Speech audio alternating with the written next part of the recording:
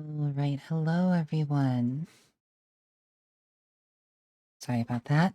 Was trying to set up the stream, get everything ready.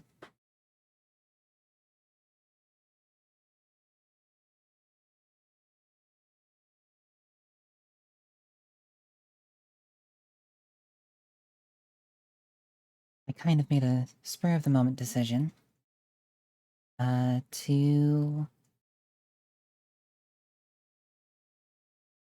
help viewers, help the community with getting weeklies done.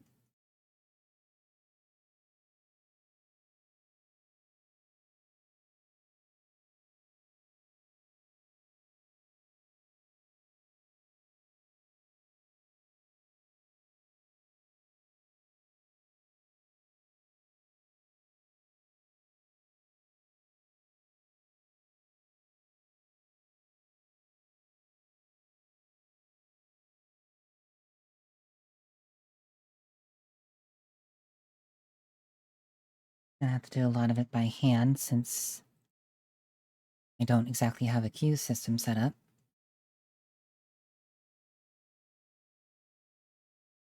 But we'll just play it by ear, see how it goes.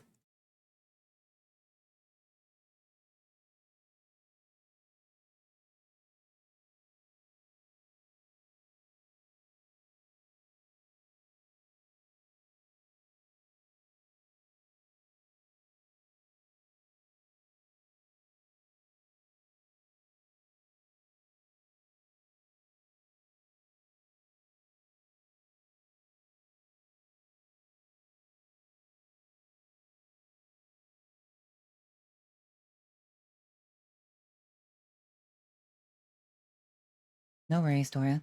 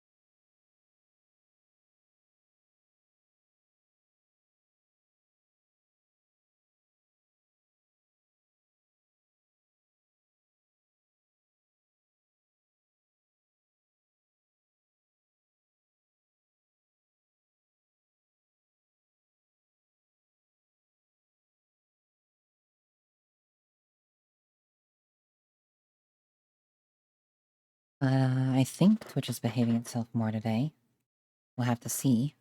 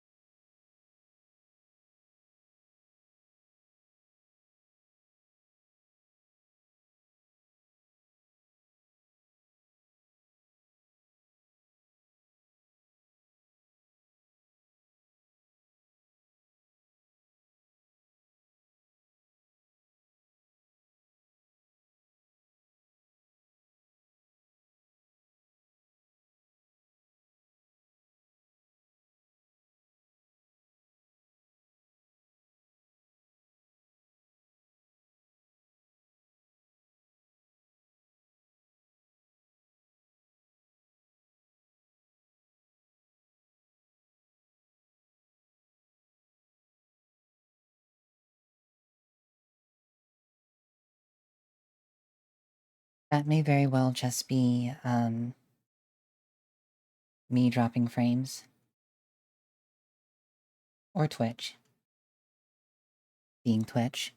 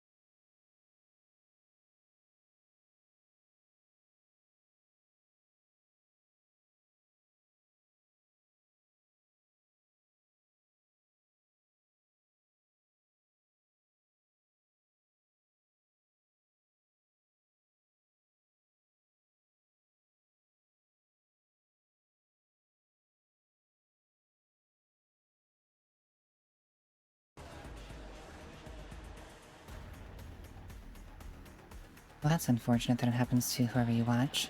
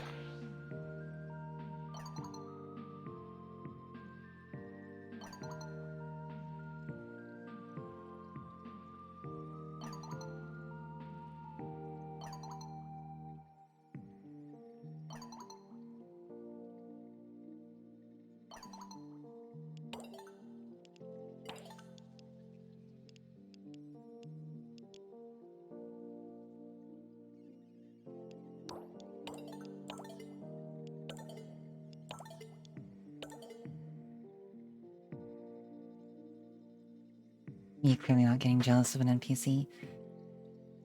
Fair.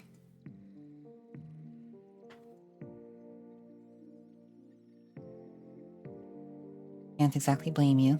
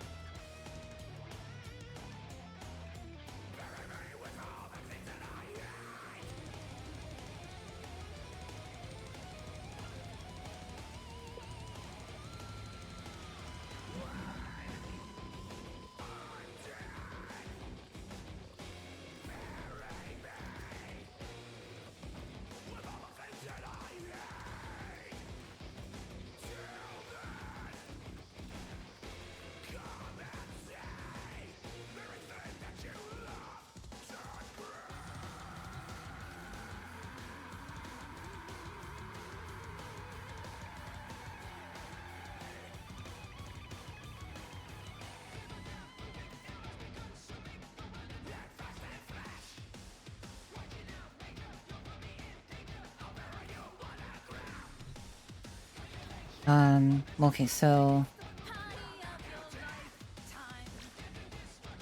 I removed a bunch of them from being possible to switch to.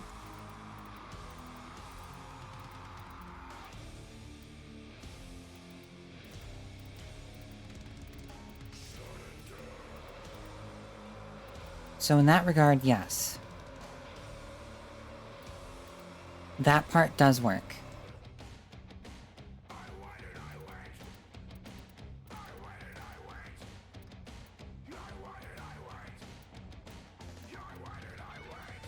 I haven't tried the,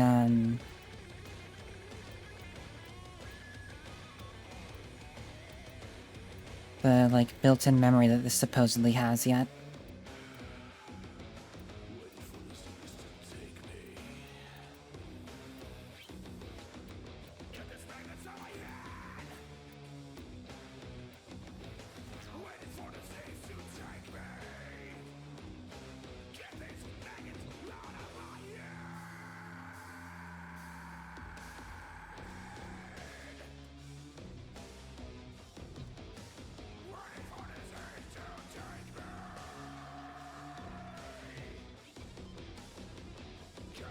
Yeah. If you just basically right-click all the songs that you don't want to necessarily switch to, then it should just work.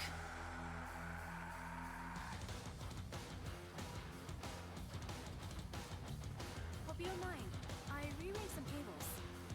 Tidy space, tidy mind. Me and you. I just hope I get to see live music one day. Getting lost in a crowd with you would be the type of memory that makes my heart beat faster and faster. Matane.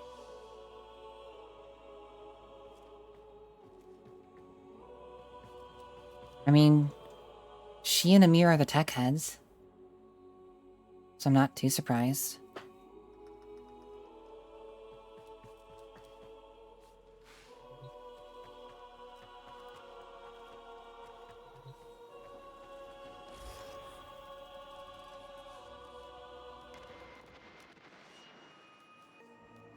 A voice in the night. Oh. Have I done that yet? That couch is strong, aren't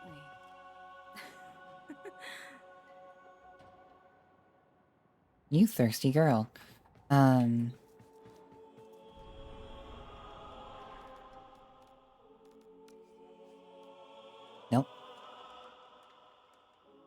No, we have not.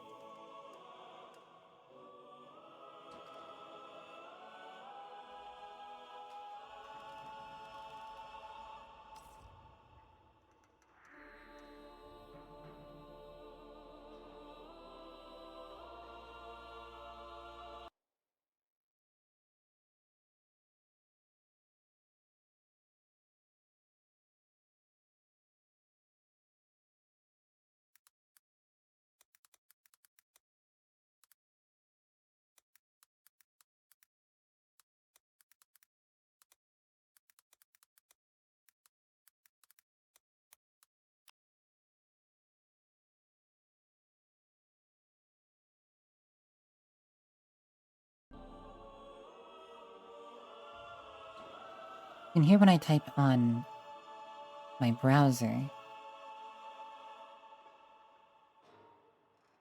You shouldn't be able to actually hear me typing.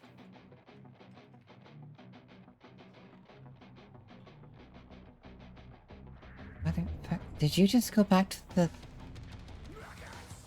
You know what, it's fine.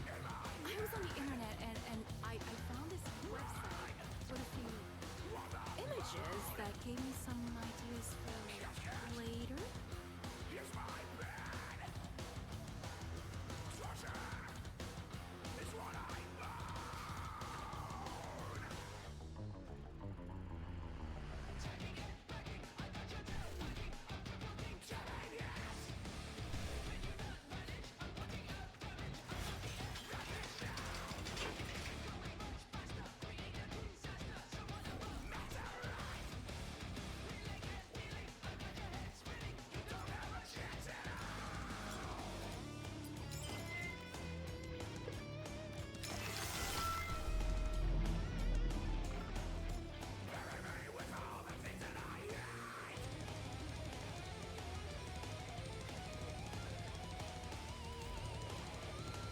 Okay.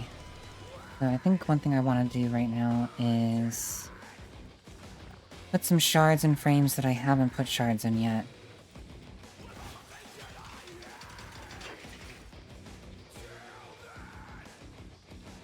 That I've been wanting to.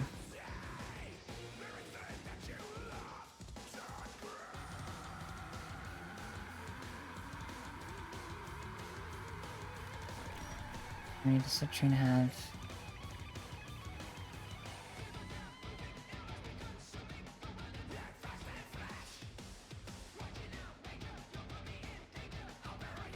Hmm.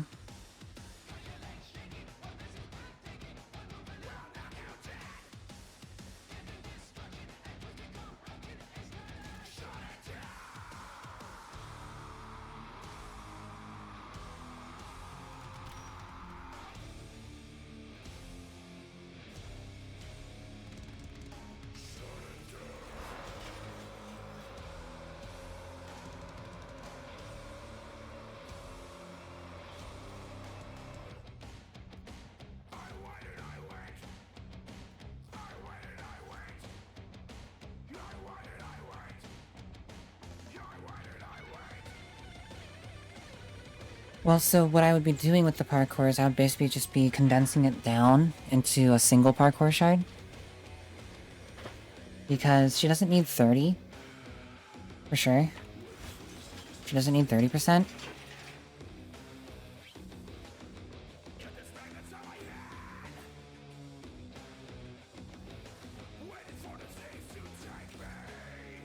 And I've got plenty of yellow shards to do that. The shards that I'm wondering where I should spend.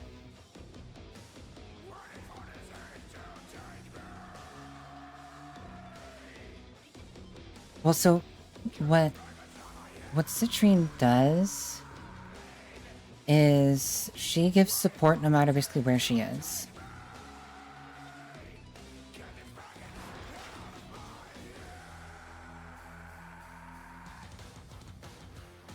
And ideally, I would put in an equilibrium shard to make this build not need equilibrium. The range limit is very large.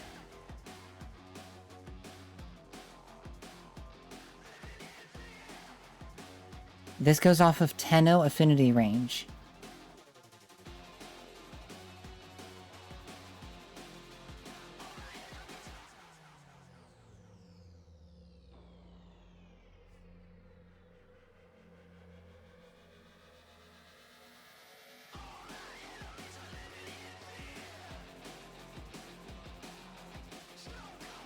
Pretty much.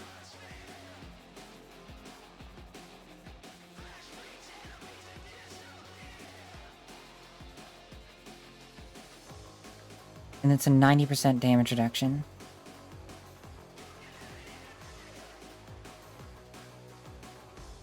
That's its cap. Is 90%, but it'll start at 75 with this much power strength.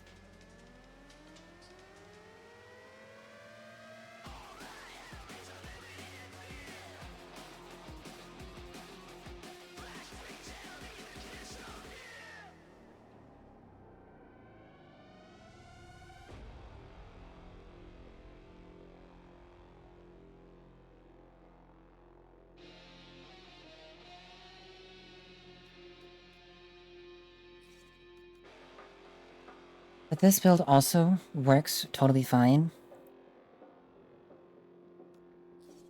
And it's basically just an adjusted version of this that just puts more into regular power strength.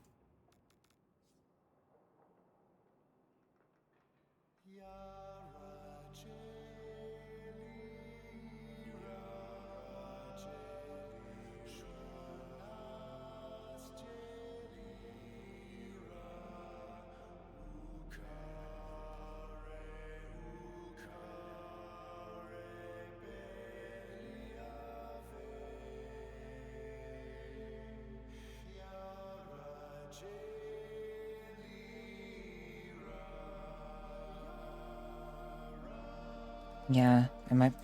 Yeah, that's probably the best option, is to put him on a frame that I'm either playing a lot, or that really needs the shards.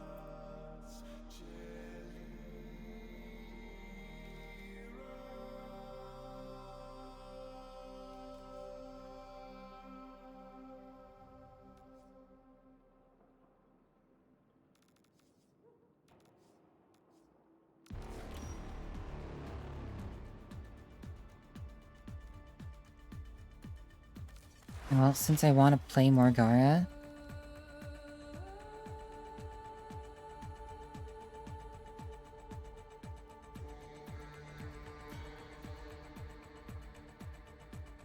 Actually, this should be Roar now.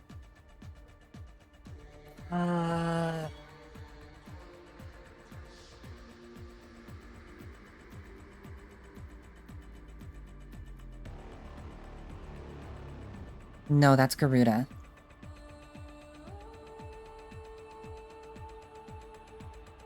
Gara's the glass frame.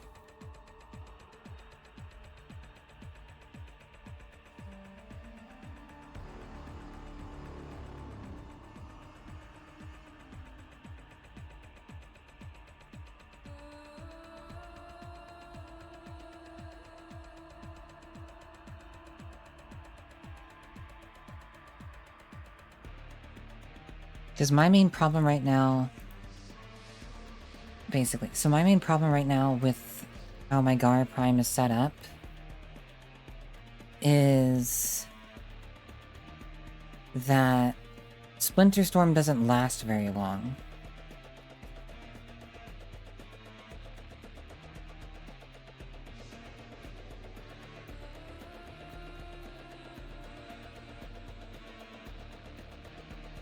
But at the same time, what this build does is it spams Mass Vitrify, which refreshes the timer on Splinter Storm.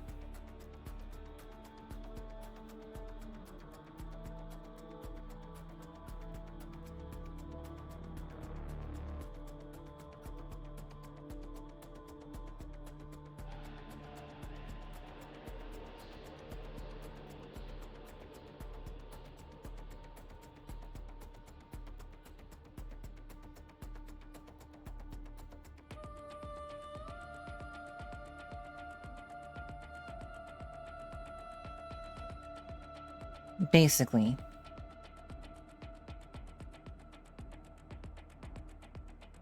It's a Saren that would get locked out of what she wants to do in Elite Sanctuary Onslaught.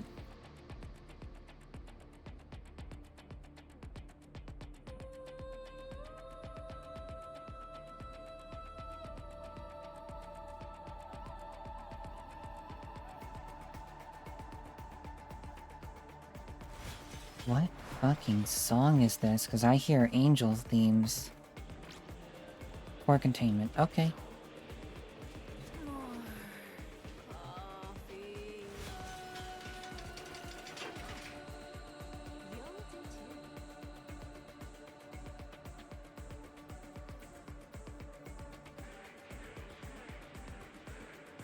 Gara and Saren together actually might be a bad idea.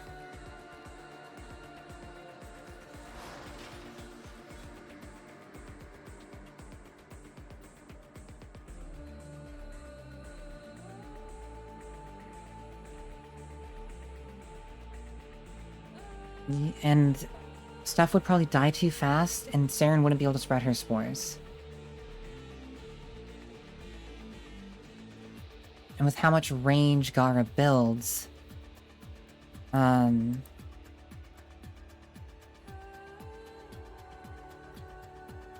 Yeah, you'd build... so much range that since Gara now wants to use Roar instead of Terrify... you'd be roaring the Saren.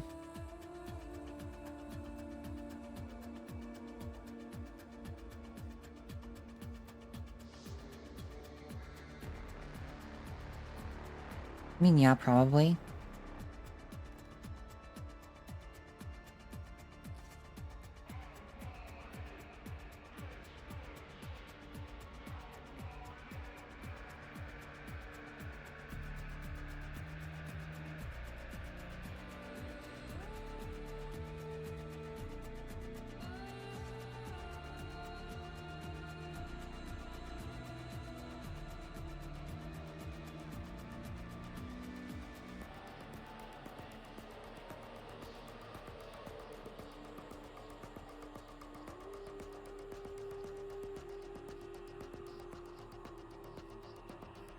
Like, Gara is such a strong frame that she can clear Steel Path by herself with just using her...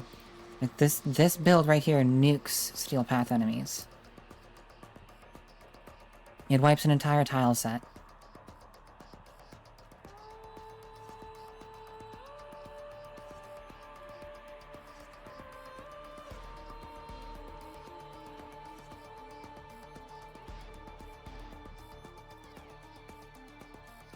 It's actually more if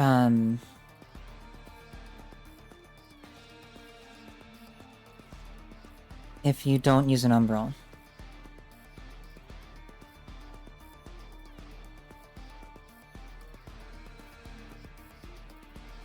Well, so a baby Gara...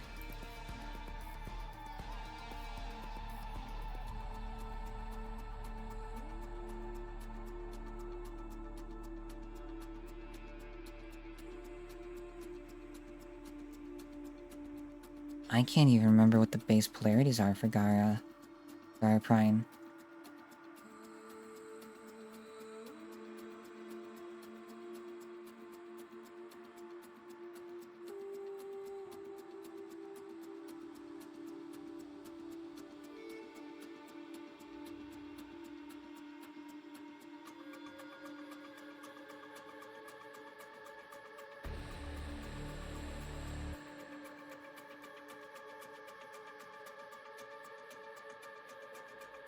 I feel like it's a D and a dash with a D polarity for an aura.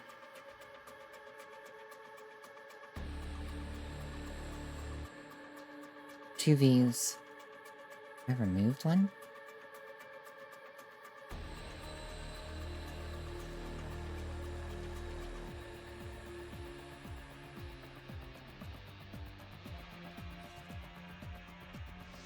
I mean, yeah, I guess it makes sense that I removed one.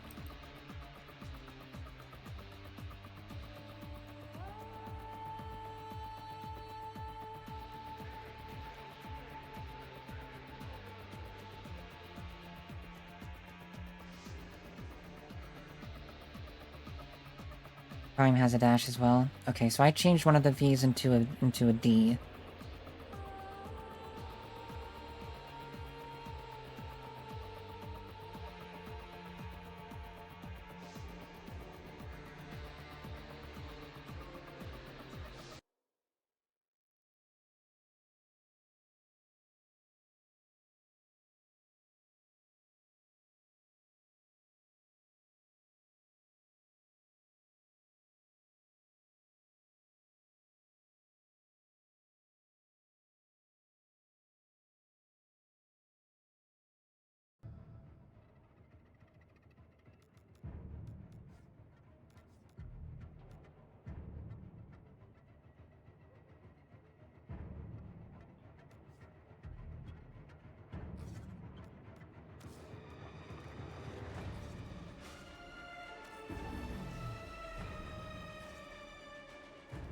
Okay, so a baby Gara.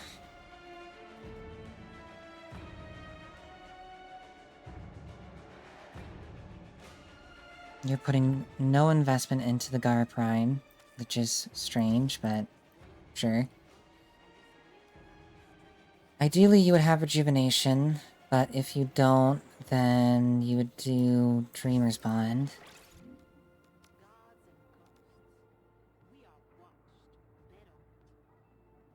Two Vs, a dash, and everything else is free.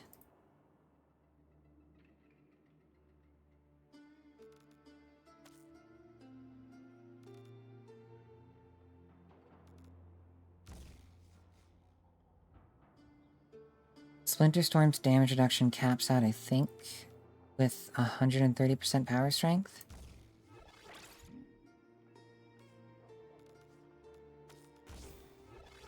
Yeah.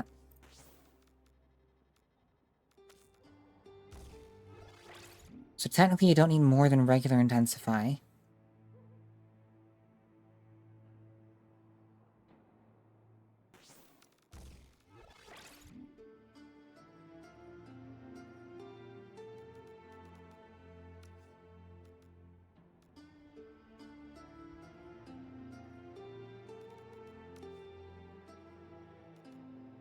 So you do continuity or prime continuity. You have another V. So you might as well do transient fortitude, whether that be rank 4. Or rank 8 or rank 10.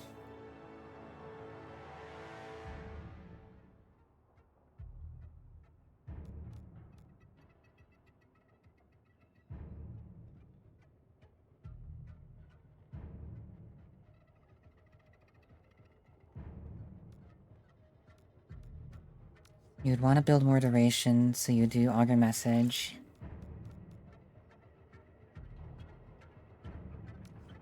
She's a damage reduction frame, so you'd want adaptation.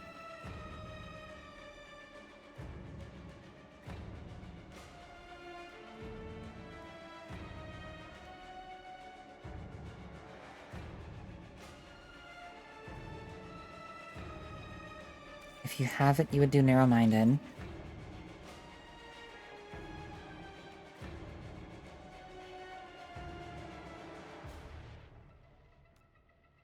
then you offset the negative range.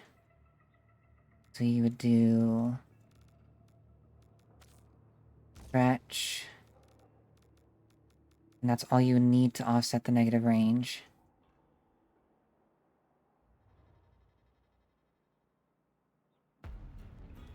If they don't have transient fortitude, then they should go get it.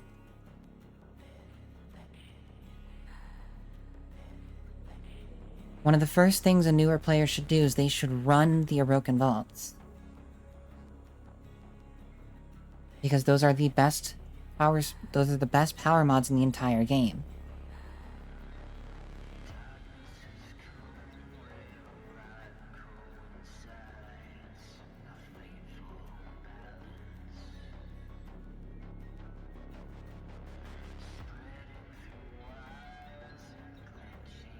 But if you don't have transient fortitude, then yeah, you just use intensify.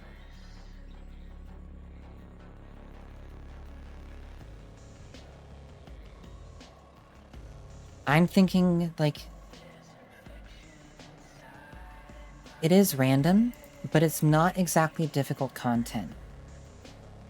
It's tedious content, not necessarily difficult.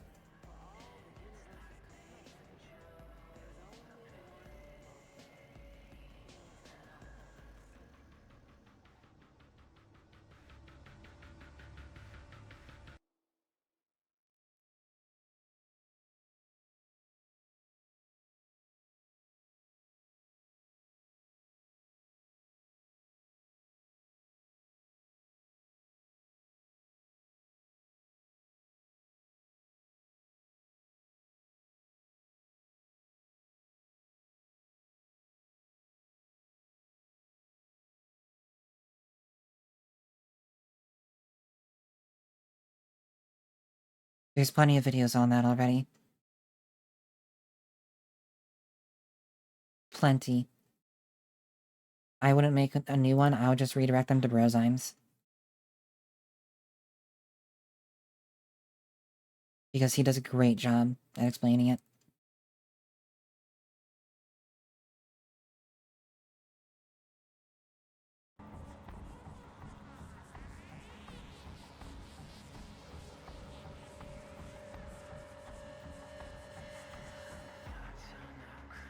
And on top of this, Gara is not exactly an easy frame to get.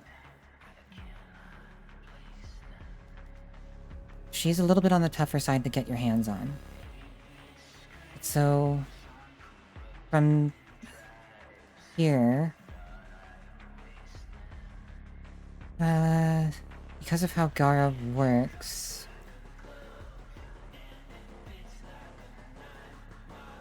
yeah, unlike Saren, news just comes from Sedna.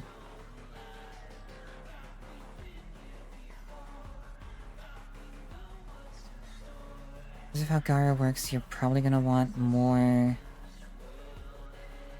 efficiency to make this as cheap as possible.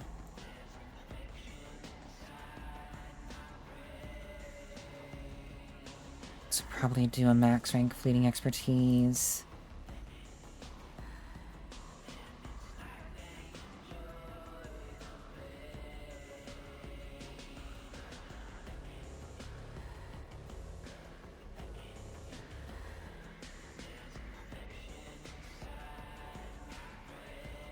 And then you could bump the range a bit more with Augur Reach.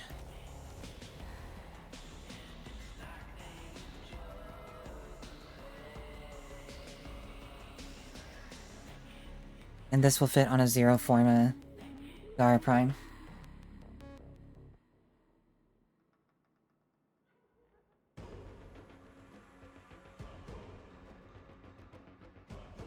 And all you'd have to do to make this fit on a Zero Forma Gara with a potato is swap Bleeding Expertise for Streamline, I'm pretty sure.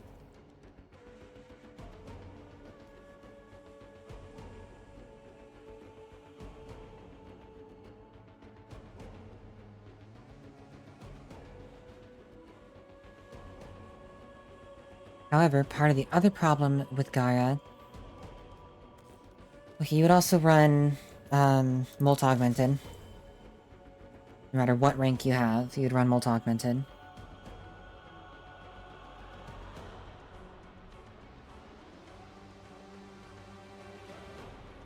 For Gaia Prime, yes, it would go on the polarity, but that doesn't change the build. That doesn't change the total cost. Because Gaia Prime has the dash polarity, regular Gaia doesn't.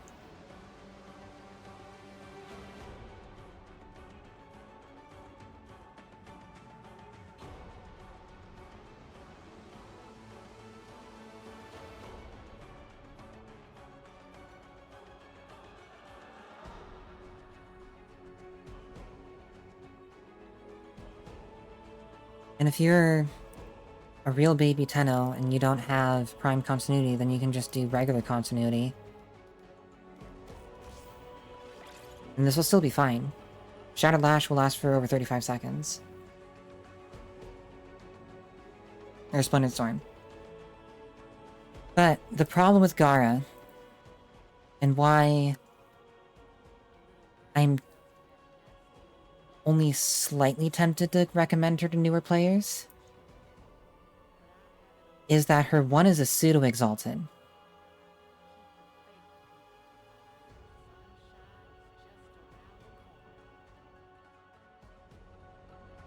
Her 1 goes off of your melee.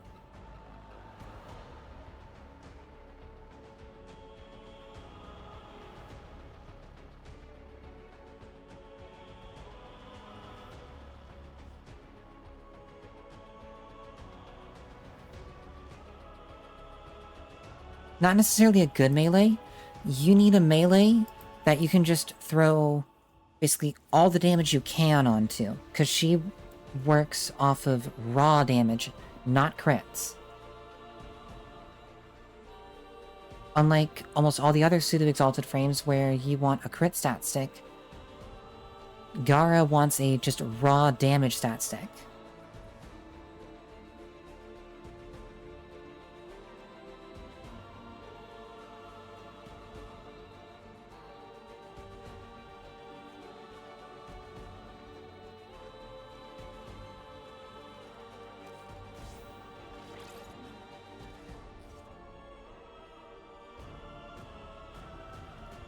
I forgot, I've got an Archon shard in here, this is gonna be 10% less.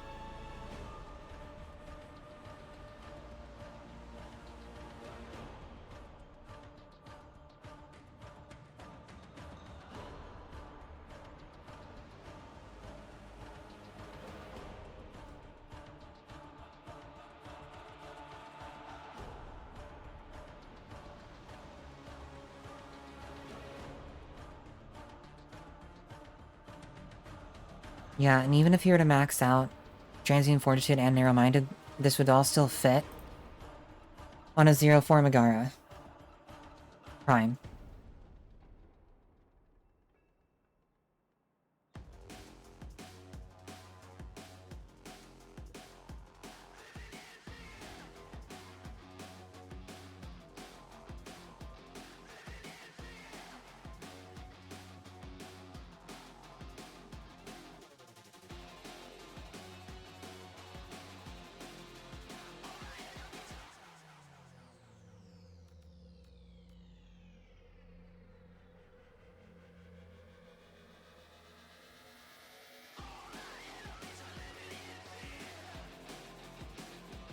Her loop is interesting, to say the least. I'm just gonna do the maxed out version of the build real quick, because it is completely possible on a Zero Forma Dara. This would be 191% duration, so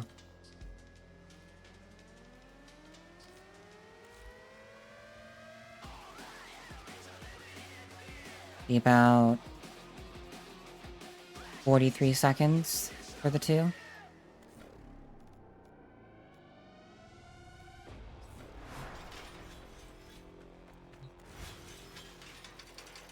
And so, the build that you do, doesn't really matter what weapon it is this. It's these bottom 8.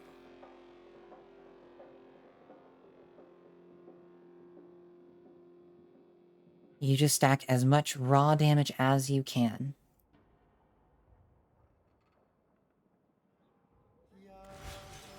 Well, again, so for her ideal loop, you would want to put this in the hands of a more experienced player. You are a true hunter. Where would the sanctuary be without... For her basic loop, you could put her in the hands of a newbie. Because she's efficient enough that with just the basic power strength mods, so intensify, continuity, streamline, stretch, just those 4 mods, she can perform.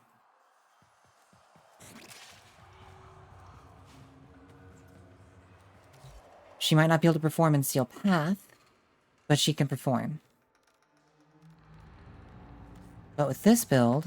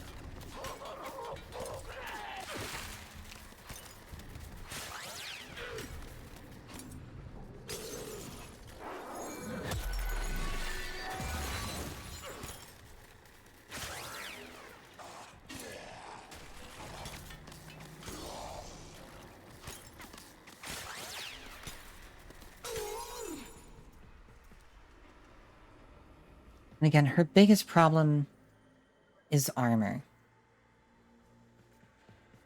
That's her biggest problem. Which is part of the reason why this build works so well.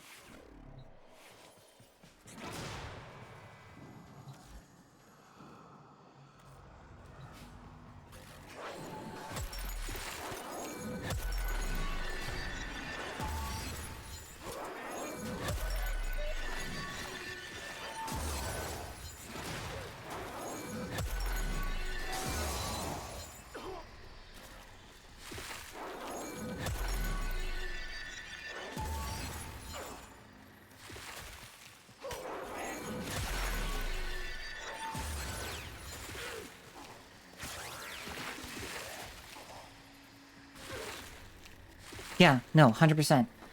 Before you get into Steel Path, you should try to have at least 1 copy of all of the corrupted mods for your Warframe.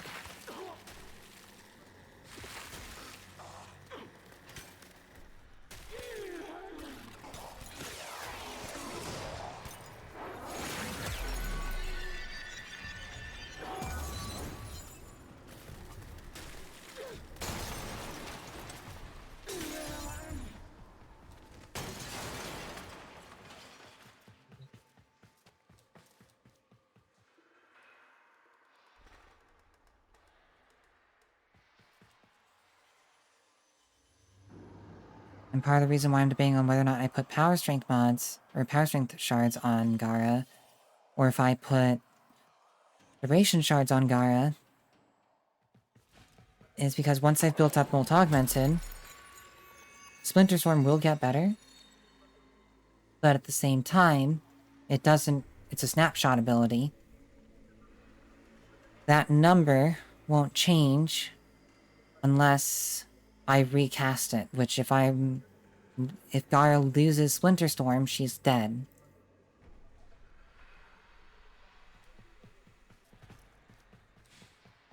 So it's a bit of a predicament.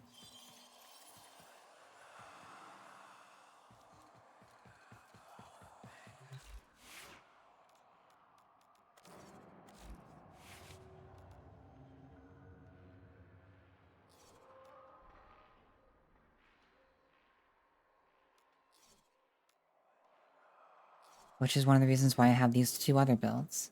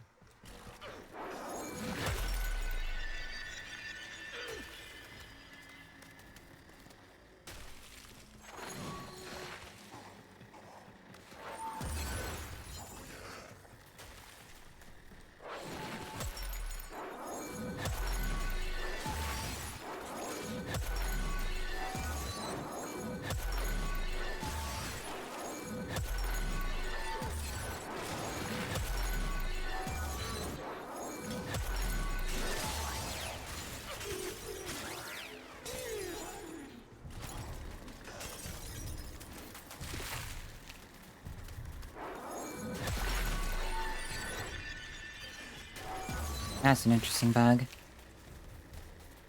Hello, I'm not Matthew. Welcome.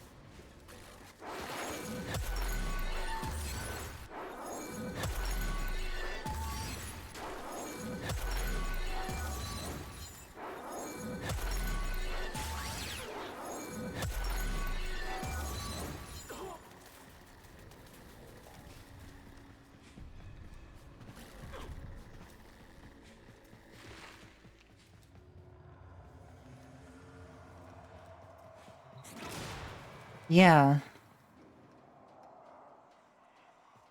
So I think that that's more just a bug with some of the new changes that they've made.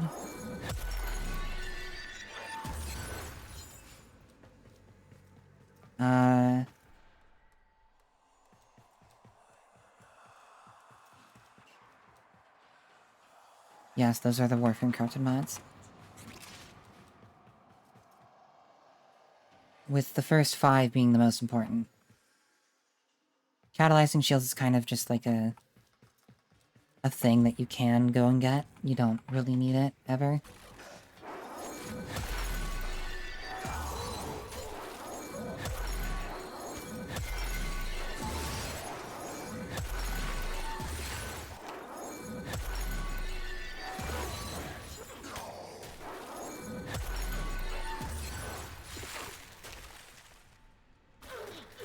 Yeah, I'm surprised that I'm not able to do damage to them right now with my Splinter Storm out, when they're sitting on the ground. Because I super should, and I'm pretty sure I used to be able to.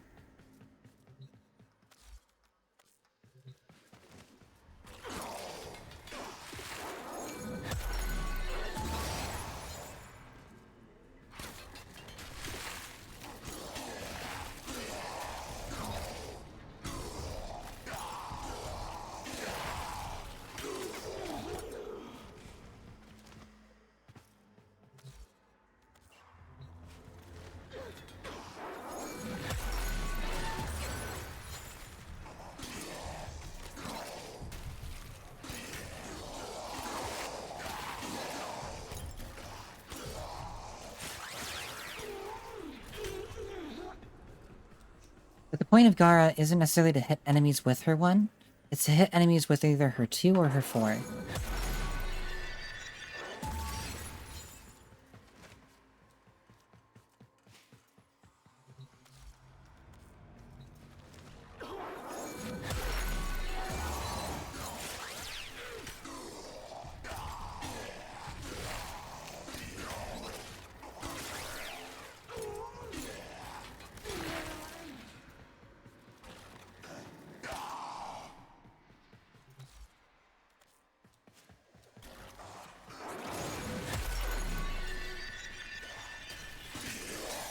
I haven't messed around much with Melee Dottie. But that could very well be interesting.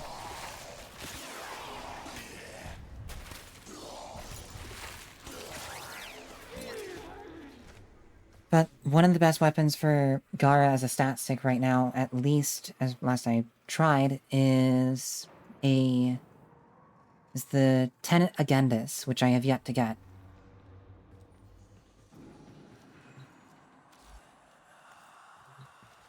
That's just from research that I've done.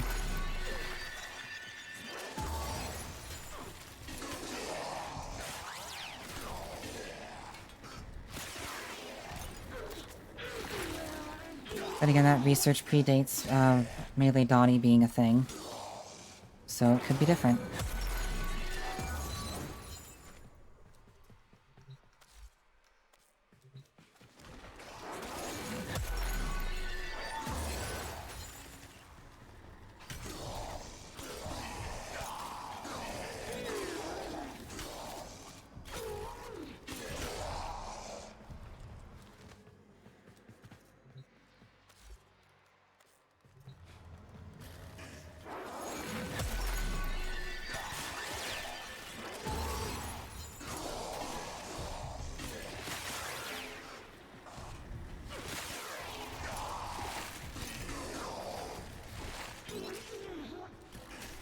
Duty, that is all.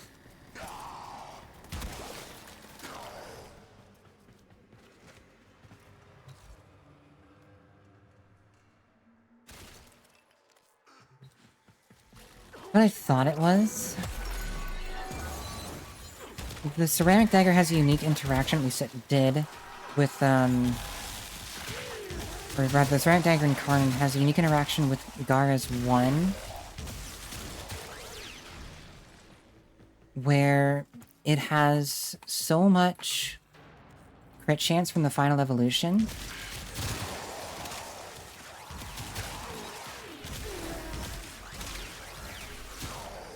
Where you can potentially get enough crit chance to actually make her 1 crit.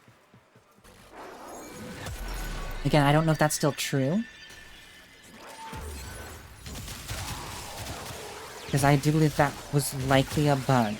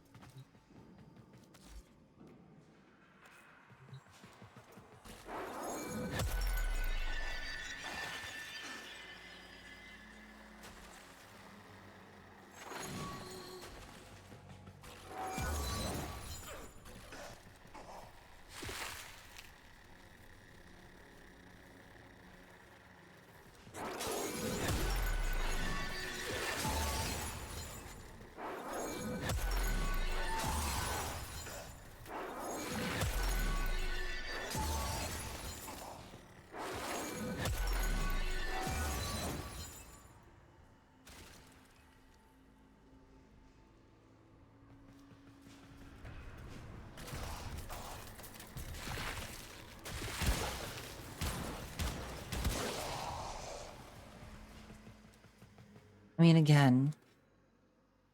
Hello, Dragon Energy Dale. Welcome. With melee... With Gar's Shattered Lash, it's pretty difficult to get it to crit. Which, if melee Dottie is just giving crit damage and not crit chance, then you're not gonna get it to crit. And you're not gonna see the advantage of that crit damage from melee Dottie.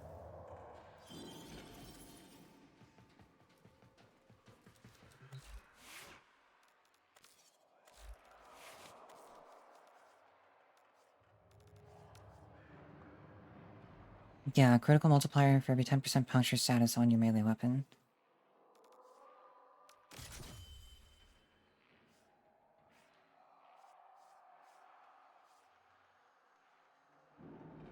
Aura wants Slash.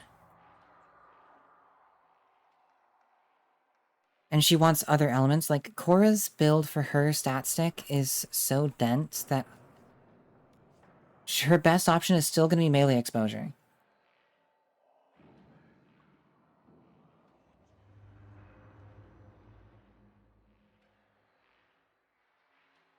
Melee exposure is still going to be her best option. No, she uses the Magistar now. She can use the stat. She can use the Ceramic Dagger. She can.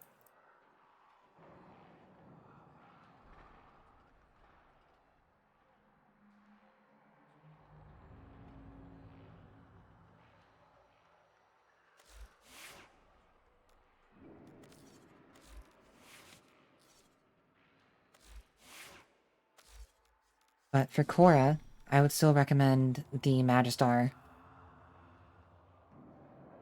If you want to run Narimon. If you don't want to run Narimon, Ceramic Dagger, 100%. It's so comfortable, so easy. You don't need to worry about anything. But if you want to go all in on Korra, you do this to the Magistar. The regular Magistar, not the Sancti. Because the Sancti Magistar can't get this. It can't get the 1x increase to the base critical damage multiplier.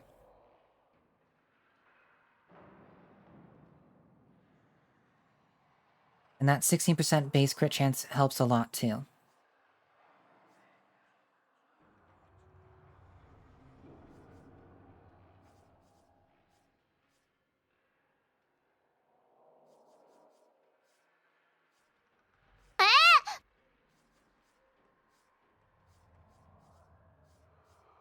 Not exactly the most difficult weapon to get. Hello, Dark Scythe. Thank you for the follow and welcome. Enjoy your stay.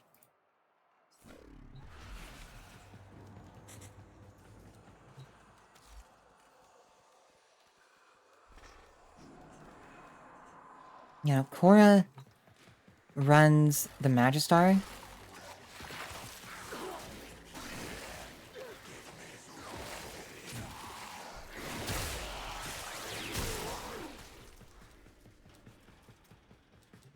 I'm doing well. How about you?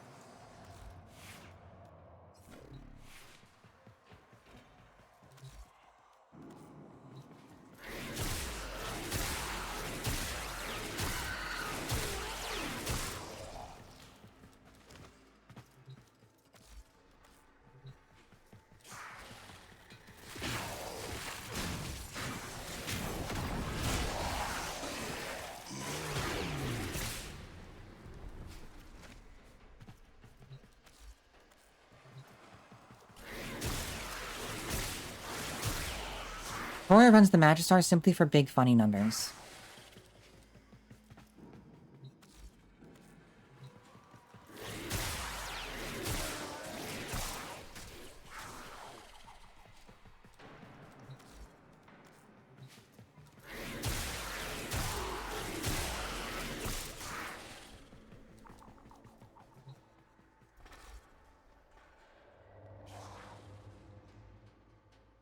Nice, nice. 10 hours you're gonna get your Necromech. And you just finished crafting you just put Grendel into craft. Congratulations on actually farming Grendel. I know that was probably a lot of pain to do. I kind of forgot that Venari's strong enough to just kill these enemies.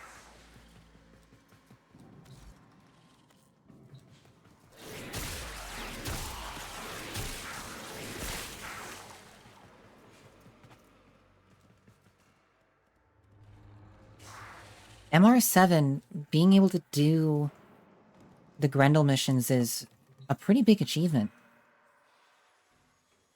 Like, hats off to you, that's really good.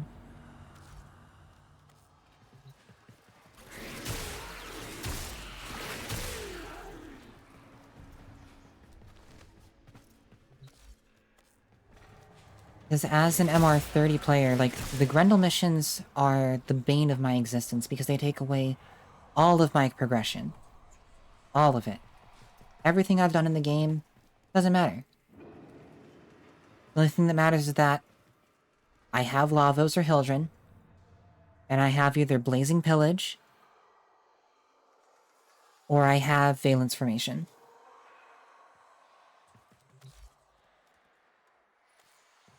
That's all that matters.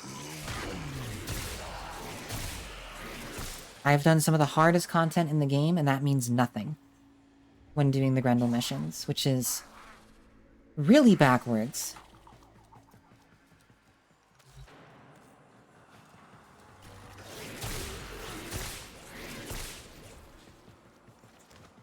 In my opinion.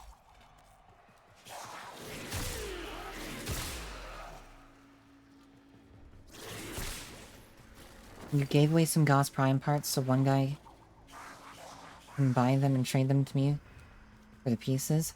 So you got Grendel Prime? Because you can't put Prime frames into the helmet.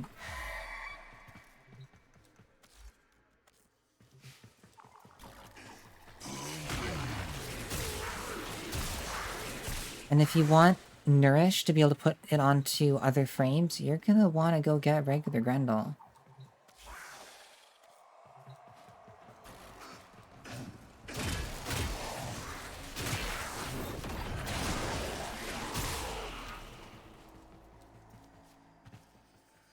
Okay.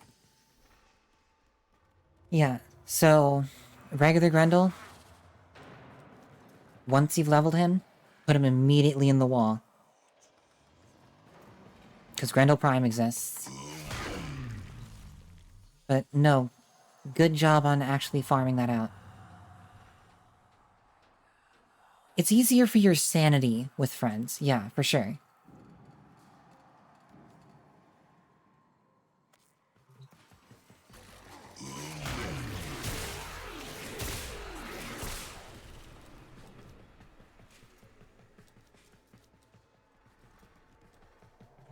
But also, it is also just straight up easier with other people to do it with.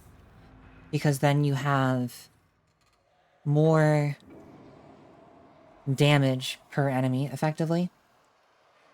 So that you can actually deal with them, even if you don't have mods on your guns and stuff.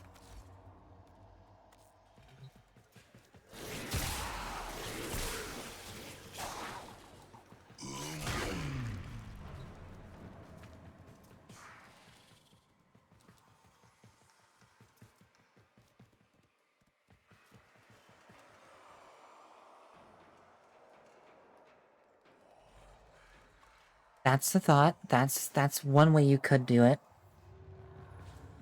What a lot of people end up doing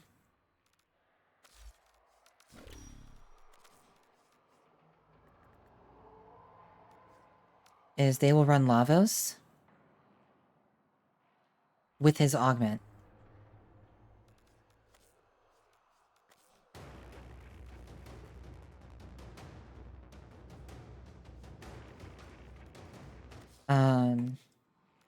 Which, what that augment does, it is the Valence Formation augment. What it does is it makes it so that your ability, if you use your abilities, or rather if you use the, okay, let me back up. The way Lavos works, you use an ability, and that ability, whether it's 1, 2, 3, or 4, will grant one of the 4 different base elements. So that's heat, electric, toxin, cold. Now, I believe that you can use 2 of those together and get a combination element. Can't remember. It's been a long time.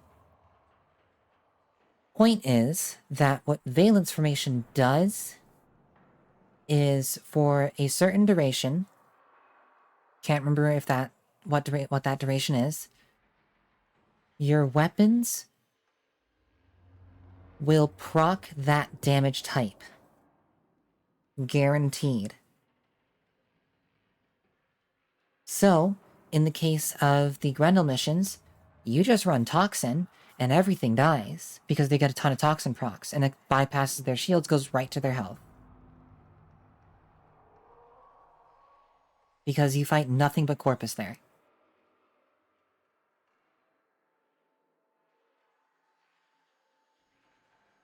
The other option, before we got that augment, was to run Hildren. With this. Just this. This is the only thing you need. You fought Corpus with Corpus. I mean, that's definitely an option. I've never thought of using Necros with his,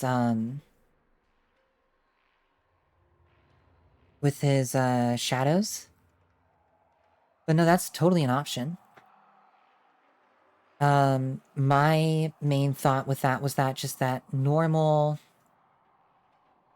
regular Necros and Necros Prime don't really have the survivability needed, I think, for those missions, which is why I went with Hildren for my run. And with Lavos,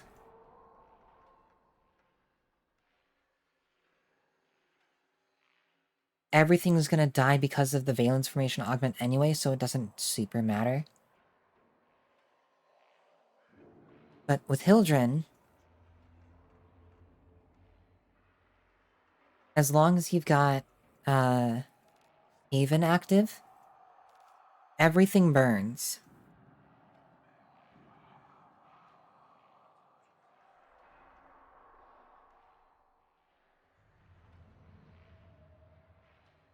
And Pillage will restore 50 additional shields.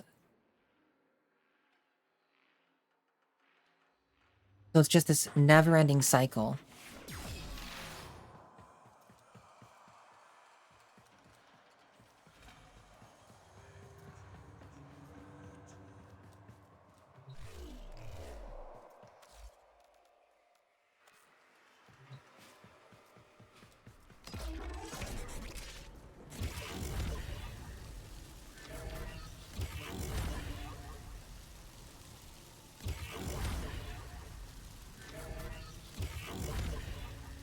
Yeah, excavation would be.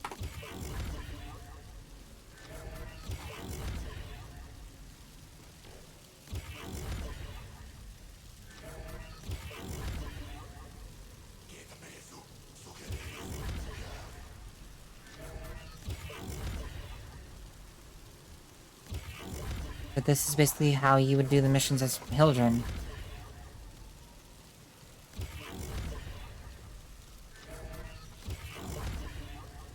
Since nothing else works.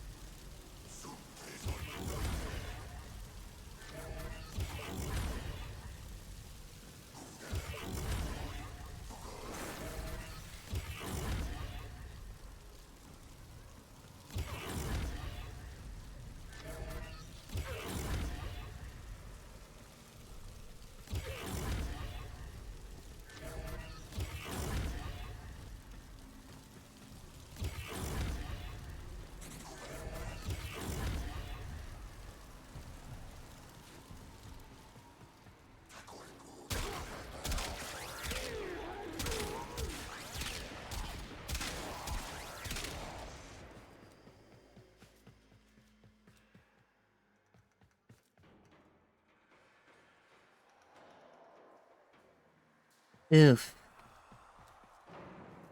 Yikes. Yeah, there's really not much you can really do with the excavator one other than just protect them with your life. And even that's not guaranteed.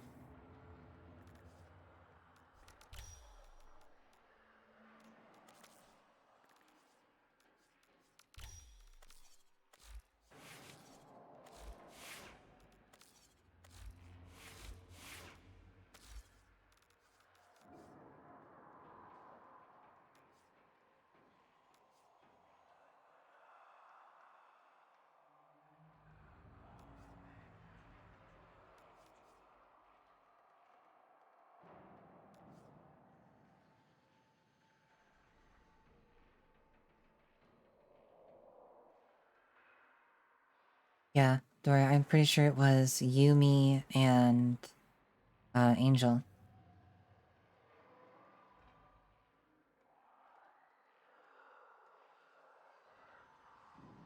Might have been Yumi and Nick, I can't remember. Or Yumi and Jer.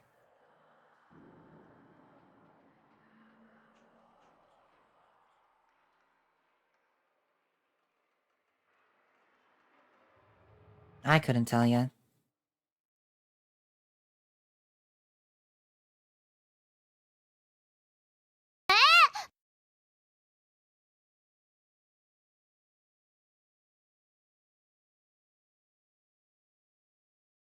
Yep.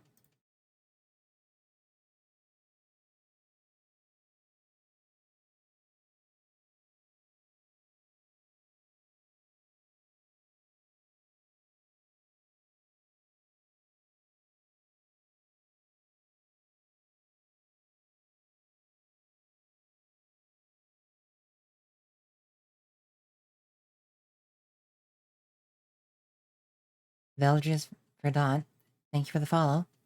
Hope you enjoy your stay.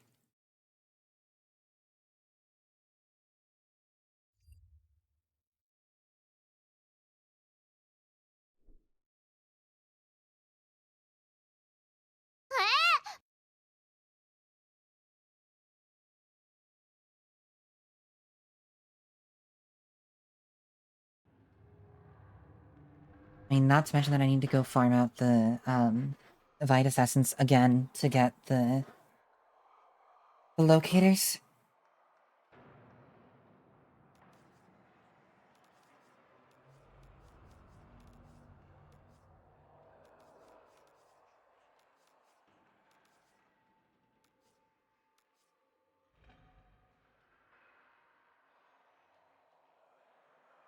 Yo, what's up?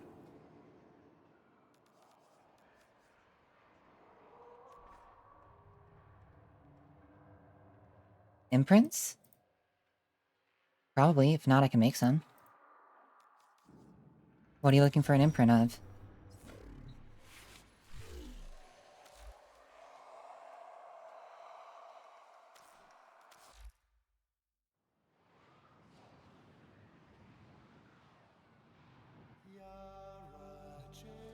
Hope you don't mind. I rearranged some cables. Tidy space, tidy mind. Keep in mind that I don't have every single dog.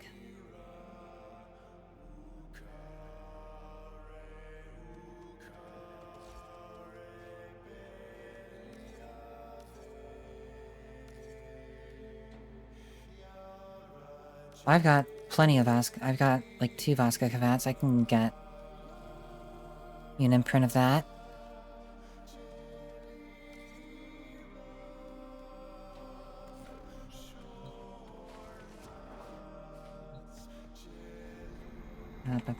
I need to I wonder if Ella switch to a Vasca. would be so fun. Amir can come too.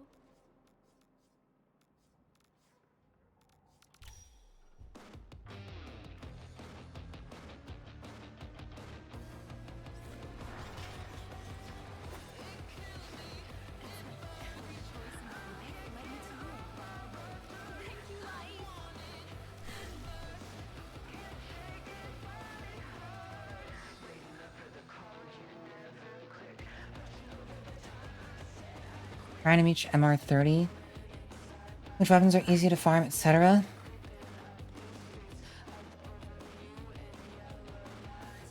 So...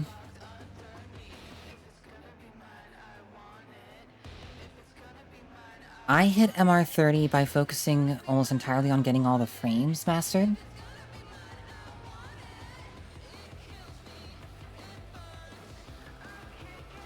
And then I also tortured myself with, leveling some arc wings and,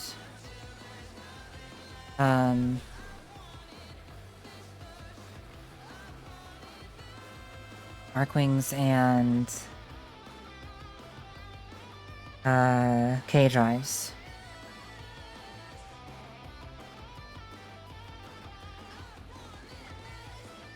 K drives are the real torture.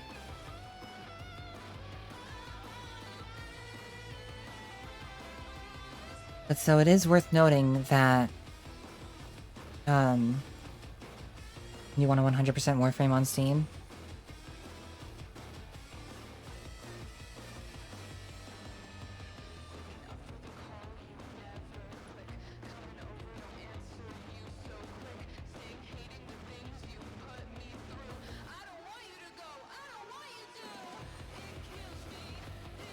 Yeah, Trinity is a good call for getting through the Grendel missions, so that you have basically a constant energy supply. Probably be even better now, in theory.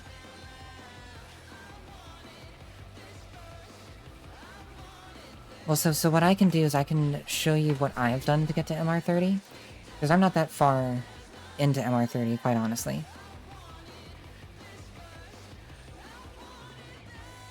One of the main things I've done is I've basically maxed out intrinsics and everything. And I made sure to do the entire star chart. I've done a lot of Steel Path because clearing nodes gives you mastery. I have mastered all but one Sentinel, I do believe. Yeah, the only Sentinel, true Sentinel that I haven't mastered is Jin.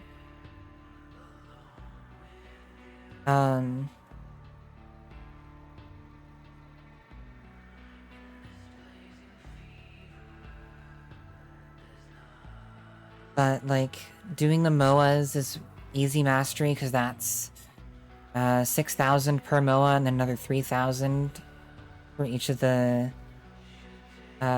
different weapons for them.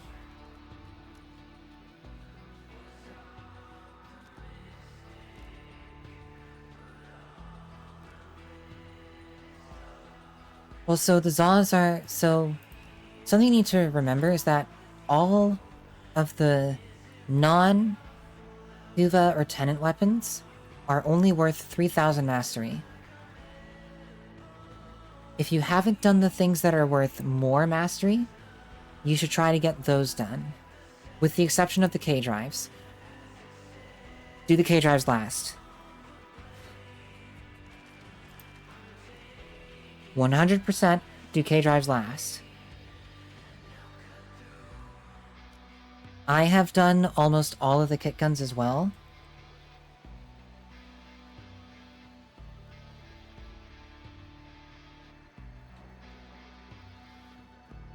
No, that's fair. I'm not saying to do the Kuva weapons or the Tenant weapons, because yeah, I know that dumping the 5 Forma into them will give you 4,000 mastery. But again, that's only 4,000. That's only 10 levels on another weapon.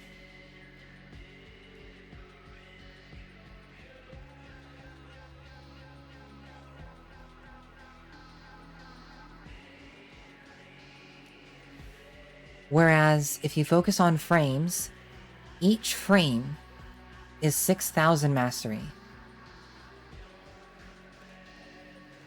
Each Necromech is 8,000 mastery once you dump the 5 Forma in them. Right. I don't have Excal Prime either. But Each necromech is 8,000 mastery. Each companion is 6,000 mastery. Each sentinel by itself is 6,000 mastery. Each sentinel weapon's 3,000. Each MOA's 6,000. Each hound is 6,000. Each amp is 3,000.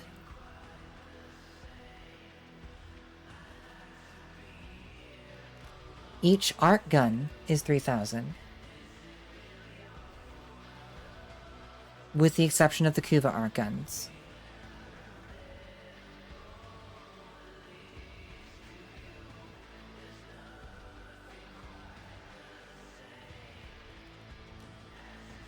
Each arc melee is 3,000. So if you grabbed the Prisma Veritux last weekend from Baro, that's another 3,000 mastery.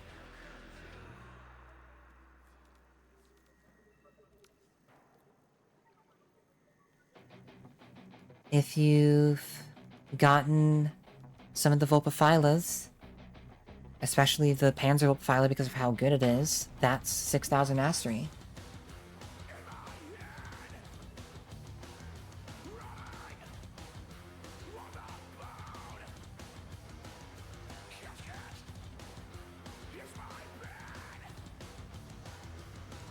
Meta's not as good as it used to be.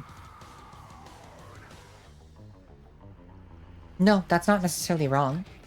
Because, to be fair, of the Kubros in the game, there's really kind of only 3 that are good.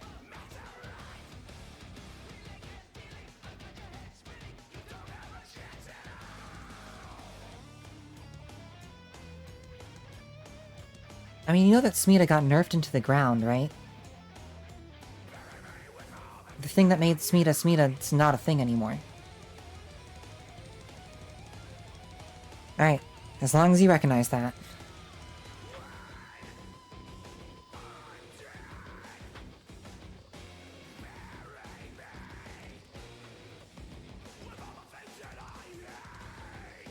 And that's totally fine. Just know that you may want to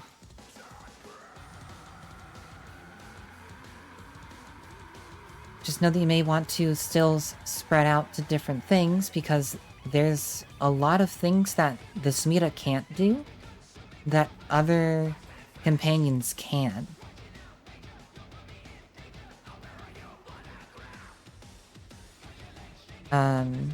And the investment that you would need to put into a Smita to get it to where it wants to be is quite a bit.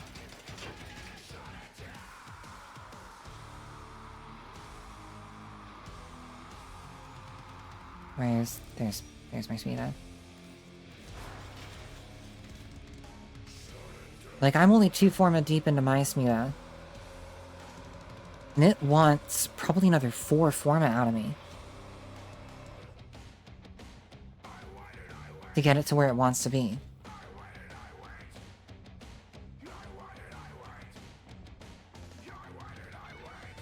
And when the reason to use Smita is now basically to just get more affinity, because that's basically all Charm does now.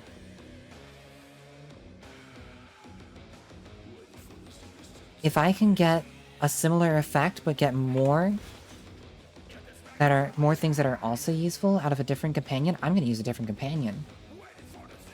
For example, if I just want that doubling of resources, I can get that off of a Panzer, and it's only 2 Forma. And it can do all of this. I get increased fire rate. It gets up immediately, basically. It leaves viral damage on a bunch of enemies because it's effectively a mini Saren. It has an 18% chance to double my resources. And then it also gives me a 1.2x final crit damage multiplier.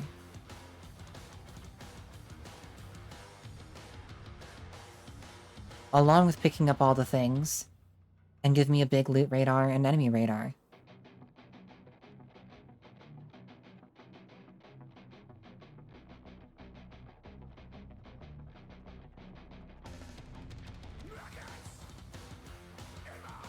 So, that, from what I understand, doesn't work anymore. From what I understand.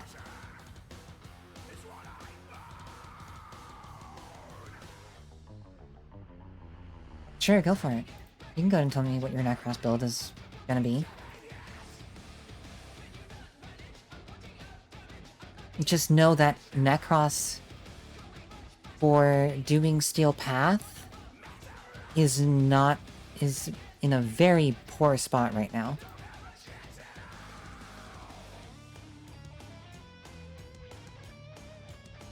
And that's fine.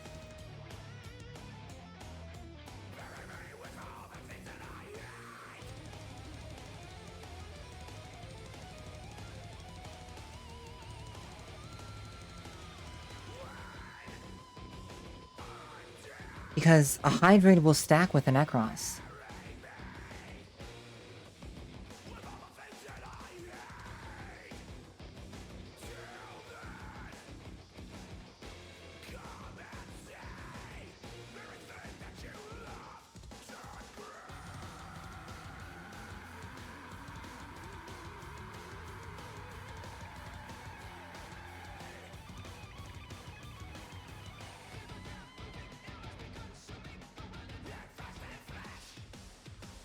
I want it to be a summon build where all my big damage comes from summons. Oh.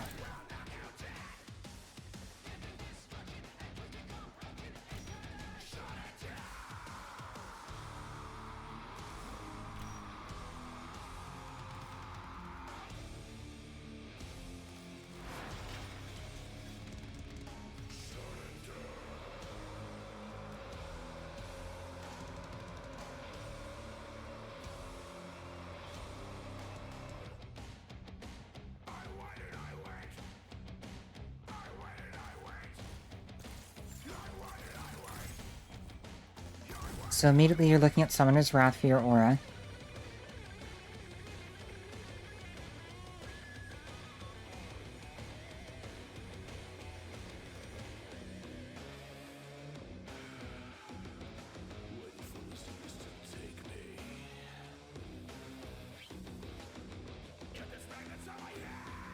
You're gonna need more duration.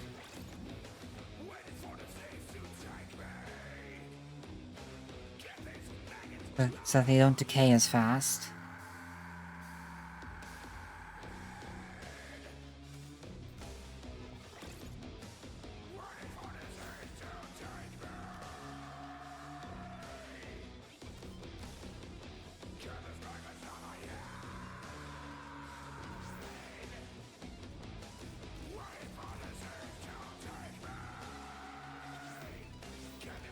Okay.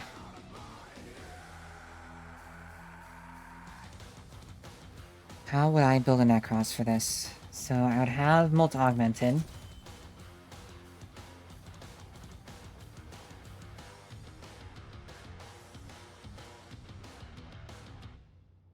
May I ask why? May I ask why you don't want a bunch of duration? Because the duration affects how long the shadows stay alive.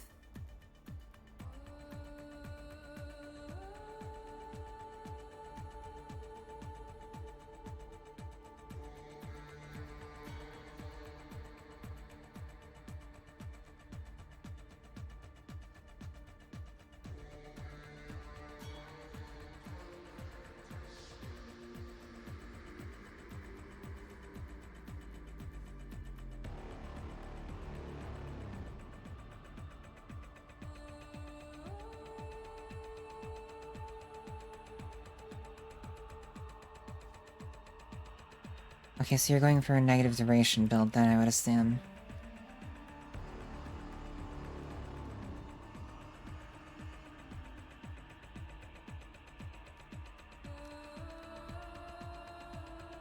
Well, so first of all, to patch up Necros's survivability, I would have these two mods.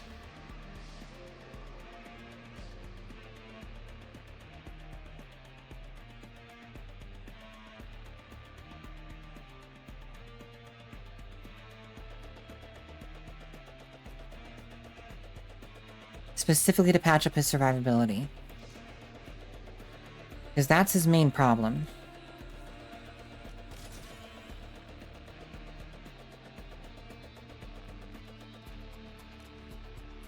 And if you're doing negative duration, then we can do a full fleeting expertise.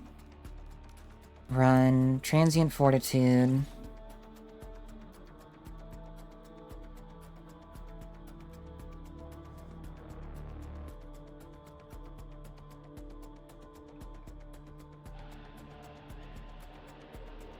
So the reason why you do Despoil is so that it consumes your health instead of your energy.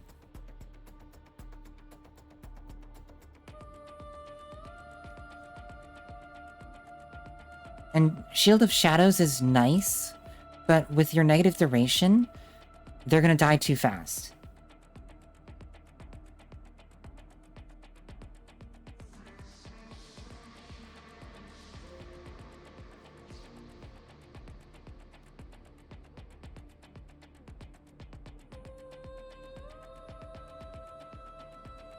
And by doing Despoil, that allows for Despoil to just that allows for Desecrate to just use your health pool instead of using your energy as well. So that you have more energy to spend. You have more energy to spend on Shadows of the Dead and Soul Punch.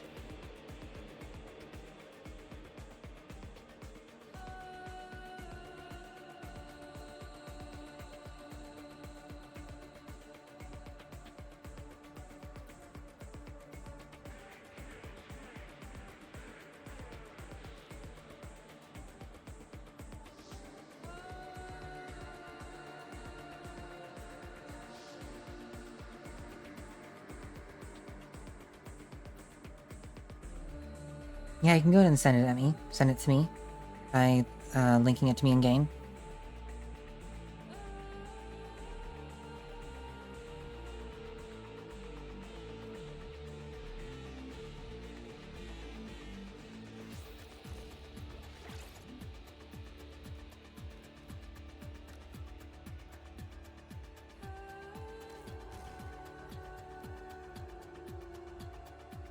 Which syndicate am I on? I am part of Steel Meridian, Cephalon Suda, Arbiters of Hexus. Need to change redirection to health conversion? That's fair.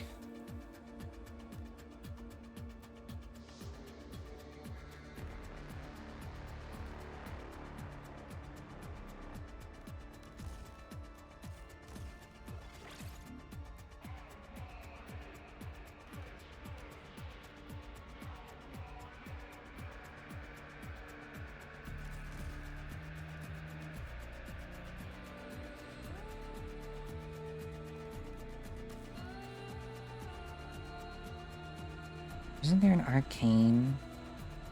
Yeah. So, Molt Augmented would turn into this. Would turn into Kamisado. I just don't have it maxed.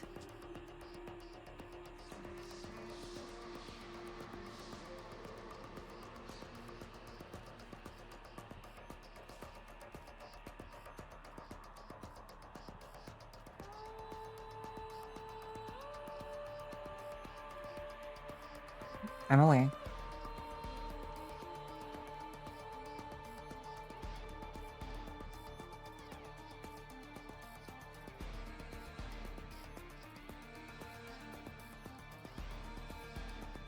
My in-game name is what you see on screen to my left. Sonya, with an underscore at the end. And I'm playing on PC.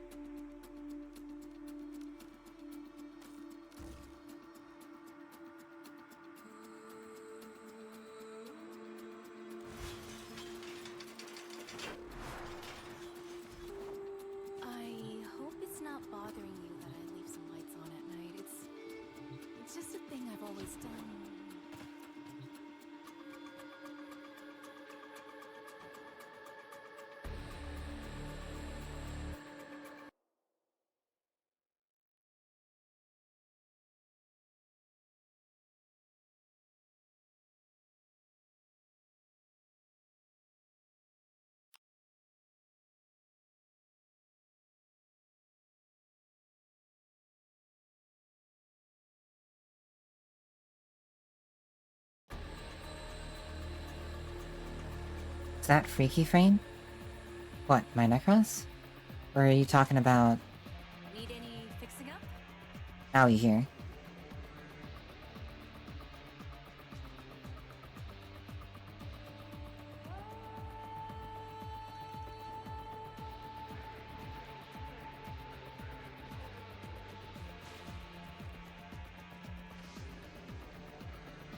I love Owie.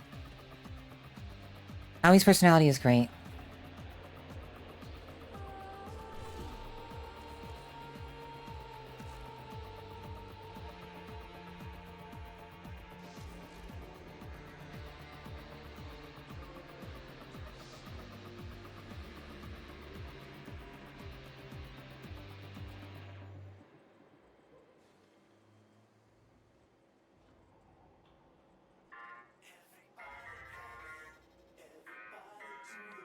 No, my in-game name is what you see on my left here.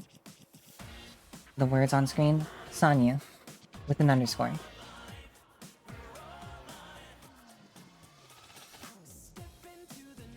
I had to go with Sonyunya on Twitch because Sonya was taken.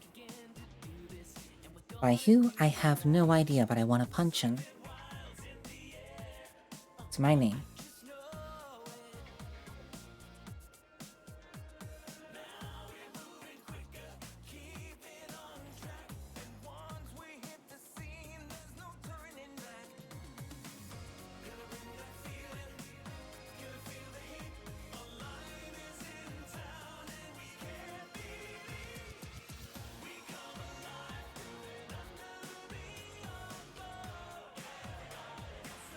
Congratulations, Sky. I'm glad you're able to bonk your lich. But now you've got to go fight him in Railjack.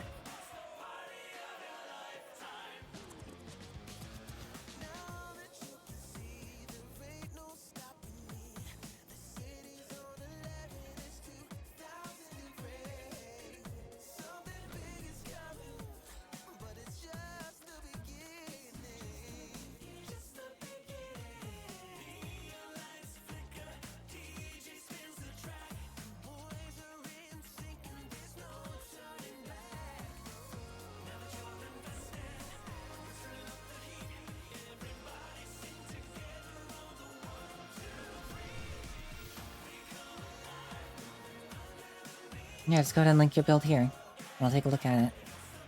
And give you my thoughts on it.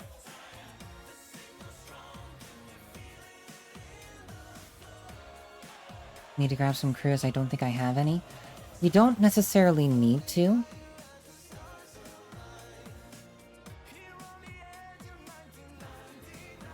You need one build for the goat. Grendel? Alright, how much are you willing to invest in Grendel?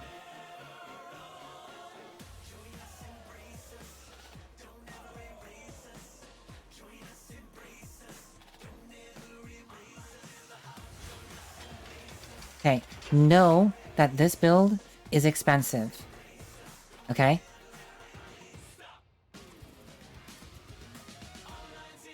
And I also want you to know that it is technically correct to subsume over Meatball, over Pulverize, not run Catapult,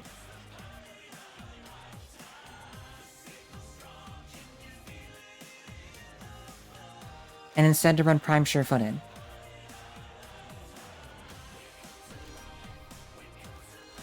This is a full Umbral build.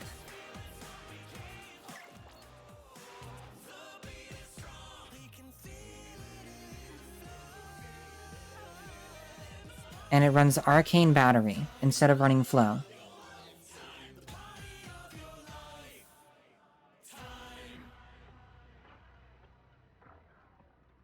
The only shard that I would say is required is the single Tau Blue for armor.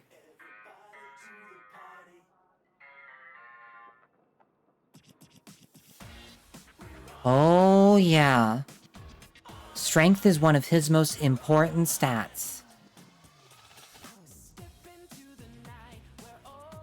However, what you're better off doing is just building for strength in the build with just blind range and then all the Umbral mods, because that's 77% strength. I know that there is Arcane Bellicose. I need to do some testing on that. And also a little bit of math to see if he has enough health to get the full benefit. Yeah, I saw that you sent it to me. Just helping out real quick.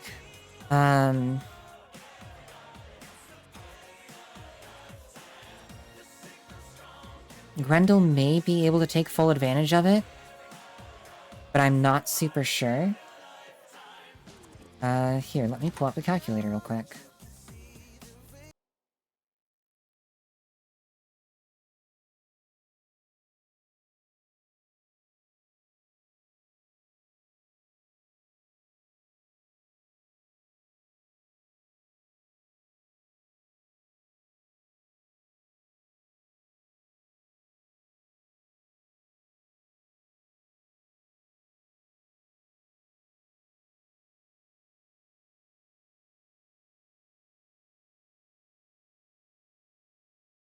So, here's our calculator. So, with Arcane Bellicose, it is every 250 health. You get an additional 6%.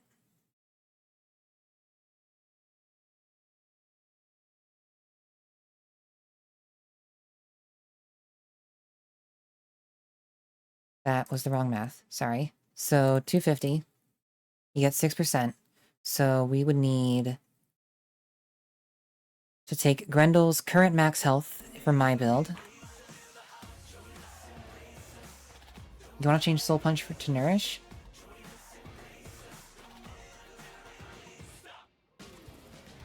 So my Grendel's... Well, so that's actually not a bad shout for Grendel. Or, for Necros. Doing Nourish instead of Soul Punch is not a bad idea. So we've got 3626 health on Grendel here. So we take 3625. Well, really, we take 3600. Because that last digit's not going to matter. We divide this by 250. And then we multiply it by 6. So we are in the threshold.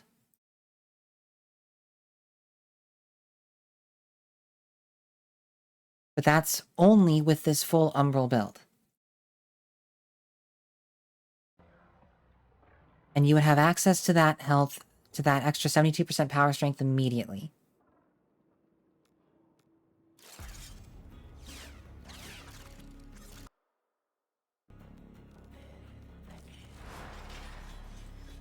So this Molt Augmented would turn into Arcane Bellicose. But if you don't have Arcane Bellicose built up, but you do have a Molt Augmented fully leveled, run that.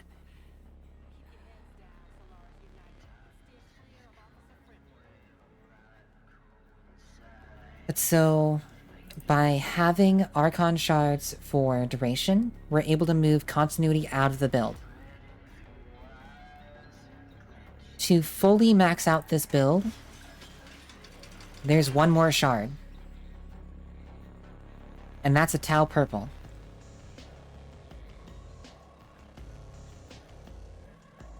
You do one Tau Violet shard for the equilibrium effect. The health pickups give 30% more energy, and energy pickups give 30% health.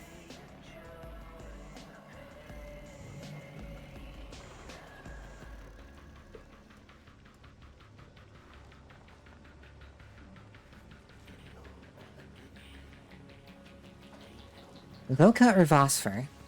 Because you can't, or are you talking about the, Syndicate items for 1999?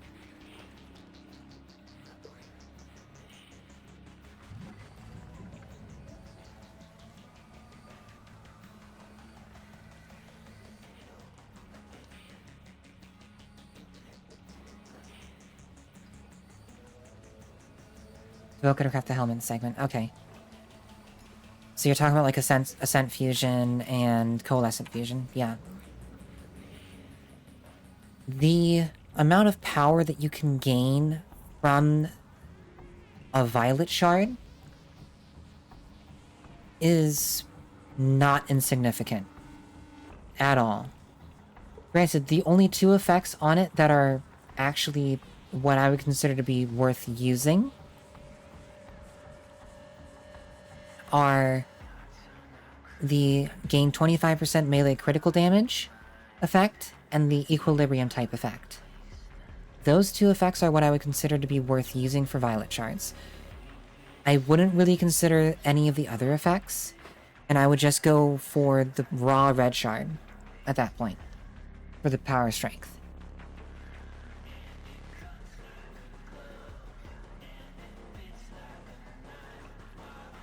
But on frames like Korra and Baruch, the second to last effect is crazy. But let me go ahead and take a look at this Necros build.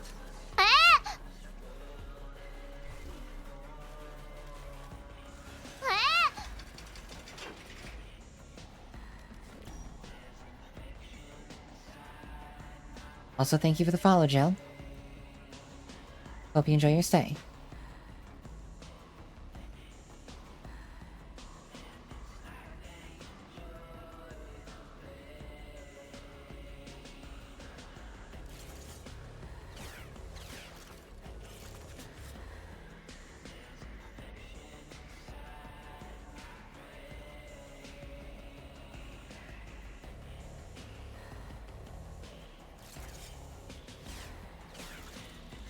So, okay.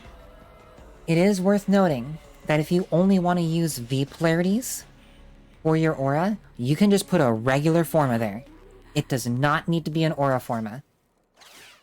Aura formas just let you put whatever aura you want.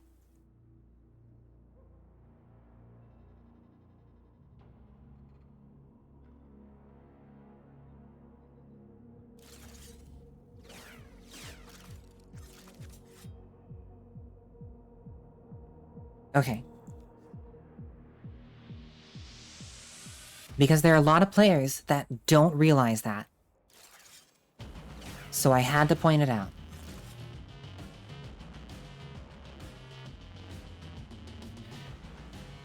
The rest of this... I understand where you're coming from with Shield of Shadows.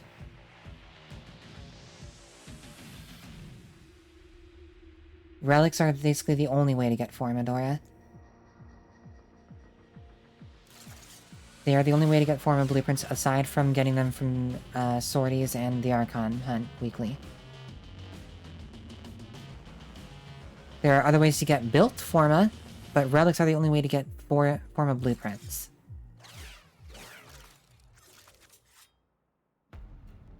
Blueprints.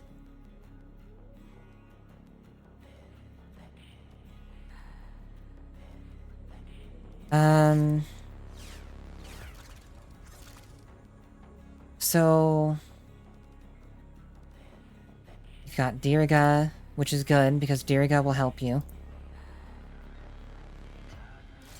I would focus on leveling up regen, because that's a lot. You don't need Synth Fiber, because you've got Manifold Bond.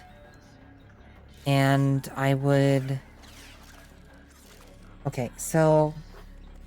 The typical build for a Sentinel-type companion... You can just see this on a very... Here's a regular Diriga. These are the most important things.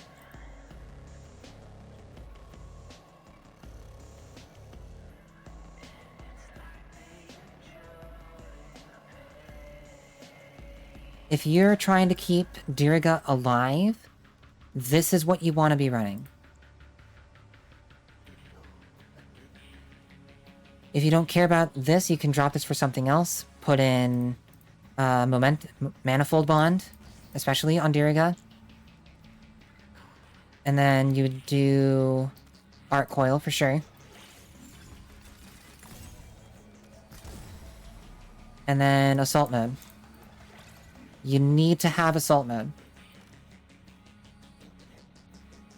It is worth noting that the order in which these mods are placed matters. It will go from left to right and then top to bottom. So if you want it to do Arc Coil before it does spare parts, you have to put it there.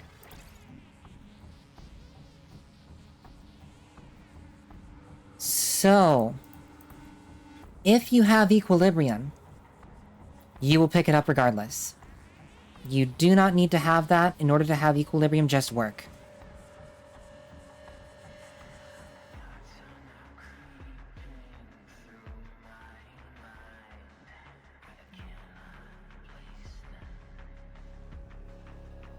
If you are out of energy,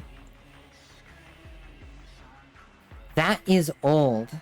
Old information. Very old information. And I can prove it because I do this. I run Equilibrium shards on Korra. I run them on Nova. I run Equilibrium on Citrine.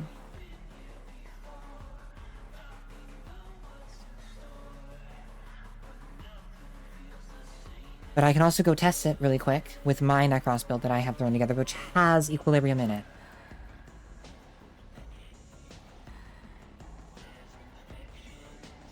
But again, so if you want Arc Coil to go off before spare parts does, then you need to have Arc Coil up here. And you want to have Assault Mode so that you can get Manifold Bond to go off.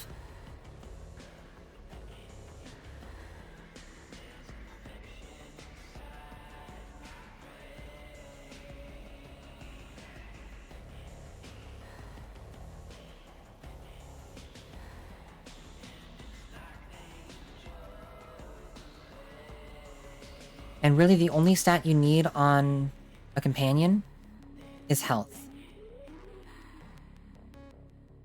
In some other companions' cases, you want to do shields. For example, Worm Prime. Because Worm Prime can build enough shields to make Reinforced Bond work. On Necros, I would suggest having Guardian over spare parts. Because Necros already has this spoil, you're getting that extra drop chance. Having Guardian is going to keep you alive more, because that's where Necros struggles.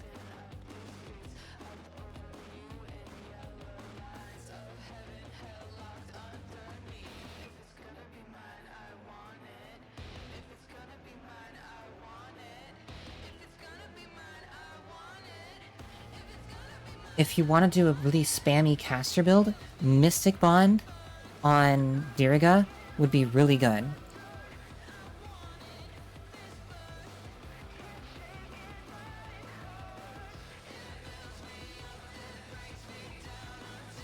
And for Diriga, you would run the Volklock. And it doesn't need any Forma to put this build on.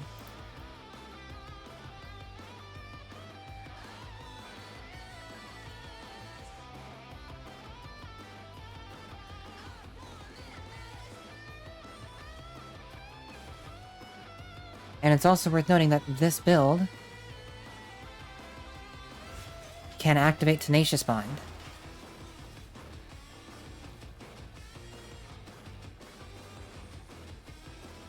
So if you want to get more crit damage, that's a really good way to do it.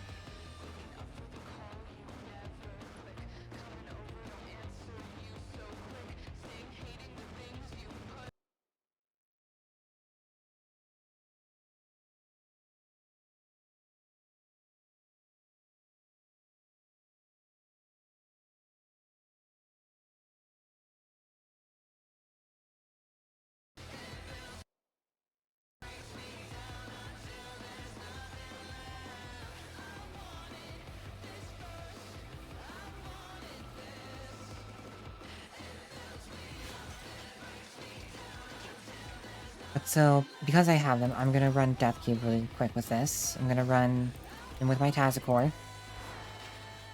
This is the build that I run on Death Cube.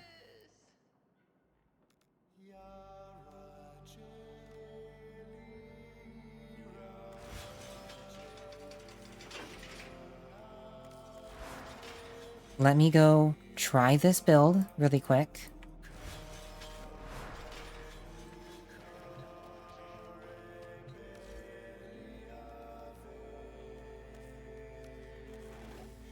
The multitude of creatures you have immortalized would cry out in thanks. And the way that we will see if it really does allow me to just continue to pick up health orbs is if I stand on the health orb thing, I should just pick them up constantly.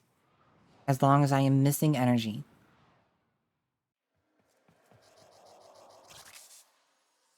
Alright, so it says energy full. Health is also full. I just realized that I've got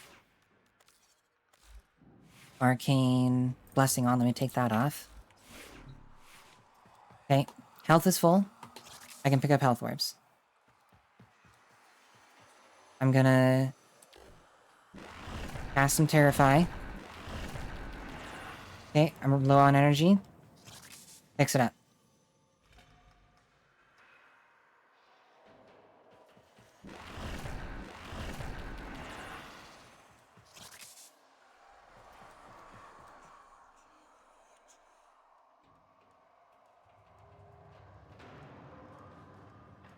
Let me take off health conversion to see if that's messing with the test as well. Alright, no health conversion now. Spend some energy. Fix it up.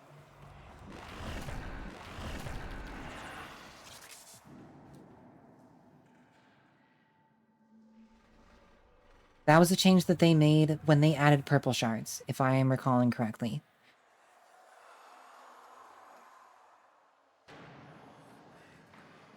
If it was that change wasn't made then it was made during the Jade Shadows update. Which was before TennoCon this year. Or this past year. We're in 2025 now, need to remember that. But so, to patch up Necros's survivability, what I would do is I would run this build. This gives enough strength and enough efficiency to make these work, and enough range to make Desecrate actually be useful.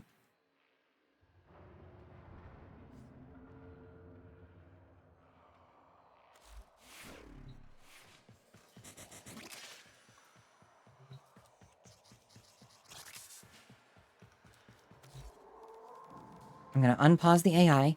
They are Steel Path, level 205.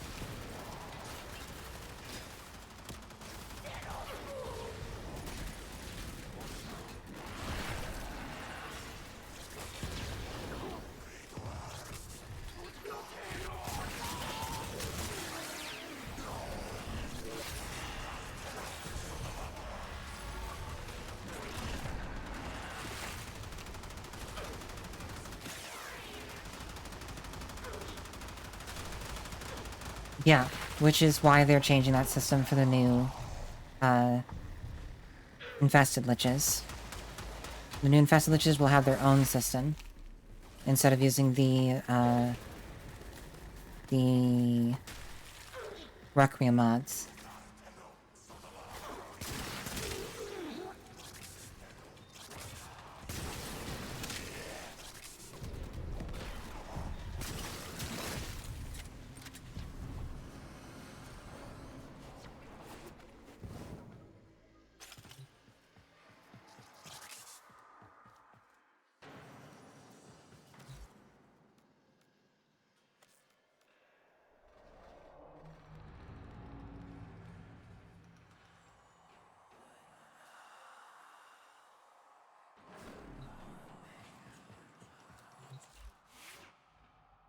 So now, I don't think I can fit your Necros build.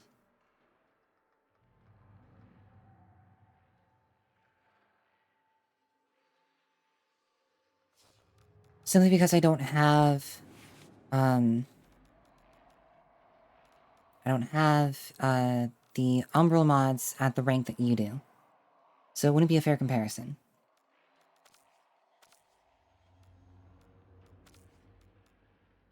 But what I can do is drop those and throw in just Umbral Intensify.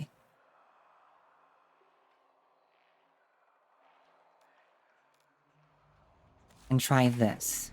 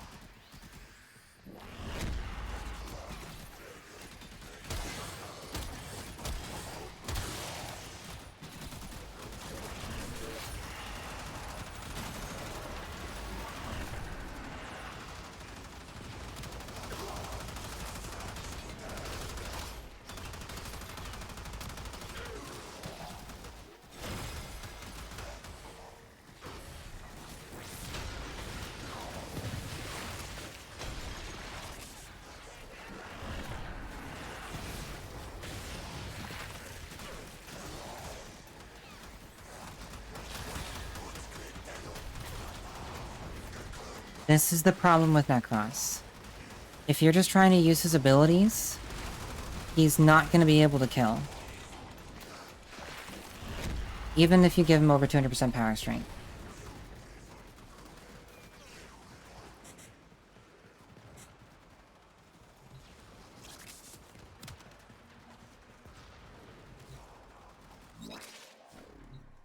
You want your Diriga to proc viral and radiation and me having nourish for more viral. So, you don't want to necessarily do that. You would probably be better off with having Diriga on the Volclock specifically, because it does electric base.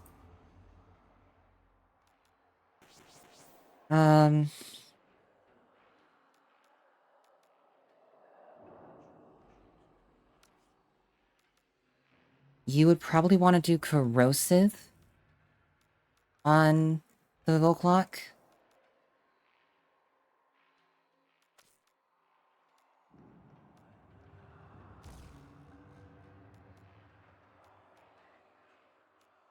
The problem is that in order to get Corrosive, you have to run high voltage. And then I would do Radiated Reload to get that radiation that you want.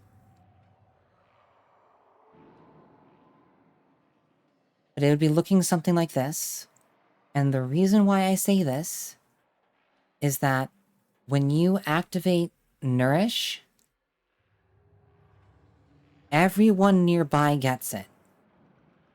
Even your Sentinel. So it will do viral.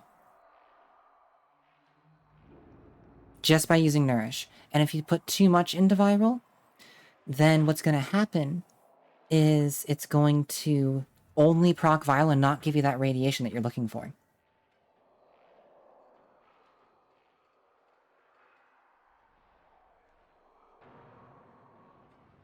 Because it's going to be weighted more towards the viral stat than the radiation stat.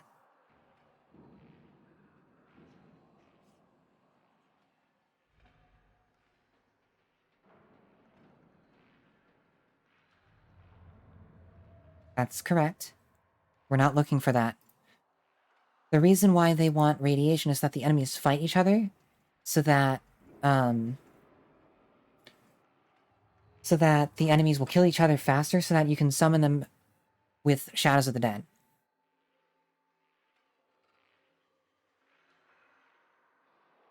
Without necessarily needing to kill them yourself. And I want to point out that on Steel Path, that's not going to be very efficient. You won't really be able to get a lot done with that.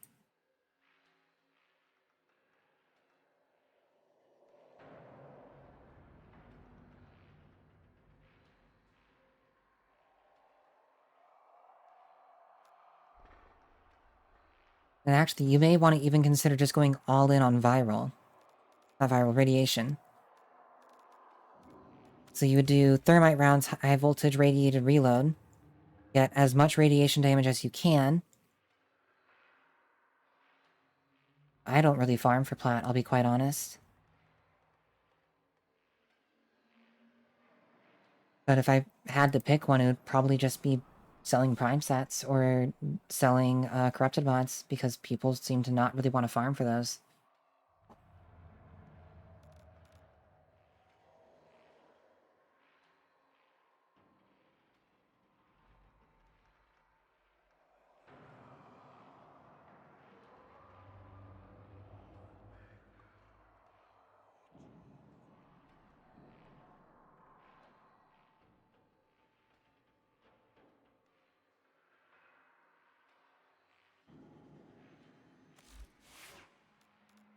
So, I would try this on the Volclock, and then if you do Subsume Nourish over Soul Punch, with over 200% power strength, you're gonna get a fairly big percentage of that damage that you've added as viral.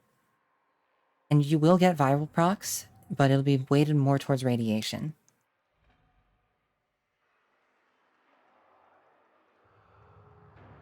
So that the enemies keep fighting each other.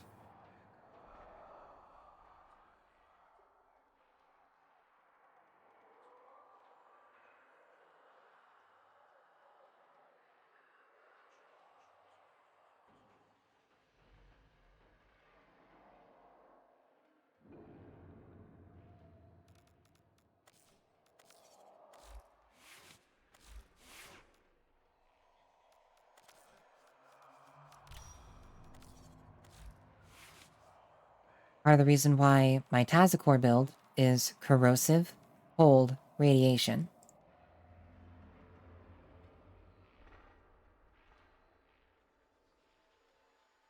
Nourish affects everyone near you. Nourish also affects ability damage. And I can show that.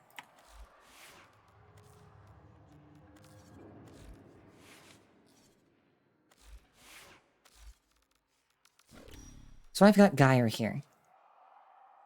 Geyer has issues. Because she does electric damage, she doesn't really get through armor that well. But with the changes that have been made to armor with the Jade Shadows update, she doesn't really need an armor strip anymore. She can just run Nourish instead. So what that does is that lets me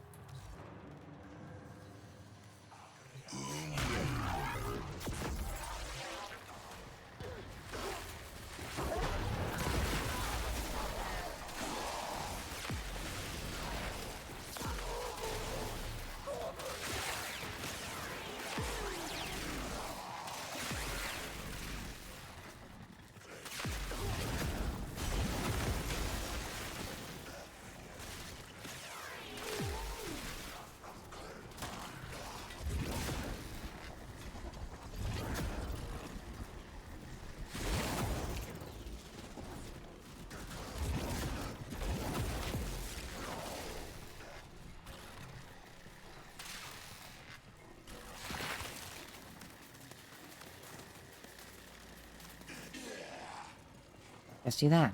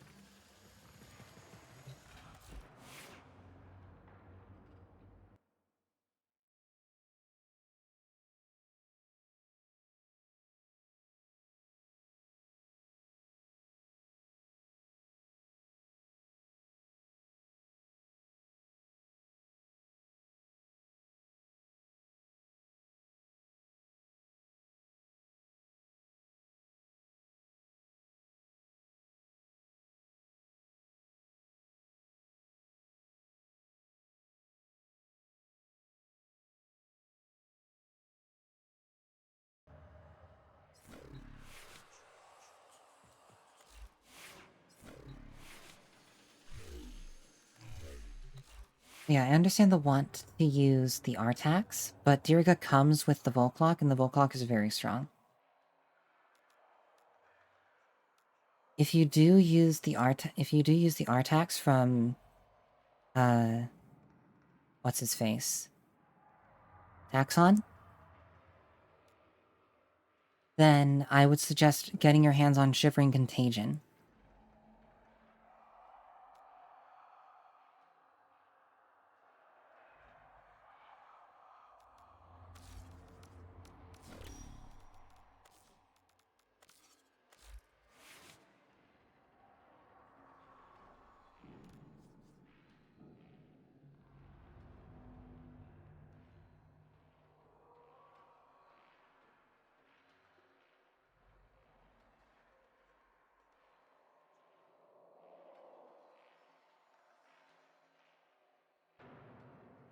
Again, Diriga should have come with the Volclock.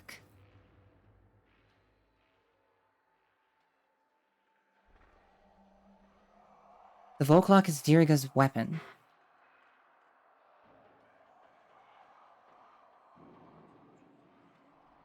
You can't build Diriga without getting the Volclock.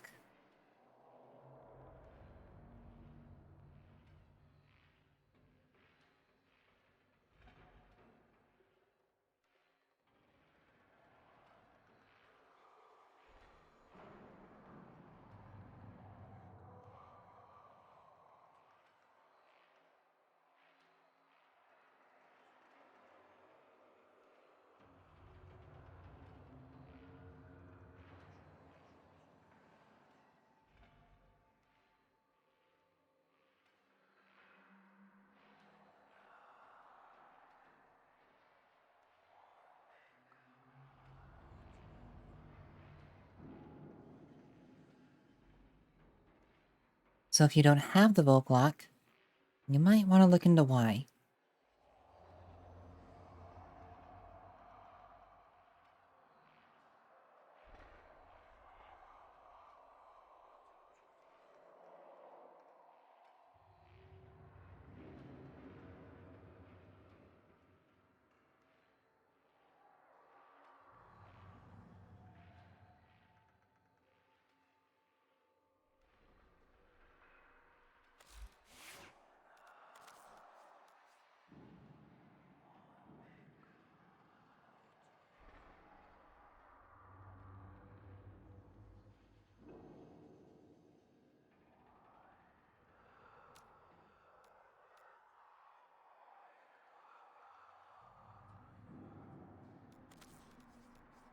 I mean, the Volclock takes 0 format to get to this point. It just takes a potato. It just takes a catalyst. And you don't need more than this.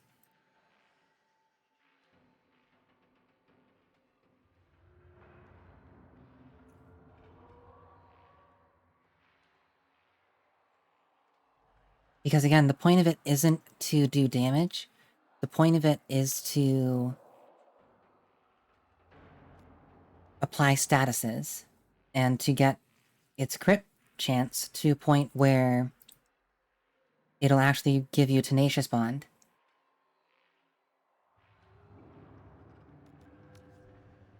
And I think you can get Tenacious Bond... Yeah, you can still get Tenacious Bond with just Point Strike. You don't even have to use Critical Delay.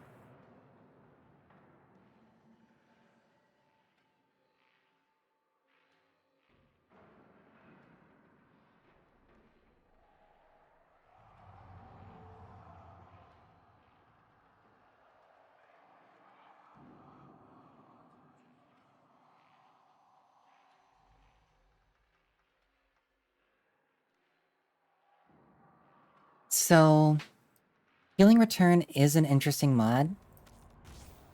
The problem is that it's too expensive for what it does. If you have access to your, if you have access to your operator, there's a very easy way to get health back. That is not Healing Return.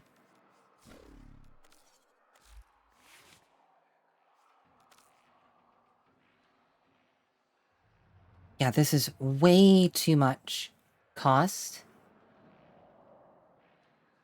for something that, at max, I'm assuming gives 10 health?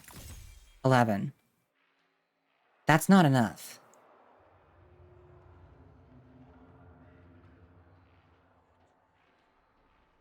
With how big the health pools need to be for Steel Path, for you, yourself, your frame, that's not enough health returned. If you have access to the operator, and you have done some things on the Plains of Eidolon, or you've done what's a bit easier, and have done some Vox Solaris stuff on Fortuna, you can get an arcane for your operator that makes it so that either whenever you go in and out of your Warframe, you have a 95% chance to heal for, I think it's 300 health? Or, in Operator,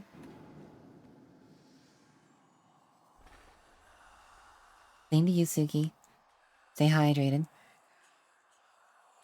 Or, in Operator,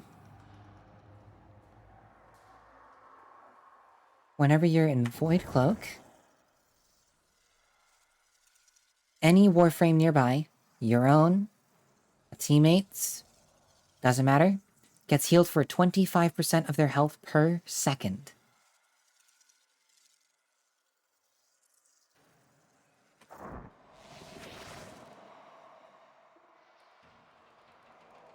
Or, barring that, if you're not running Xeneric, and you run Vazarin,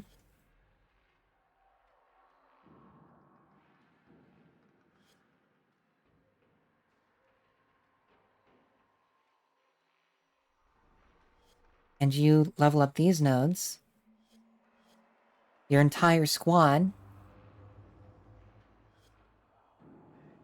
will regenerate 50 health per second.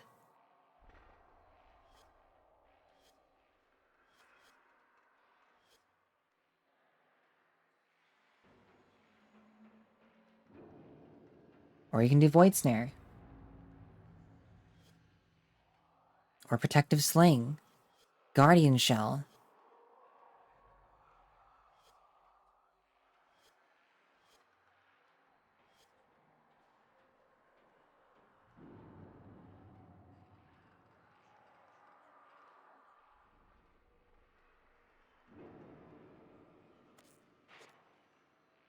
There are so many ways to gain health that Healing Return isn't worth it. You're better off putting more damage into your melee with a different mod.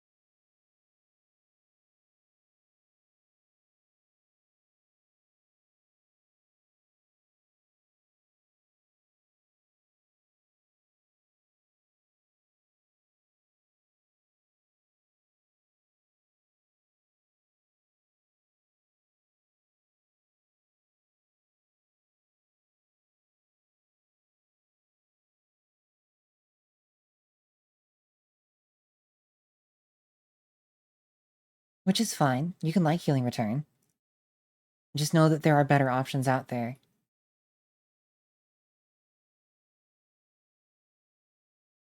That don't take a mod slot.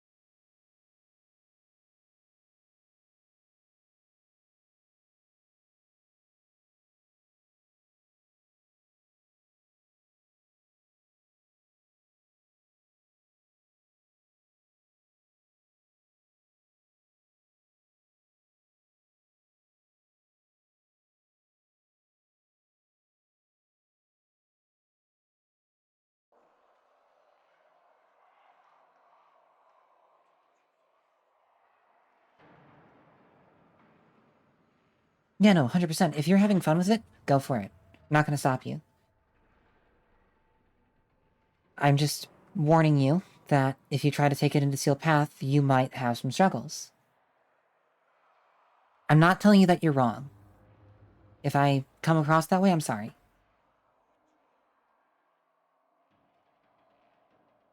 I'm just trying to let you know that there are other ways that are available. I was tabbed out.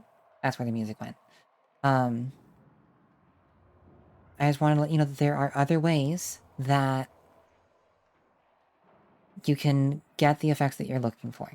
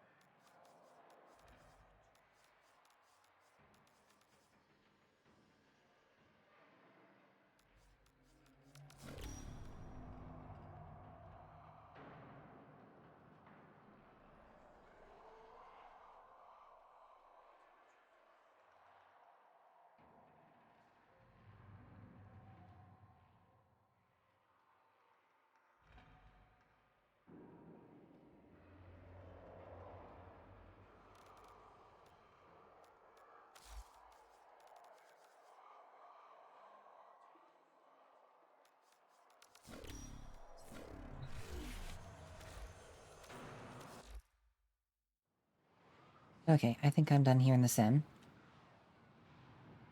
I wish we could have more pets. More everything, really.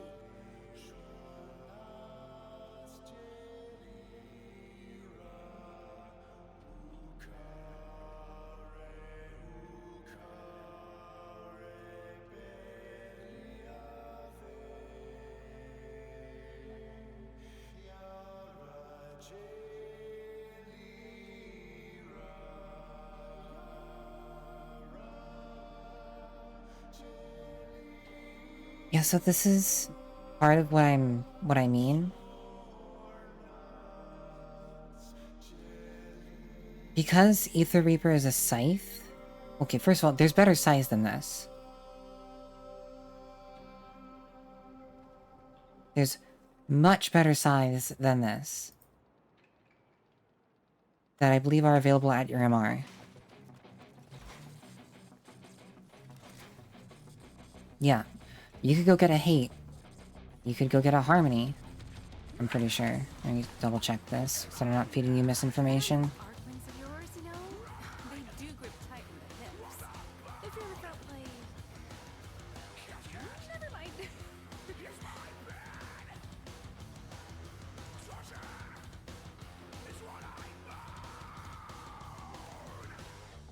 Okay, so you can't get hate or harmony. You can almost get hate. You can get hate in one more MR.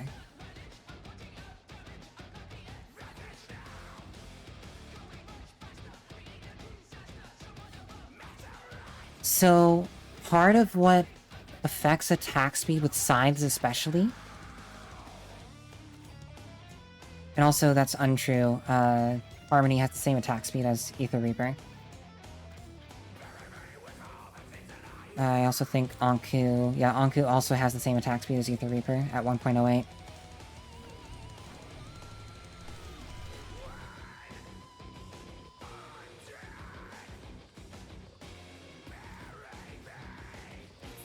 Every choice in my life led me to you. But so... Part of what makes scythes feel low is their stance. If you do the hold E combo, or press E combo, on basically any scythe stance, it feels slow, because there's a lot of animation. If you do the hold forward press E combo, it feels faster, because there's basically there's not a lot of animations there. If you want to... So, scythes are actually some of the best weapon types in the game, because their heavy attack will always give you a slash proc, whether you build for it or not. It's built into their stance.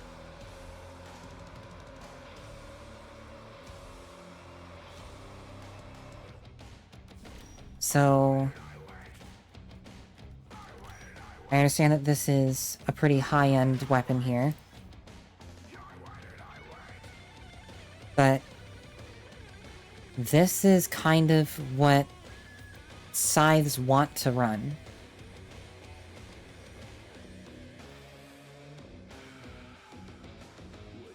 Now, you don't need to use Galvanized Reflex. This can be Corrupt Charge. Just as good.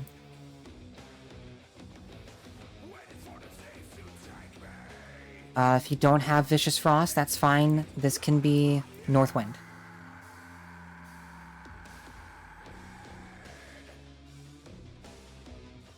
This can be regular Reach. This can be regular Pressure Point.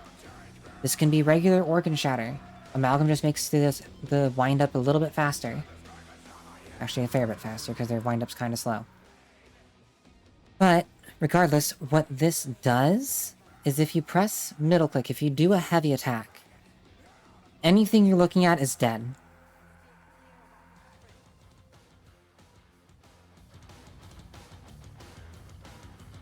Whether they die from the initial hit or not, anything you're looking at is going to die.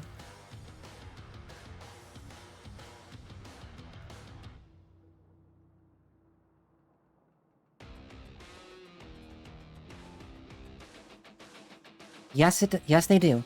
Every single scythe will deal slash on heavy attack. Every single one. Without exception.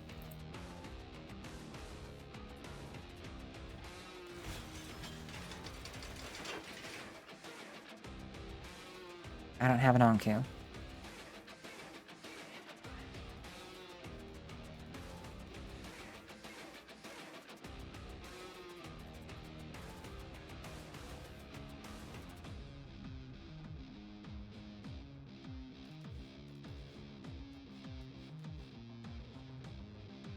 You could also do normal attacks. There are parts of the stance that guarantee slash.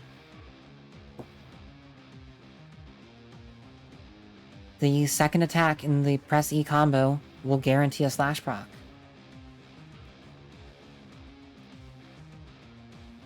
The second attack in the block hold forward press E combo will guarantee a slash proc. And if you want to go for normal attacks, You want to be using Blood Rush.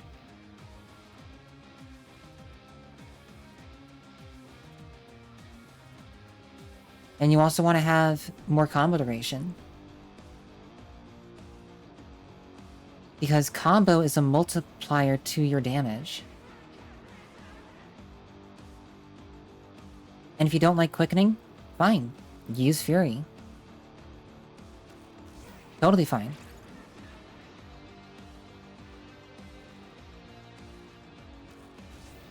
Or Primed Fury, rather. That'll get you to above 1.4. Weeping Wounds is great if you want to do status builds, but you don't need it because on Scythes, they guarantee a slash proc.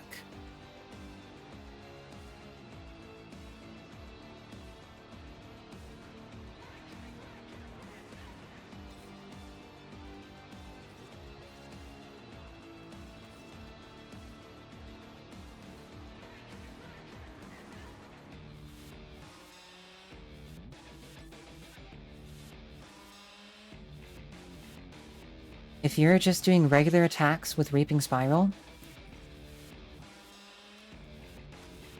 Well, here, let me show you the speed of this hate.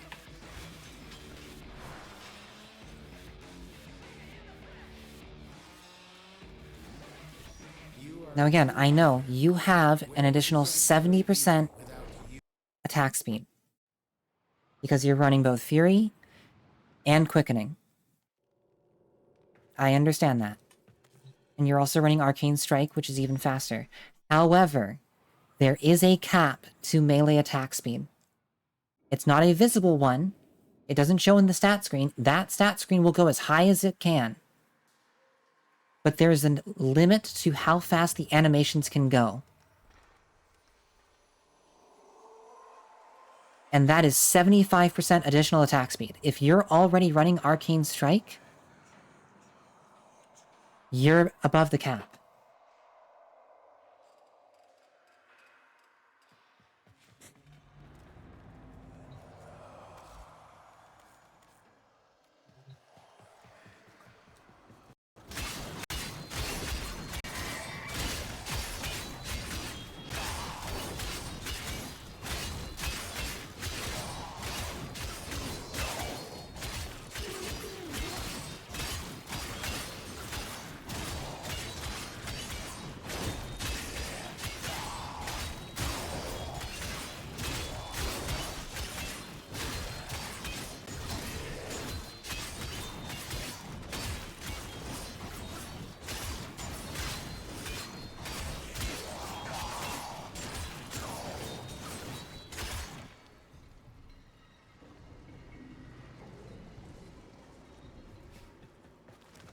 So,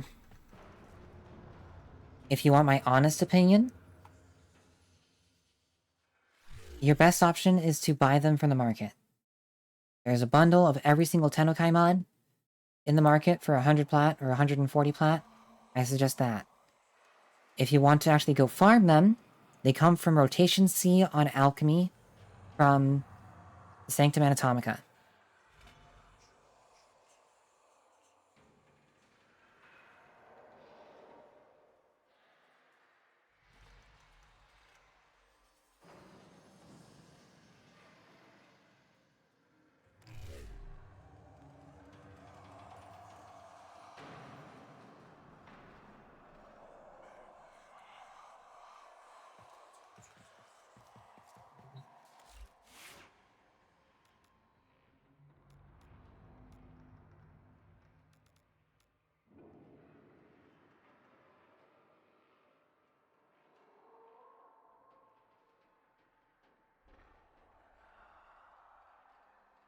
So, Dark Scythe, if you're looking for a scythe that does a ton of statuses, get the cost assist.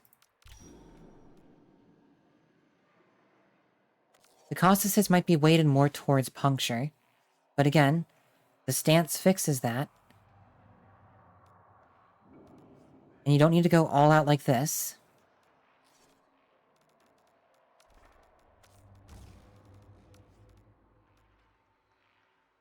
The worst part is that it comes with a single polarity. But if I just make this more friendly for you with pressure point,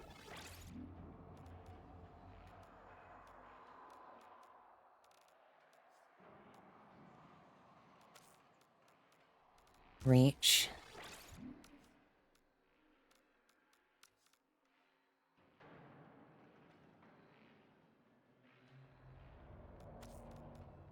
organ shatter,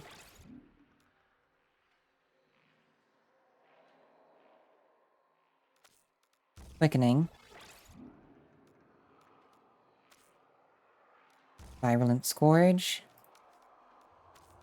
north wind,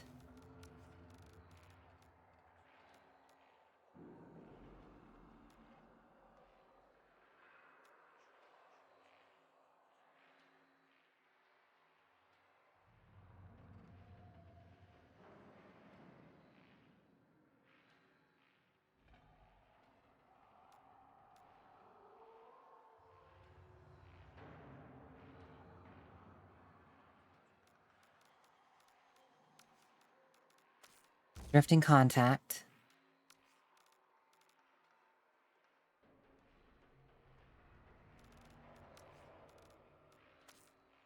and then true steel.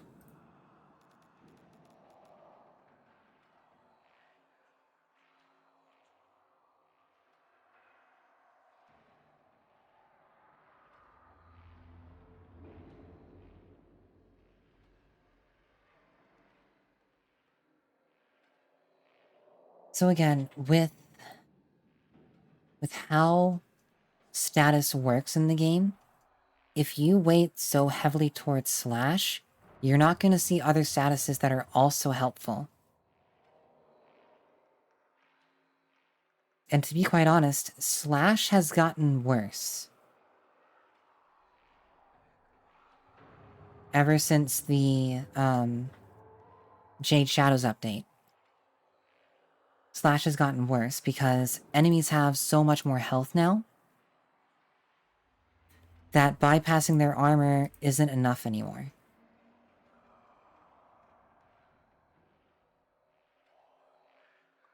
So you need to see statuses other than just slash, which is why the weapons that have slash built in to their stances are so good. Because then we can have viral, other damage types, and slash.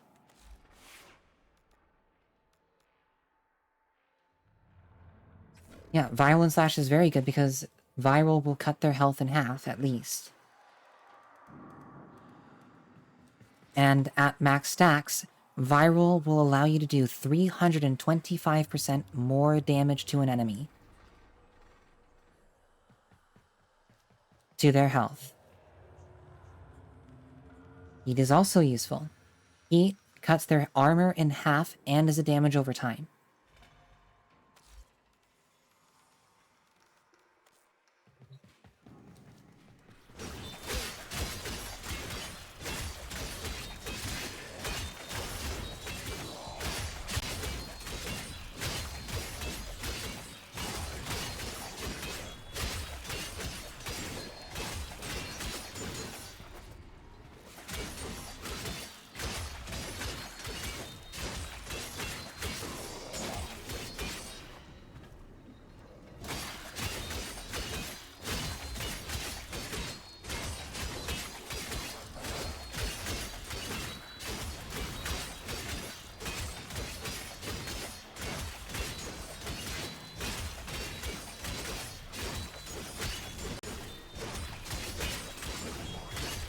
Shadows has a cap that I don't think is affected by power strength.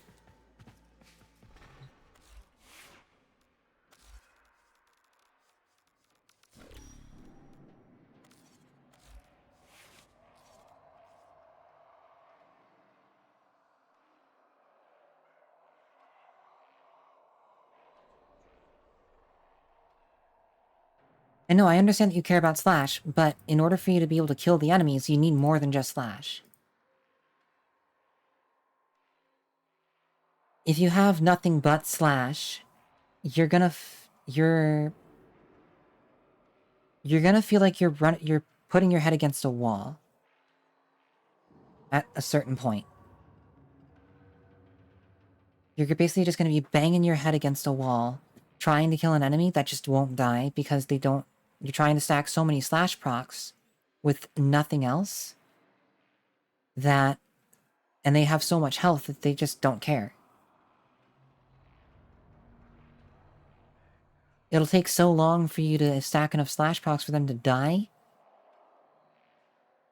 that you may very well die, or your shadows will die.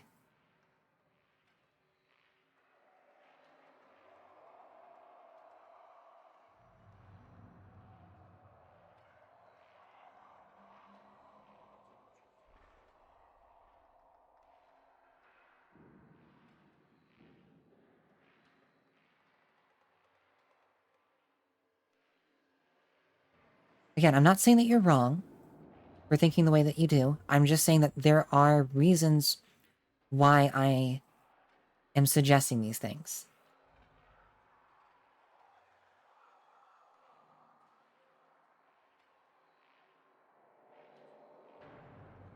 That is exactly it, Sky. Exactly it.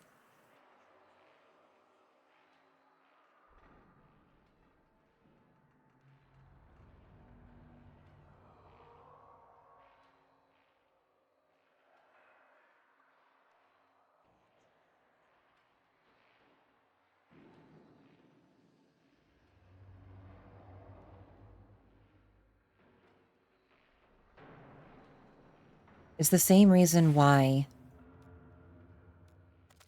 for weapons, especially primary weapons in Steel Path, we don't put Serration on anymore. If we do, it's for... That's also another thing, what Dora just said. There are enemies that have adaptation or attenuation, where they can only take a certain number of stacks of a status, and over time, they start to take less and less damage, period. I can actually spawn a great example. But so, with primary weapons on the Steel Path, what we tend to do at this point, with some exceptions,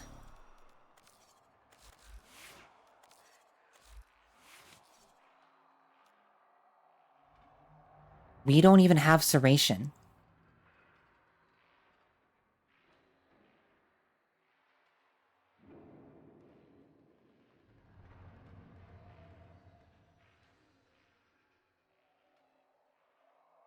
Because we can get more than what Serration gives from a primary arcane.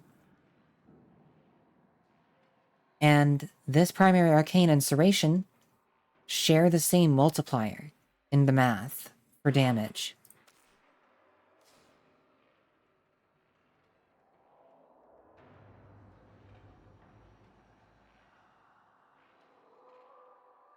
So, when you're looking at, okay,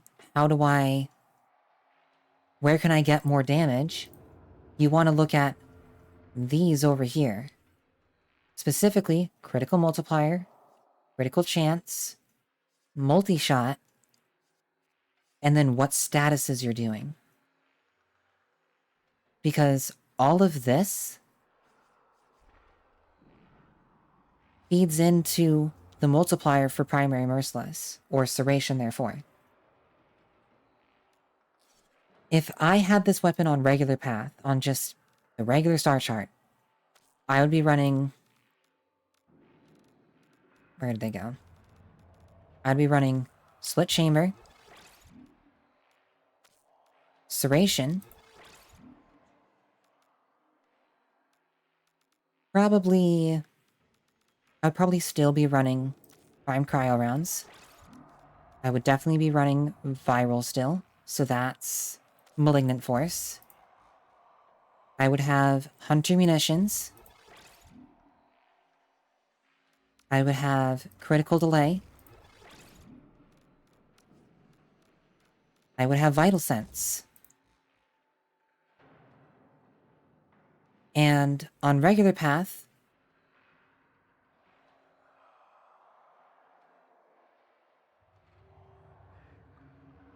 right, but so the slash has to kill them in order for it to cut the body.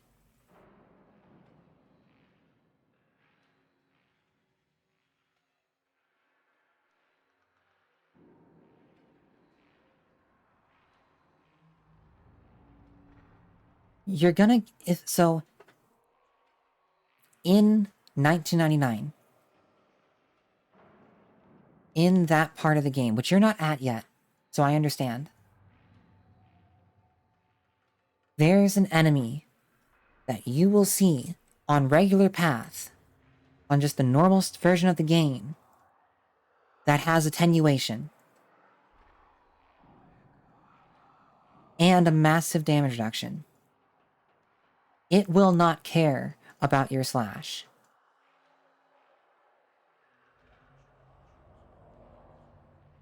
It will not care about your melee weapon. It will just sit there and go, okay, so what?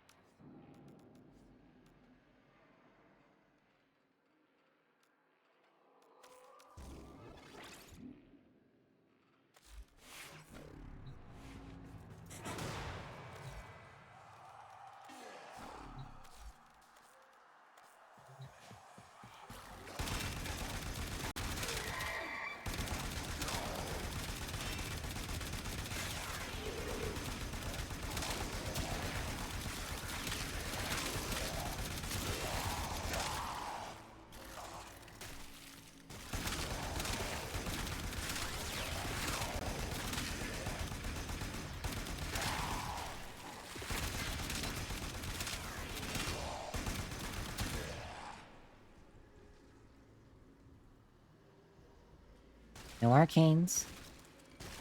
Just Serration and crit chance and crit damage with some viral. And multi-shot. That was level 205 enemies on regular path. Now I'm going to take those same enemies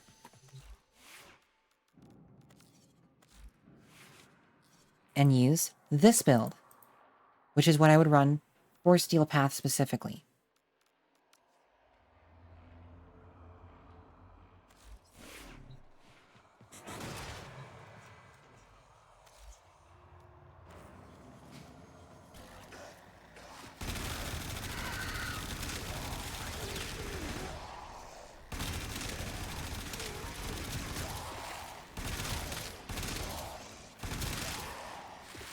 Once I've killed some enemies, they start dying faster.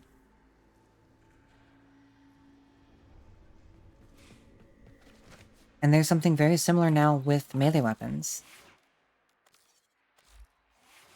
Melee weapons got access to galvanized mods recently.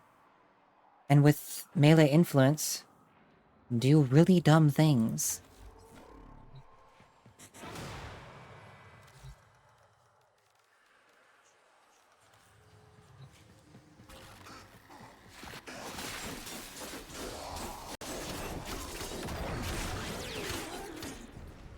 That entire group of enemies is now dead. In less time than it took to shoot a gun.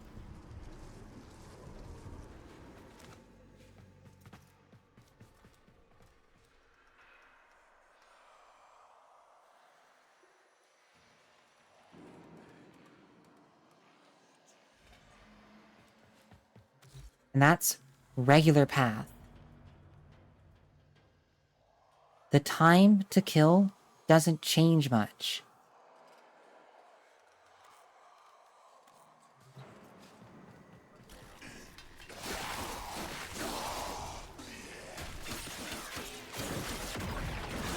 Just by turning on Steel Path.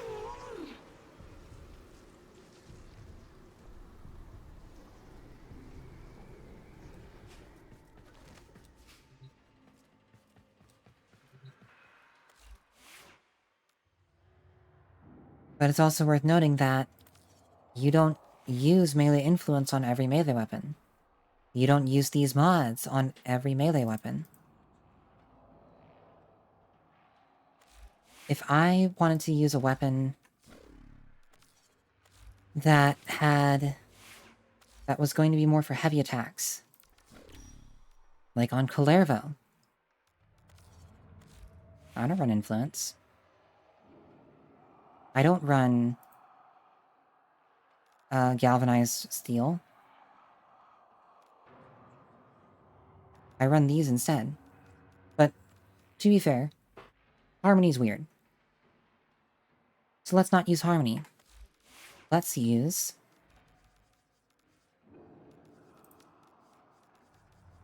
the Skia. A weapon that you get for completing the sacrifice.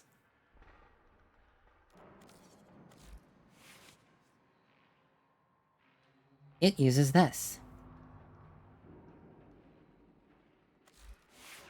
Which this fits with 0 Forma.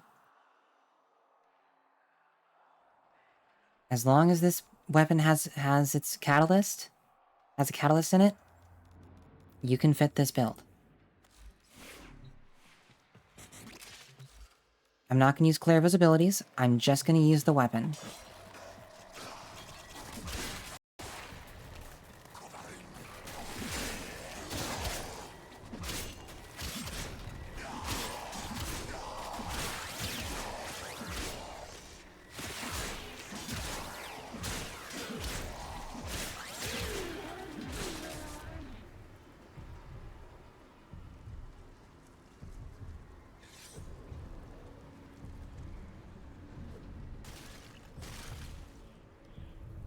Those were Steel Path level 205 enemies.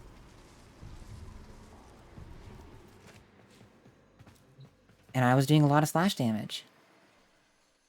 Because Nakanas are one of the weapon types that will always do slash on heavy attack. And with Reach, you'll hit a lot of enemies. Range is one of the most important stats for melee weapons, because the more enemies you can hit, the more you're going to spread either slash, viral, corrosive, whatever status you have on your melee weapon, the more enemies are going to be hit by that. And the more chances that whenever you do a heavy attack, you're going to hit them. And this is with regular Reach. If I bump this up to Prime Breach by basically saying, oh hey, put 1 Forma into this weapon,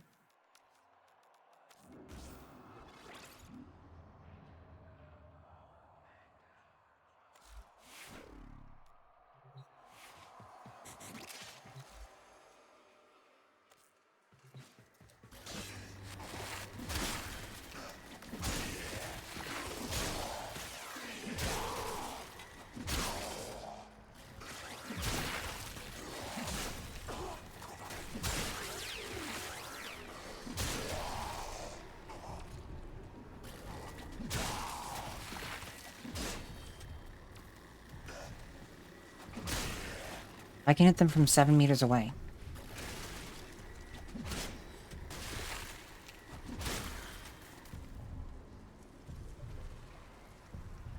And then they die. That's the power of range. And why you want to diversify your builds. You just go all in on one stat, you're missing the point. You're looking at one thing and thinking that it's the end-all be-all, or the only thing you need, when in the long run, you should get more than just that. In the long run, you want it to be able to do more than just that by itself.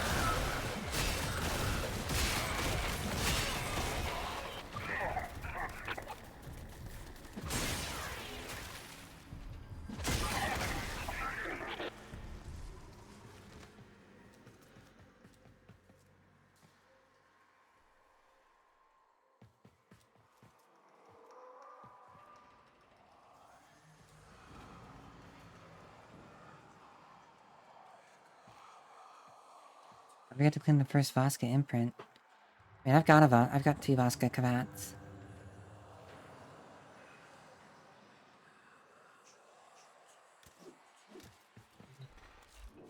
Like, I'm good on Voska. Or are you looking for the Voska imprint yourself? Because the best way to get Voska Kavats is just to,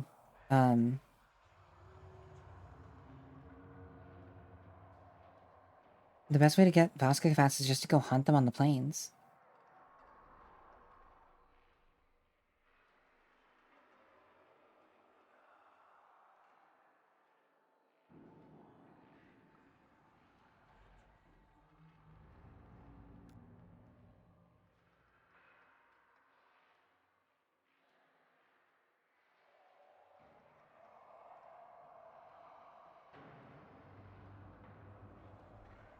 Well, so one of my Voska Kavats, I can't get an imprint from, but the other one I can.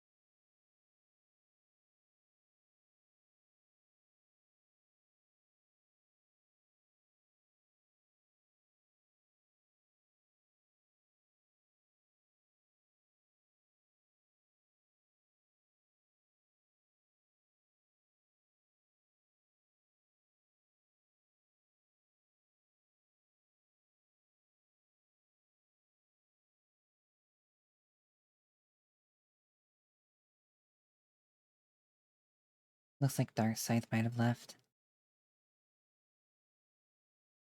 Nope, maybe not.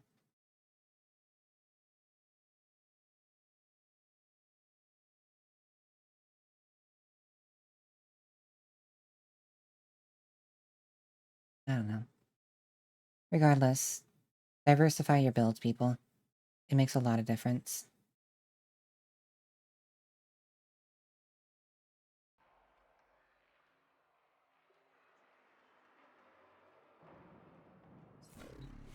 If you focus too much on one thing, you're setting yourself up to just not have a good time later.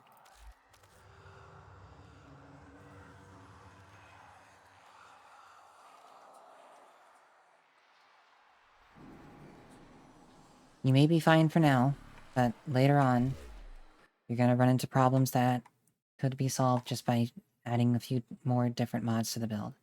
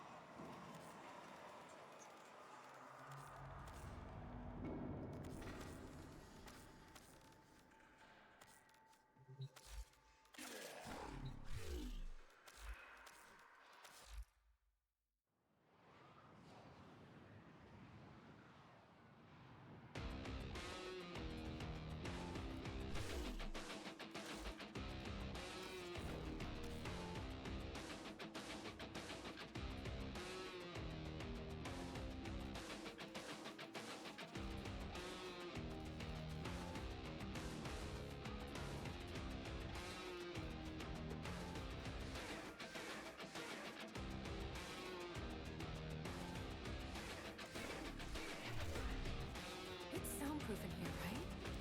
Oh, I hope so.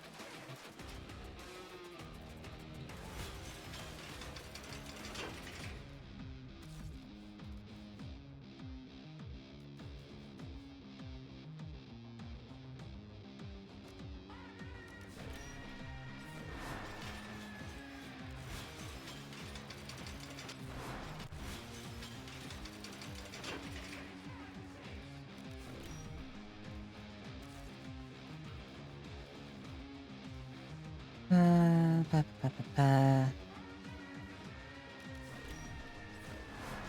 I want to do some I got things. I hope it's not bothering you that I leave someone's lives.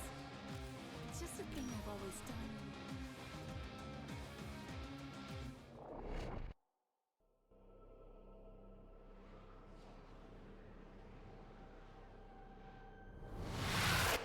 Scans show Grenier are harvesting Kuva nearby. Set off the alarms to draw them out, then steal their Kuva catalysts. As expected, Grenier have shut down environmental systems, sending modified life support capsules. Use these to sustain your environment or attach Kuva catalysts to begin harvesting.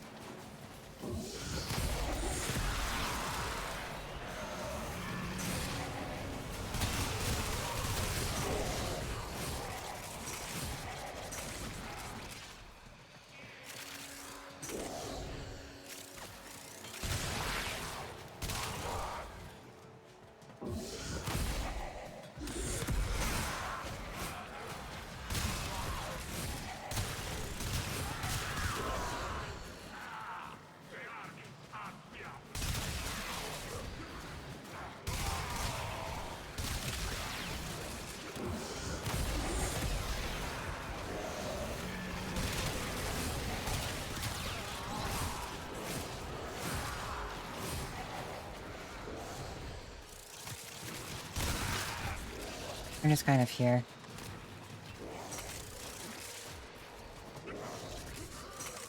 But also to retest Sevagoth.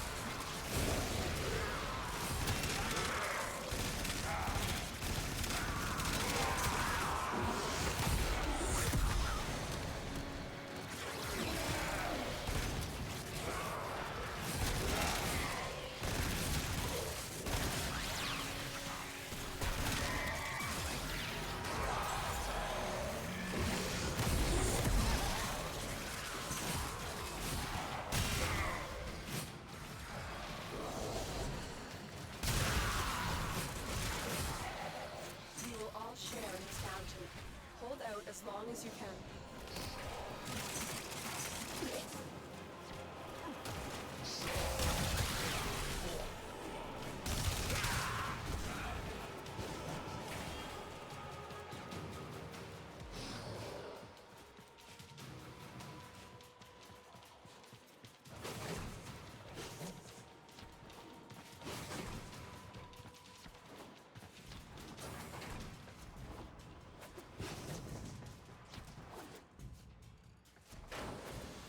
Yeah, it's always great to see those bastards just immediately die.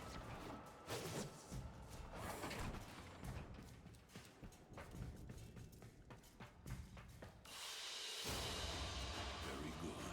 10 minutes. And that was how many kills? Almost 1,200. Not too bad for a 4-tile set.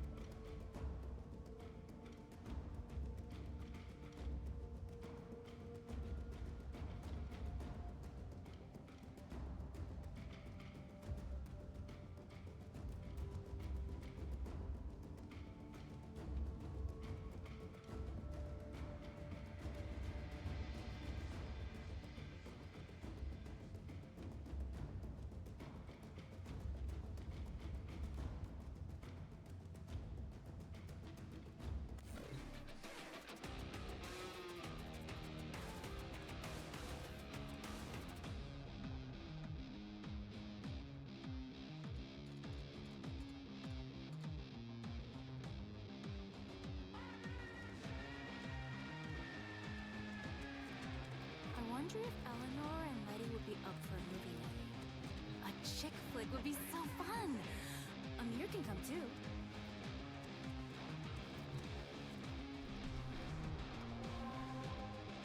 I'm gonna try that again.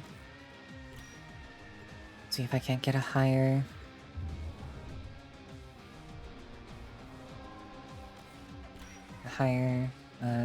number of kills. To be clear, it was good. That was about Saren levels of murder. But I feel like it can do better. Harvesting Kuba nearby. Set off the alarms to draw them out, then steal their Kuba catalysts. Predictable.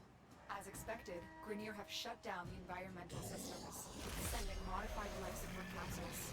Use these to sustain your environment, or attach Kuba catalysts to begin harvesting.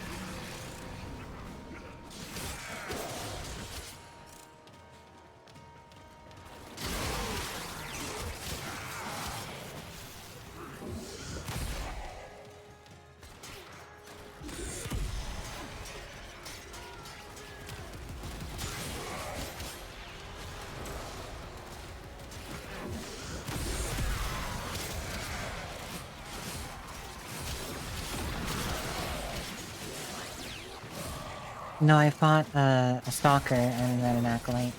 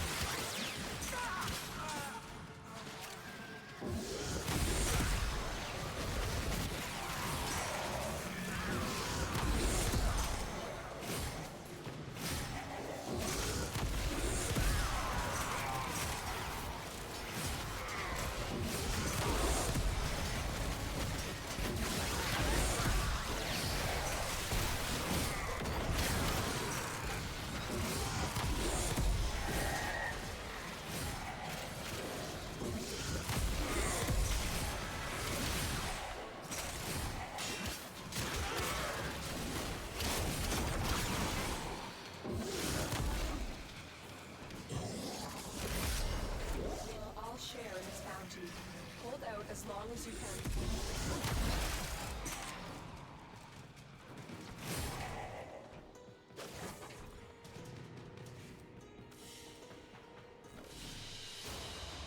And so we learn the importance of Okay, how was that this time?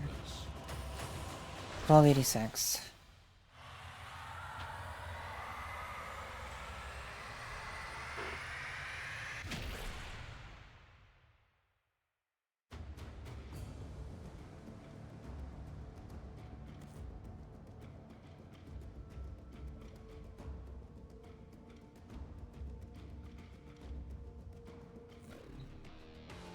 More coffee. Oh,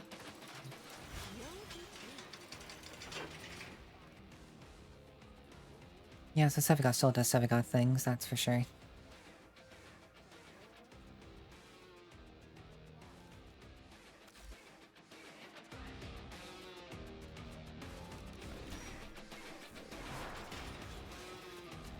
That gold is real. I checked. Maybe I could, make some handcuffs?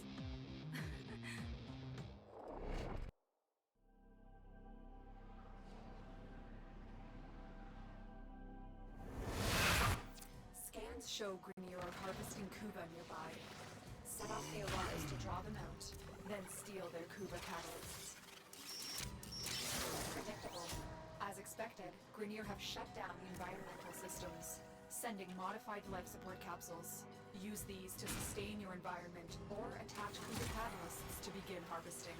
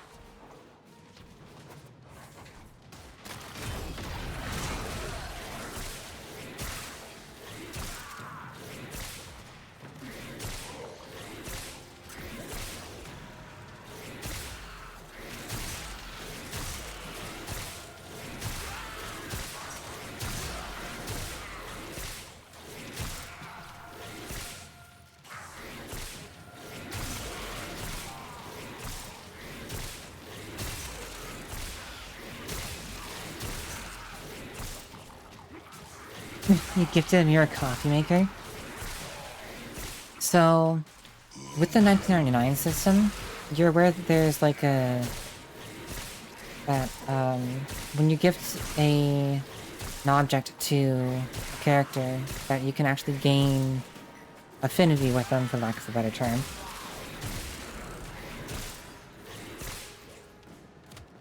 And there are some things that are better for others and some things that are worse for others. Anything that's good for that, X will have a heart. And if you give them the wrong thing, you're not gonna lose affinity, but you won't gain any. You'll just be wasting credits.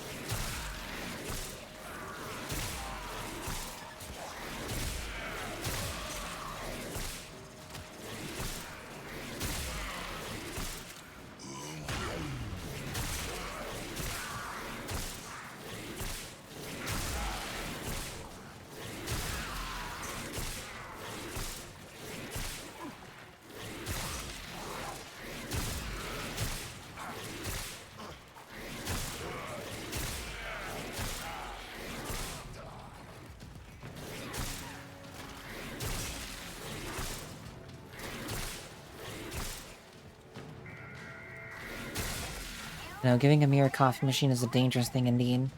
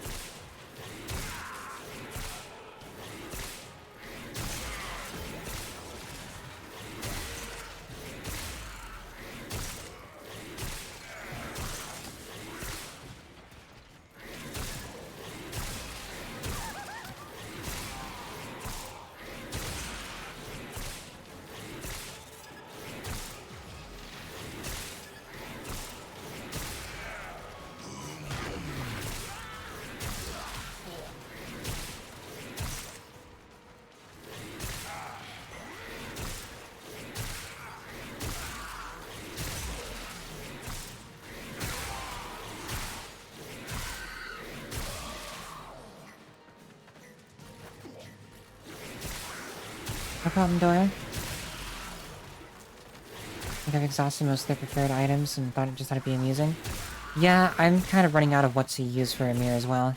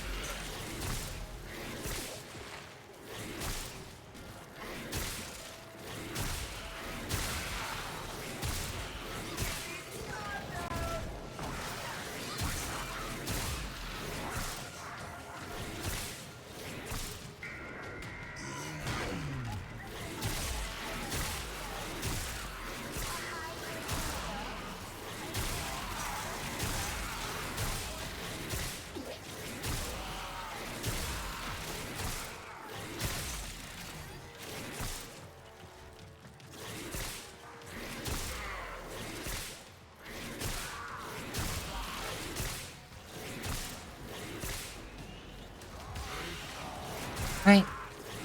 Have a good one. Hope you enjoyed your stay. Stay comfy. Stay hydrated.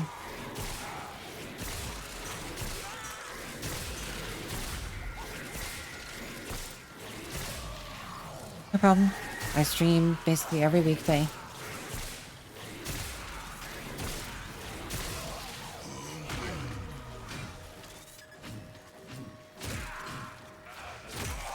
Have a good one.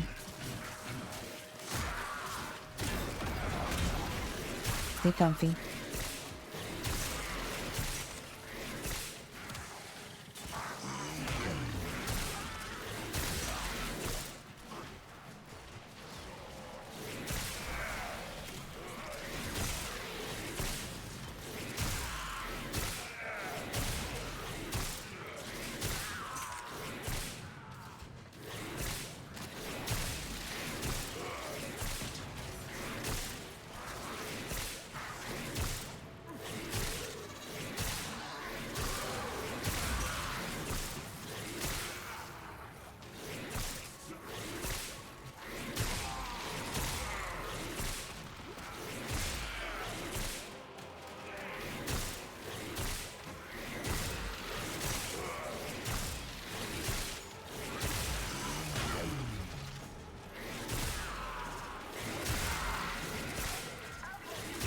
Four is so good.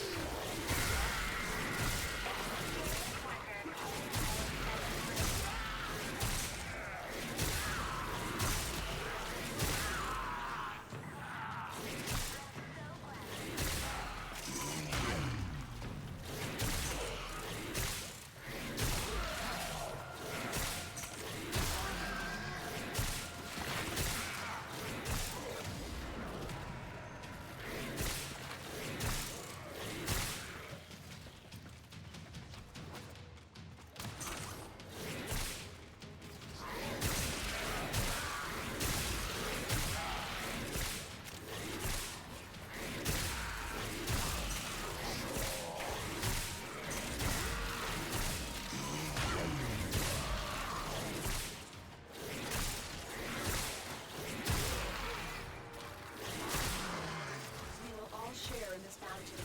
Hold out as long as you can.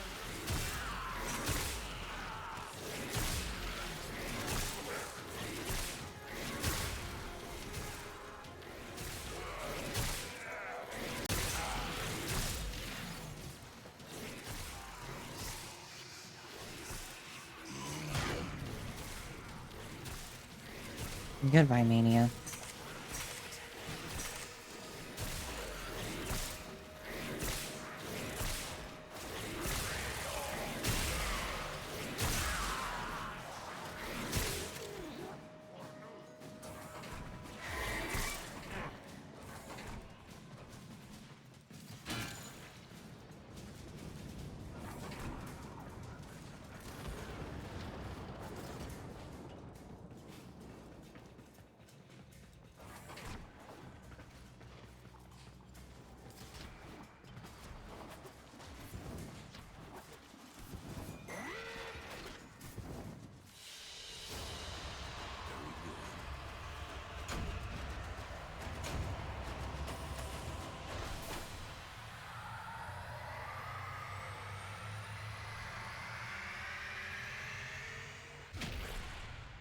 Almost 1,100 kills.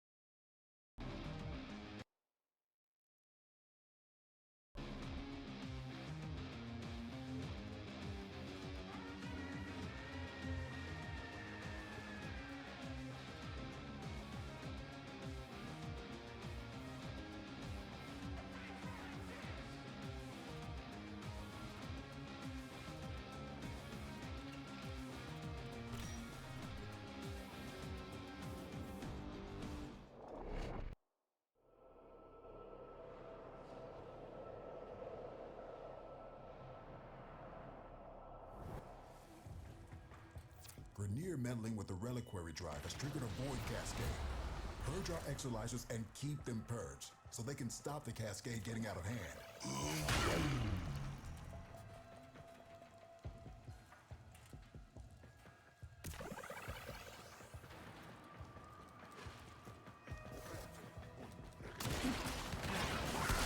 That possessed exolizer is spitting out contamination. Use your void power to purge it. Oh, that got their attention. Enemy forces moving to your location.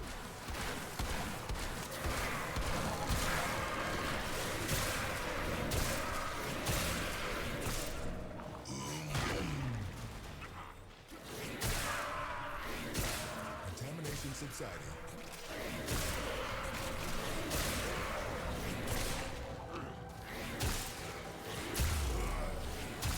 Possessed exolizer located. Purge it and make it work for us.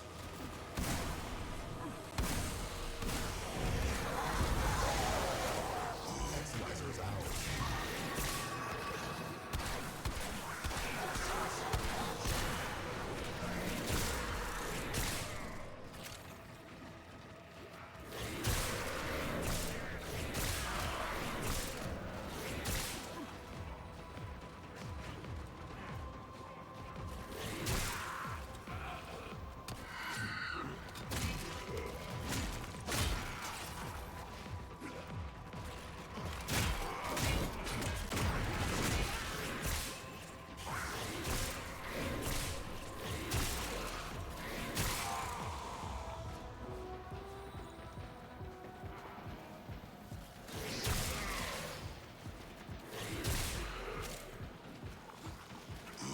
Exolizer spent.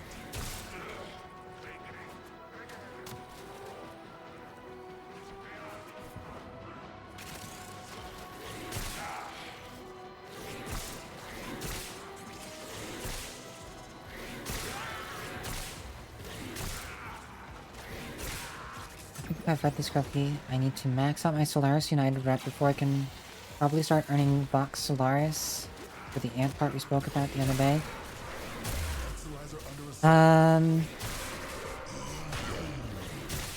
They may have changed it. Just lost an exolizer to possession. Get it back. Back when Fortuna came out, I know that that was the case, but I can't remember if they changed it to make it easier. We're down an exolizer. Working on backups.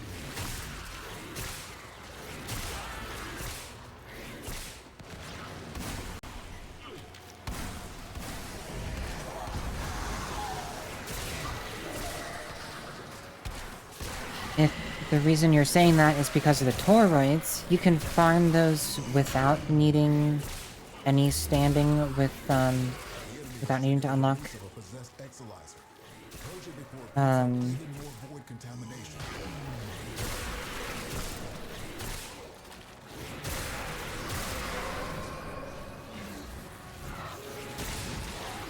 without needing to actually finish all of regular Solaris standing.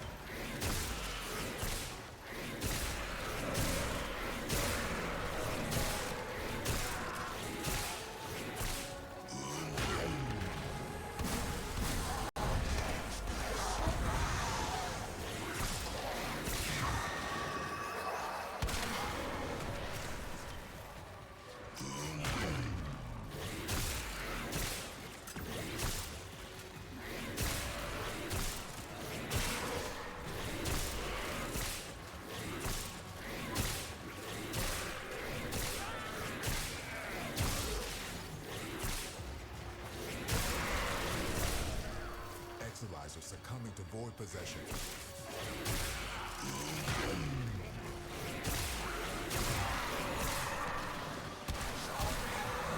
Me hitting for that much is just kind of core things. Spent exolizer has been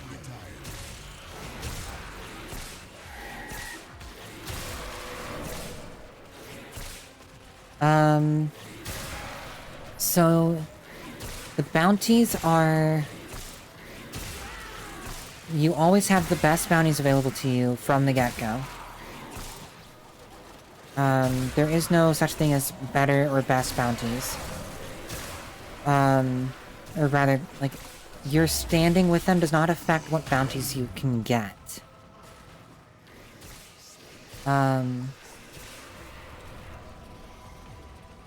Where you are in the star chart, however, like whether or not you're in Steel Path, can.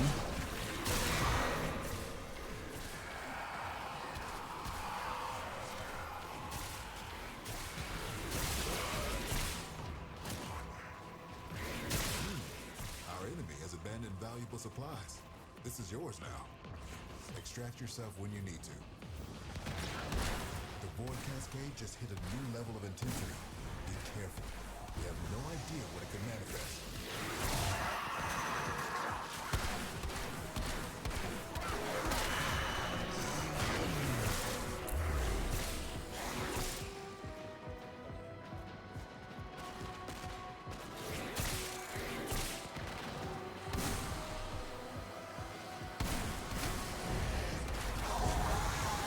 Cascade received.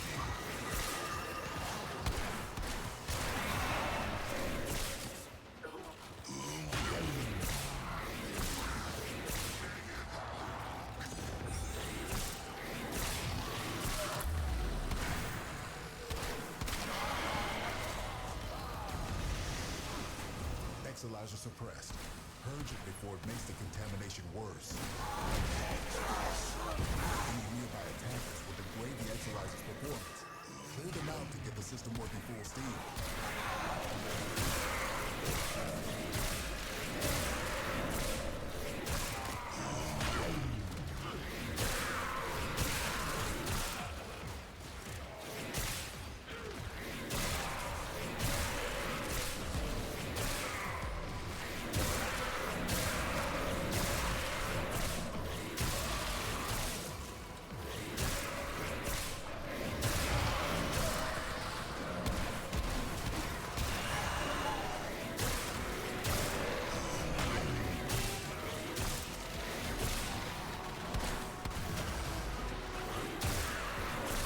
Exolyzer spent.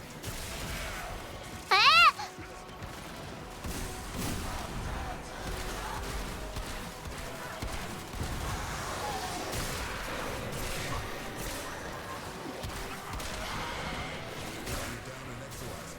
Working on backups. Hello, Satanubis. Welcome and thank you for the follow. Hope you enjoy your stay.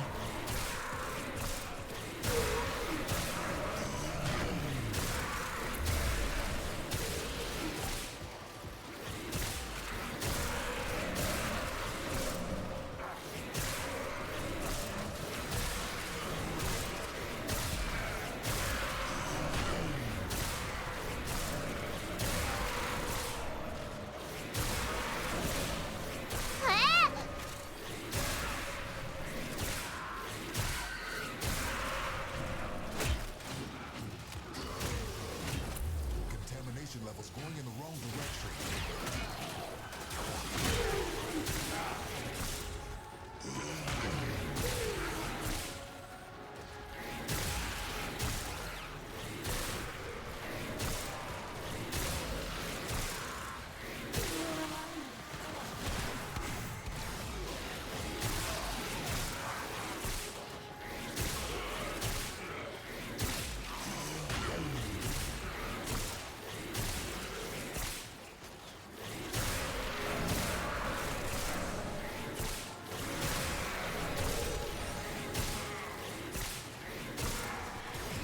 Spent Exolyzer has been retired.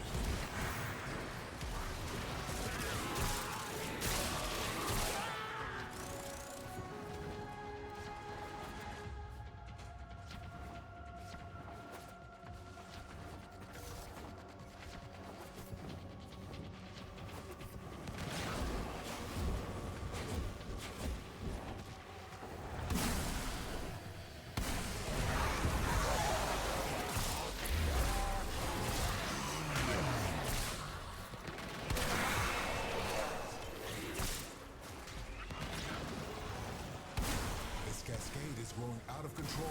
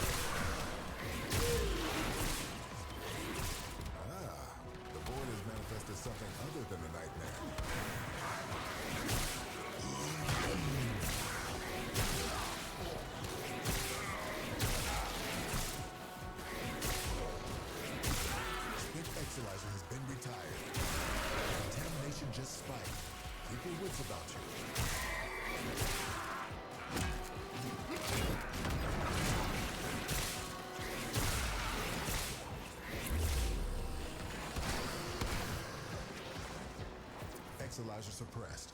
Purge it before it makes the contamination worse. Keep anyone who drags away from that exolyzer until it discharges. That'll make this cascade. We're down an exolyzer. Working on backups. Contamination spreading.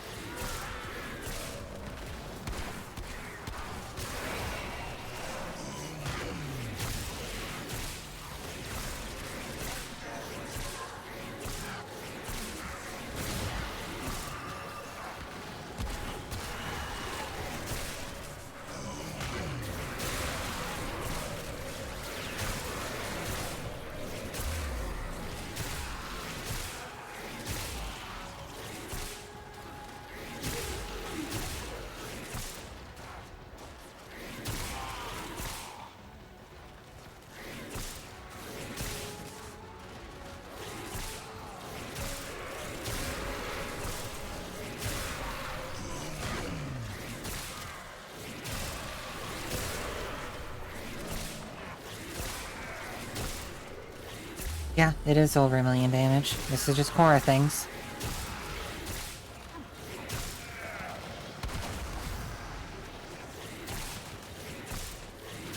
Sorry that I'm late responding. Contamination spreading.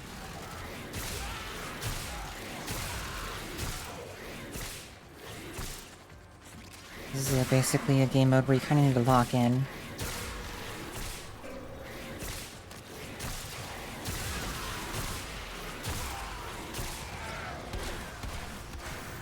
Exolyzer spent. Cascade is approaching critical levels. Their time is running out.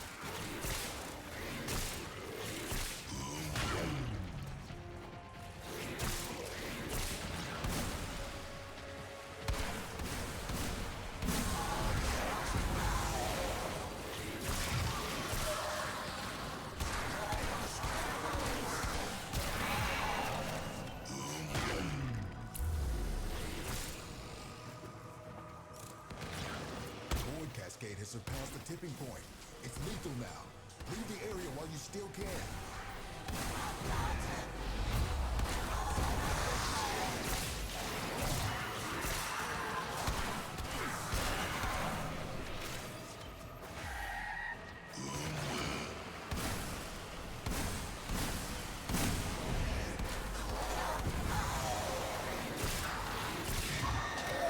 Void Cascade losing steam.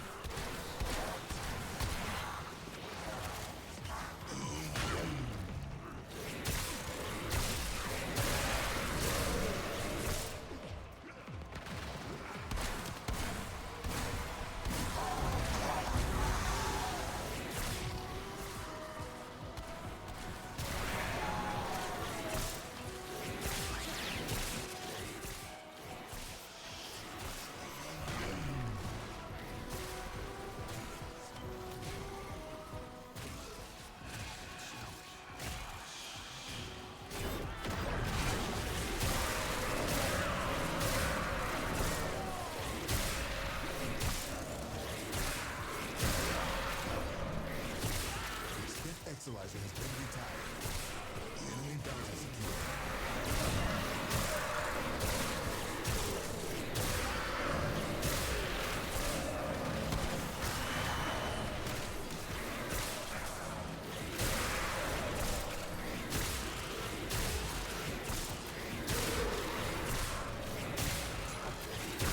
We're down an exolyzer. Working on backups.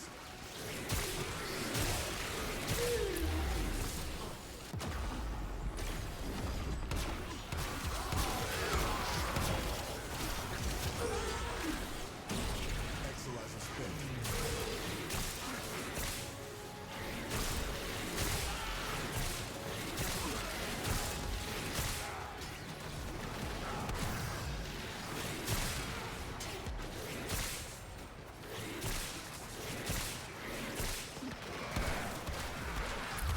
Contamination levels going in the wrong direction. Exolyzer spent.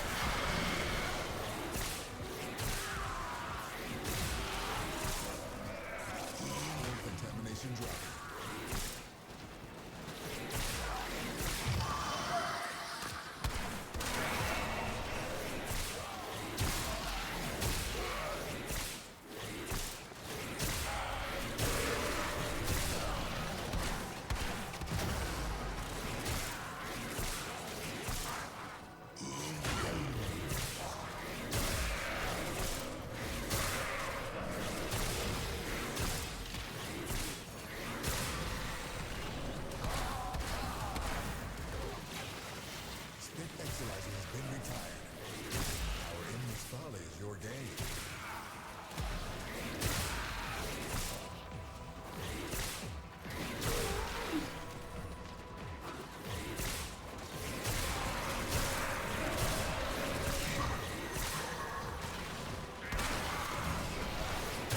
We're down an Exolyzer. Working on backups.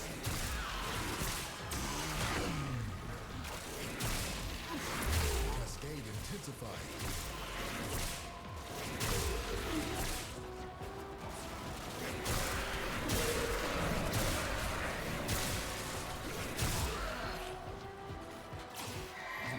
Spent Exolyzer has been retired.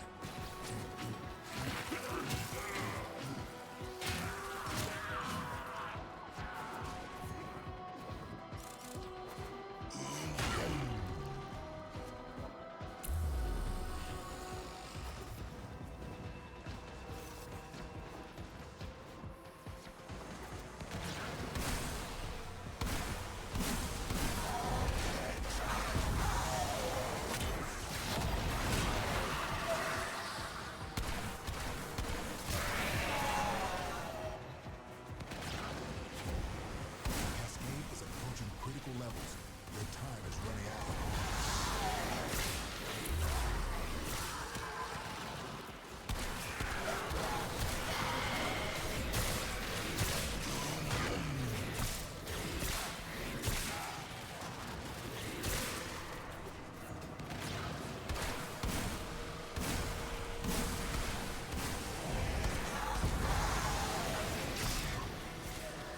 Contamination subsiding.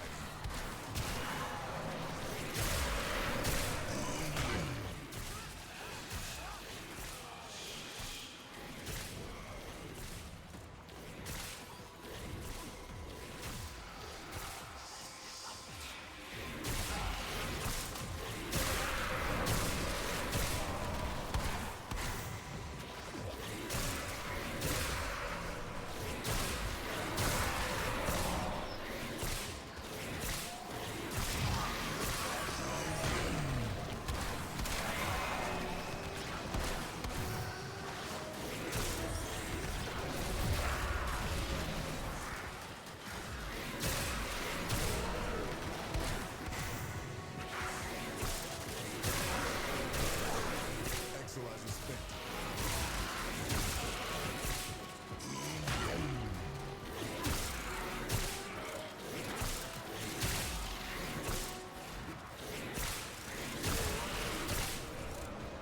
We're down an Exolyzer.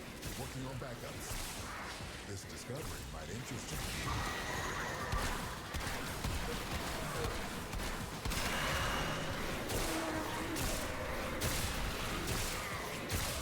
This cascade is growing out of control.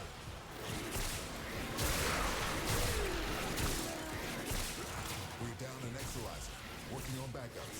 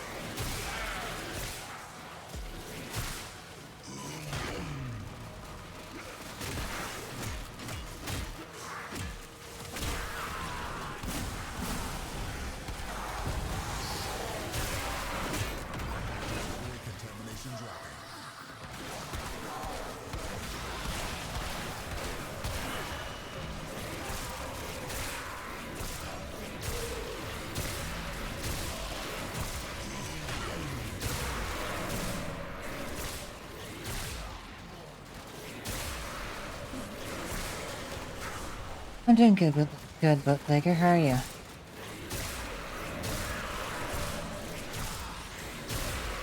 Kind of being locked in at the moment. Don't. Put down. Exolizer spent.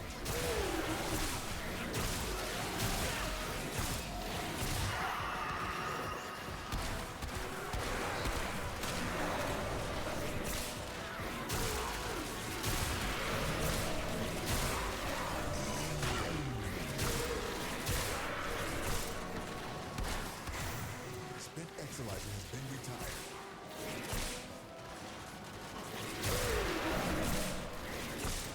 Contamination spreading.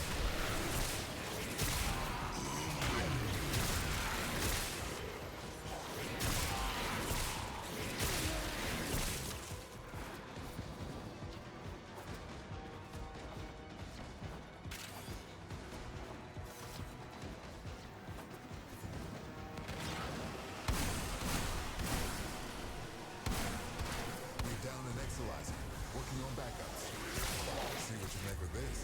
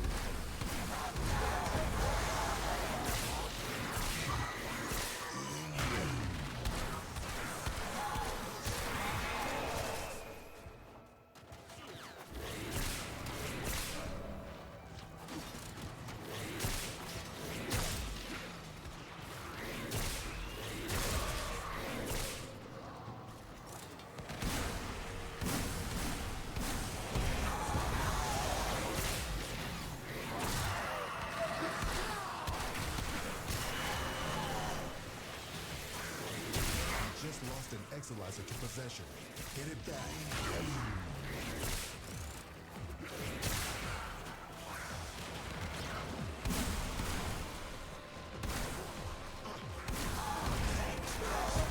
any rolling drags away from that Exolizer until it discharges. That'll make this cascade. Exolizer spent.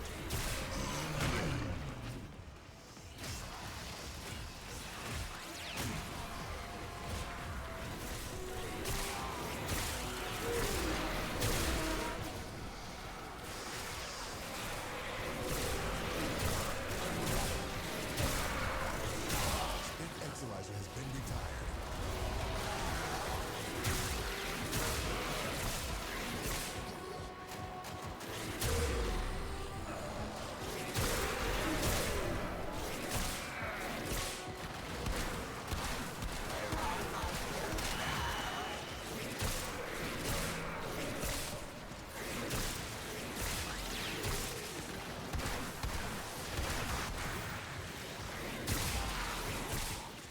Exolizer spent. Warframe one-shots? Yeah, basically. That is how Korra go. If you build it right. Press. Purge it before it makes the contamination worse.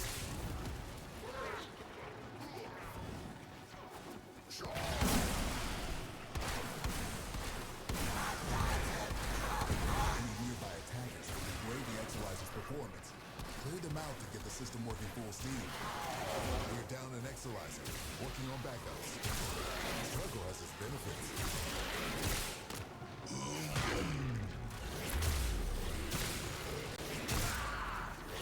Cascade is approaching critical levels. Your time is running out.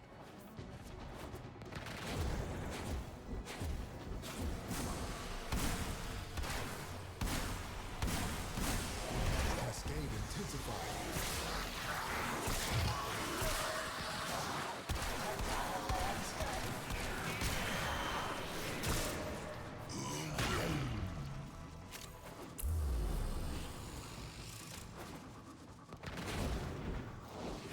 The Void Cascade has surpassed the tipping point. It's lethal now. Leave the area while you still can.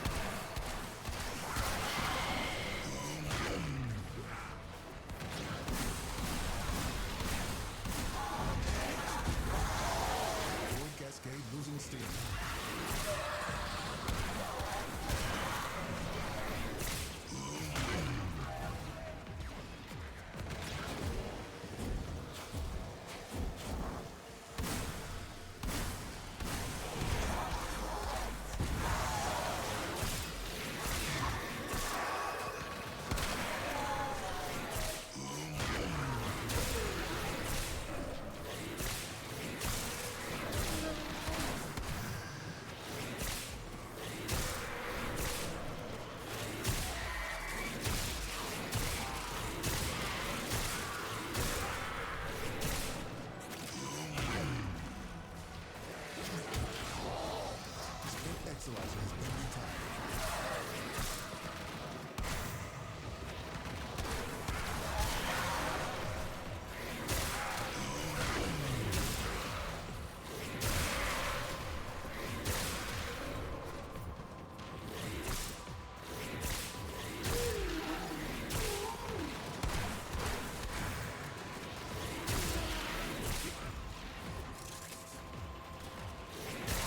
Spent Exolizer has been retired.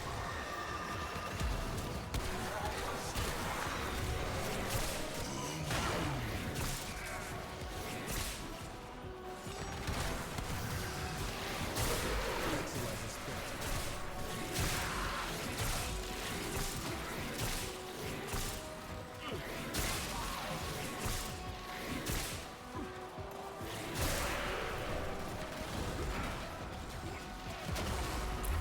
Contamination levels going in the wrong direction. We're down an Exolizer, working on backups. Our enemy's folly is your game.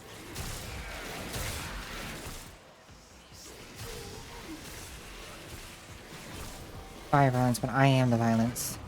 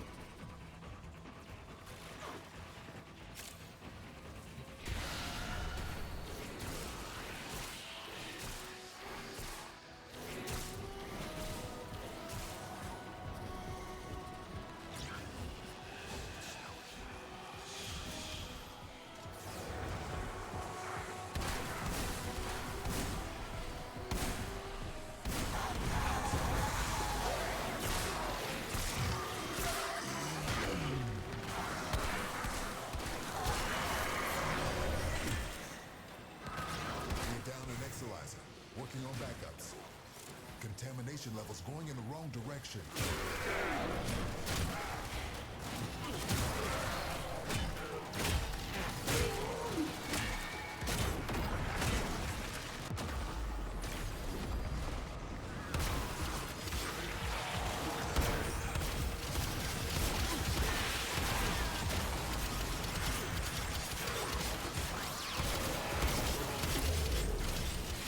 Cascade is approaching critical levels.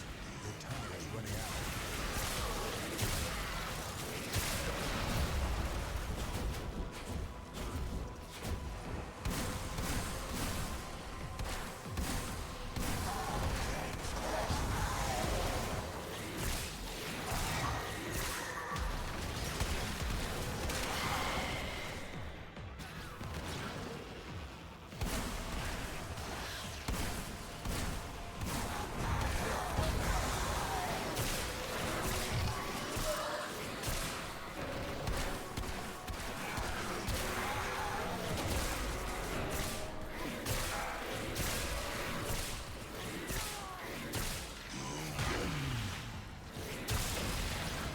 Exilizer has been retired. Enemy bounty secured.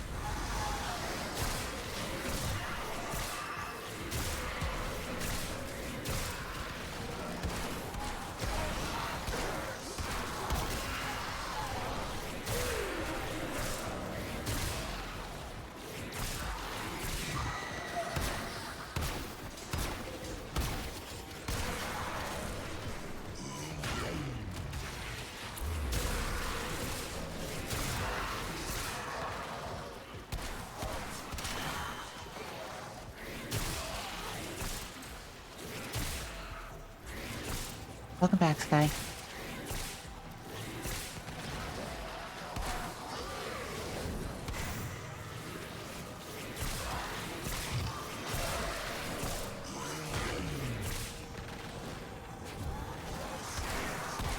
Exilizer spent.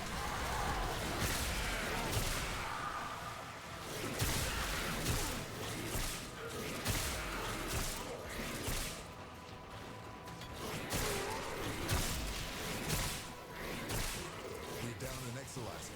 Working on backups.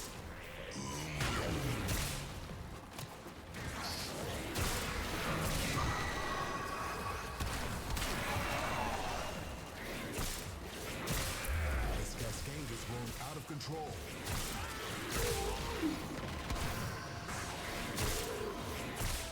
Exilizer spent.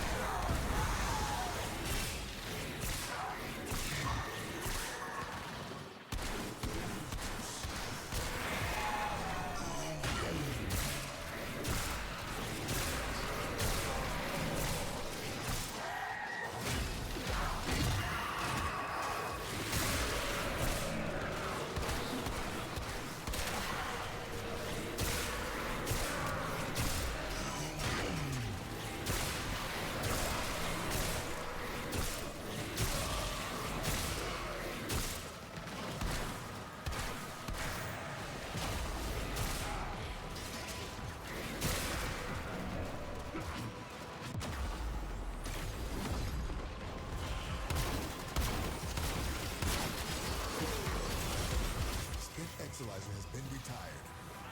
Cascade intensifying. See what you make of this. We just Damn. lost an Exilizer to possession. Get it back.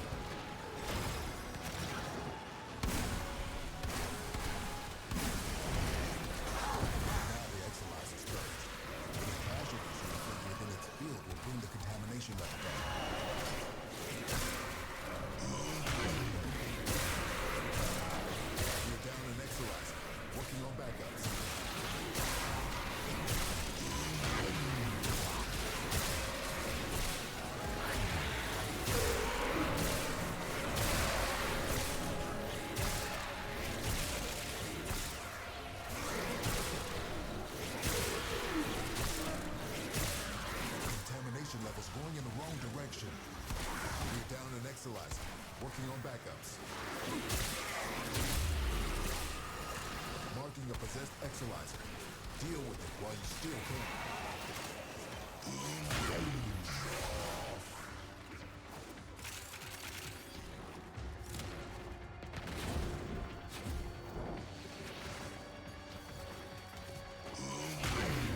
Cascade is approaching critical levels.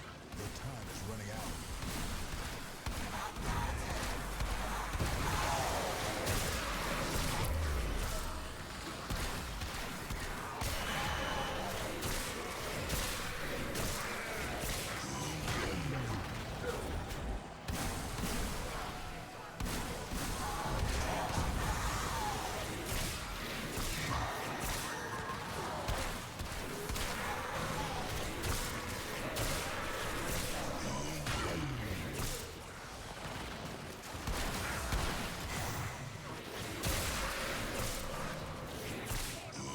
Holy shit. Was not expecting to be going this long with the Void Cascade. The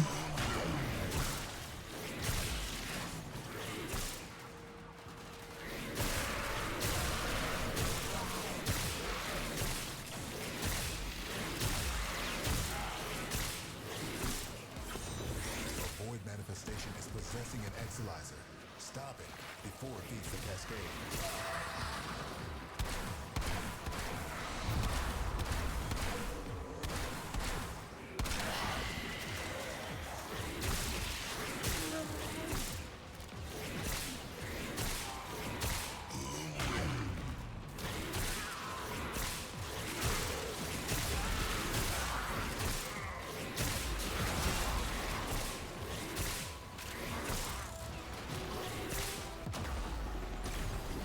Spit Exolizer has been retired.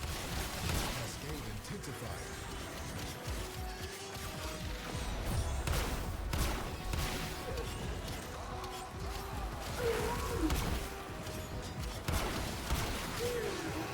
Exolizer spent. This discovery might interest you. Nope. Time to extract. Round 12 is the best I can do. Void Cascade has surpassed the tipping point. It's lethal now. Leave the area while you still can.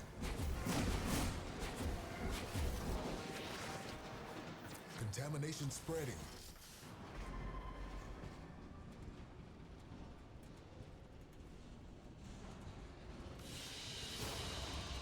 And so we learn the importance of clarity and purpose.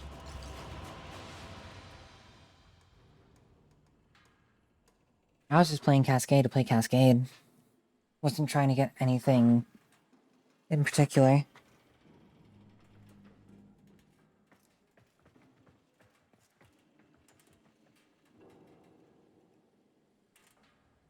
Yeah, a singular copy of Molt Augmented.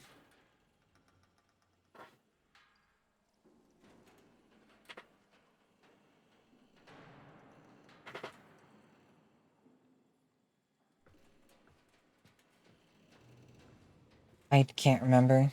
I'd have to go look back at the VOD.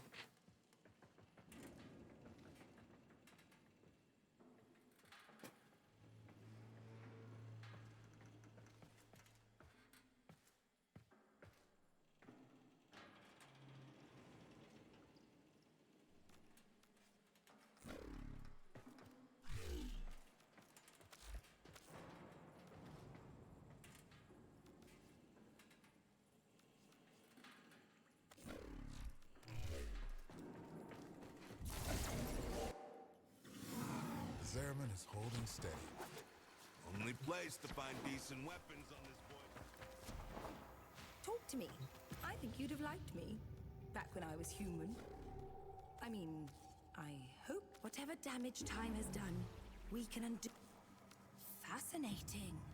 If you have specimens, I'm deep.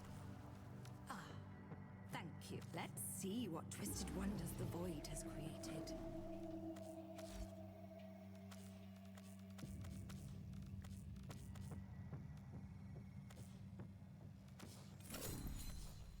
I'll see you later.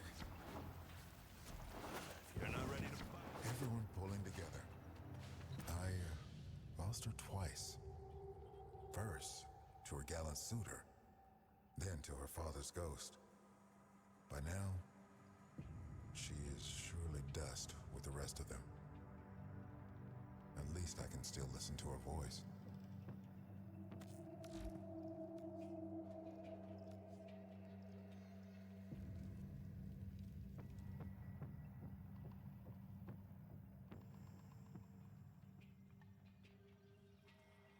Go and visit hell upon them.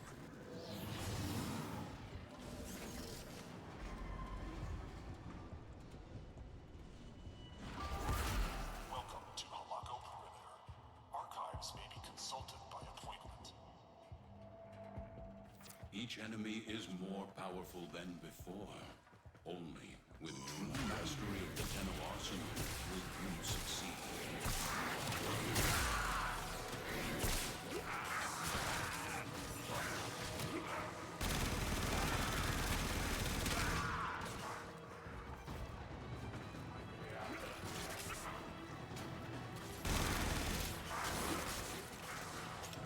Keep fighting. I'm loving this.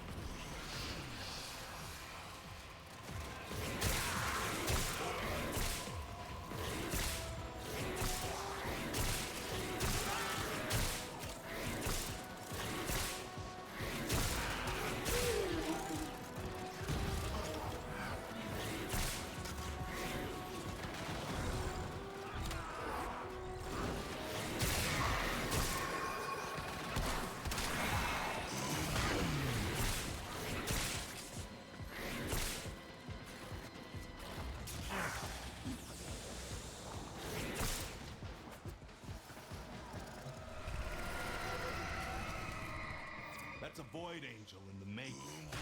Best be ready.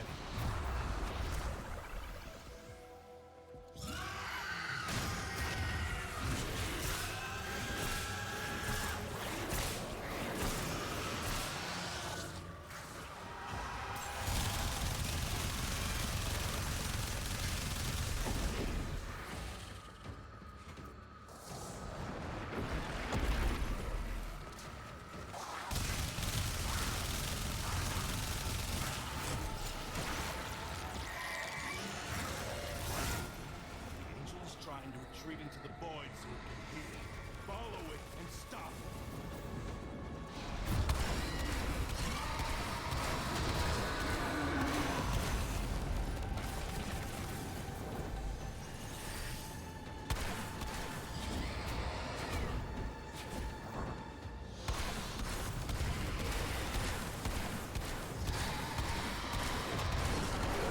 You can't hurt it while those dimensional orbs are around. Use your void body to absorb it.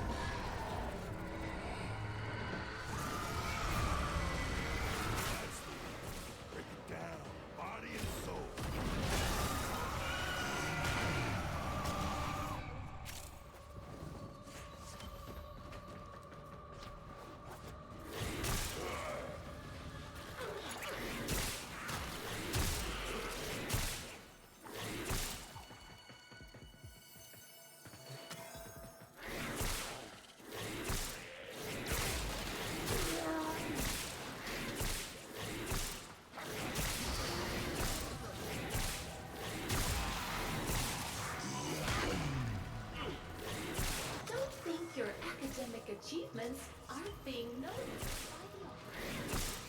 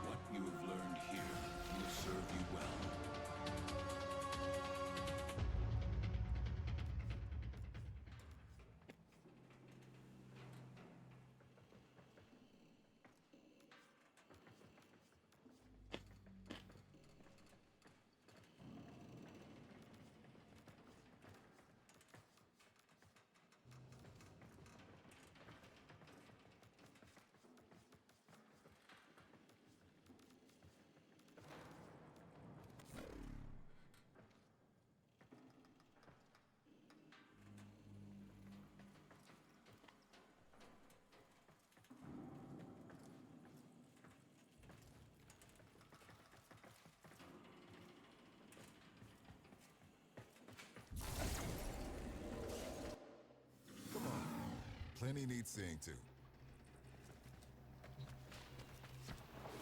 Only place to find decent weapons. If Welcome the art back. comedian, I never liked to stay too long in the reliquary. I forgot I was muted for a while. Even when I was alive, I kept thinking I could see myself out the corner of my eye, grinning. Very well. Keep your secrets.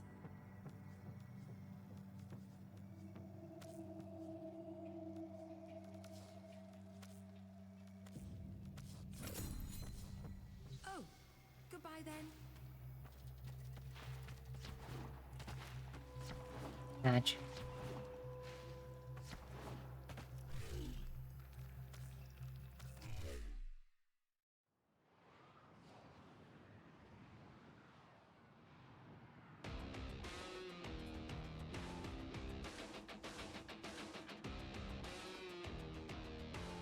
Sorry that you didn't get what you wanted, Dora.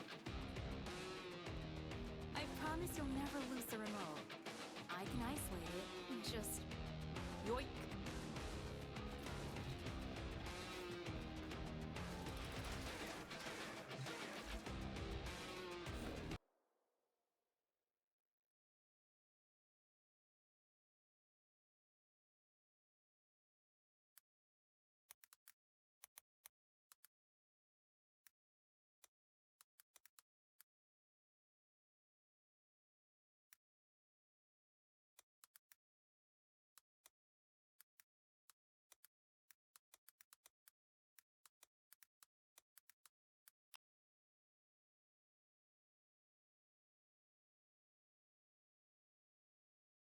Don't know what to tell you.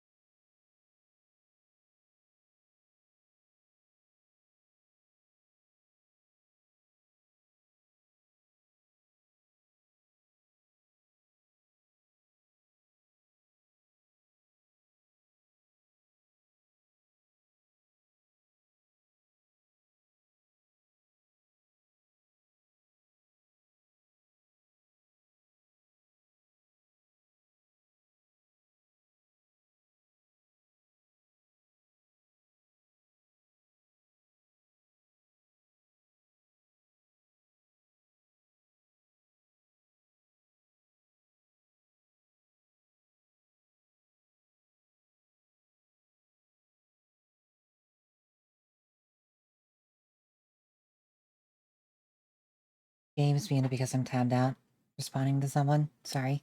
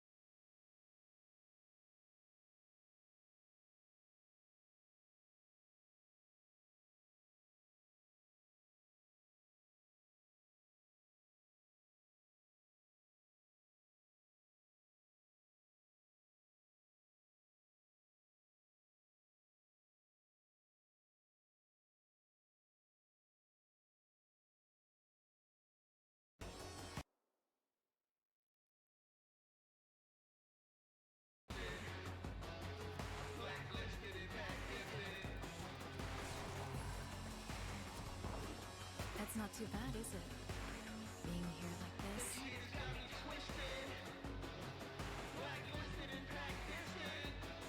Ba, ba, ba, ba, ba.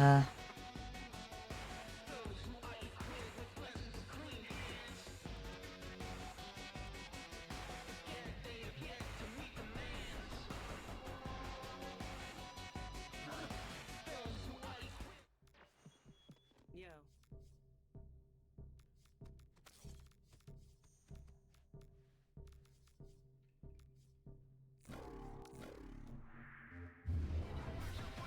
Looking for the heart of two, not just me. Does it ever sleep?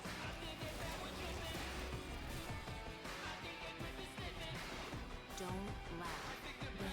This? I think this is the happiest I've ever been.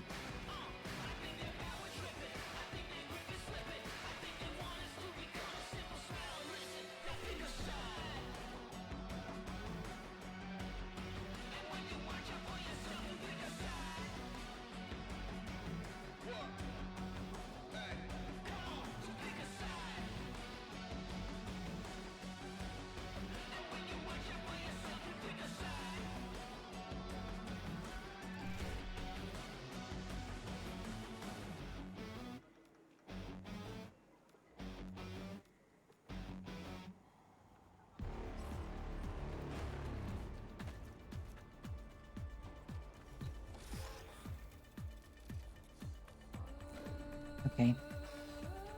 I think I'm gonna go ahead and go run the Ayatan treasury. If anyone in chat wants to join, feel free.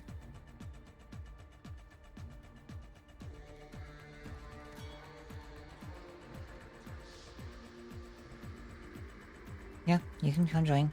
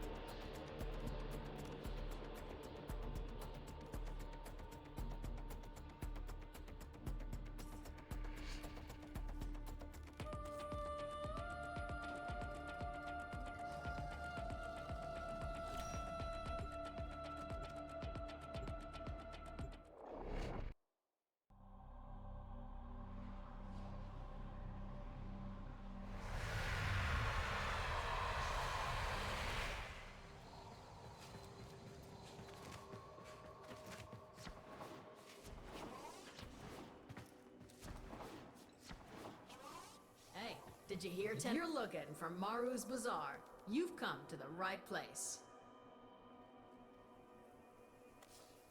Before we start, is there anyone in chat that wants to run this with us?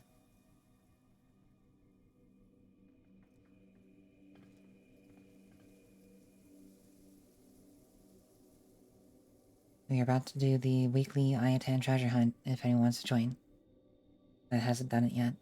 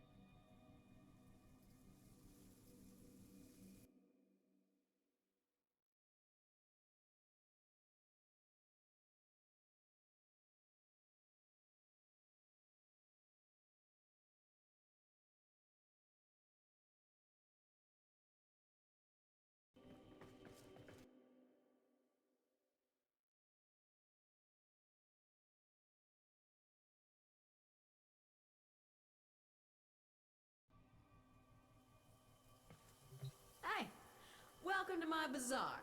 Tenno from all so, looking for Iotans? That's the spirit. Let's go!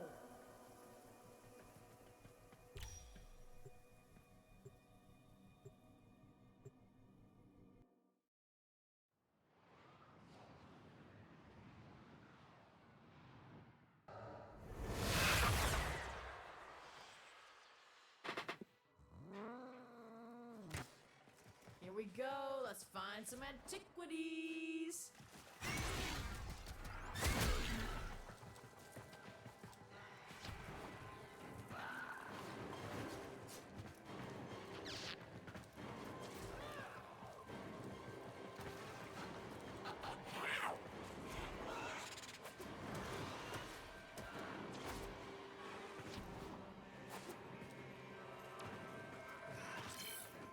Under the waypoint.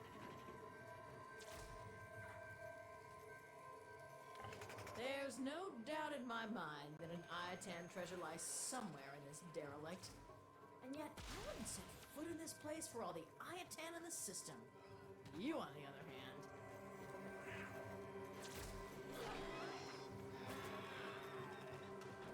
Way up high.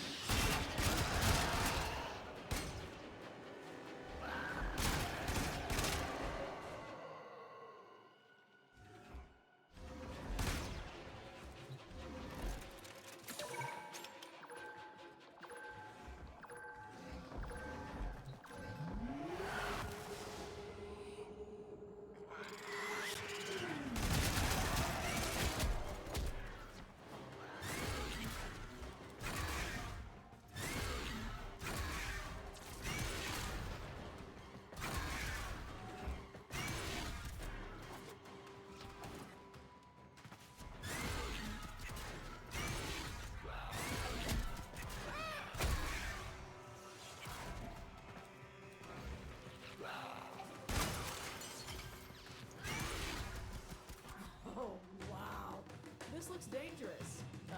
For me. I mean, you're gonna be fine. Promise.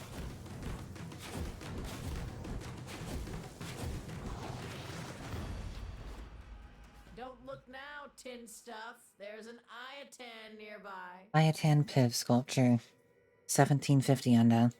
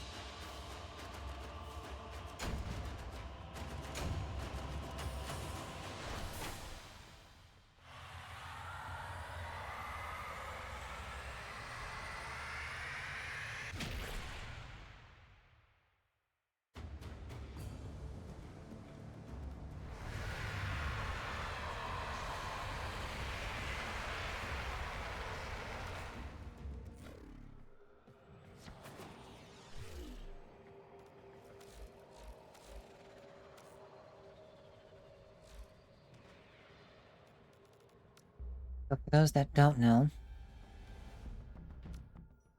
once you hit MR10, you're able to you get a button that is auto install, where if you click it, it'll automatically fill a sculpture with all the stars that it needs so long as you have all of those required stars.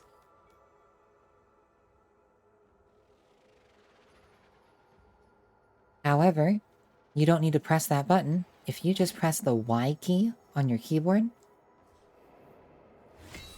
it'll autofill. You have to have that button unlocked for this to work, but that is a thing.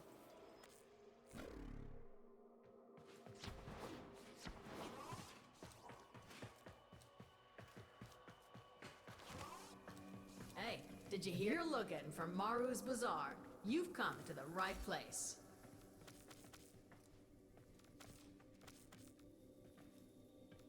Come back anytime, Tenno.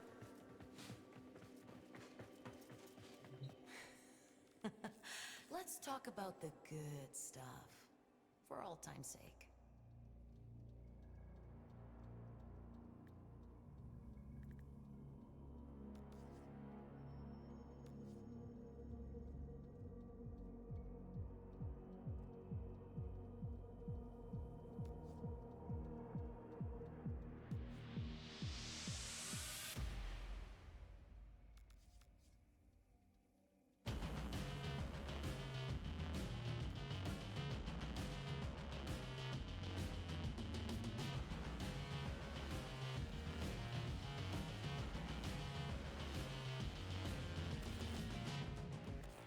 By the glory and wisdom of the Seven, yada yada yada.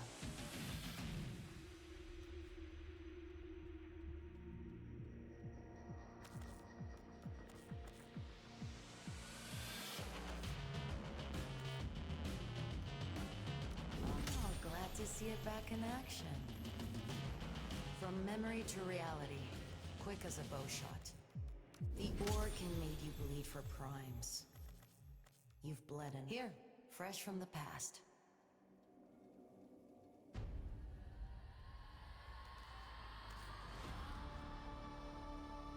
My time has passed, but damn. I miss the heft of a weapon. The stench of superheated plasma. I'd be fighting alongside you if I didn't have this thieving little miscreant to watch over.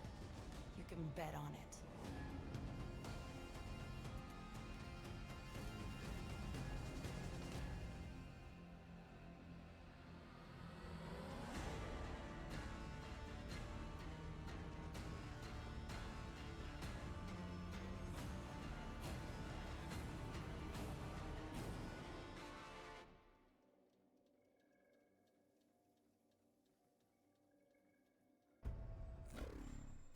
Don't go leaving anything unsaid.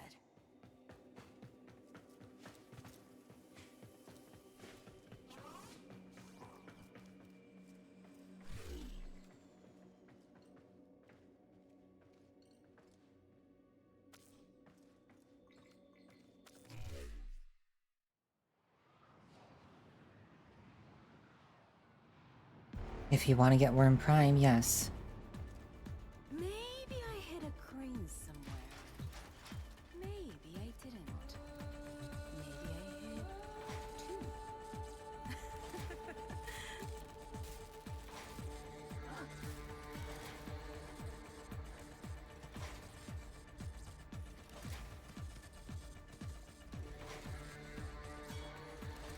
Worm Prime can negate statuses.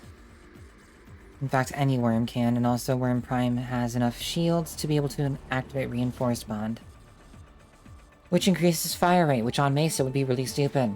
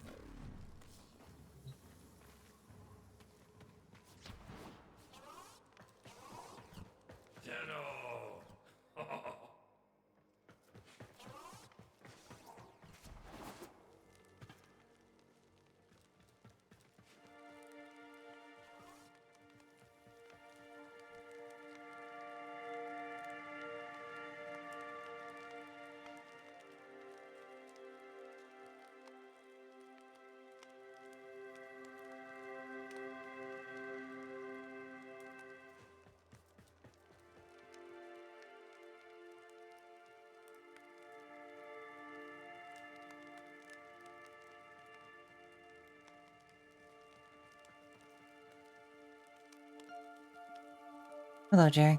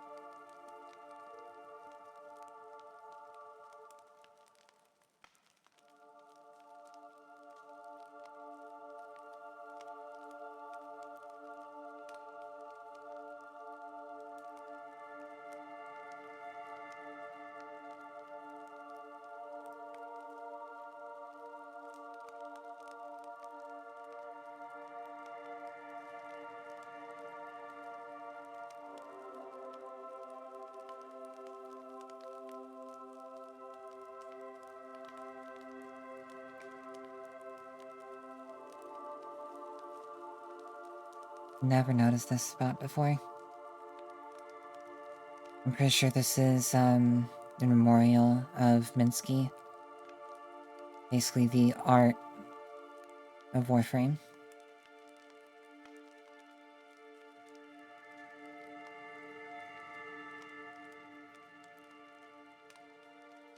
Yeah, that Wukong is not a player.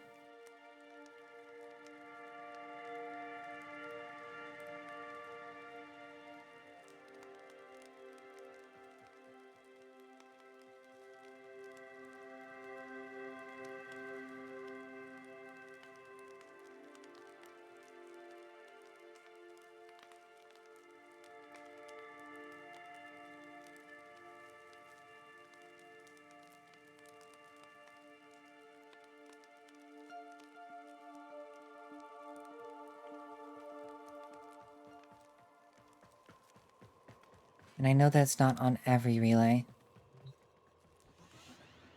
since not all of them are laid out like this.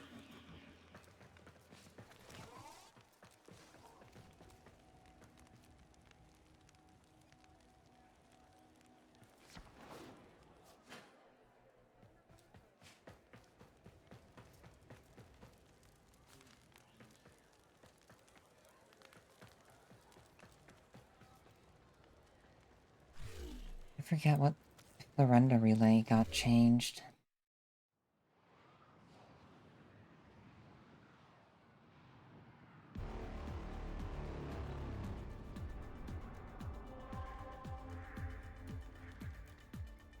Yes, it did.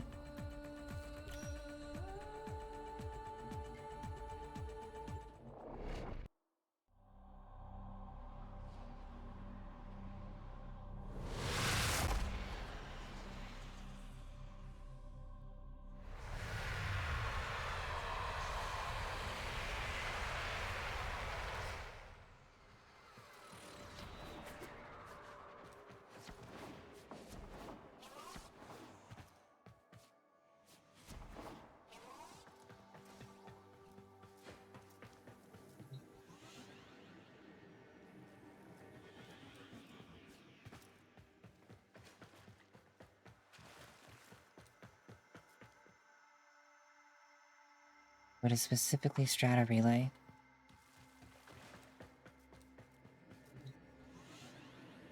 I could probably go read the patch notes and find out.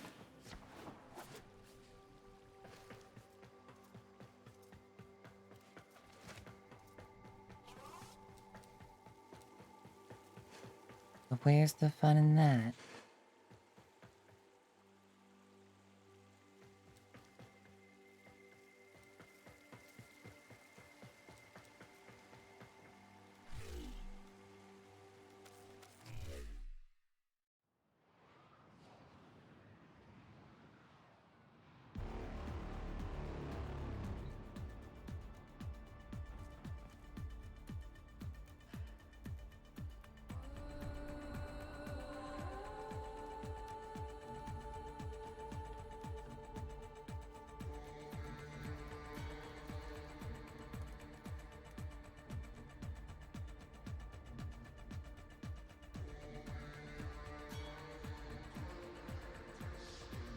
Dora, you're probably gonna go make food soon, aren't you?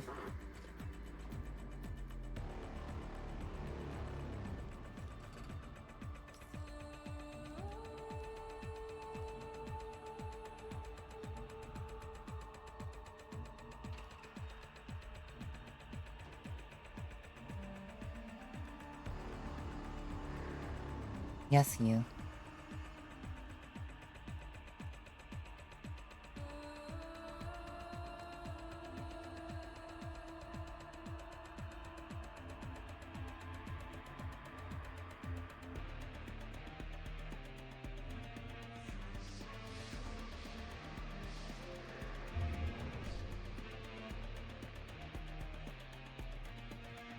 I was on the internet and I found this website with a few images that gave me some ideas for... Hello, Bigfoot with Socks. How are you today?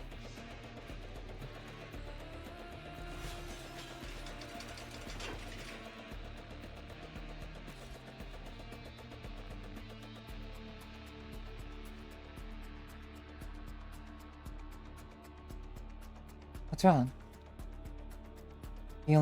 If you only think you're doing good, then something must be wrong.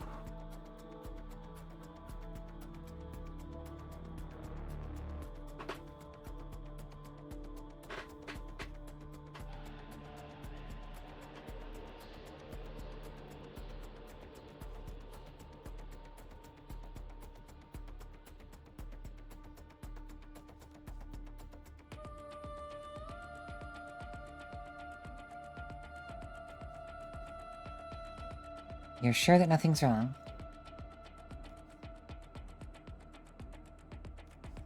Just sitting on Warframe leveling arc melees? Fair. That's pretty tedious. Since it's Arcwing.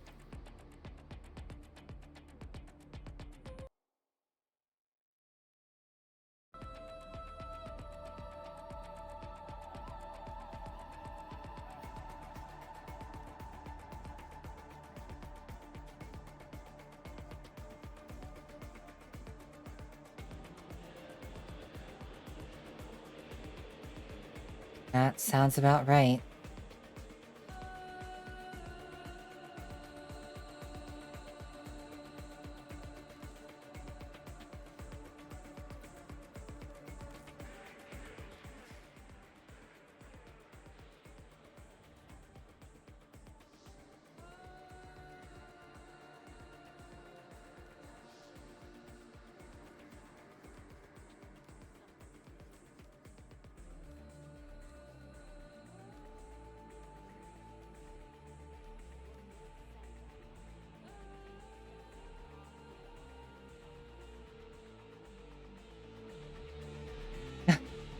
No worries. I appreciate the follow, Bigfoot. Hope you enjoy your stay.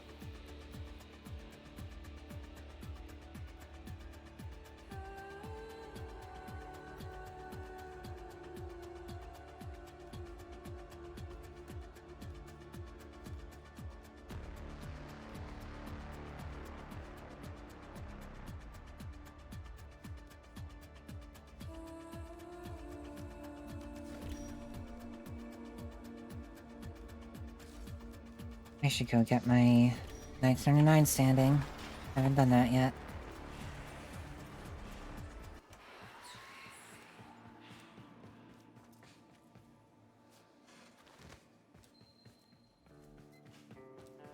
So, Quincy, hey, thanks for last night. How's the day? Need a little something to lift your day? You are welcome to do it with me. Yo, Quincy. You know, As the title says, I'm willing to help yours. so, what are we thinking? Was it the smell? See you soon.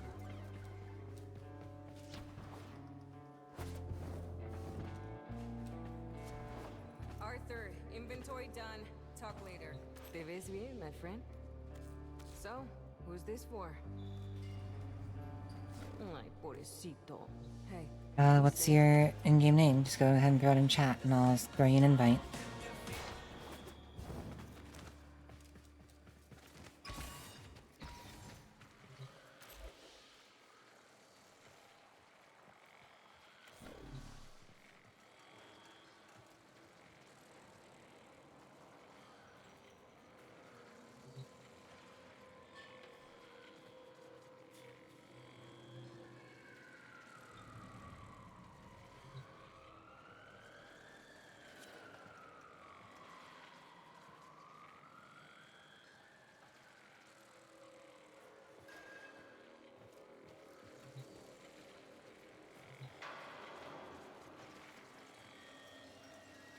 I've also sent you an invite, Doranis.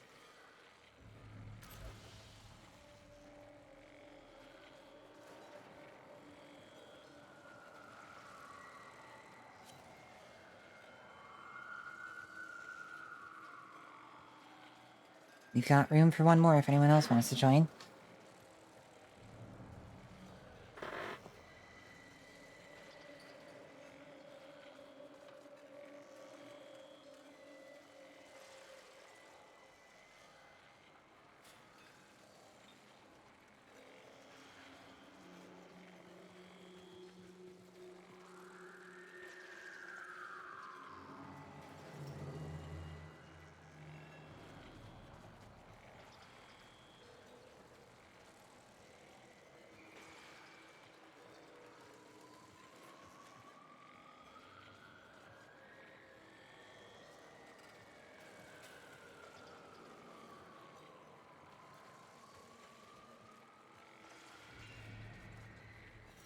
Alright, looks like we're just gonna go with the three of us.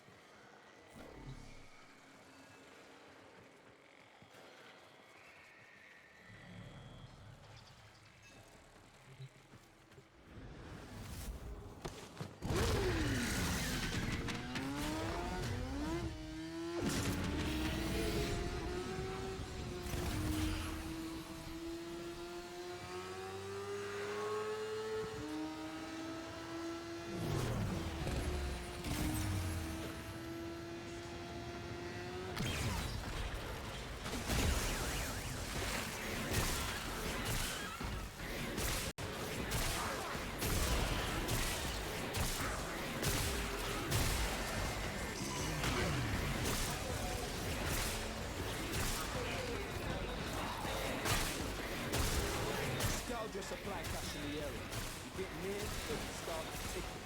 Self-destruct. Need to be quick to get the kill. Yo! Supply cache crushed. A further charge or two will melt that lock.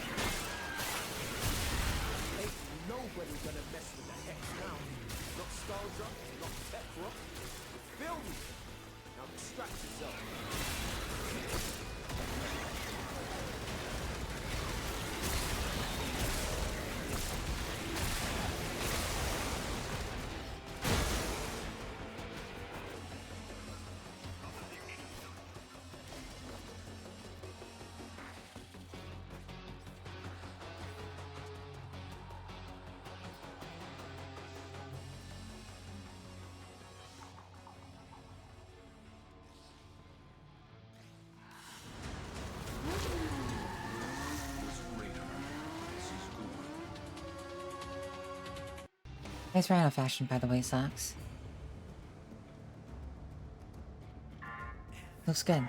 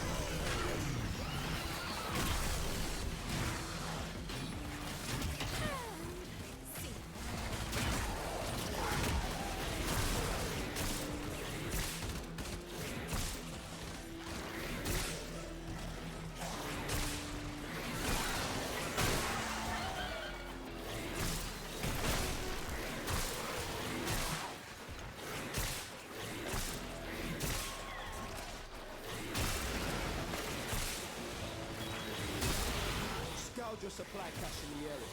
You get near, it will start ticking. Self-destruct. Need to be quick to get the kill.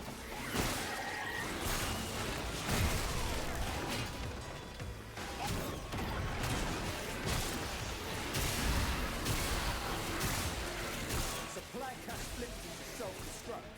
Get worksy, fewer thermal charges to pocket. Know this. Open that thing in the tech bubble with a round.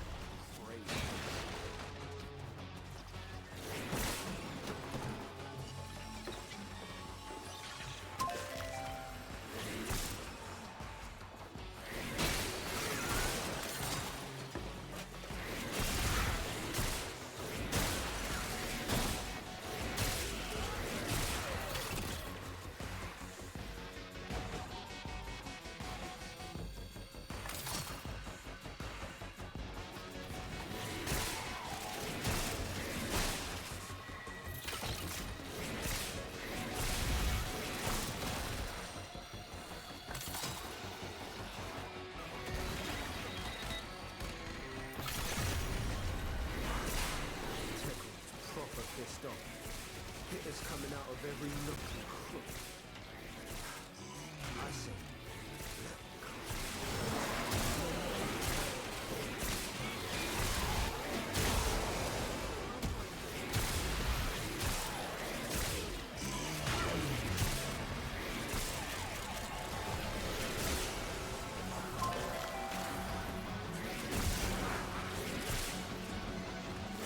nobody gonna mess with the hex now. Not Scaldra, not Tetra. Feel me? Now distract yourself.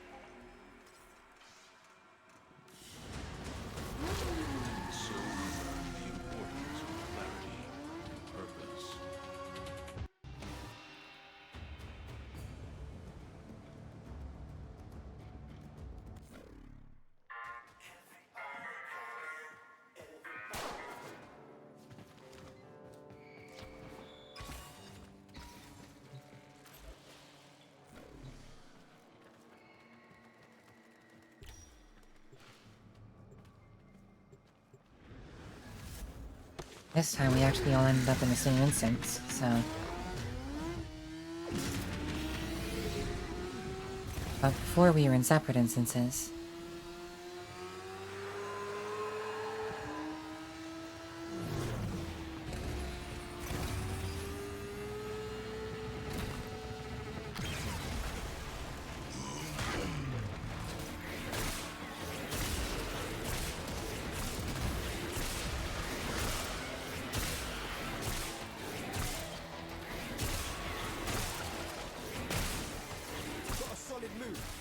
Found a supply cache. Now listen up. If you get close, it'll clock you and start counting. Bust into the cache before it's smoked. See? Yo! Supply cache clock you.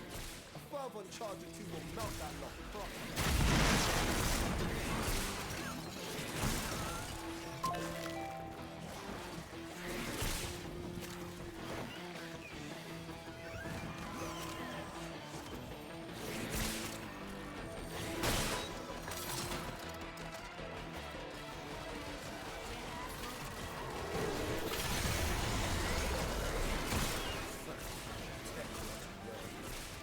Situation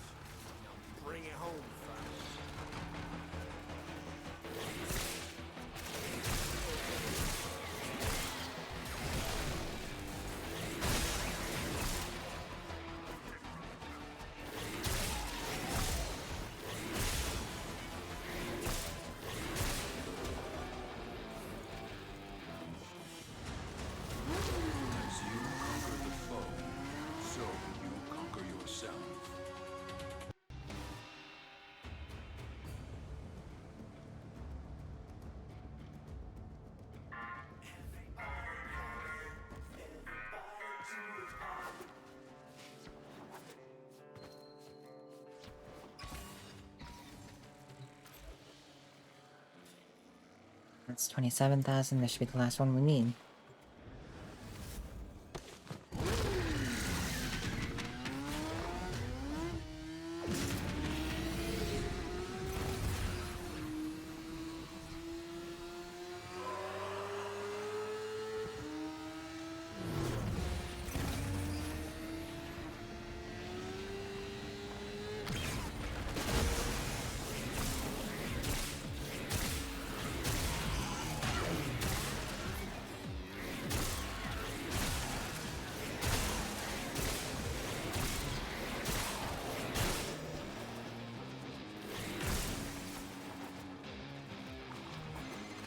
Scourge your supply cache in the area. You get near, it will start ticking. Self-destruct. You need to be quick to get killed.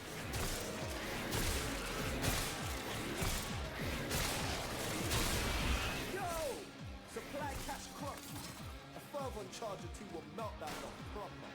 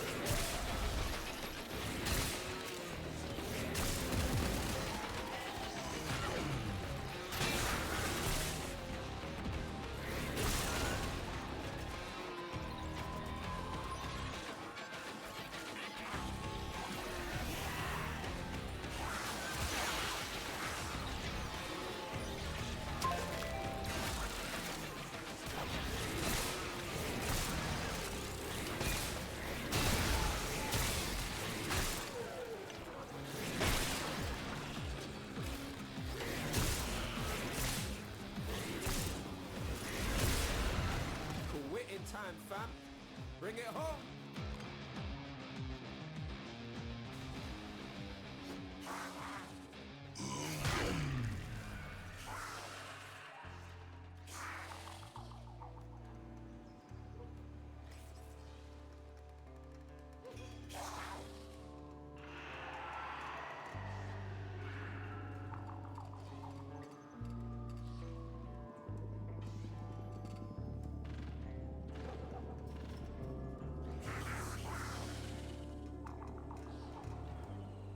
Whammo!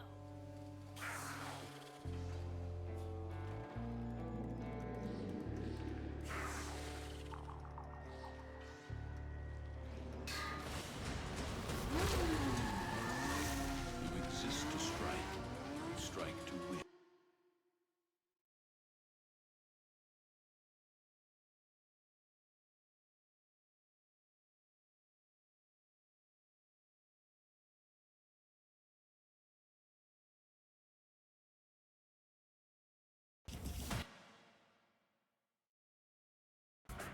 No problem, Big Butt.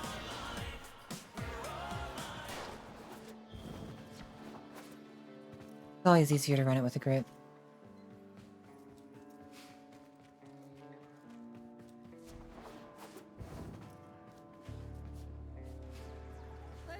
It's funny. I had a dream that Quincy was on a dinner date, sneezed mid-swallow, and cannoned 2 feet of spaghetti out of each nostril.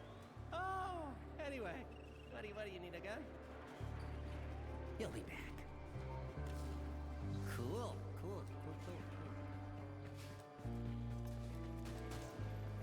Nice enough shooter. But I reckon we can bling it, yeah? Yo, what you saying, fam? You cool? Stasis is death, yeah? Change is life. Law of nature, law of style, fundamental.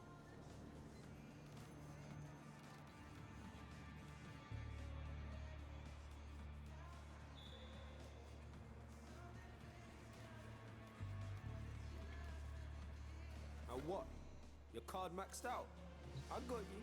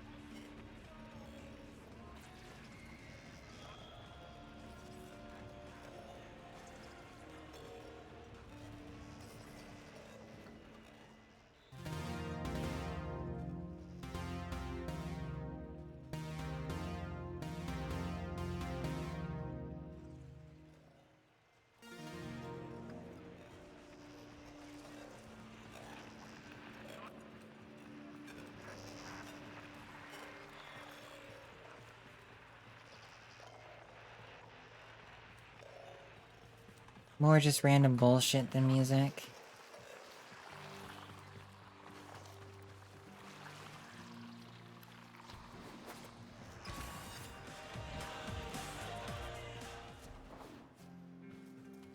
Hello, lovely. Shall we?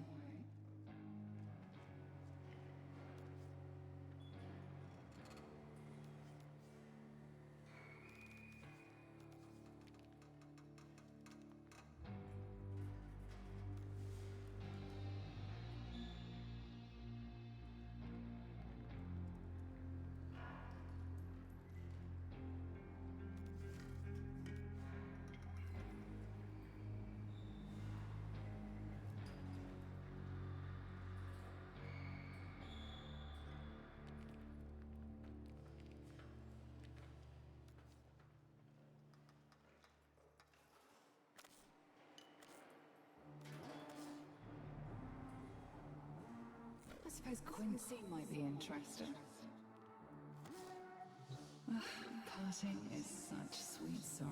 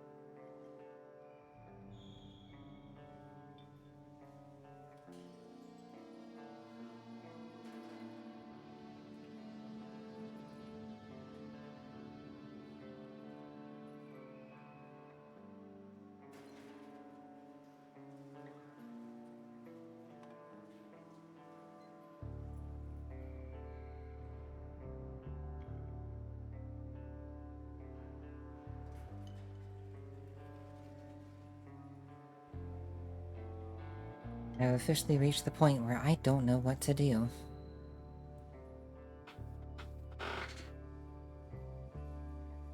I could pre-farm relics.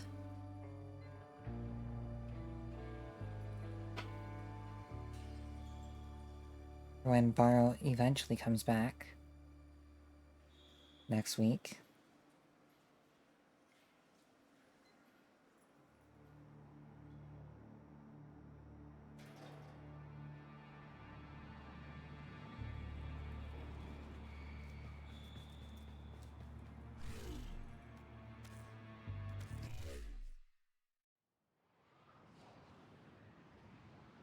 I mean, I've still got 1,000 on me. I know Amir could probably get a pizza here fastest. Watching that he tries to steal a bite on the way here would be much more fun.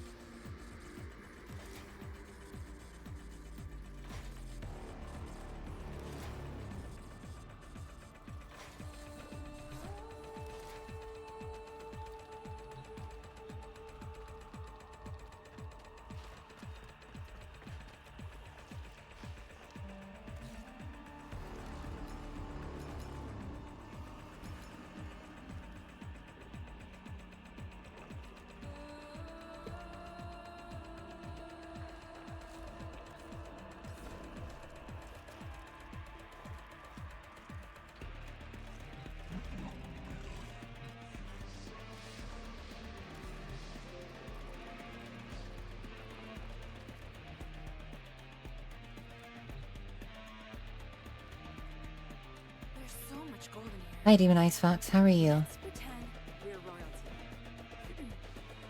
Princess Ami, your highness.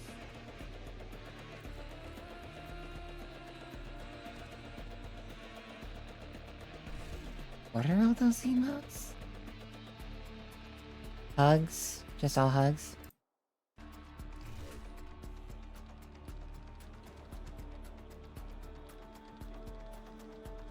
I'm alright. I feel like I might have made someone upset earlier in the stream, but other than that, I'm okay.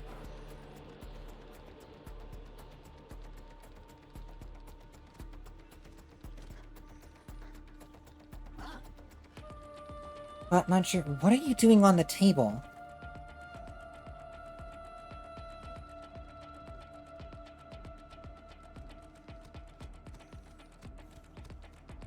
Do I have to house train you?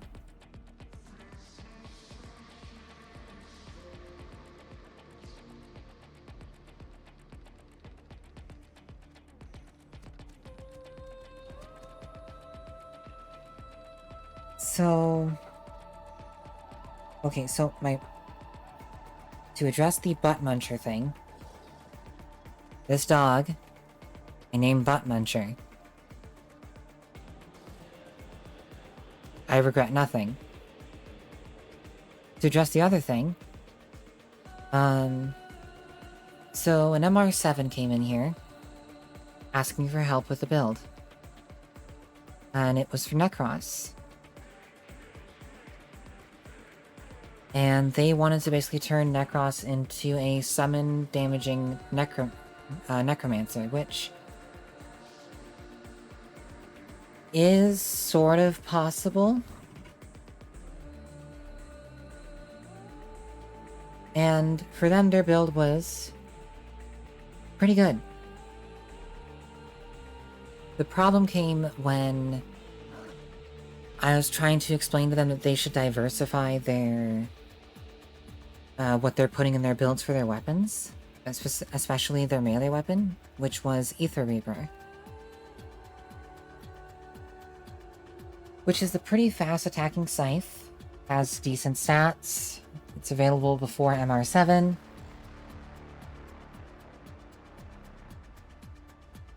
And they basically went all in on Slash on it with Healing Return. I was suggesting that they could put more Viral in there, because Scythes have guaranteed Slash in their stance. I wasn't trying to say that what they were doing was wrong. I was just trying to say that there were places that they could improve their build. They stopped talking. They closed the stream. I don't know where they are. I'm still friends with them on Warframe as far as I can tell.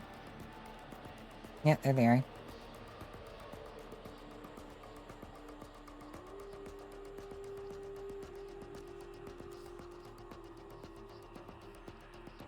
Like, here's what they were running for Necros.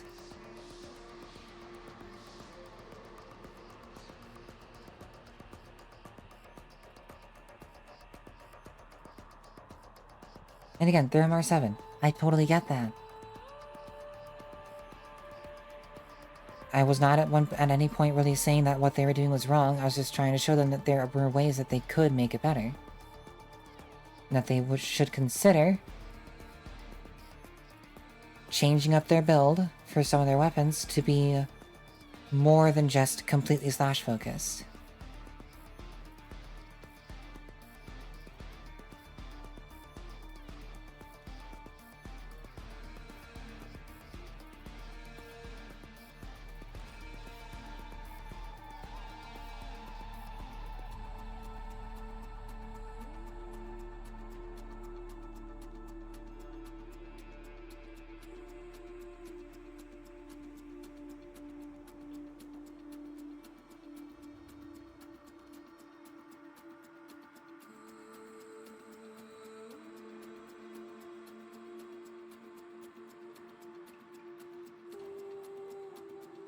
I was just trying to show them there were ways that they could get more out of what they were trying to do.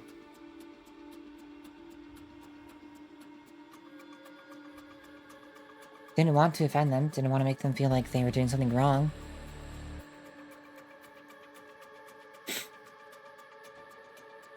Just wanted to show them that there was things that they could do to make stuff better.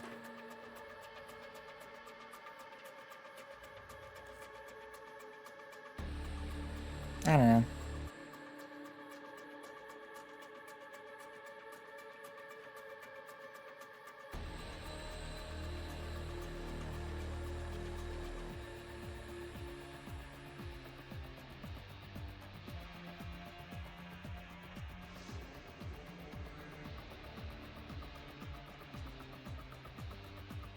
Moore was saying that it was his way to play, and I was like, yeah, no, that's entirely fair. I'm just telling you that there's other things that can...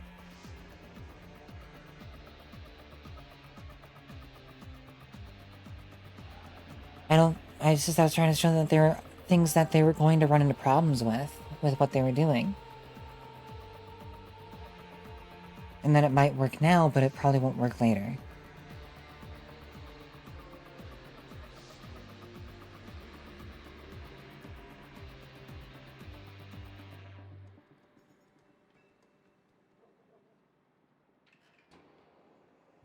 I hope he comes around.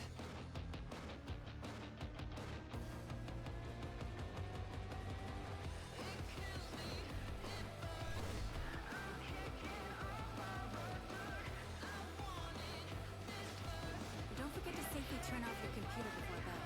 Okay? It's soundproof in here, right? Oh, I hope so. Like, I basically tried even pushing their build that they gave me to what I thought would be the logical limit with my Necros, which doesn't have nearly as much investment as them.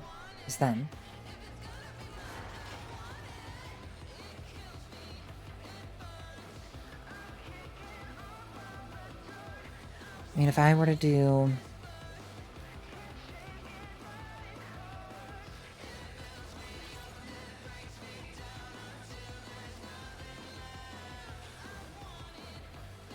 even this kind of thing, I don't think it'll help Necros.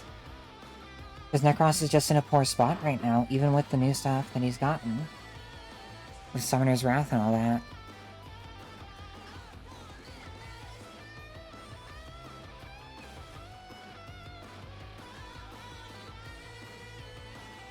Yeah, they did thank me about that, and they also thanked me about how I corrected them on Equilibrium.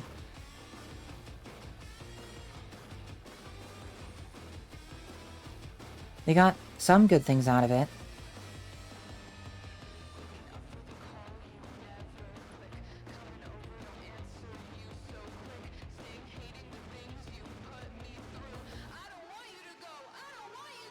But I just hope that they aren't completely turned off. That's all.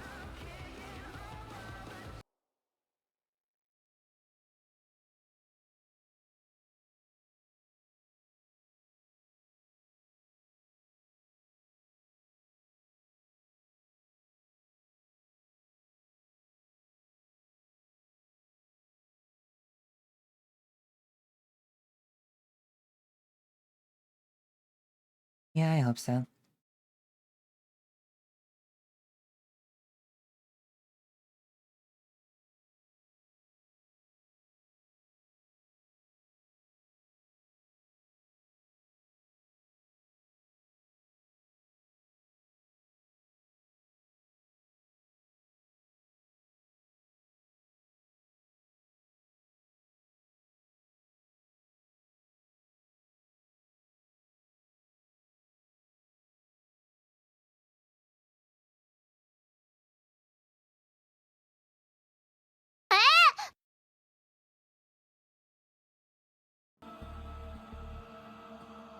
Hello, Deadline. Welcome to the stream.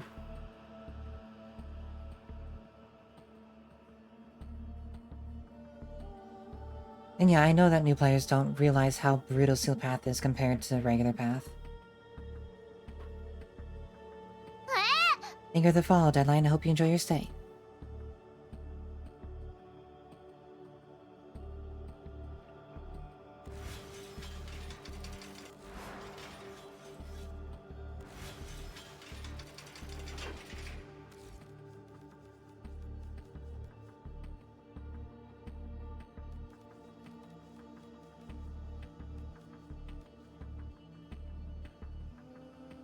Sure. You can absolutely get some help with your first Lich Hunt. Just go ahead and throw your in-game name in the chat, and I will send you an invite.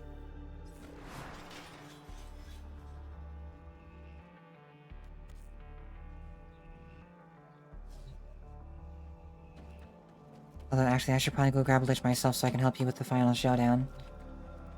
So give me one moment.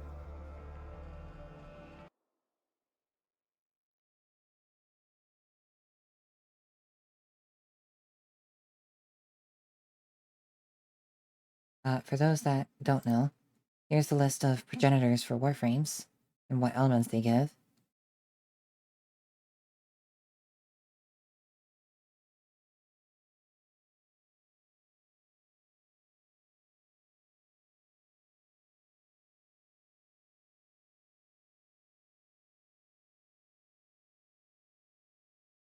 I can just go grab a toxic lich real quick. I was on the internet and I found this website with a few images that gave me some ideas for later.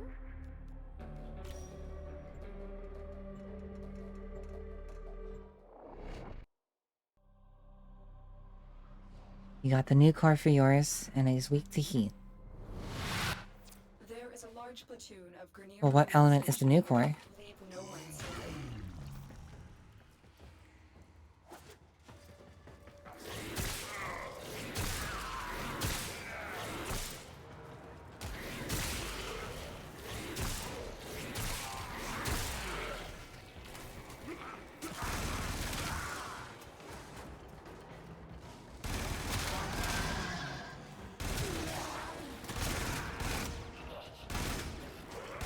So when you hover over the lich on the bottom right of your screen, and you click on that, it'll tell you the element of the weapon itself that you generated.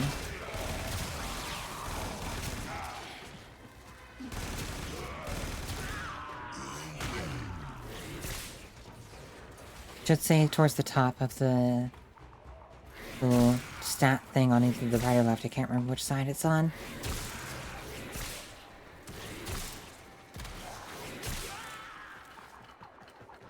And it'll also show you the percentage.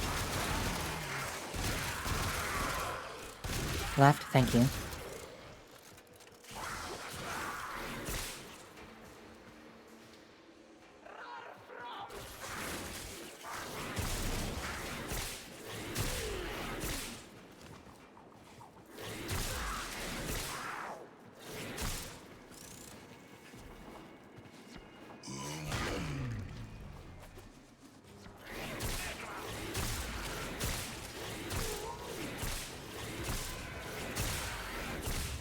Soldier, you have been nominated. Your glory awaits in her fortress.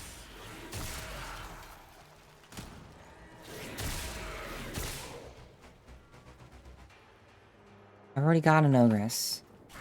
I bet she might have the ephemera. Fine.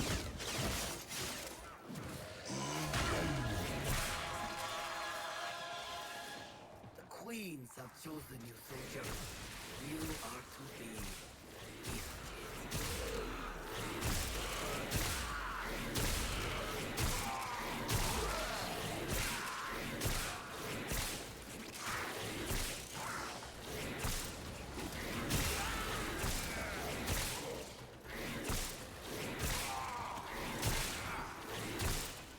44% impact? Okay.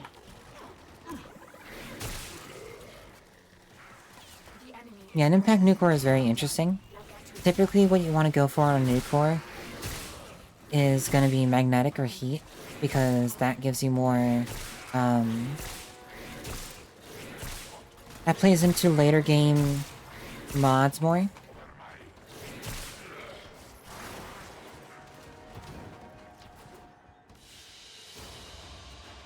job well executed.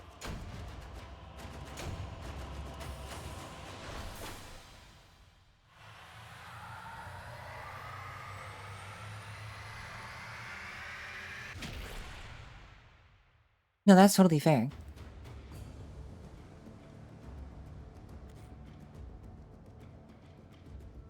I'm not telling you did anything wrong, I'm just telling you that there are ways that it could be better. It'll work, for sure, with an impact. Yeah, that would be why.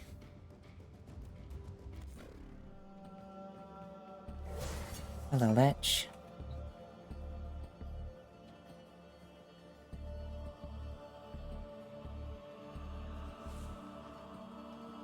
No, they don't, but also... So what you can do is you can go get another of that weapon, and then you can fuse them together and pick which one of the two elements you want to keep. If they're different elements.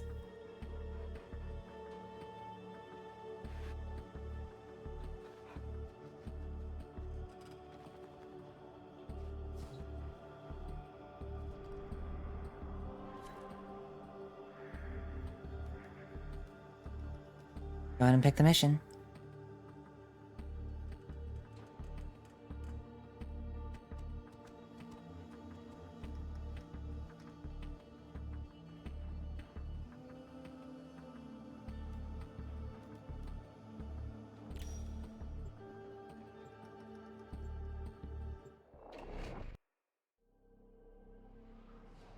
Yep.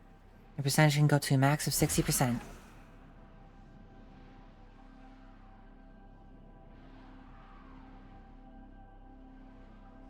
You can friend me if you want. You don't have to.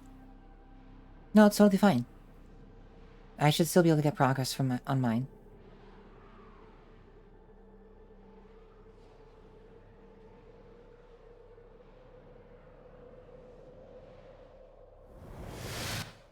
There is a prisoner here that is vital to our operations. Search for the holding location.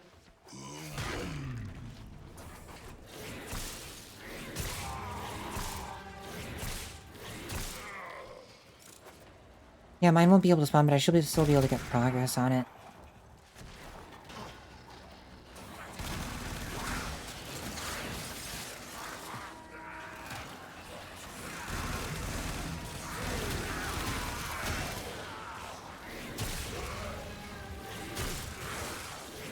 Find the captive as soon as you can.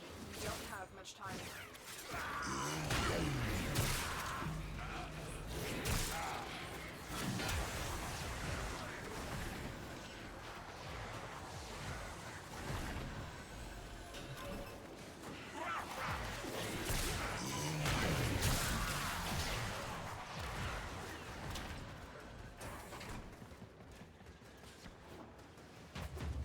I find you, I take you, like plucking fruit from a tree.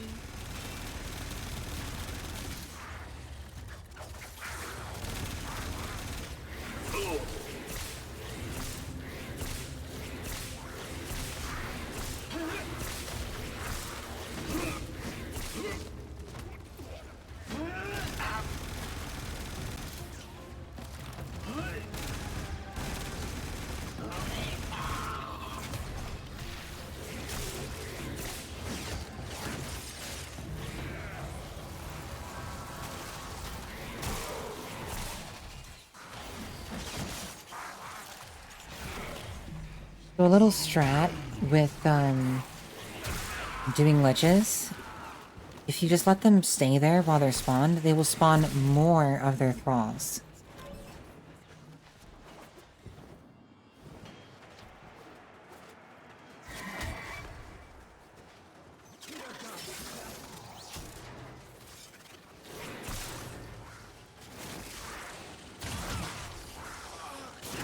Thank you, Tenno.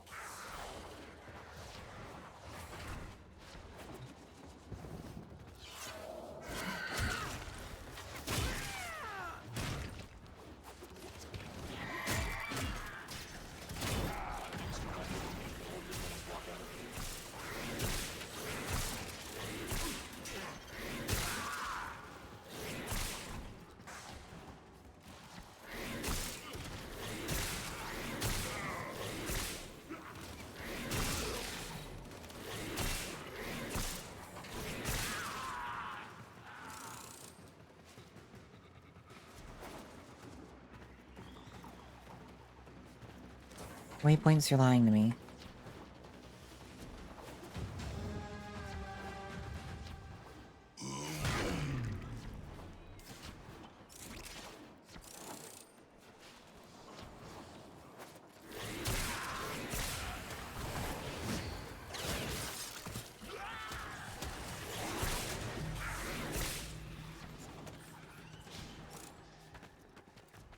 Also, if you didn't know, there's a scannable item right there.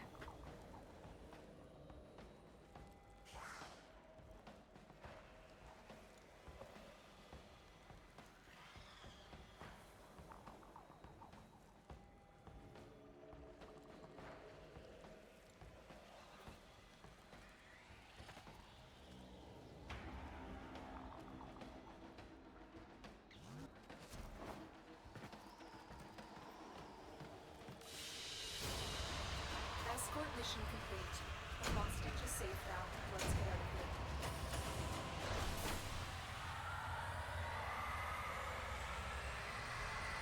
here. No worries. You're new to hunting liches, you didn't know. Totally fine.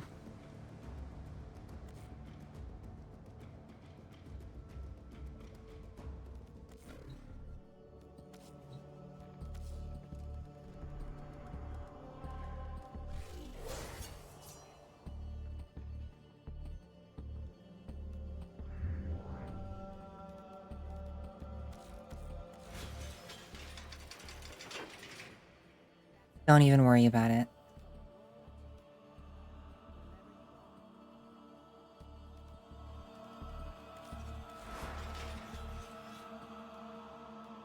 Not a problem at all.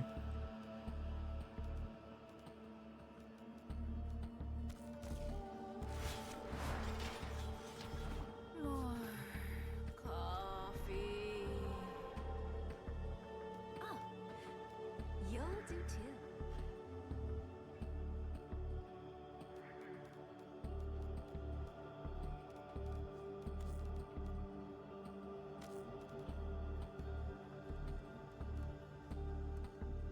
Go ahead and just run these, get some more of the murmurs. Requiem murmurs.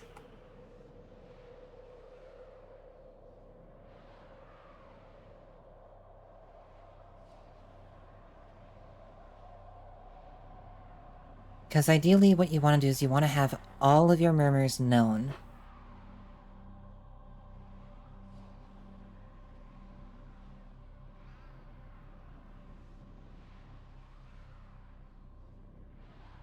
Or at least 2 of them.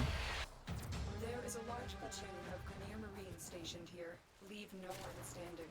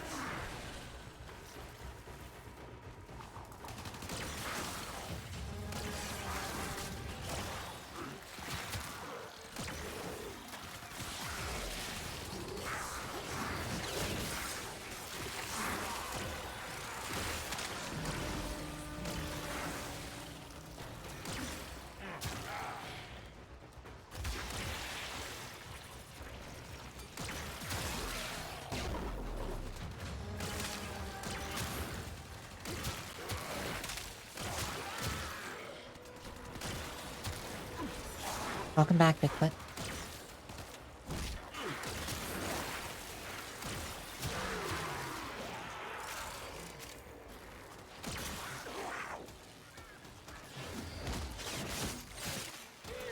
What'd you find on waypoint 2? Ah, ribbons liver. Those are auto marks, you don't have to mark them yourself, but appreciated.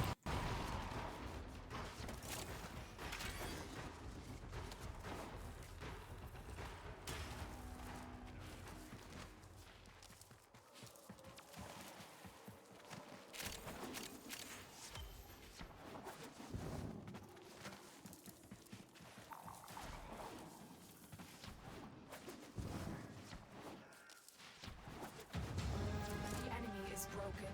Well done. Now get to extraction.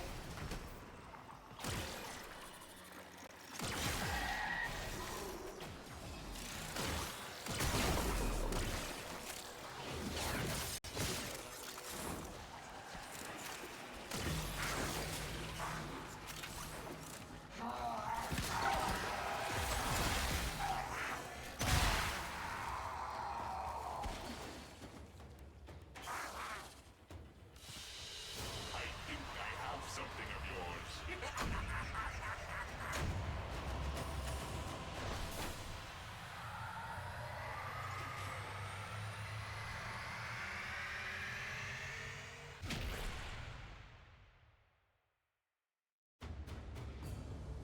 Well, good.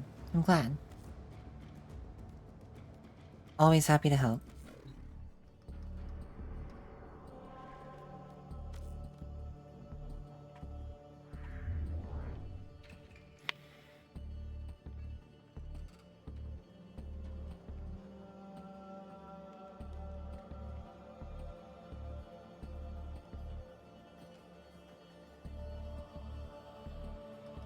Hopefully I don't need to go farm one of the Requiems. But that's fine. I would feel more sorry for you if you're on console, but also you're on Switch. If you're on Switch, I feel so bad for you, and I would almost say you're better off playing on a phone.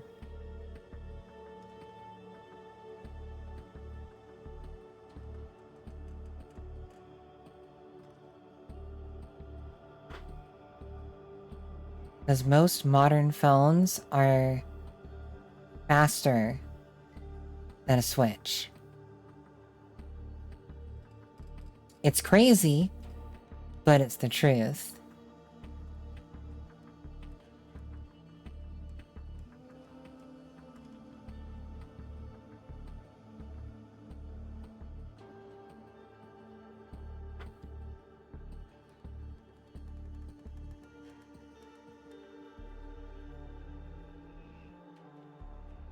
Yeah.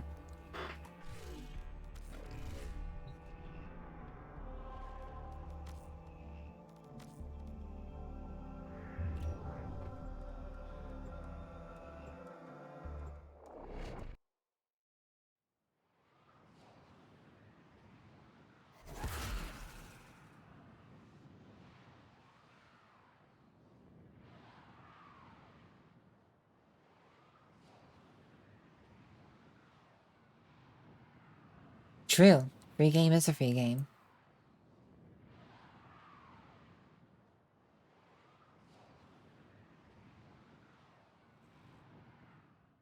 And it's still a good game, even on Switch. It's just that it can be a bit of a pain.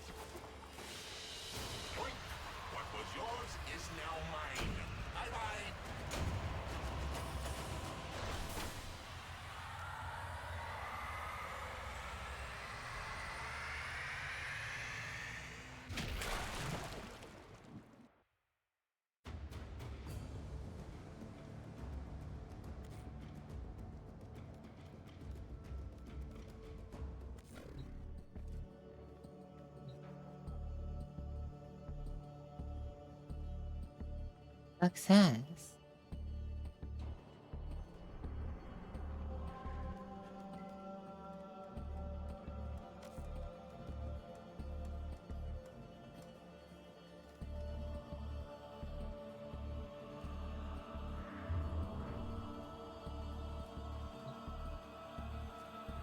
That gold is real. I checked. Maybe I could, make some That's easy to get your hands on? Oh boy. Okay, so...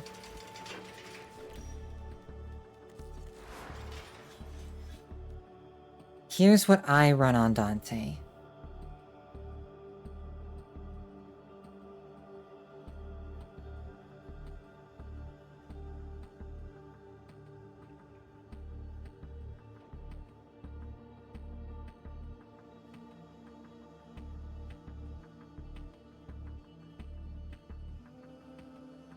Now, you might see Archon Vitality and go, but why?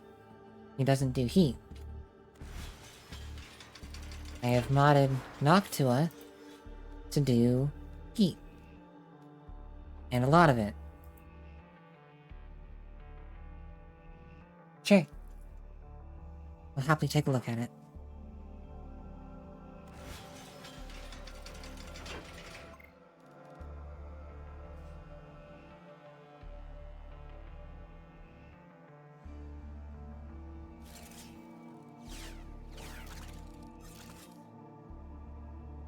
So, negative duration is a way that you can go with Dante. I haven't found it to be as good as actually buildings for some positive duration. Because with Lightverse, or rather the double Lightverse of his 4, which is Triumph, with enough duration, you have... Okay, you wanted 2 builds? Well, so, the first thing I'm gonna say is that you have more efficiency than you need.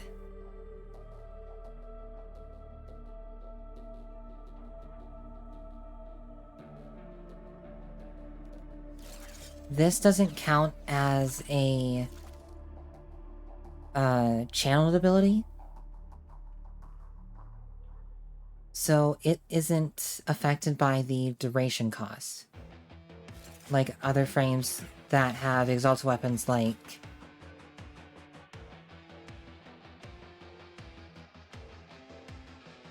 took the book off but still modded it like a prior since the book that spawns with the 3 takes the mods of it.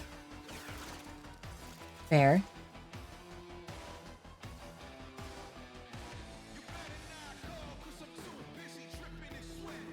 So... yeah, okay. Efficiency is capped at 175%. You can go over, but that only matters for frames that have a channeled ability, like Mesa's Regulators, or Jade's Glory on High, Excalibur's Exalted Blade, things like that.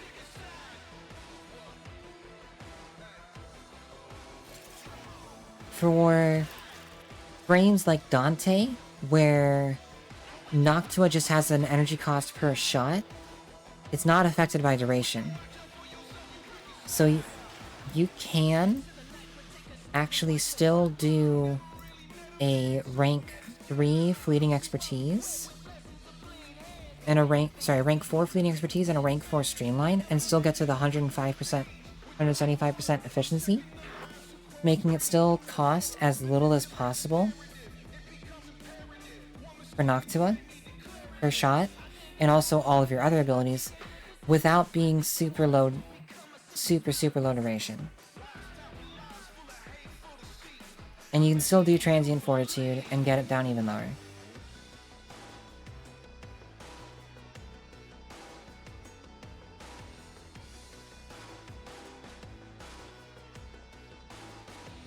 If you want to go that route.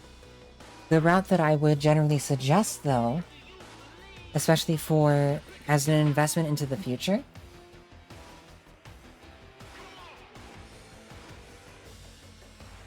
is something along these lines. With Growing Power being the toughest to get mod here.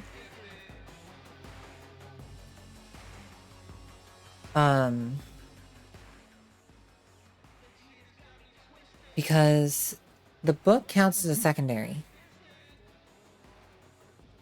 So it's affected by arcane velocity, which will make him shoot a lot faster, which patches up the relatively low fire rate of Noctua. Getting growing power is relatively involved because you have to do the specters from the Titania quest. And based upon what I'm seeing, I believe it is the Knave Spectre, which is a Loki Spectre. Which is always interesting to fight.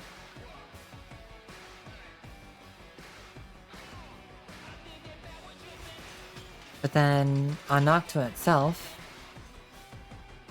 I'm also bumping the fire rate as much as I can with Anemic Agility and Lethal Torrent. I've got more damage because it needs it from Hornet Strike, maxing out the crit damage, maxing out the crit chance, and putting on Galvanized Diffusion for more multi-shot. And then, other than that, the only other element I'm running is Heat. Because Heat is one of the best elements in the game. There is an argument for taking off Scorch and putting in Pistol Elementalist, but I think it's better to have the extra status chance from Scorch than it is to have the better overtime damage from Pistol Elementalist.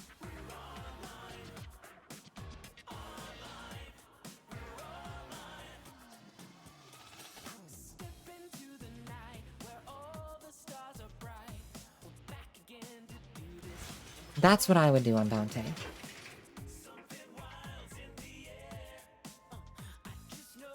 And if you feel like his abilities cast too slow, you can invest some casting speed shards in him, and that'll patch that up.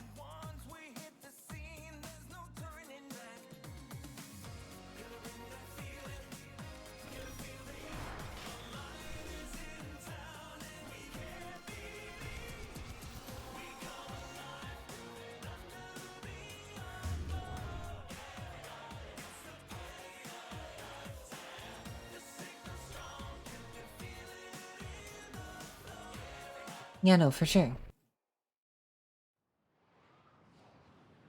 I mean, if you've got a Nova and a Heck, I can show you a build that is really good in Steel Path. That works, that has basically no investment other than a potato.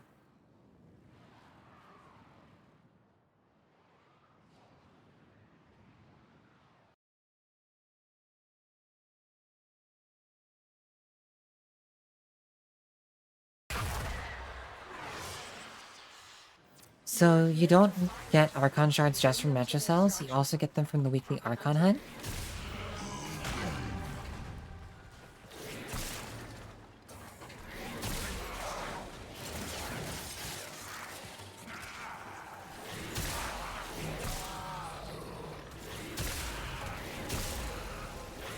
But no, I understand where you are.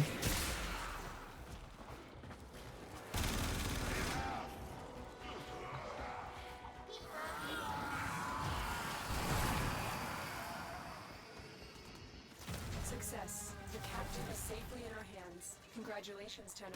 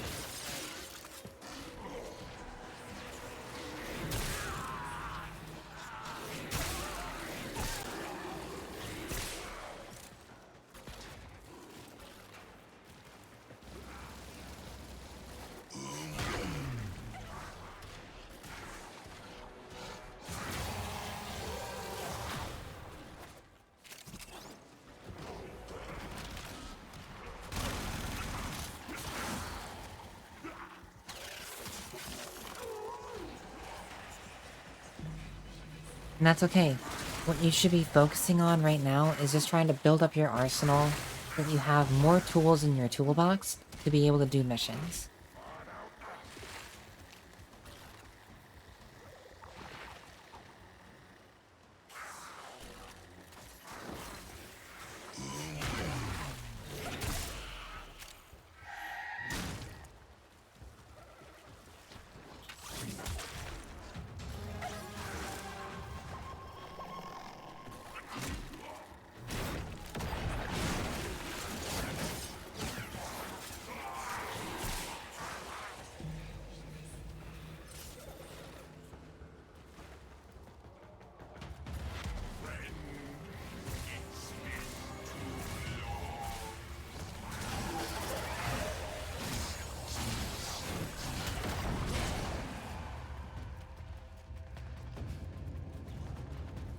Come on, spawn more of your Thrax. Your Thralls, whatever they're called. Do it. You're a sack of shit.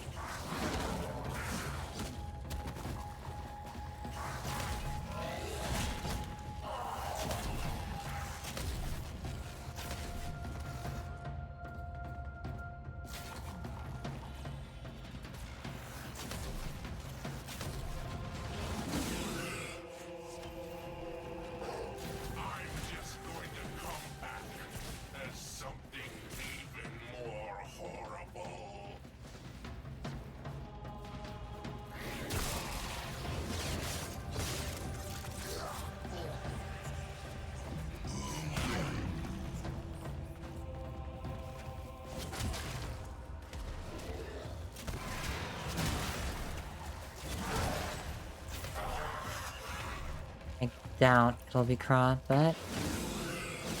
yeah, didn't think so. Alright, now he's on Mars. So we're gonna go back to Mars for a little bit.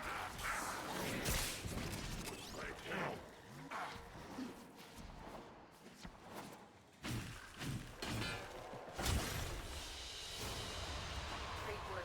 I am pleased with your performance. Ones you like, ones that are just good in general. For example, you've got a Nattery.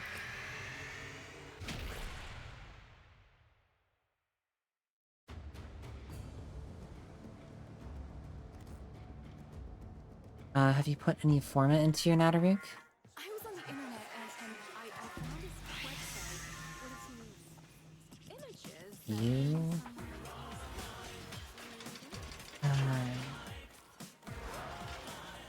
trying to get the Orvius?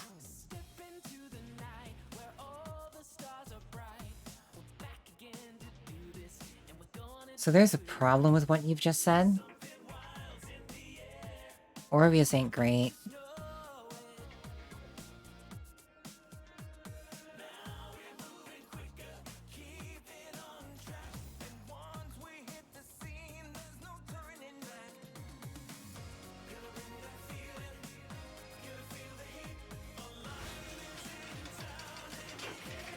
If you want a actually really, really good glaive that's just generally good, Zorus. And this is a build that takes no forma.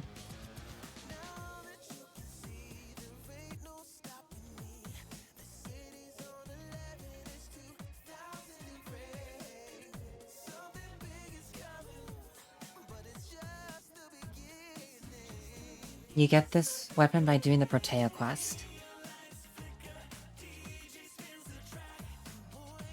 And this is arguably one of the best glaives in the game. If not the best.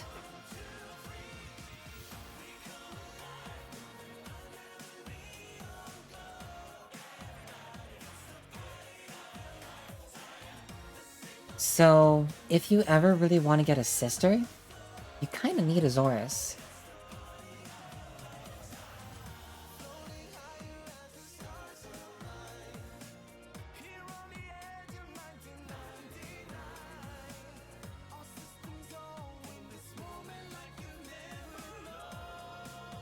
Yeah, I figured that he would have. So we're gonna spend a little bit of time on Mars to get my Lich caught up.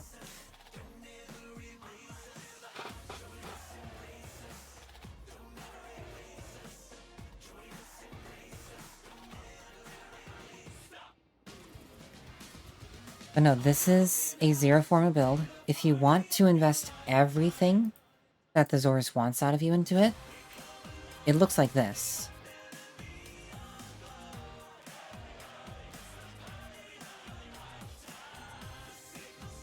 No, I know. I know that yours is rank 3. You might not need a Zorus for sisters, but it helps a lot. And it makes it a lot easier, because then you can actually clear the Spectres.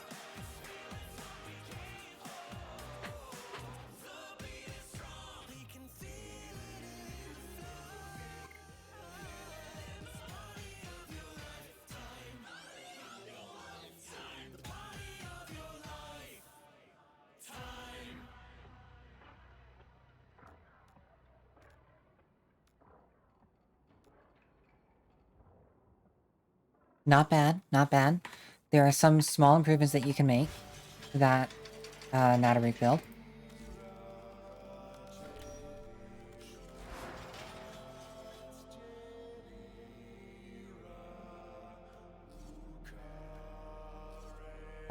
Since you have Galvanized Chamber, you would do that.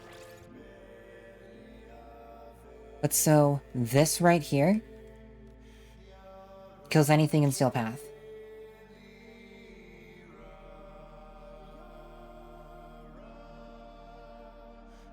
Anything that is in the star chart on Steel Path dies to this.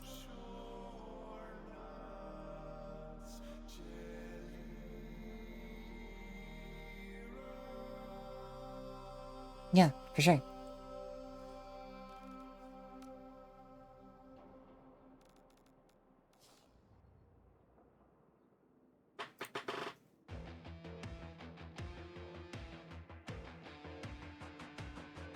And if you want to go a little bit more invested,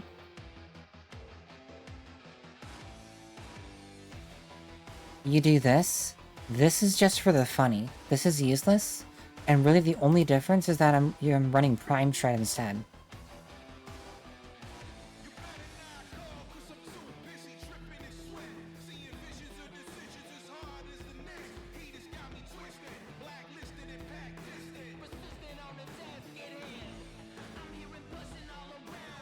But with one Forma, you can fit Vigilante Supplies, which has a 5% chance to turn your orange crits into red crits. Or, yeah. Which is fine. You don't need Prime Shred. Prime Shred is just a nice to have. If you want something close to this amount of fire rate, you can just use Speed Trigger. And that'll get you very close. But if you want the punch through, you can just run regular Shred. Because the Nataruk has infinite enemy punch through, but not punch through for walls. So by adding punch through Shred, you can get the fire rate that you lost from critical delay, but also get some punch through to be able to shoot through a wall, occasionally.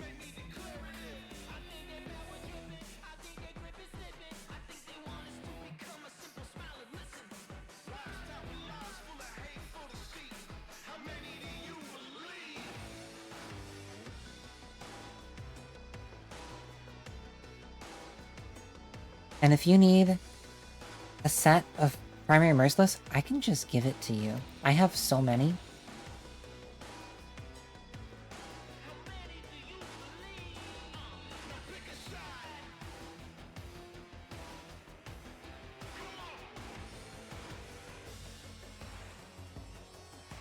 And they're super easy for me to come by. Yeah, basically what Doranos just said. Henno, you see that group of enemies over there? I don't want to see them anymore.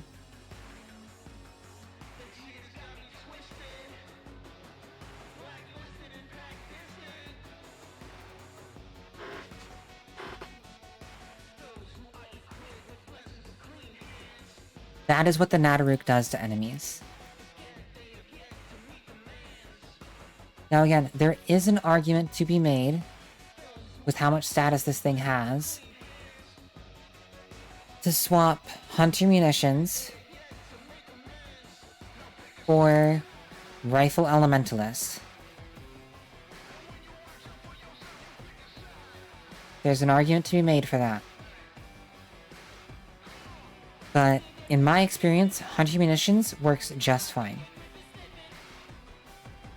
If you have Rifle Elementalist but don't have Hunter Munitions, go for that.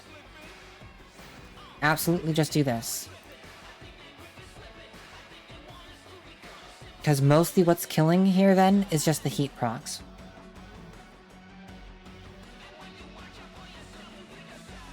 Which will kill a lot of things.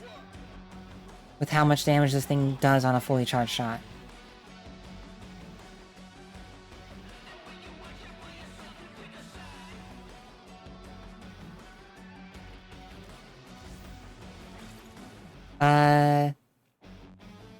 Which I don't remember where Shred comes from. It's not a corrupted vault, if that's what you're asking.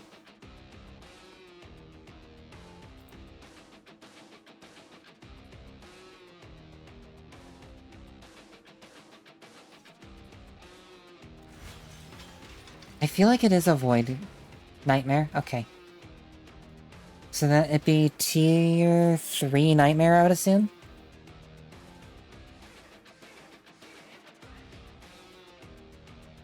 So tier 2 nightmare.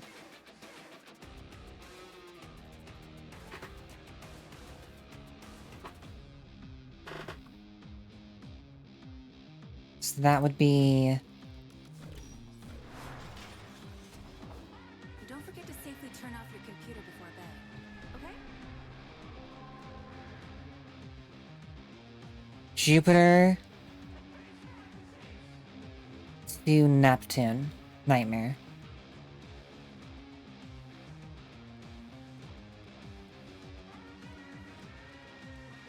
I'm pretty sure. Basically, the tiers of the spies is the same as the tiers for the nightmares.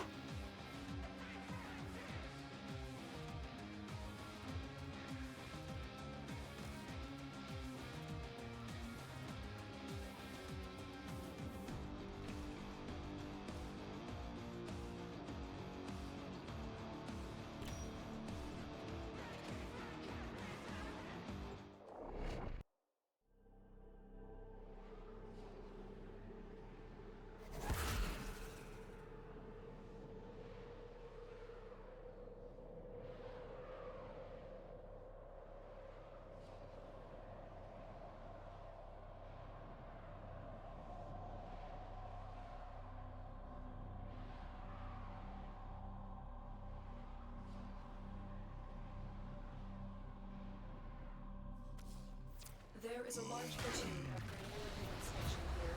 Leave no one standing.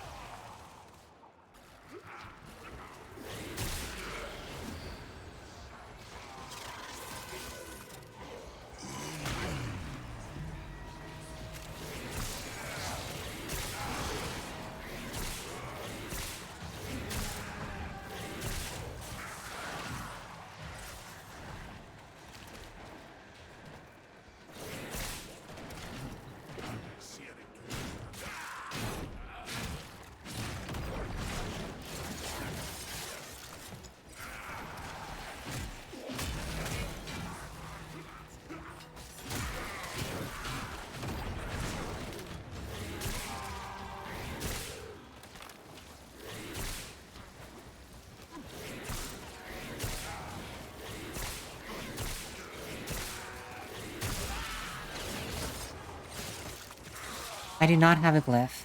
I have not been streaming Warframe for long enough, and I'm not a partner with Warframe. I want to be. I would love to be.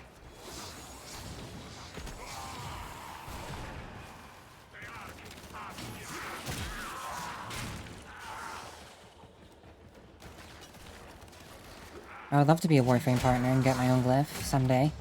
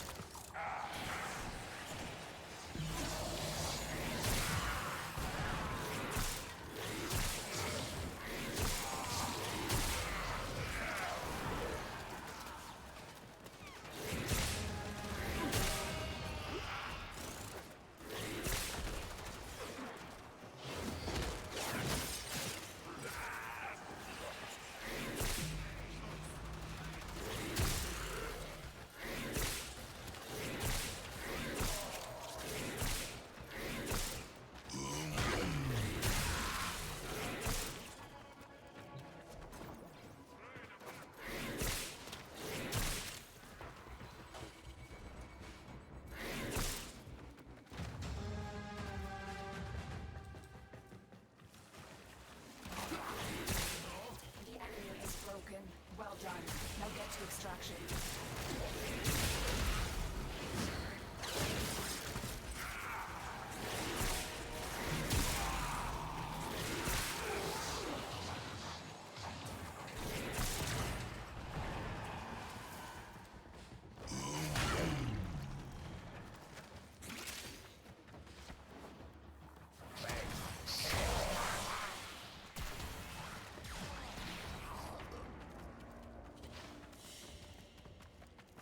We'll get another thrall in about 10 seconds.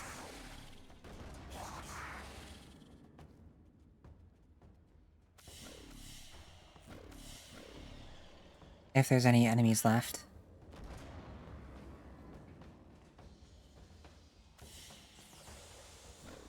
Guess there's no enemies left. Okay.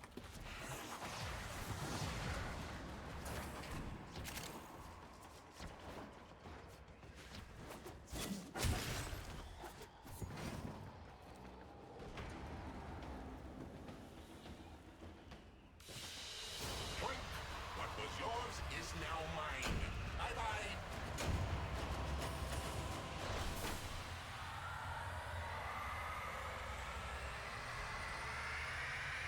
No, you're fine. Honestly, just Dante giving Overguard is a huge help for a lot of frames. Especially Akora.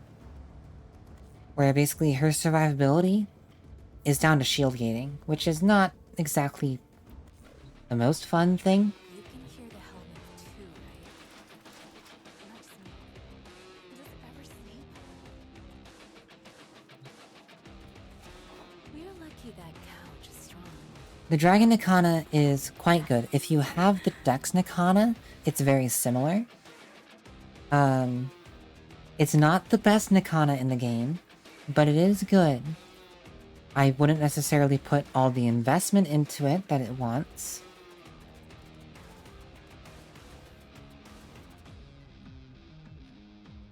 The best Nikana in the game is arguably the Nikana Prime, which came with Saren Prime. But then there's also an argument that it's the Sion, which comes from Duviri. Hello there, Omniralis. Welcome. Thank you for the follow. I hope you enjoy your stay.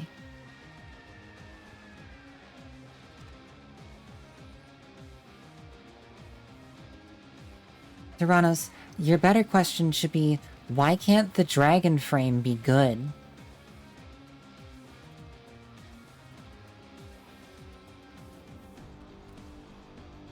Zaku, Sevagoth, and Gauss. Those are all very good frames. Well, sort of. Sevagoth is interesting. To answer your question, Omni, it goes well. We're doing things. We are currently, helping a viewer with their lich. And I picked up my own to be able to help them better.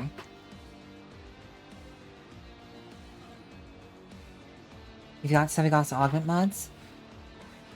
Do you have a Rhino subsumed?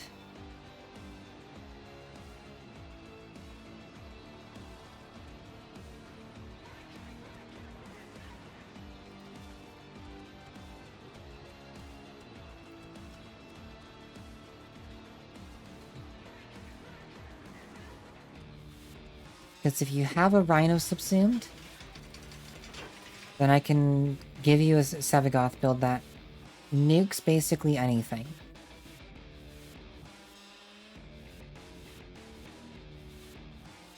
Okay.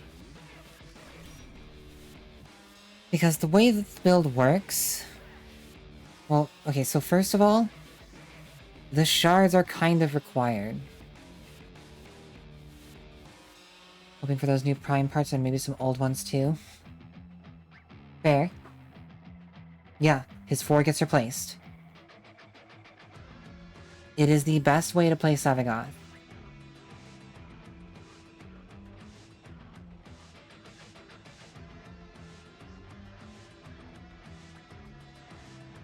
Let me explain how this works. So, you run both augments, You have 3 Tau power strength shards, precision intensify, and molt augmented.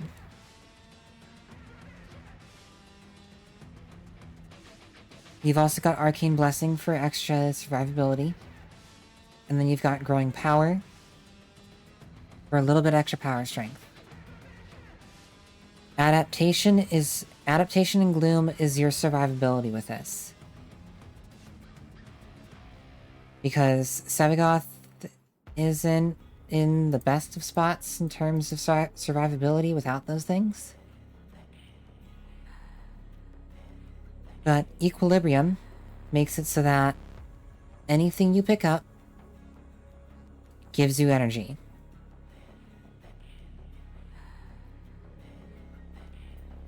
Prime Sure-Footed is not required, but is very helpful because one of the things that can kill Sevagoth is him getting knocked on his ass. But so, the way that Reap works is it gives enemies a damage vulnerability. At this amount of power strength, at 145%, we're able to make it go from enemies being 72% vulnerable to basically being 100% vulnerable. Their health goes from full to gone in a single cast by using Roar.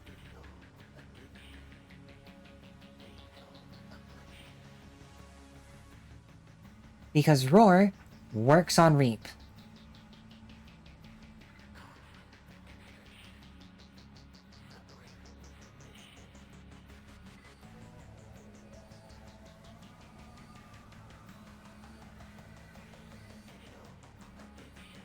So, you cast So, marks everything in a big radius. They get some damage per second. You activate Roar, that damage goes up. You activate Reap, everything dies.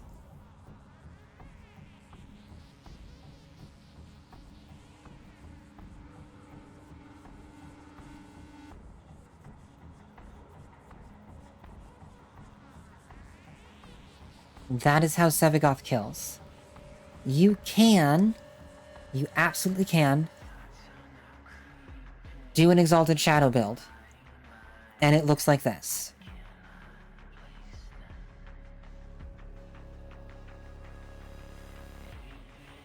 But in general, if you if you want to use Exalted Shadow, this wants another Forma out of me. And his claws want a pretty good amount of Forma. If you don't put an Umbral Forma in him, it basically wants every single slot to be Forma. It's expensive to get an Exalted Shadow build going. But totally possible.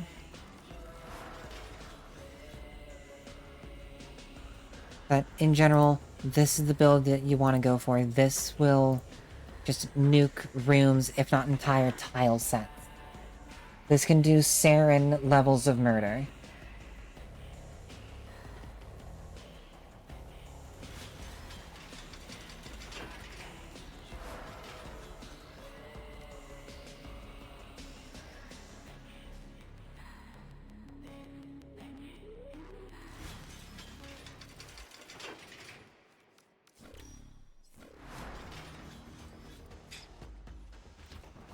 I downloaded us a movie for later. Wanna chill?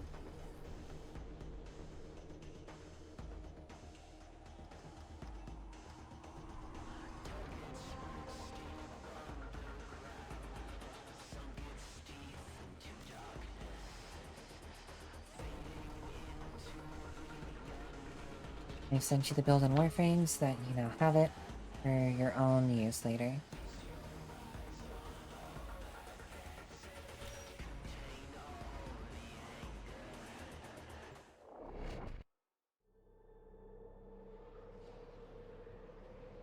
Not a problem.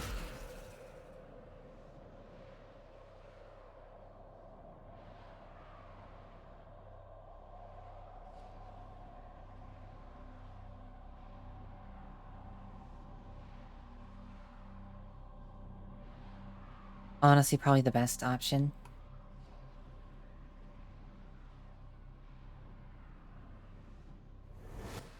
Okay, you're looking for the mainframe.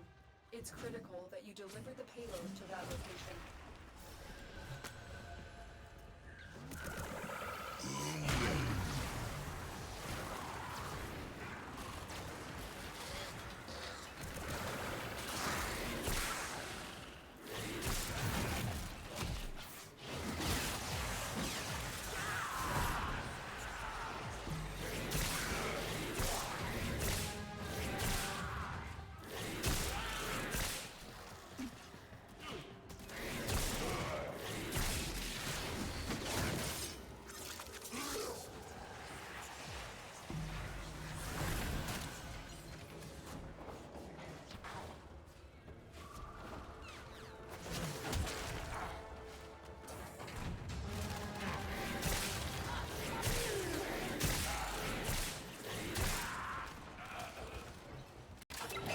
We need to destroy the reactor.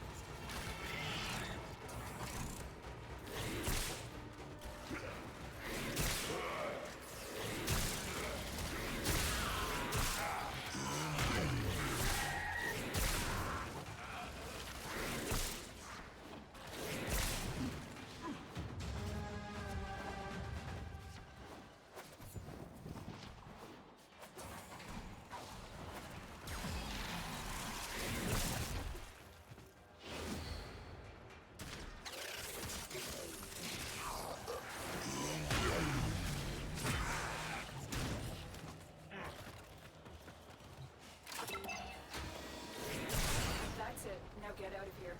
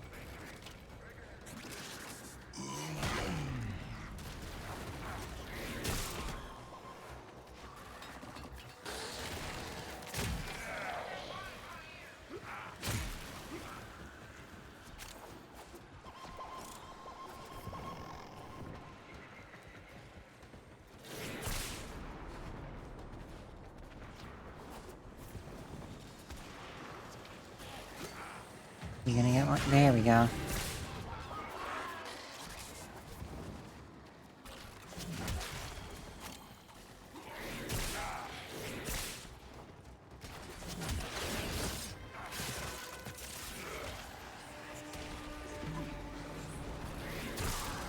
Oh, there.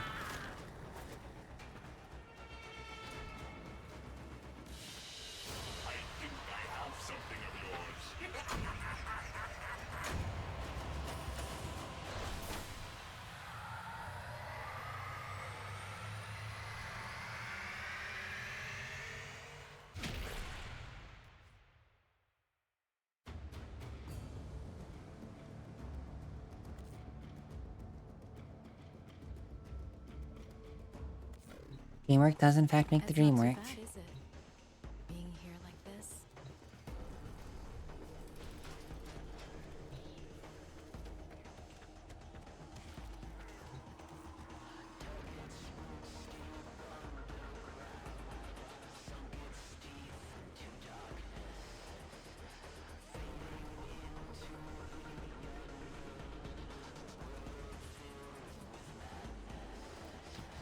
There's so much gold in here. Let's pretend we're royalty. Princess Ali, Your Highness. Yeah, still. It takes a fair bit. It takes a fair number of, thralls to get to that point. Trying to do as fast as possible, though. So we can get to yours.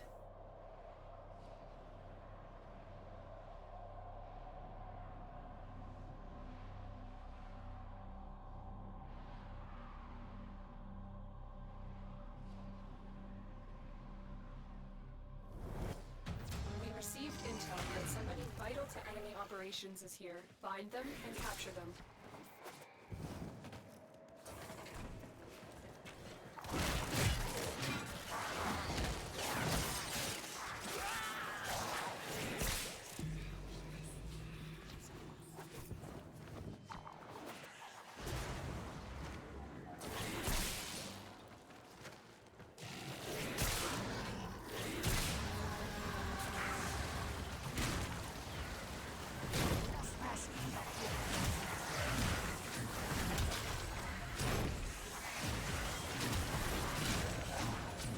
I'm doing a funny. Building up combo on him. Mission complete. The captain has been escorted to the extraction point. Well done.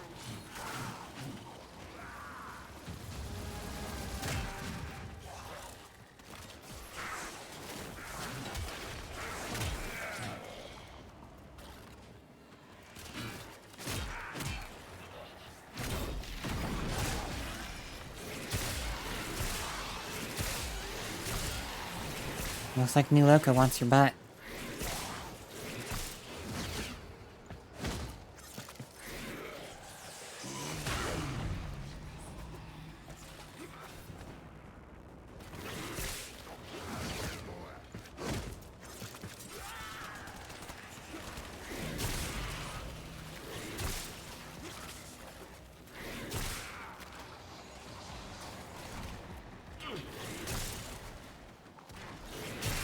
All of them?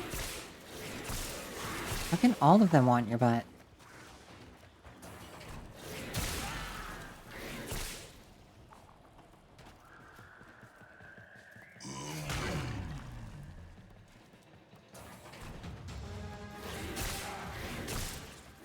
You should only be able to really have 3 of them after you at a time.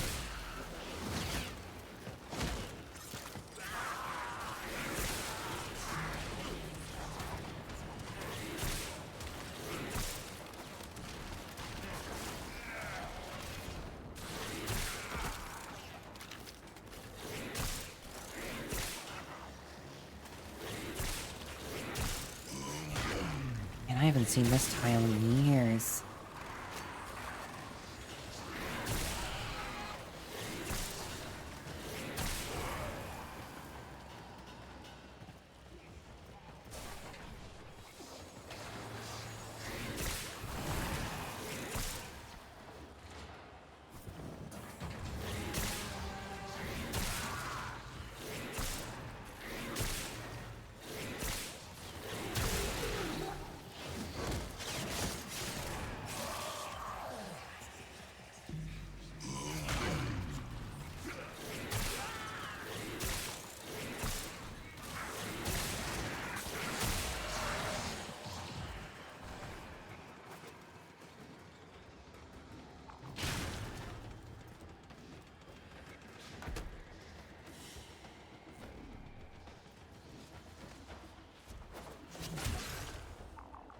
Oh, we might get another one.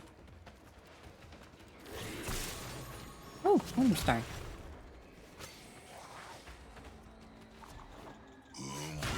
Those are always handy.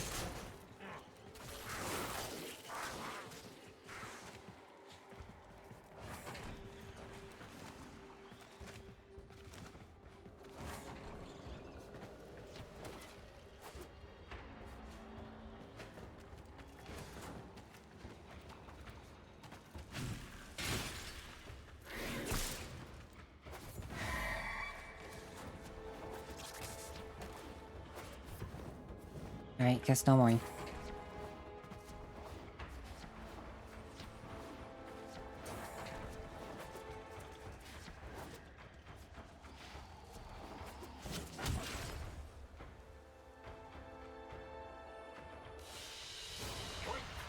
was yours is now mine. Bye-bye.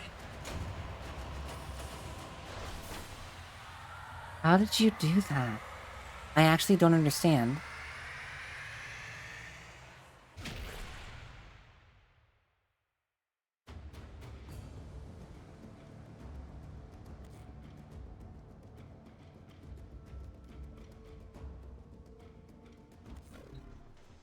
If you can't hear a balloon pop from the mall, think of what they can't hear from us in here.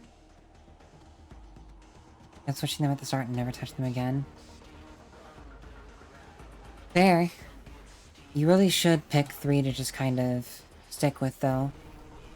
In general, the picks are New Loka, Redvale, and Perrin, or Arbiters, Cephalon, Suda, Steel Meridian.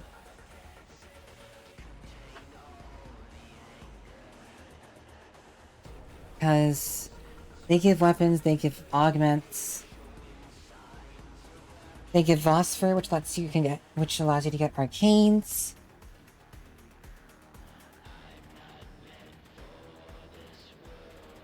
There's lots of things that you should try to get from them.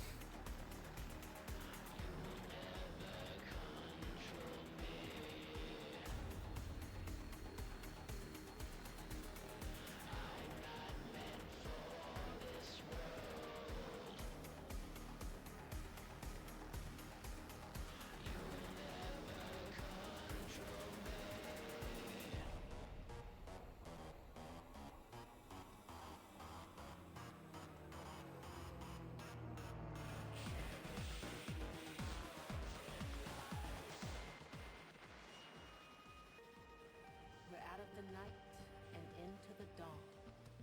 Still hanging on in a system on fire. Thanks to the good work Oh, of RT2. the tenor. That's a thank you from Nora to you, wherever you are.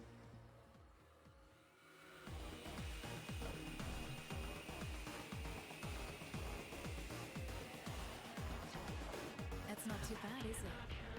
Being here like this. I'm doing well. How about you, Ark?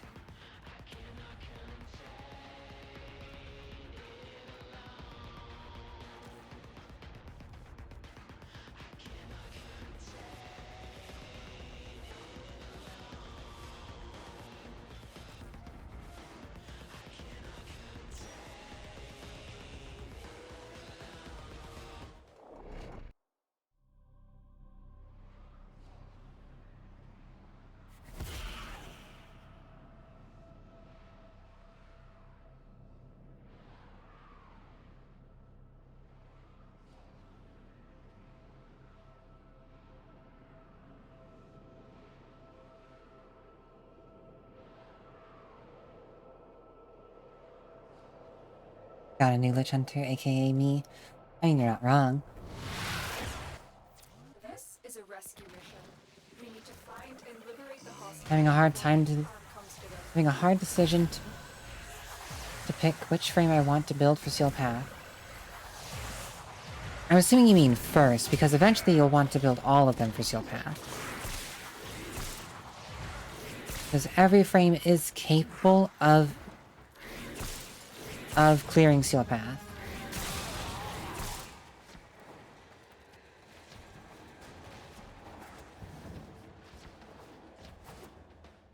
Find the captive as soon as you can. We don't have You have 2 right now. Alright, what are your 2 frames?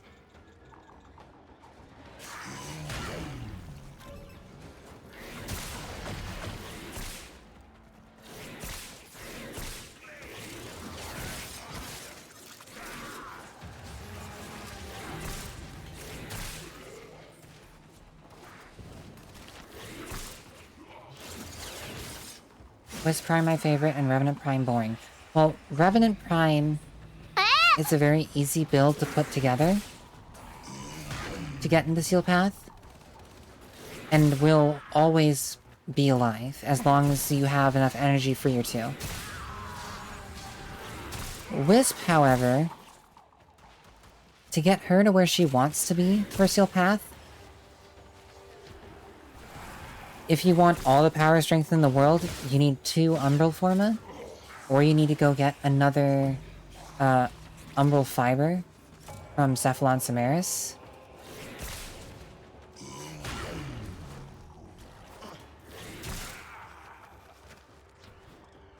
And not level it up at all.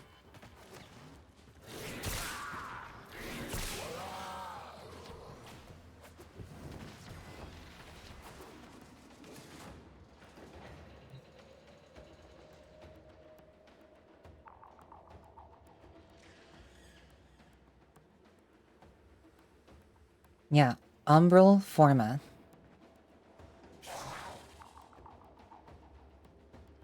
$100 or so hours? Alright.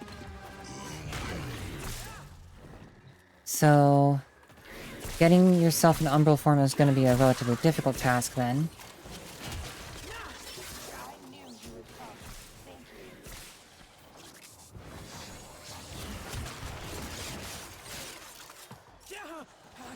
Because the only guaranteed ways to get Umbral Forma are by getting to tier 29 in the Nightwave, occasionally from watching dev streams, and having your Twitch account connected to your Warframe account. Sometimes they come from Teshin for Seal Path honors, and the only other way to get a fair amount of them easily, relatively speaking, is to hit MR30 where you get 5 of them.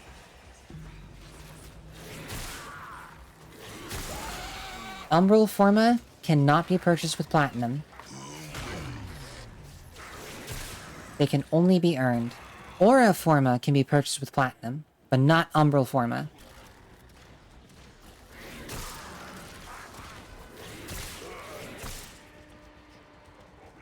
And Aura Forma can be earned by doing arbitrations. Or by popping Requiem relics.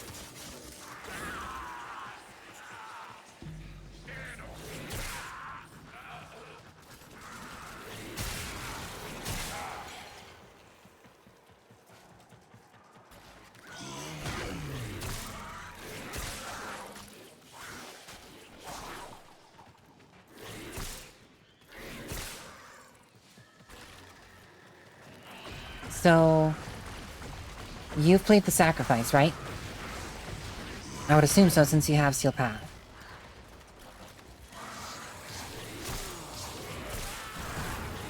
So, you know Excalibur Umbra? And those weird looking like crown polarities that he has? Those are Umbral polarities. They are specific to the Umbral mods and the Sacrificial mods. So, Umbral Intensify, Umbral Vitality, and Umbral Fiber. Along with Sacrificial Steel, Sacrificial Pressure. Umbral, when you have all 3 Umbral mods together, they are effectively primed versions of Steel Fiber, Vitality, and Intensify. Even just by itself, Umbral Intensify is 44% power strength. That's the same as a rank 8 Transient Fortitude, which is 45% power strength. With just one of the other Umbral mods, Umbral Intensify shoots up to 55% power strength at max rank.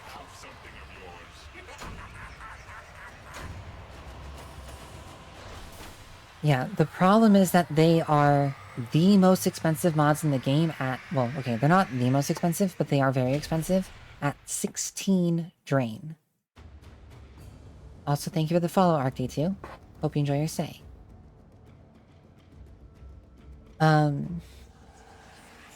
So a lot of the really good builds for Warframes use those mods. And Wisp is one of the frames that doesn't have much else.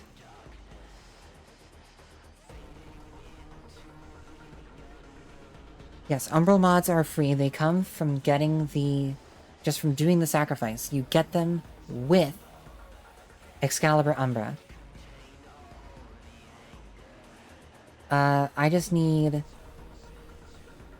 You have 3 Umbral Forma or 3 Umbral mods?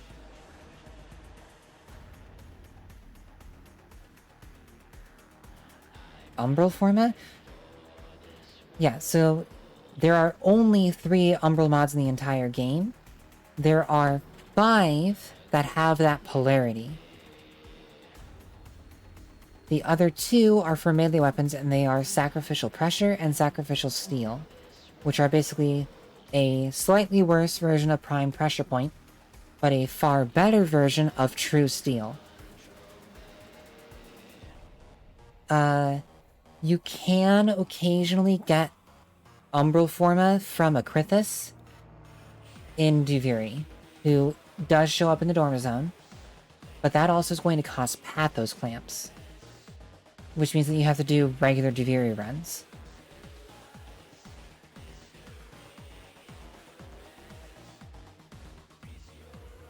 I'm happy to explain things.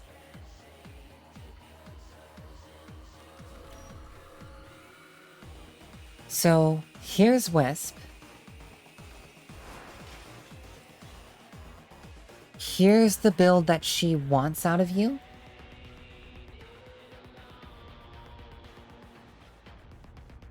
You can drop one of these Umbral Forma if you go get another Umbral Fiber from Cephalon Samaris. And don't rank it up. I would genuinely suggest that, as that is probably easier to do than it is to try to get a second Umbral Forma. If you really like Wisp, this will be worth it for you.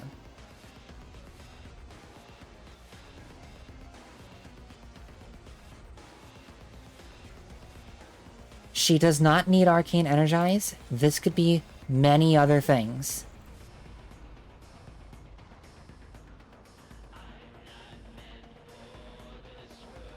I have Arcane Energize here because I have it, and because I like using it. And because I play Wisp as a support frame. Welcome back, Jer. Your better option... Grace is good. You generate so much health with Wisp that I don't necessarily know if it's worth it. You may be better off with Reaper, or with Aegis. Maybe even Avenger.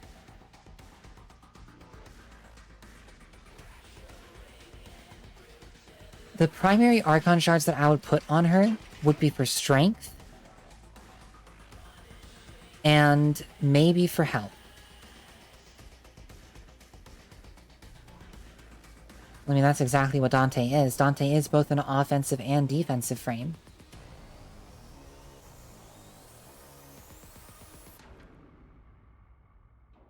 Dante is a caster frame that's also a book tank.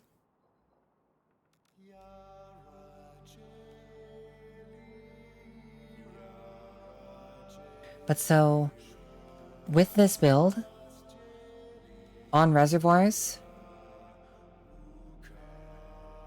before Multi-Augmented is built up, where you get an extra 60% power strength, you're getting an extra 828 health. And you're healing for 82.8 health per second. There is no frame in the game that can heal for more health per second than Wisp.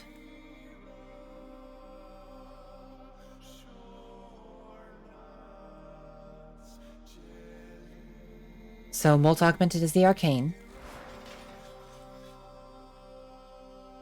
one of the ones that you're running, where you said that you use Grace and Molt Augmented.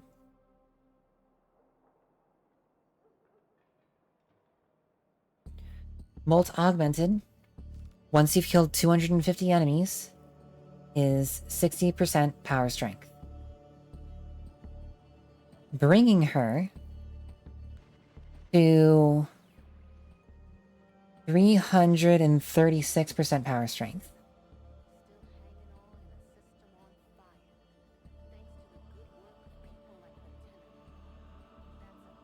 Once fully stacked up.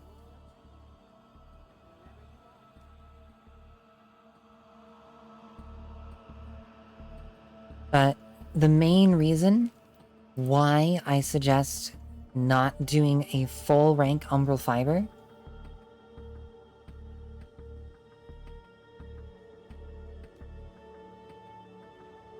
I didn't say to replace anything. I was just saying that with a fully built up Molt Augmented, she has 336% power strength.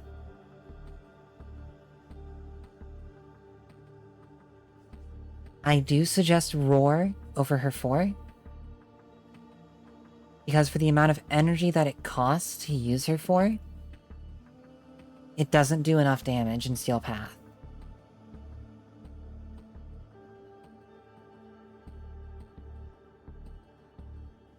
Archon's stretch will keep you topped up on energy, as long as you have your moats around you.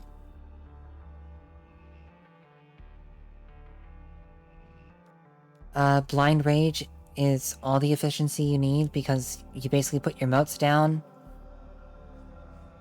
occasionally. Yeah, Nourish and Roar are basically what you want to be using on Wisp. They're basically her best options.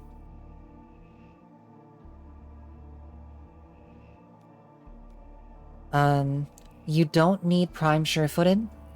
It's very useful and very helpful for Wisp, because one of the ways that she will die is just getting knocked on her ass.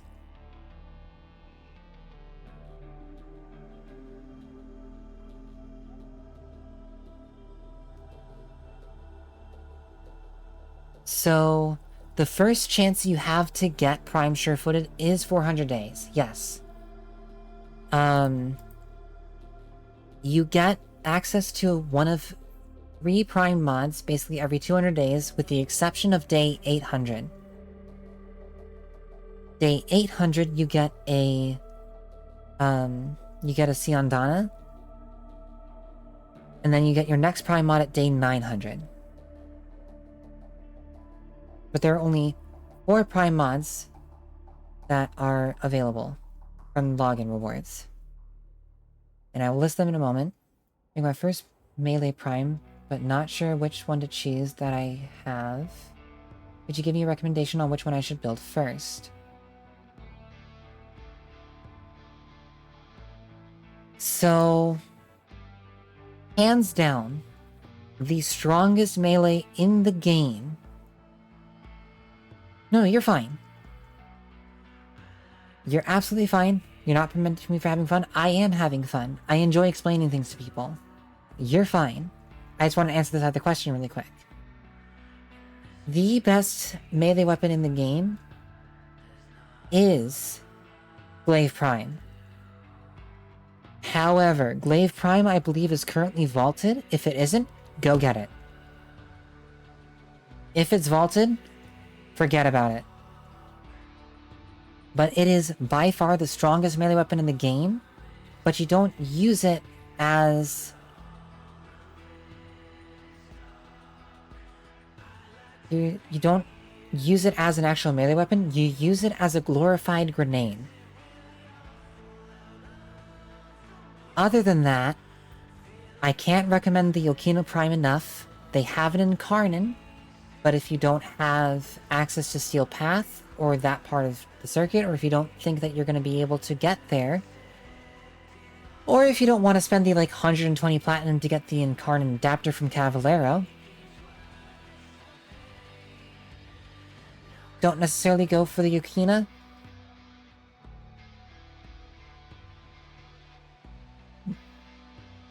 Cobra and Crane, Dual Karis, Fang, Karis, Ninkandi, Orthos, Redeemer, Tatsu, and Tekko. Sorry for the hold-up deadline.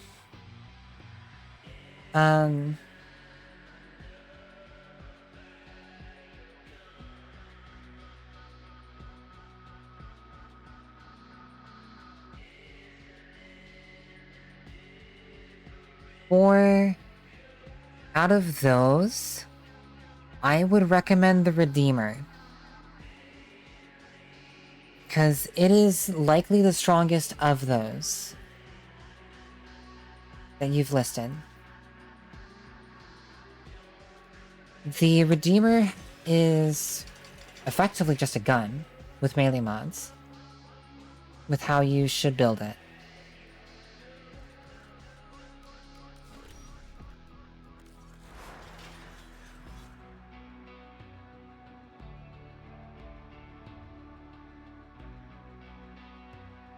Not a problem, ArcD2.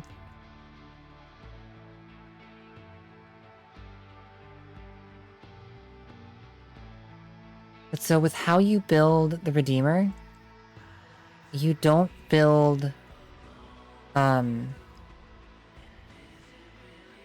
you don't really need to do too much.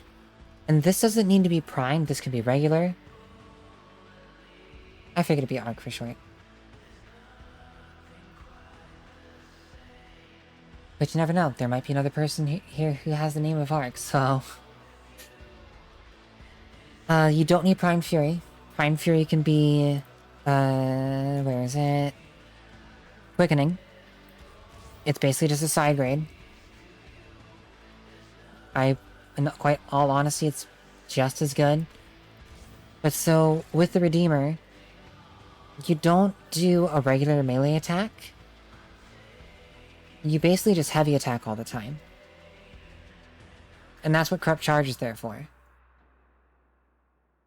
Corrupt Charge gives you a bigger multiplier to what you're doing, so that when you kill an enemy, or rather so that when you are actually using your heavy attack, it will be a bigger number and do more damage. But we go with Viral so that we cut their health in half. We have Sacrificial Seal and Sacrificial Pressure. Partly because you're gonna get them just by playing the game. And Sacrificial Pressure is better than regular Pressure Point. But if you have Prime Pressure Point, you can go with that. It is going to make Sacrificial Seal worse, but it does work. And it is good.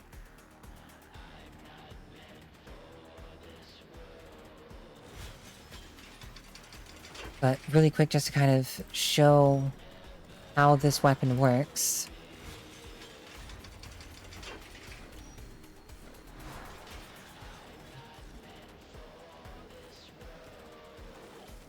The multitude of creatures you have immortalized would cry out in thanks.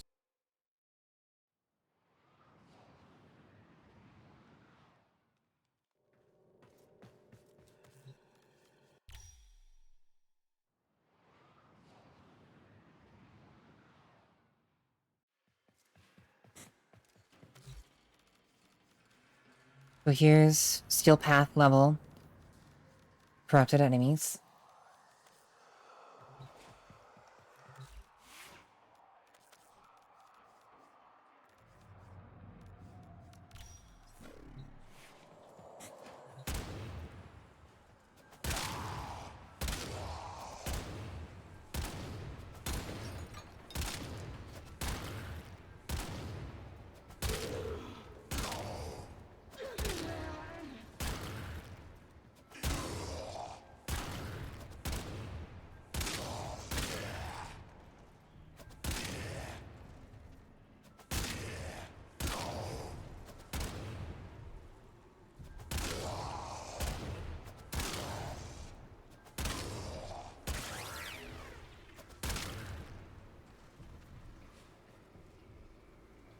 So if you shoot them in the head, they kind of just evaporate.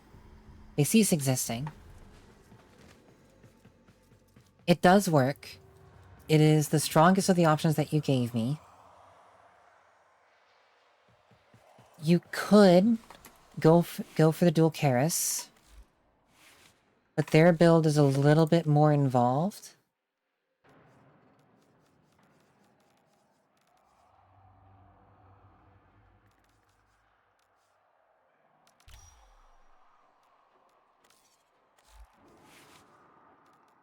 And this actually isn't even the right build anymore.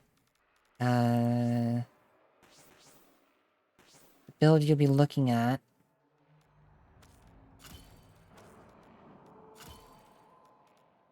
would need another forma.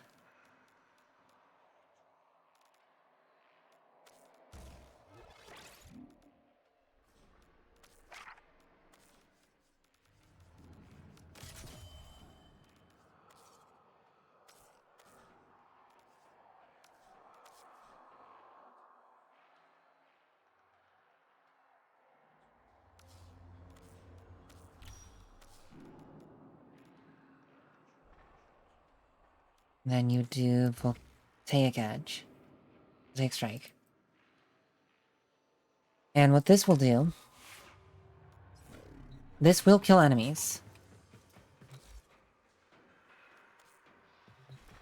But the way it does it is weird. Not a problem, Deadline. I'm helping out other people right now anyway. I just didn't want you to think that I was ignoring you.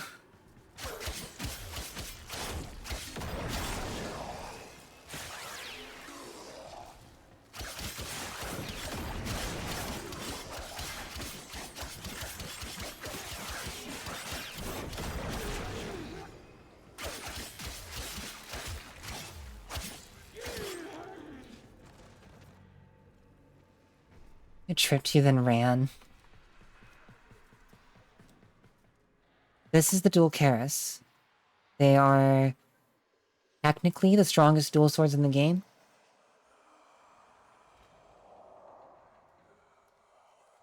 There's an argument to be made for the Prisma dual cleavers, though, because those are pretty gross in terms of how much crit damage they have.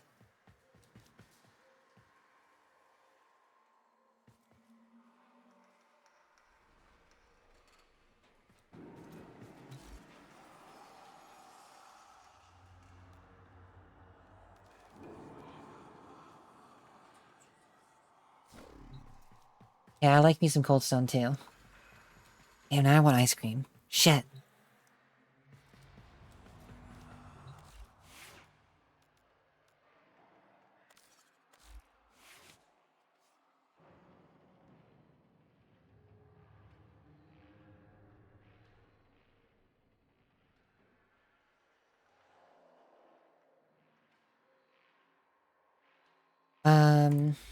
You said the Techo, which... Fist weapons are just in a bad spot right now. So I can't really recommend those at all.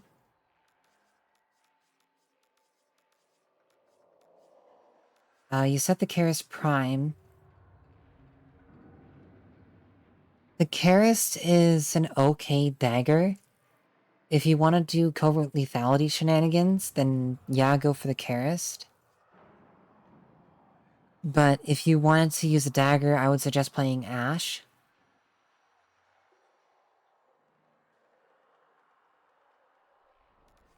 What other weapons did you say? You said Ninkandi Prime, Cobra Crane, Orthos, Tatsu.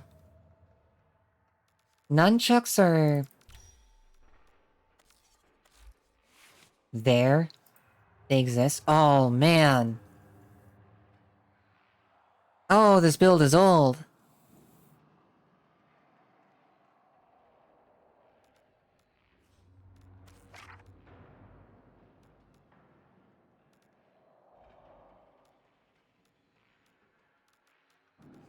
I just got hit with the big olds.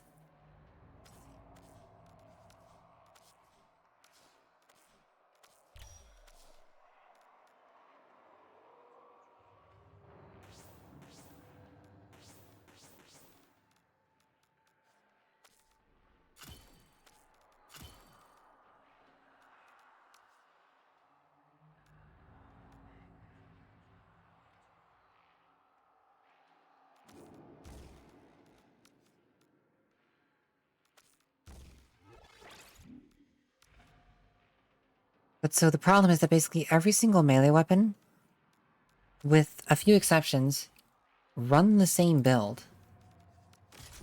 They basically all use this.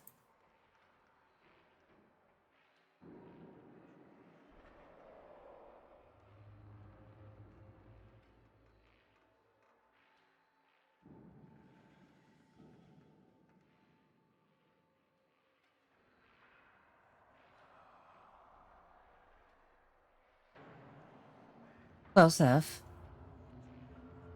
Think of it like nya, except new. So sa, new. But, sa, new. Either way works.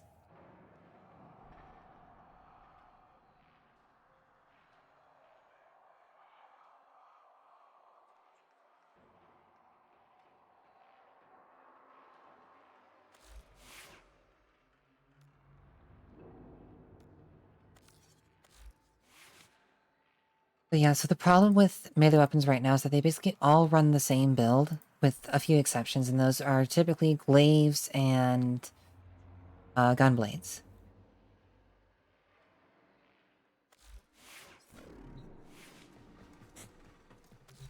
And they're basically all melee influence weapons at this point. As long as they have enough status.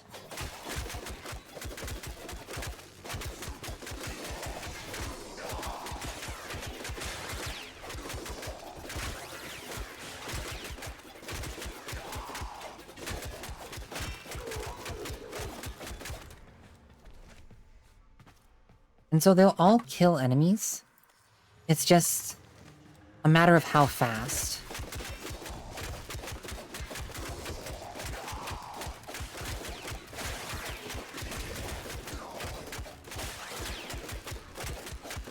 Not a problem.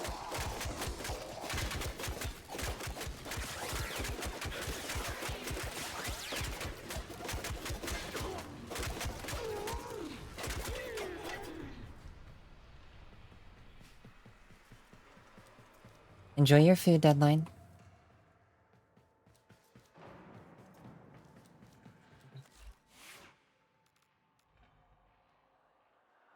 I am in Central Time. I am in, so basically Chicago time.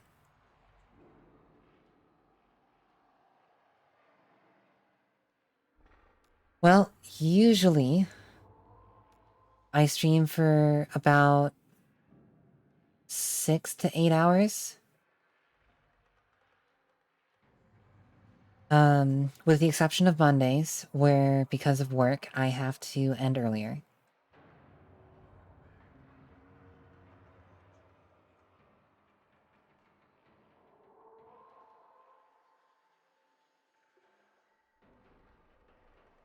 Though, since I'm trying to reach affiliate, and I see that there's a fair amount of people here, I might stick around for a while still.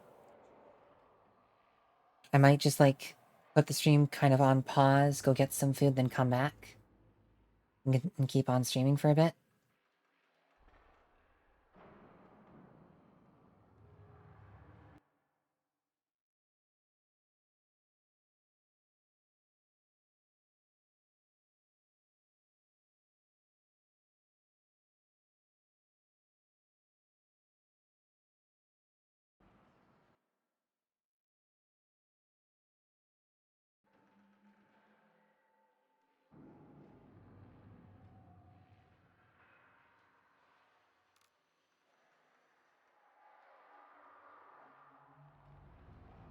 But no, so I'm actually trying to get to affiliate because I've got to pay out of pocket for my ADHD medication, and it's a lot of money.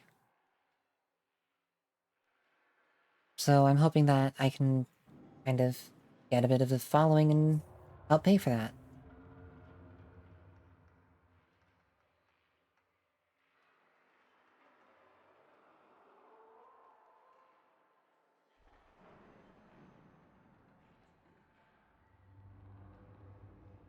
Because with how severe my ADHD is, it's very hard for me to hold down a full-time job. But I don't want any pity. I'm fine. I'm living. But so...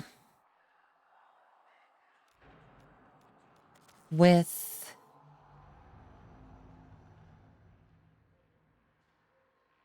Yikes. That is big rough styles.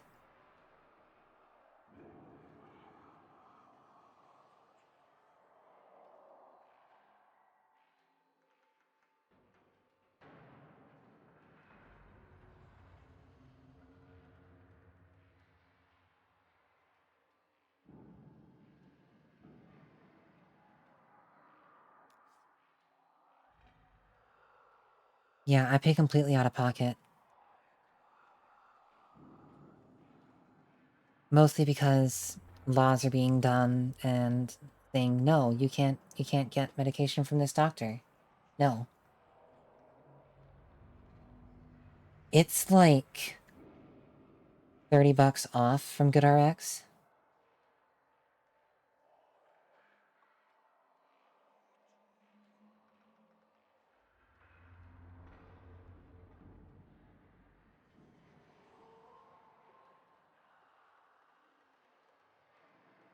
And I can't go with generic right now because generic is basically not in stock anywhere.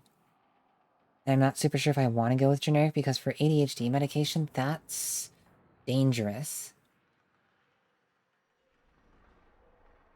Because you have to understand that with ADHD medication, well, with generic medication in general, typically their efficacy ranges from about 80% to 120%.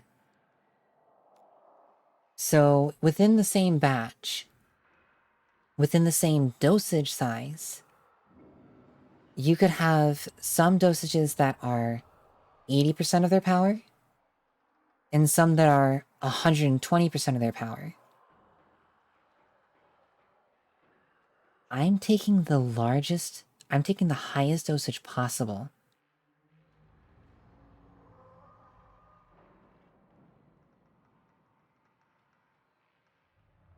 So the difference between regular efficacy and 120% efficacy for me is the difference between not overdosing and overdosing.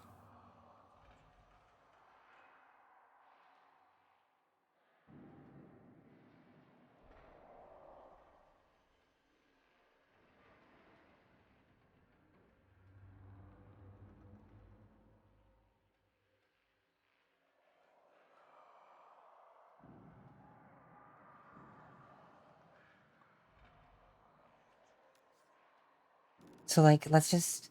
Here, let me pull up the calculator again.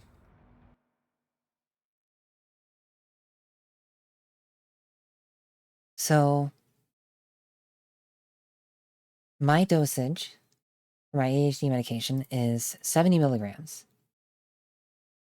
That's the highest available. If it's at 80% efficacy, it's effectively a 56 milligram dosage. Which is fine. That's not too big of a deal. However, if it's at 120% efficacy, that's 84.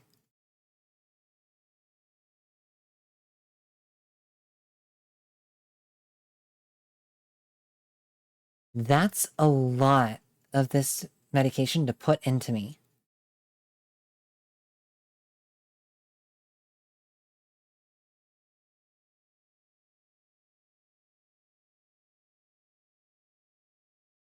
Different medication, Dora. Very different.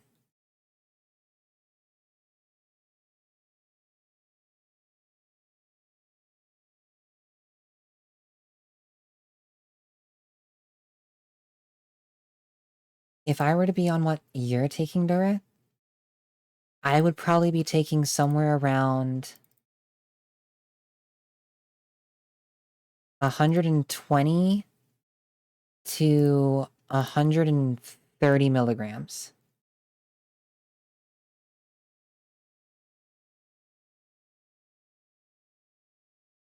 That's how potent the medication is that I take.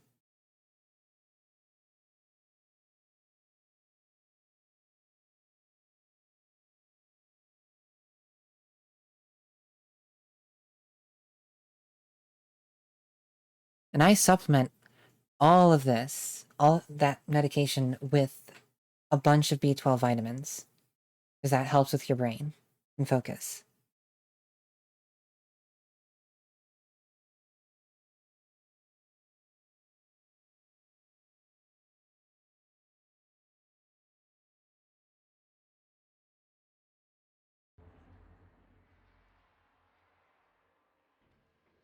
You want to know where I get those vitamins from?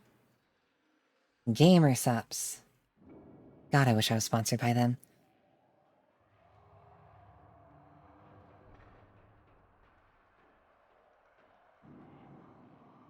It's actually one of the reasons why I like them, because they actually have a bunch of the B vitamins in them. Which for ADHD is great. Enough about ADHD talk, though. Let's see. You were also saying Orthos Prime. Pole arms are always good.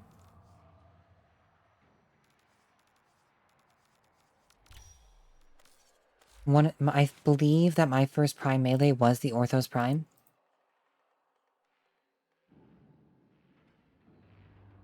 And this build absolutely works for the Orthos. What I have here.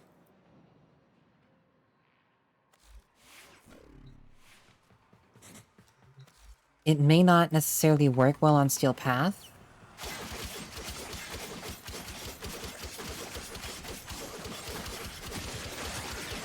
But it'll get there. It'll kill eventually.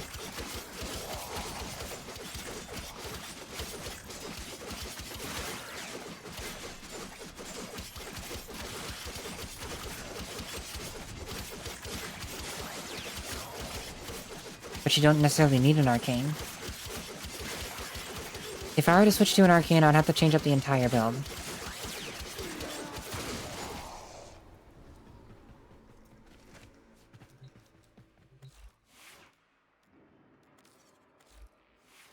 Because the only arcane I would... Okay, so it needs another Forma in order for me to use the arcane. Because I would need to drop Organ Shatter for Galvanized Steel.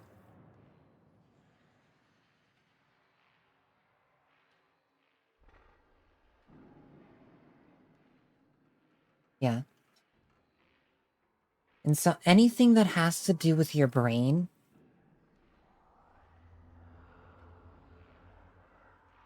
in terms of medication, you don't mess around with.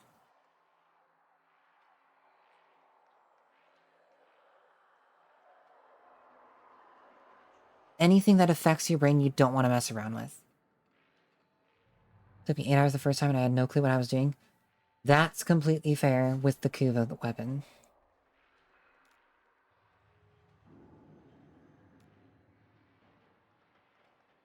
The Lich system is surprisingly obtuse and not explained well enough. You just kind of get to Saturn and then all of a sudden, oh hey, by the way, you can get a Lich. You don't know what it does, you don't know what the consequences are.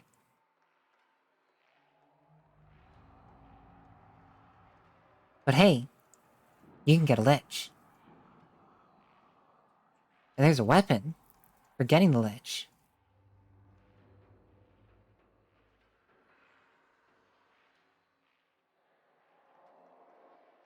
I only know how Liches work because I was there when the update happened.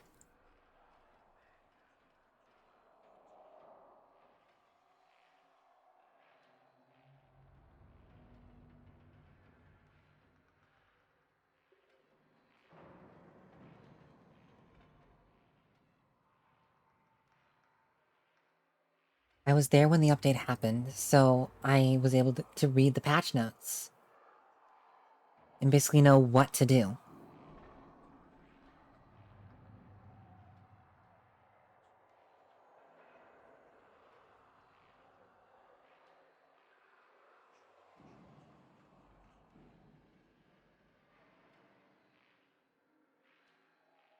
But the Orthos is definitely a status weapon. You can make this work with melee influence, and it'll do quite well.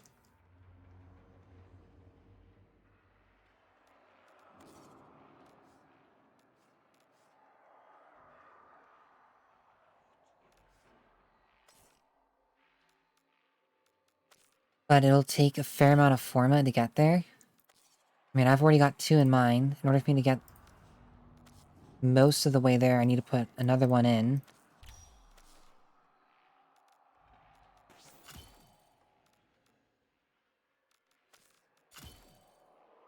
And even then, I still need another one.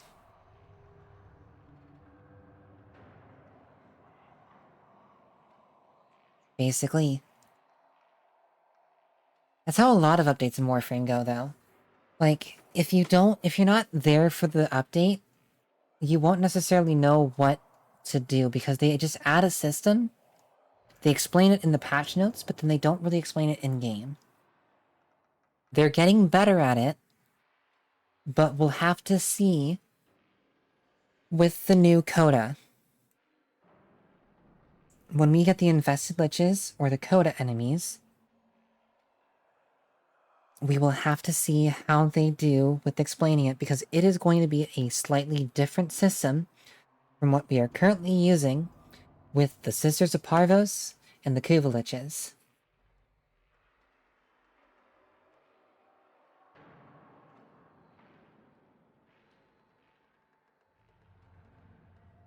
Yeah. Imagine if it was Destiny. Where the community is just kind of in their own lane.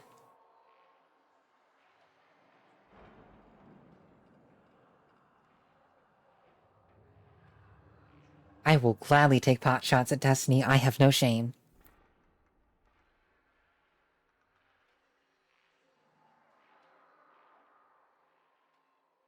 Because at this point, the Destiny community knows it. They know they're struggling.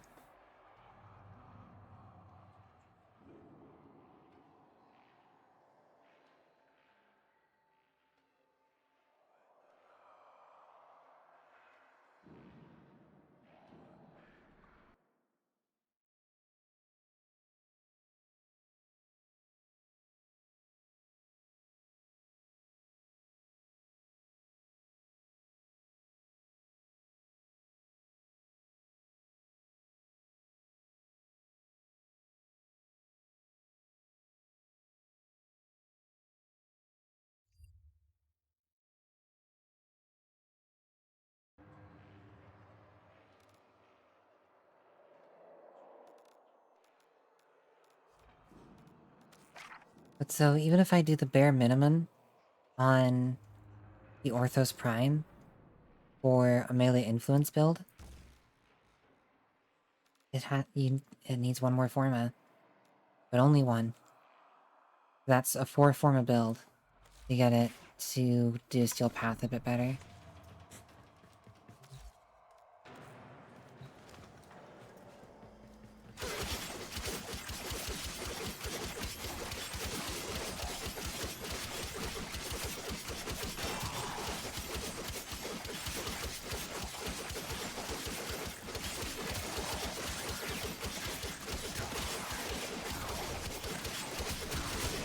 I put in an arcane adapter, but didn't put an arcane in. I am stupid.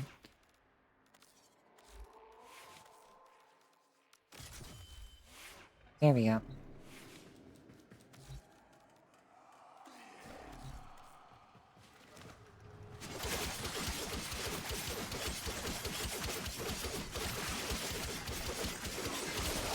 You'd love to build someone who AoEs and does massive damage just to try out. Have you heard of Nova?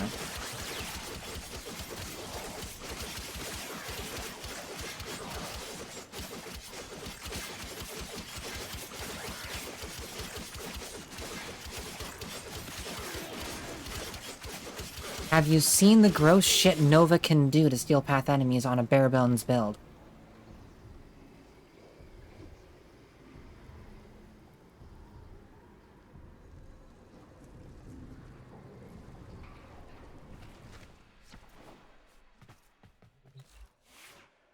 Okay, so... melee weapon doesn't matter. So I'm just gonna grab... let's go with... let's go with Bow Prime. For the funnies. Doesn't matter. The most important thing with Nova is your primary weapon. If you have a heck, and you have a potato,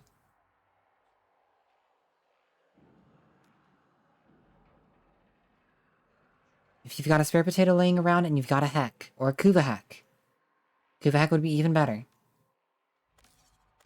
You can put this build on it. This is no forma, just a potato.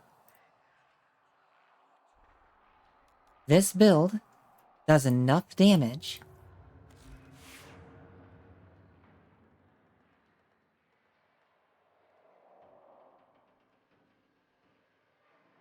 Are you hey a heck? What?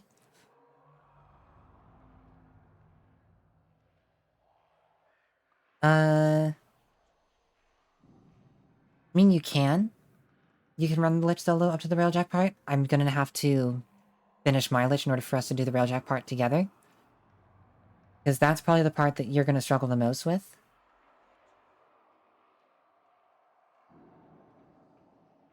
Since I've got a fully built Railjack that can basically survive anything you throw at it. How do you get a heck? Okay. The way that you get a heck, you go to the market, you buy the blueprint. That's it. It builds in 24 hours. Sure, that works, Deadline.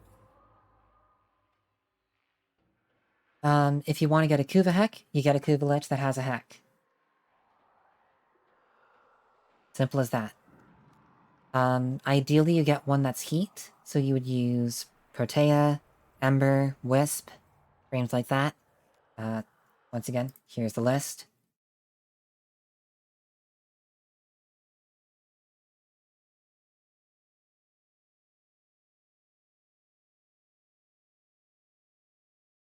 Mesa Prime is one of the best frames in the entire game.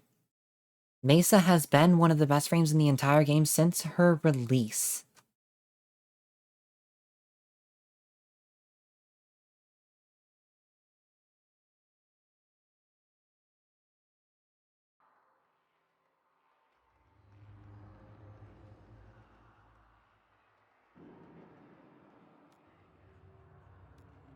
But so, you have a heck, you put this build on it, where you have Plastic Barrage, Chilling Grasp, Semi-Shotgun Cannonade, Hell's Chamber, Blaze, this is technically the hardest mod to get here, because this is a Nightmare mod, and Scattered Justice. If you don't have this, or if you're not part of Steel Meridian, and you're not high enough, ask me, I will give it to you. I have been stockpiling these up since I thought about making a video on Nova. I have like almost 20 of these things. I will just give it to you for free.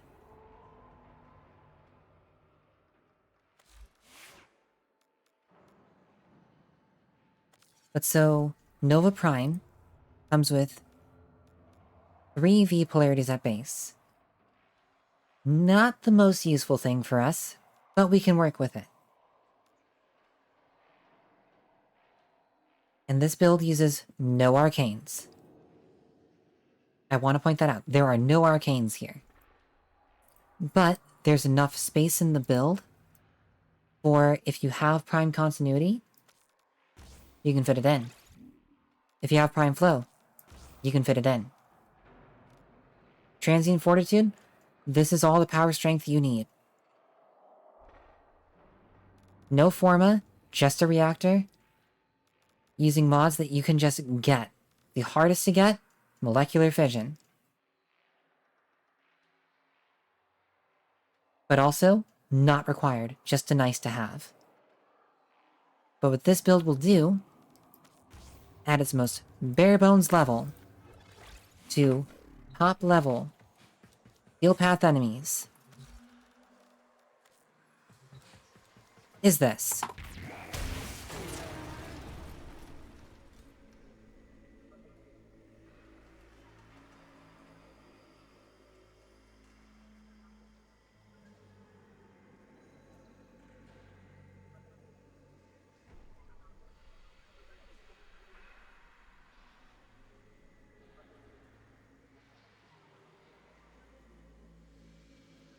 That entire group of level 205 corrupted enemies with Steel Path modifier are all dead. That was 20 enemies, dead in a second.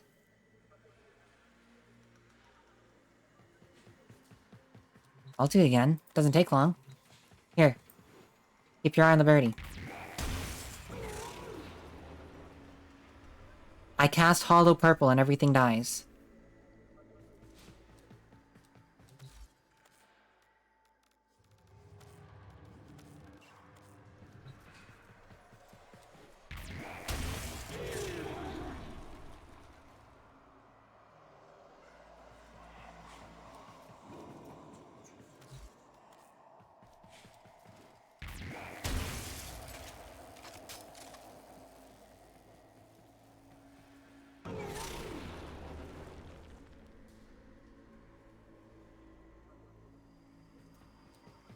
If you're not understanding what exactly this is doing, so Nova's 2.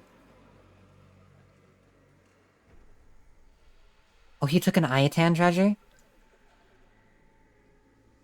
Yikes. That boy dead. That boy very dead.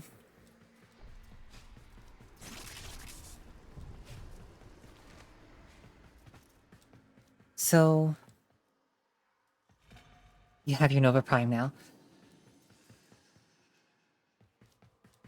So on top of this, let me just unpause the AI and just show you how survivable Nova is, just with this very bare bones build.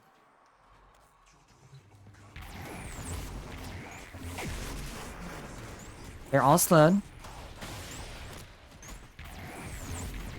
I put out my 2. I shoot it once with the heck. I put it down. They're all dead.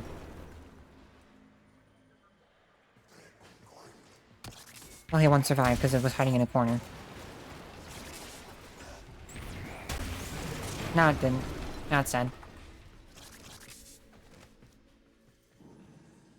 So, to answer your question, Jer, the equivalent of the Prime Heck is the Kuva Heck.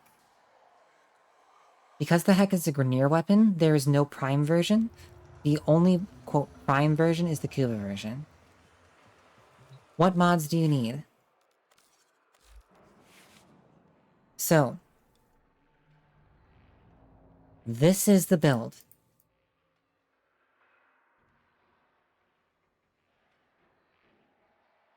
It is fast deflection, which is weird. I'll get to that. Flow, redirection, a rank 8 transient fortitude. If it's higher than that, great. You just might need to put in a forma. Continuity. This can be primed continuity. Totally fine. In fact, it's better if you have primed continuity. Equilibrium. This is what makes the build work. Because Nova, on her 4, when enemies are slowed down, they have a higher chance to drop health orbs. When enemies are sped up, they have a higher chance to drop energy orbs. So, by having equilibrium, it makes it so that either way, you're getting energy.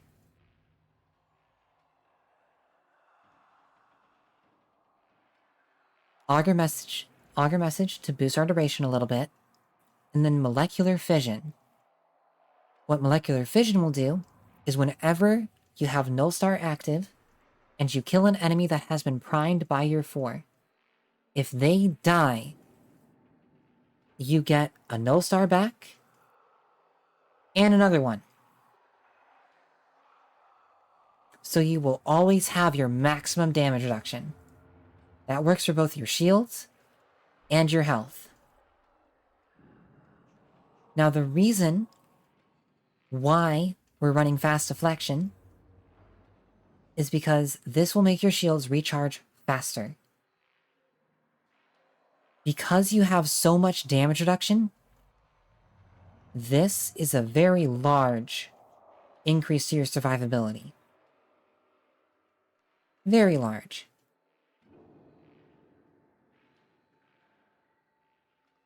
And again, this is Nova with no investment. If you end up liking this and you want to invest more in Nova, you can do this ridiculousness. Which is not 5 Forma. I want to point that out. It's not 5 Forma. It is... Let's see. If you change this polarity, you add that, change this, and then add probably one more dash in that D. Okay, it is probably around 5 Forma.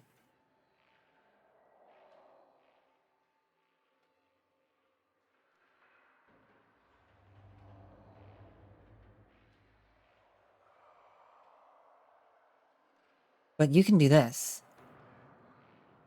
I know the default polarities for Nova Prime. The default polarities for Nova Prime are dash polarity for the aura, 3 Vs.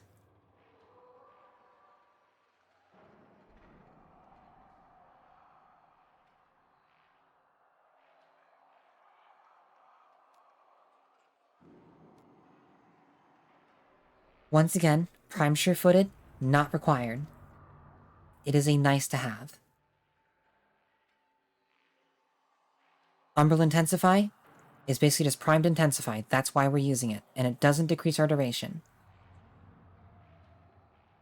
Molt Augmented. We're using it because more power strength, more better. Streamline. We use our abilities enough, might as well have it. Might as well make our abilities cheaper. Molecular Fission. I've already explained why we use this. Prime Flow. More energy, more better. Prime Continuity. Again, more duration, more better. Augur Reach, Stretch. This is all the range that we need. No worries. I'm just explaining why we do this. And I will make clips of this, or highlights of this, so that they're just on the channel.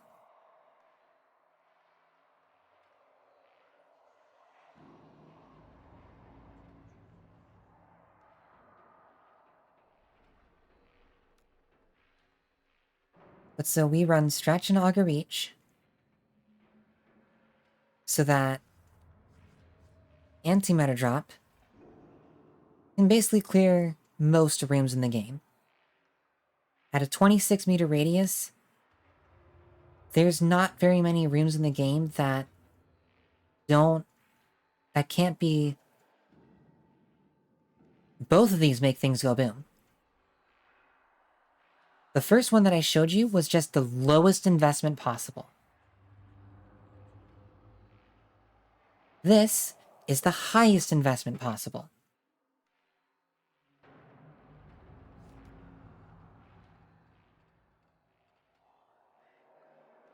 This is if you really, really enjoy Nova and you're like, okay, I want to do more with her. Because this takes Fast Deflection out of the build and puts it into an Arcane. Which is Arcane Aegis. Which when this goes off, you're effectively immortal. Yes. When you shoot Novas 2, with that Heck build that I use, in one shot, it will, every single time, fill her 2. For a newer player,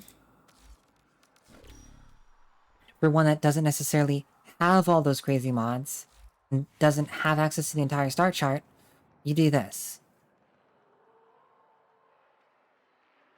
And this works without a potato. But on the Heck itself, you run Point Blank. It's really only one mod difference, but Semi-Shotgun Cannonade is so much damage that it makes Nova go from needing to do this with her 2 and filling it up that much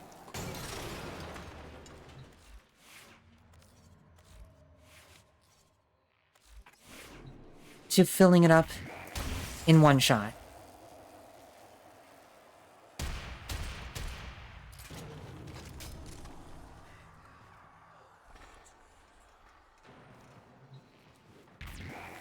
So if you see, when I shoot it, there's a bunch of numbers. If it's full, it doesn't make numbers anymore.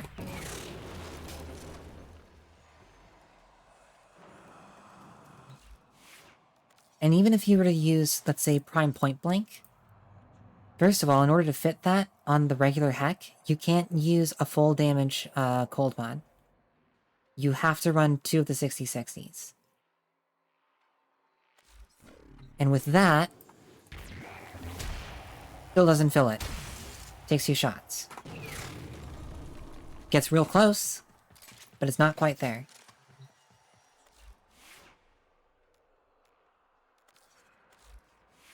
And so with the introduction of semi-shotgun cannonade, it makes this way more accessible without needing any spy mods, because you can just get Toxic Barrage from killing Vor in the Void.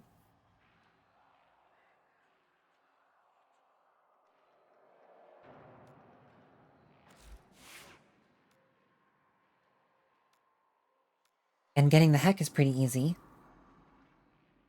And Nova basically becomes your weapon.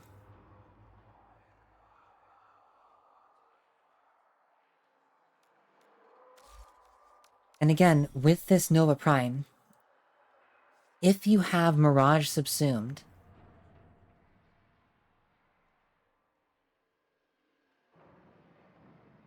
you can subsume over Wormhole with Eclipse. And that quadruples your effective health pool.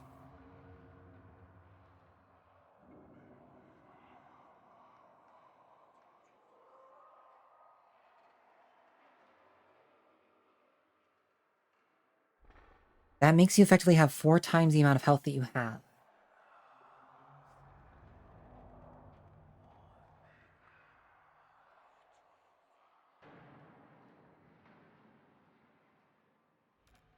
And so on my all-in Nova build, I've got Eclipse.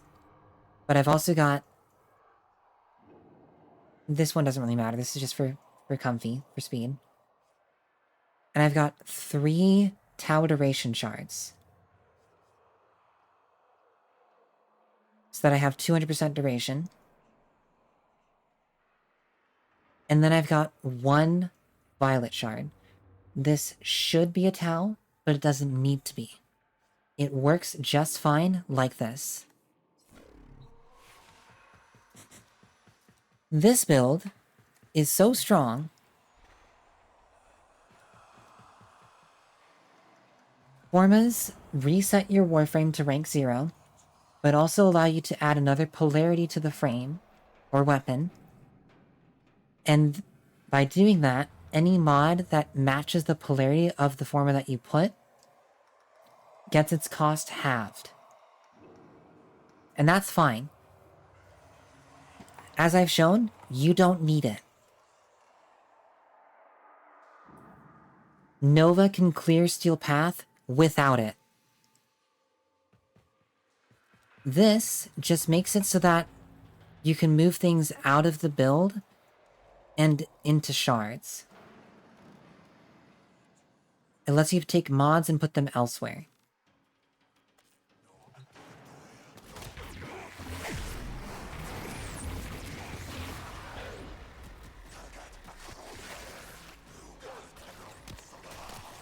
So I'm quite literally just going to stand here.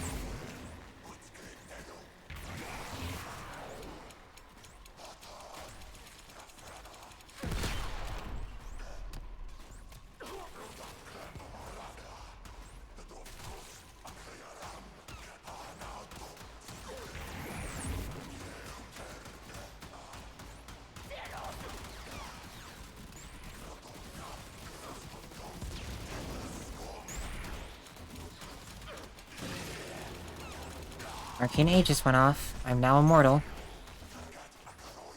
For the next 12 seconds.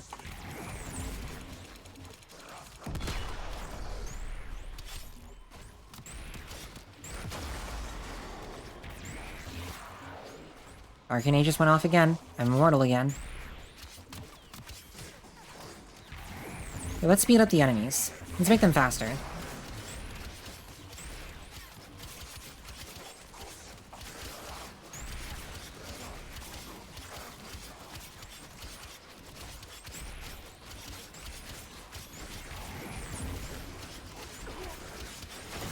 Arcane Aegis went off again. I'm immortal again.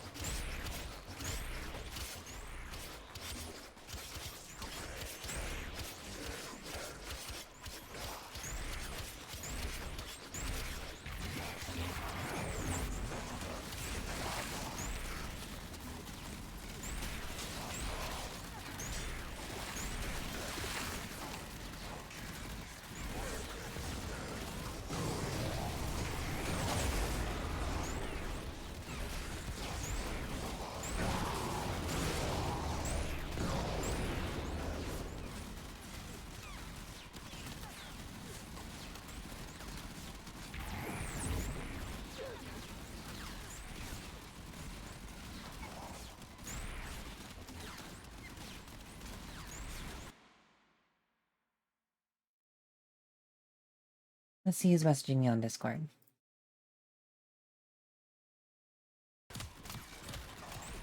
Oh, ran out of some things. Gotta put them back on.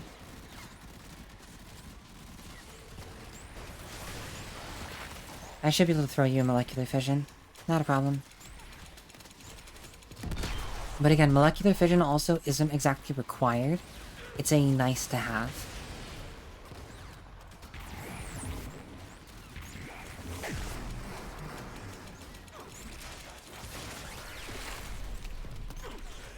Yeah, so how about we make these enemies just no longer a problem?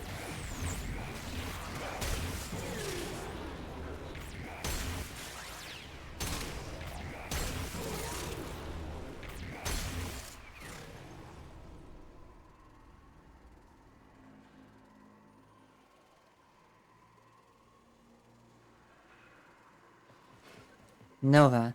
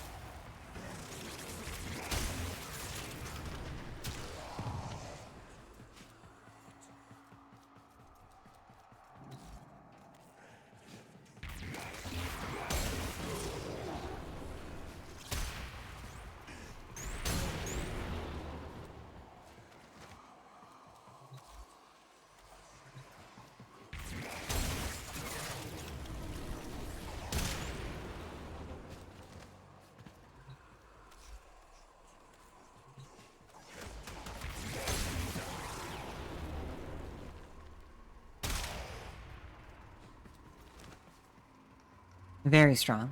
Very strong Warframe.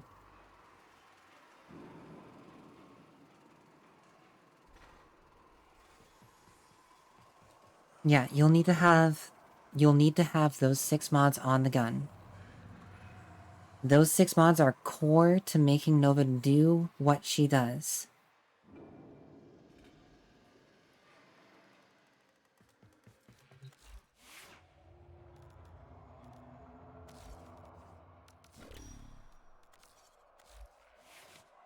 These 6 mods are what make Nova tick. Now, it is worth noting that if you have a Kuva hack, the build changes, because the Kuva hack is worth investing in more. So you can do this, because the Kuva hack will have an innate element, which adds to the damage.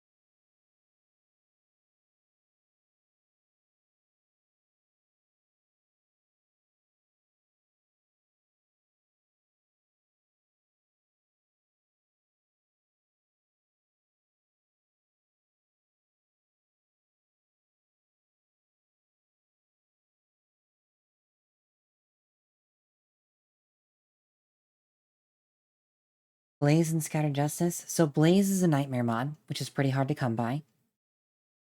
Well, not exactly hard to come by, it's just annoying.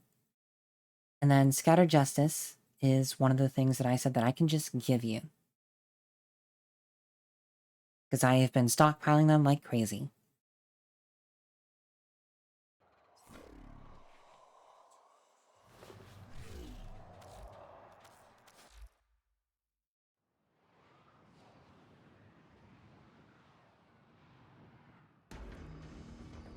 Jackpot! That's what.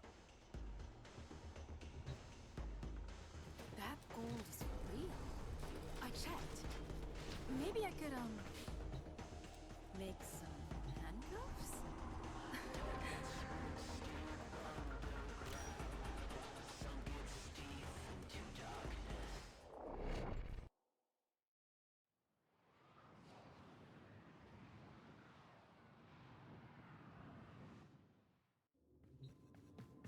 Yeah, if I could get your in-game name, that'd be great.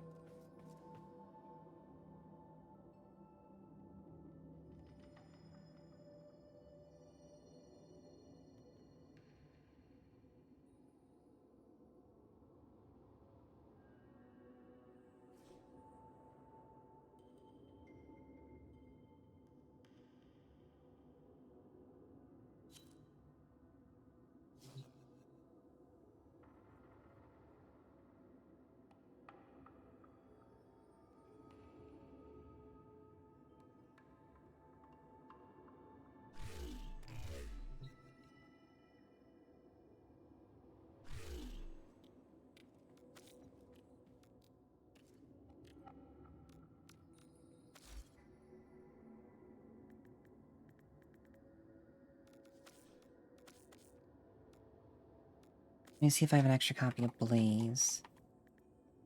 I do not.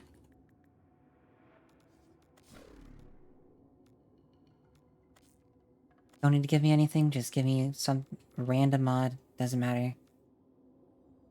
Just don't make it be valuable, because I'm doing this out of kindness of my heart.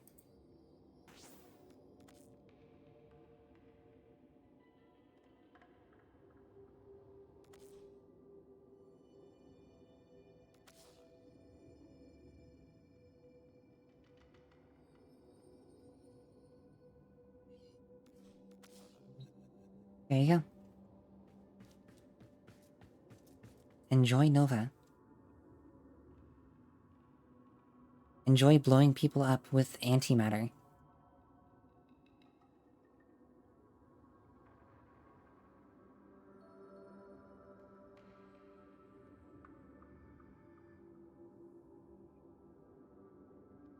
Honestly, her new deluxe skin that she got with the Command the Five Fates update, really good.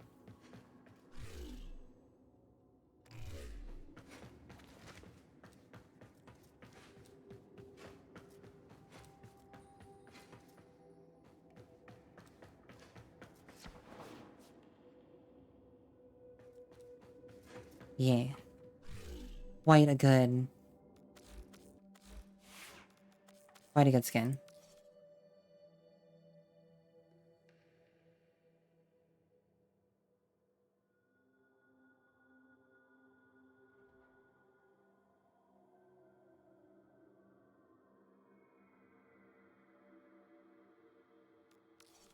But I also really like the Nova Mithra skin from Tenogen.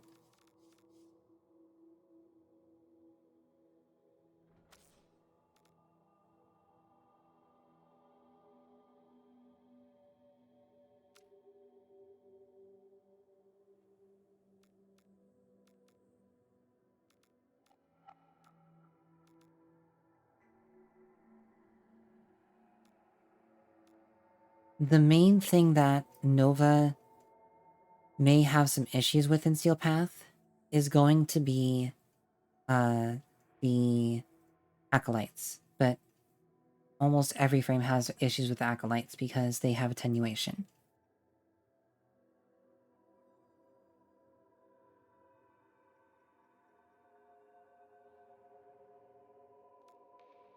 So if you bring a weapon that can basically deal with acolytes, you're good. Nova will be just fine. Because it's not surviving the acolytes that's a problem, it's killing them with Nova's abilities.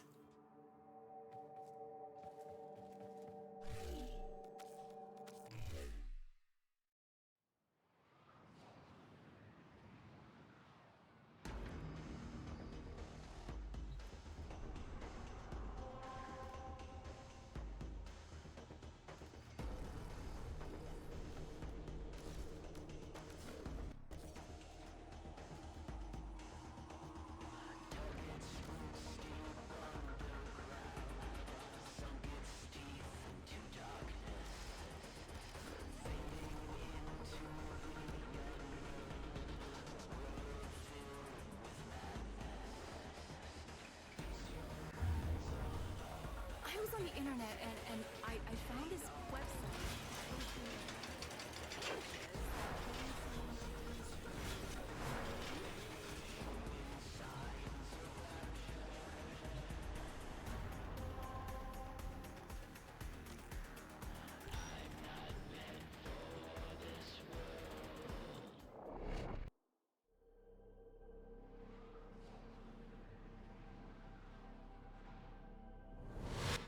Tenno, you are here to infiltrate data vaults and retrieve highly sensitive enemy information.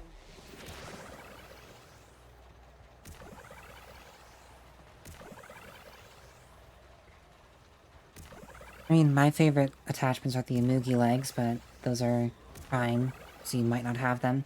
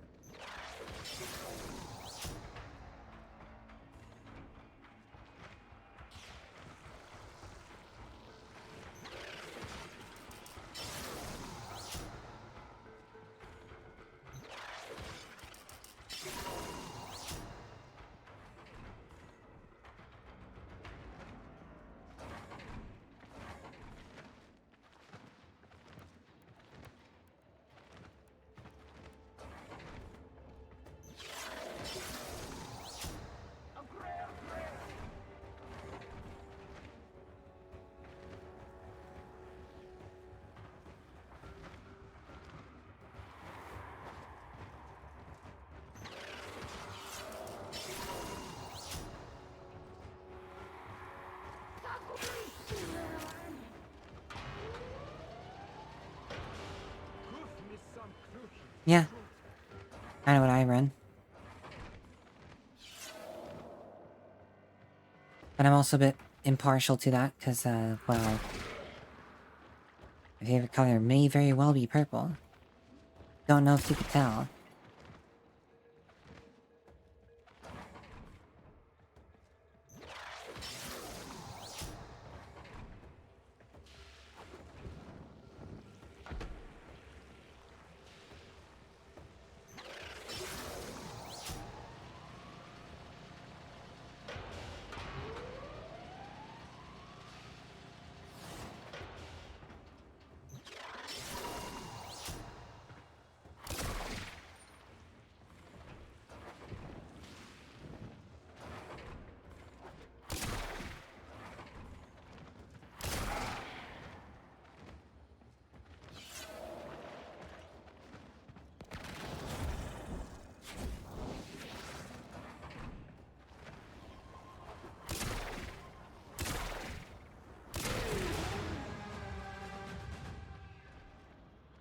God, imagine being that ballista with just those arrows just spawning out of nowhere right next to you and just...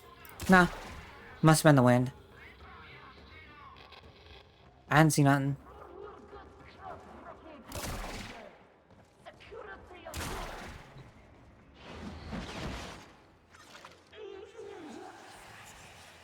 Oh, now you figure it out.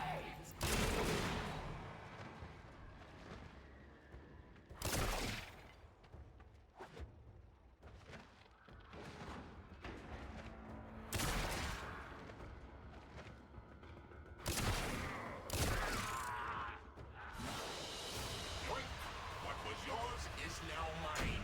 Bye-bye.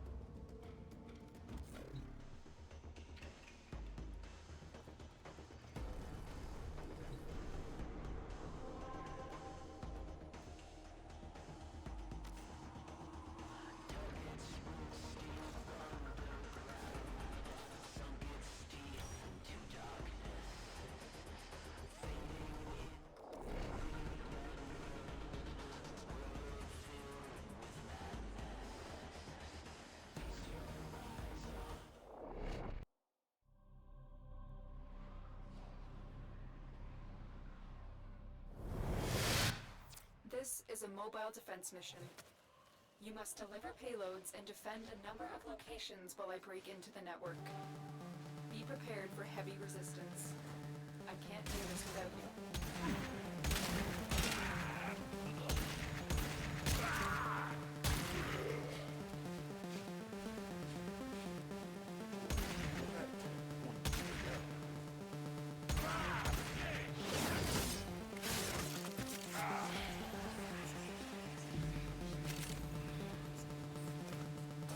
I need access to a terminal.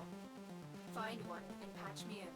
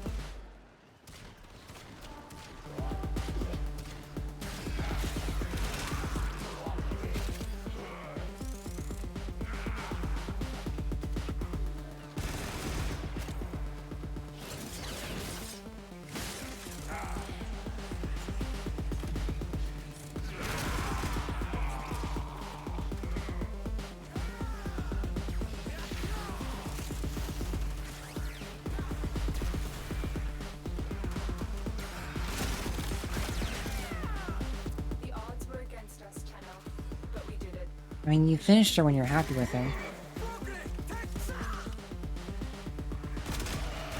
There is a Discord linked in my bio.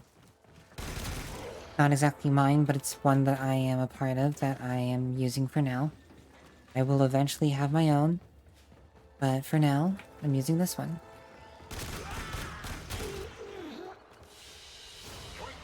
What was yours is now mine. Bye-bye.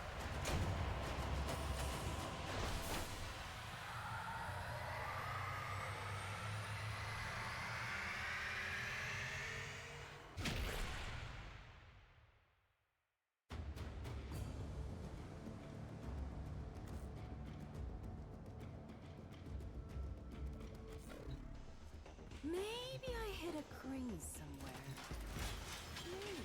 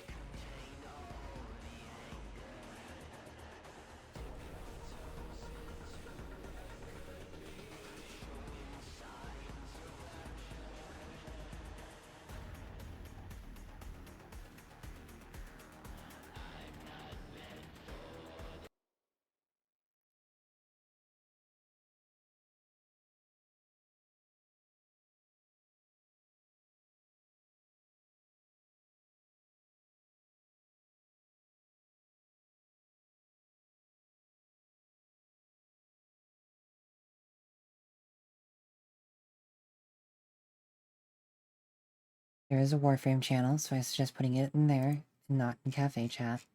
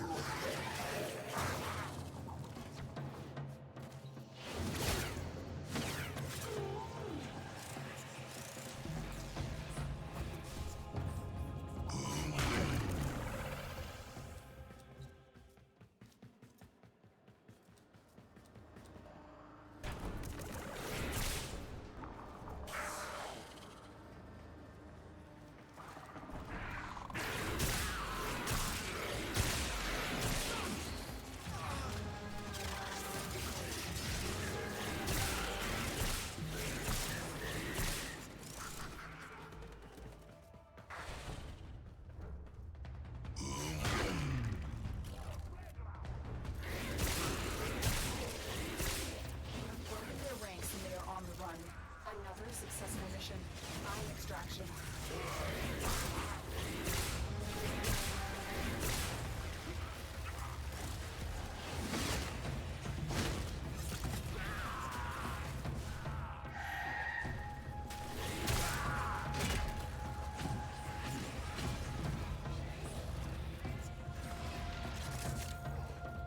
Yeah, it really depends, Jer.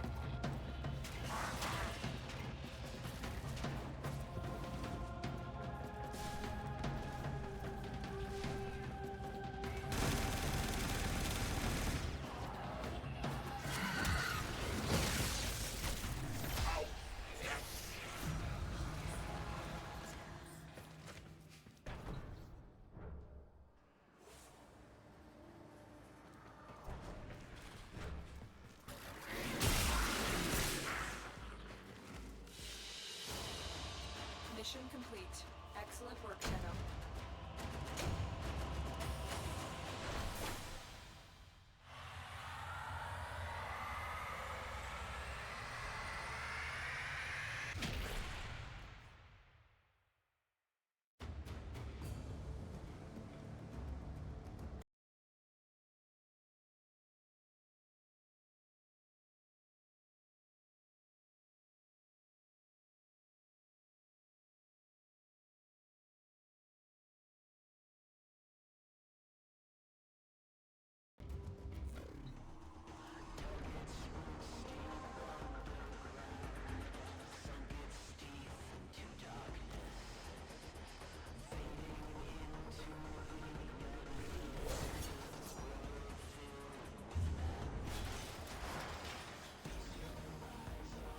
Yeah, I know.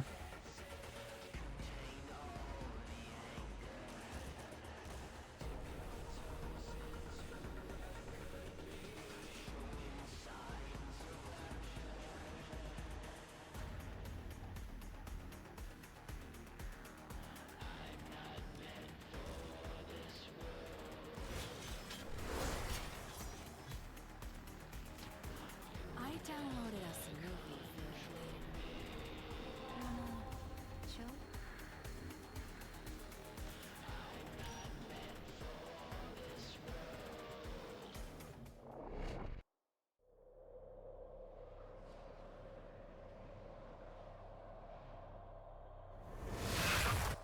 There is a large platoon of Grenier Marines stationed here.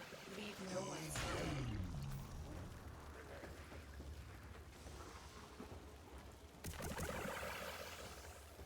Yeah, you can go ahead and post a picture in the Warframe channel. Under the games category.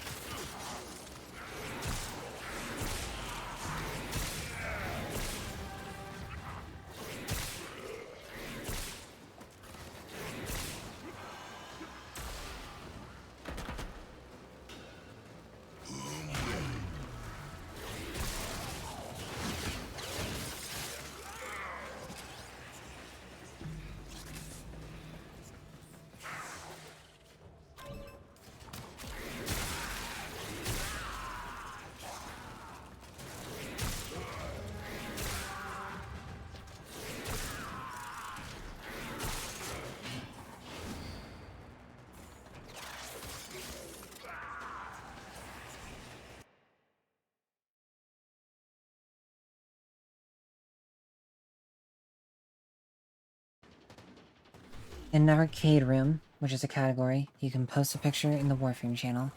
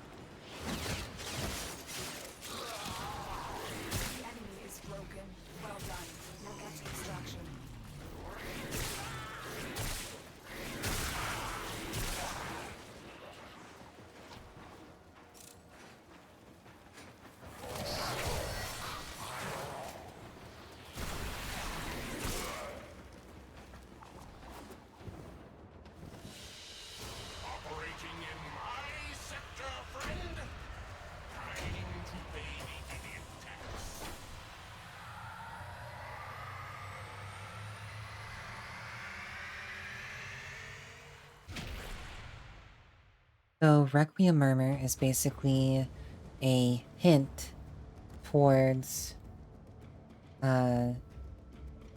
what I need in order to defeat the Lich.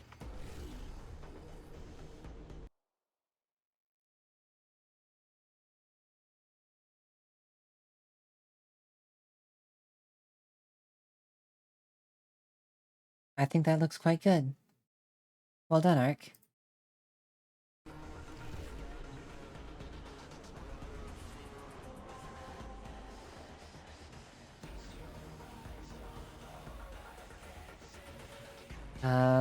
I've been streaming for 9 hours and I haven't eaten yet, but it's fine.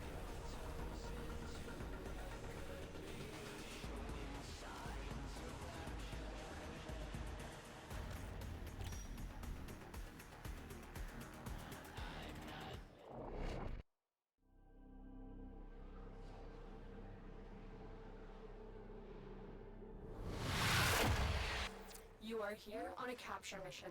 You must find, capture, and extract our target.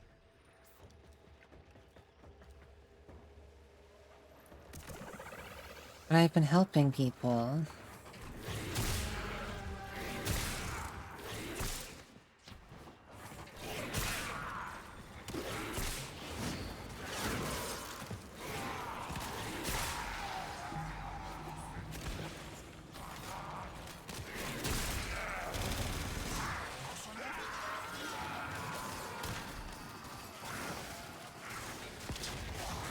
Mission complete. The captive has been escorted to the extraction point. Well done.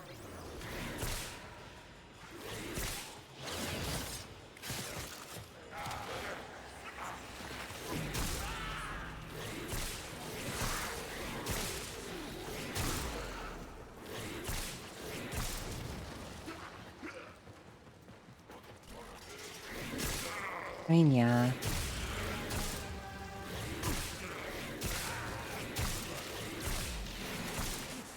Deadline, are you still here? How's your Lich going, if you are?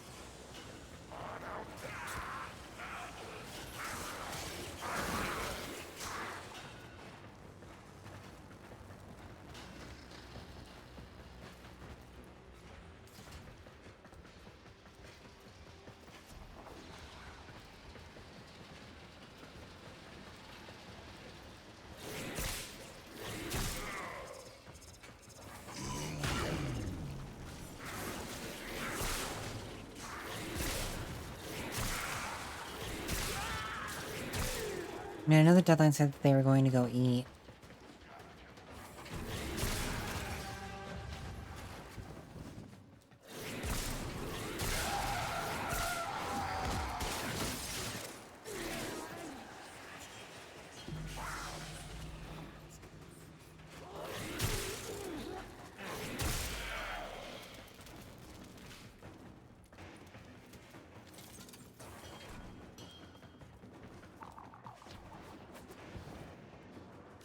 Yeah, I figured that you recently got food, Nick.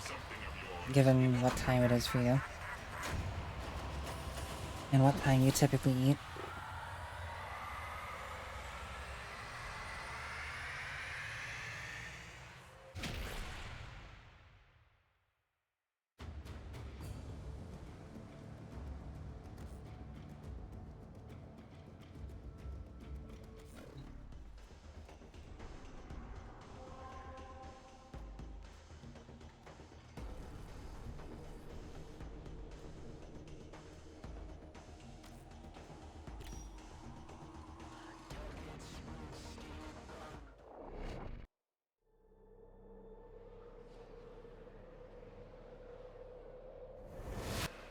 Your job is to distract the enemy while a fellow Shadow operative raids the ship for much-needed supplies. Make your presence known. They have just shut down all systems. I'm sending life support capsules your way.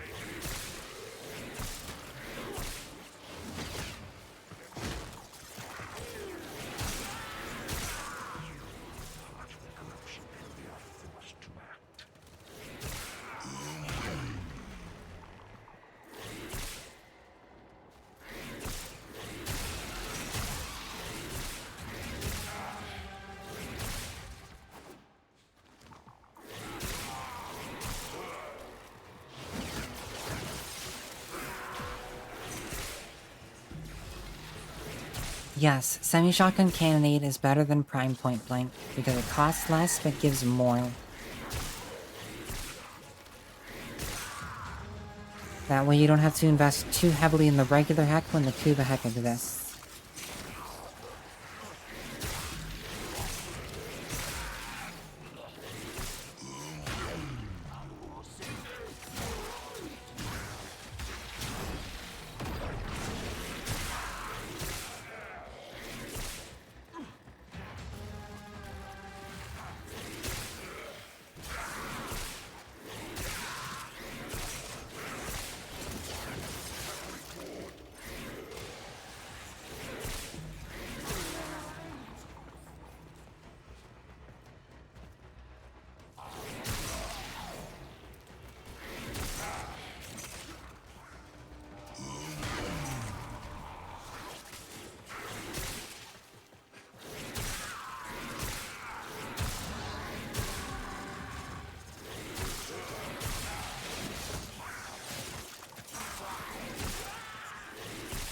Yeah, if only the tigers could use it.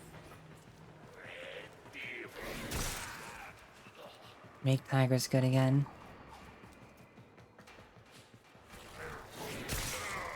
MTG, wait.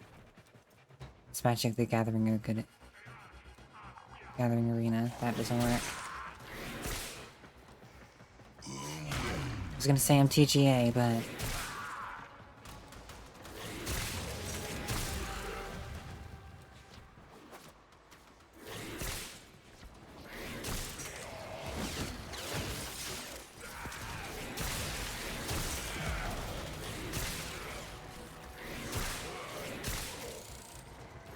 I don't, I play Yu-Gi-Oh! My brain only has enough space for one card game.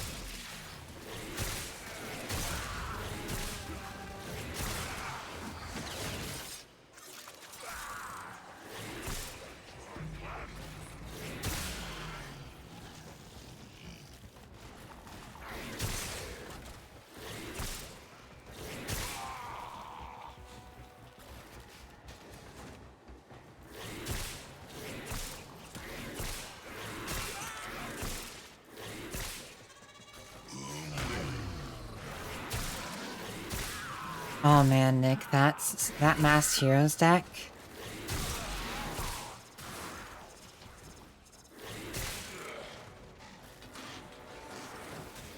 Needs such an update.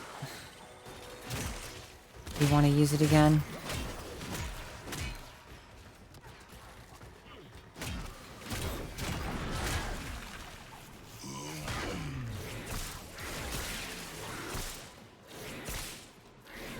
You'll be happy to know the Dark Law is still real good.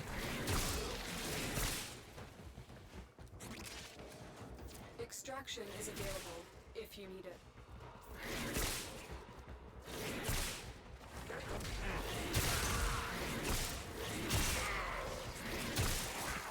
And I still want to build a Labyrinth deck. But that's like $300 for a competitive one.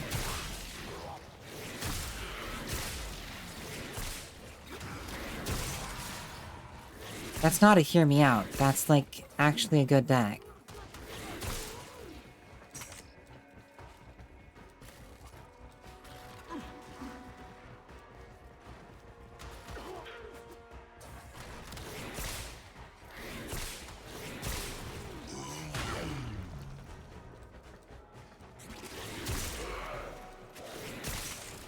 I've just started to like the Trap Tricks playstyle, and Labyrinth is basically Trap Tricks, but not for whole cards.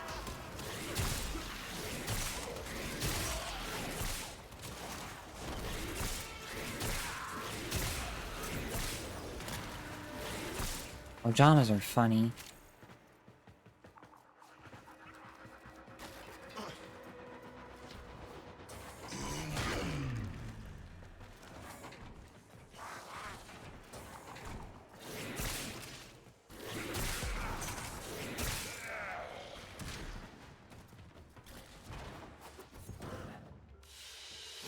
Wallet feeling a little light, friend?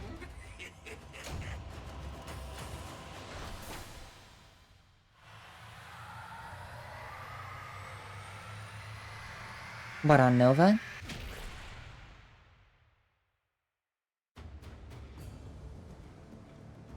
Or from my stream, from my Cora.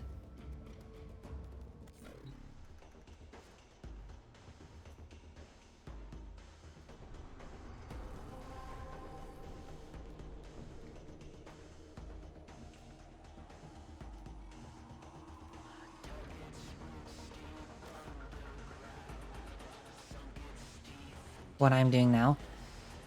Yeah, when you get further in the game gets pretty nuts.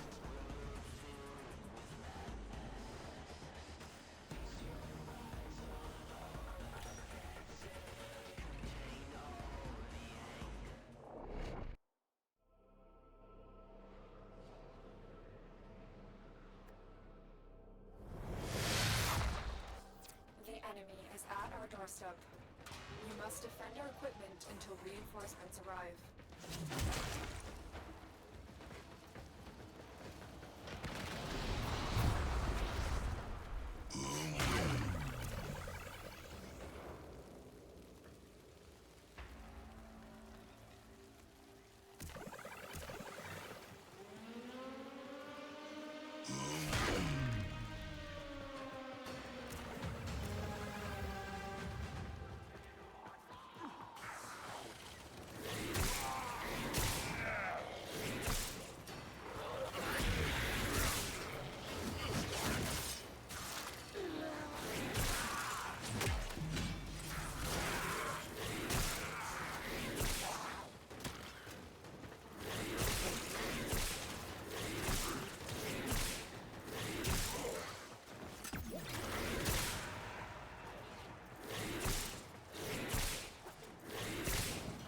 I'm not a huge fan of TFD's business model.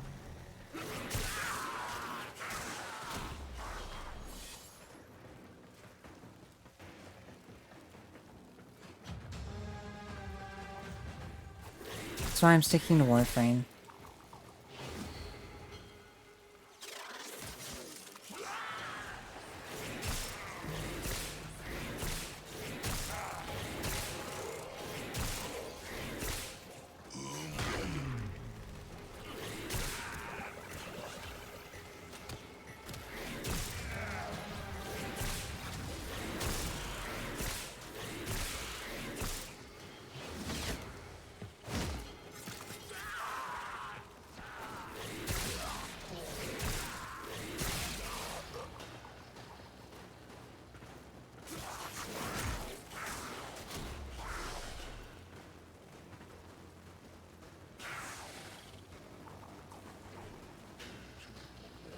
Now if this man would simply come and try to murder me, then I could actually probably finish this lich. At least get it to the point where it's in Railjack.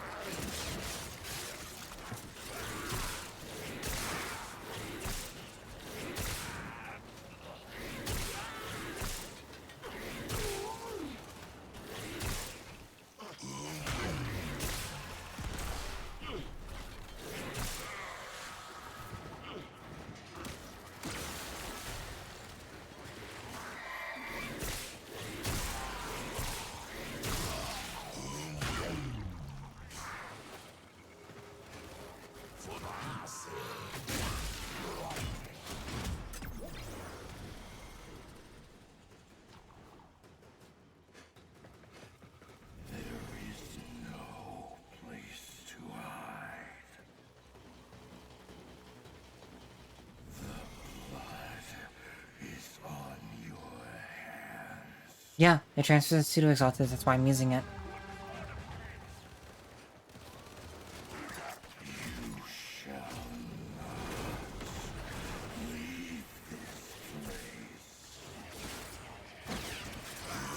Or at least it works on Korra's whip. I don't know about Gara's whiplash.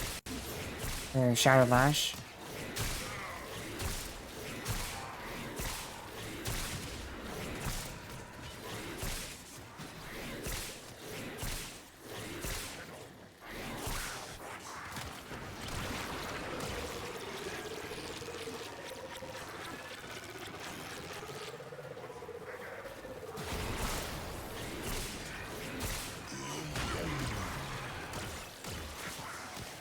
You're surprisingly tanky, you know that?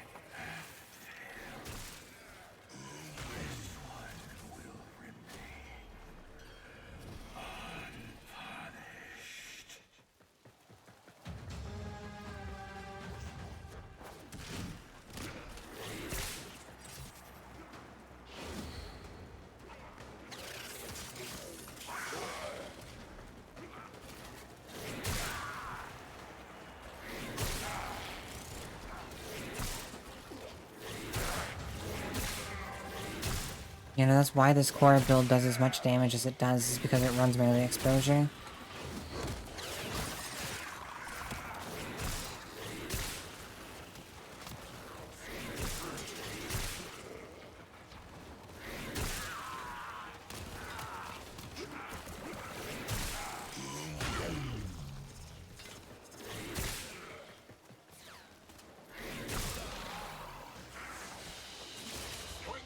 What was yours is now mine. Bye-bye.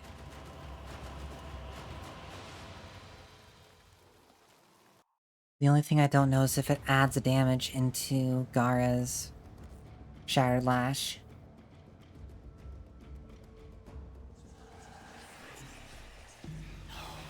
We're lucky that couch is strong, aren't we? Yeah, because I can't fit anything else in the build.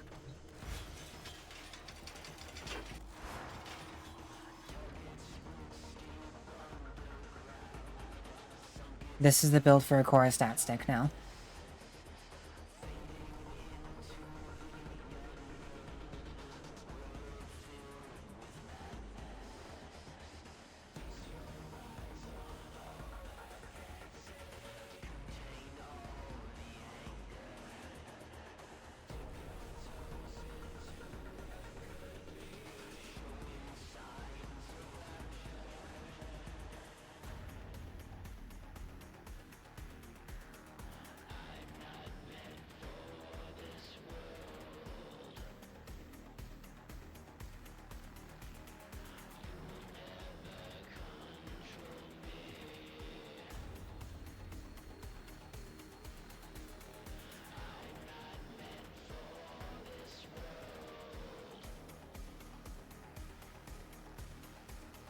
I do have dexterity.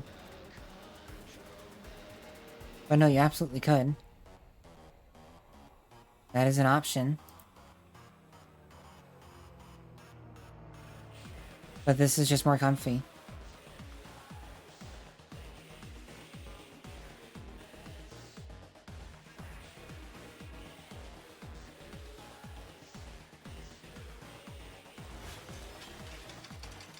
My Gamma Core has dexterity on it.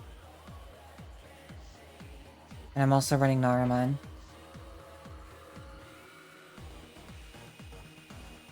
Just in case there are lulls in the number of enemies I can actually hit.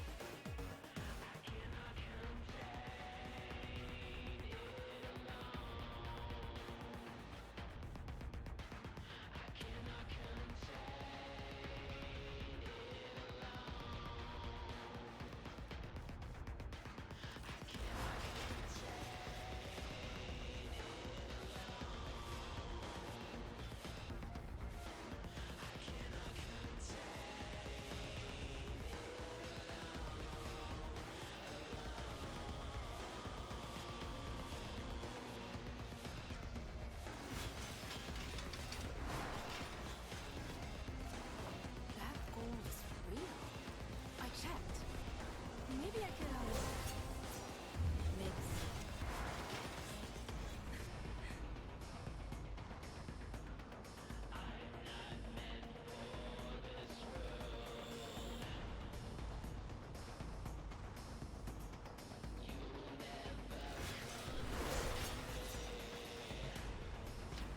I downloaded us a movie for later. Wanna chill?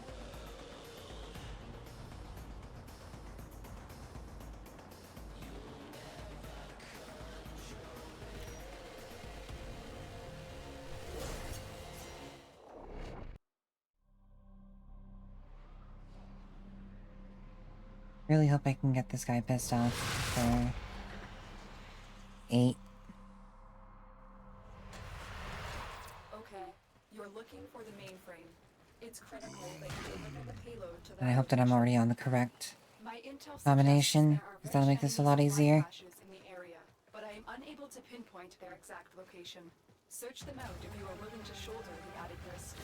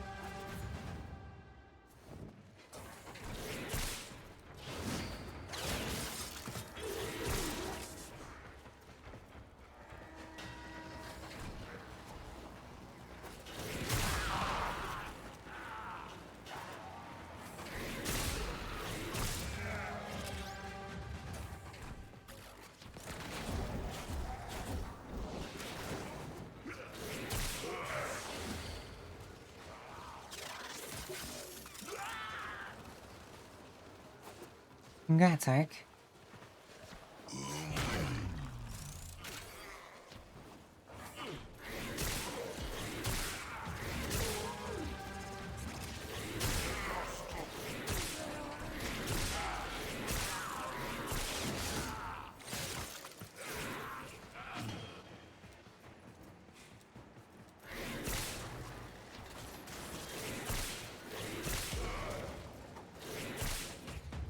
I am the hunter. You are the prey. That's how this works. Questions?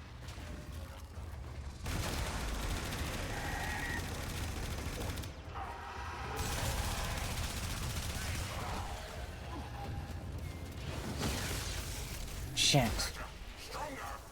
Shooter. You behold the Queen's #1 son.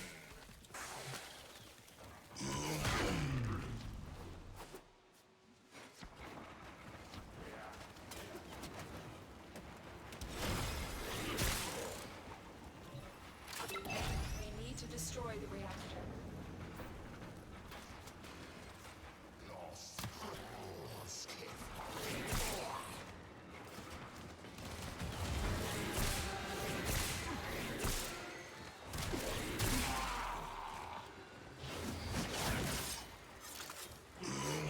No, the order will be the same. But I got the combination wrong.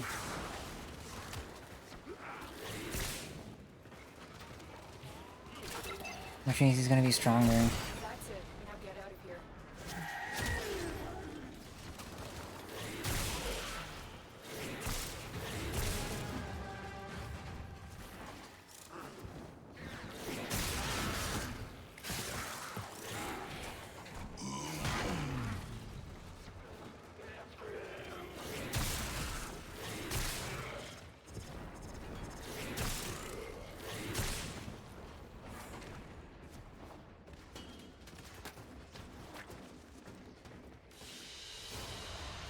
Mission complete. Excellent work, Tenno.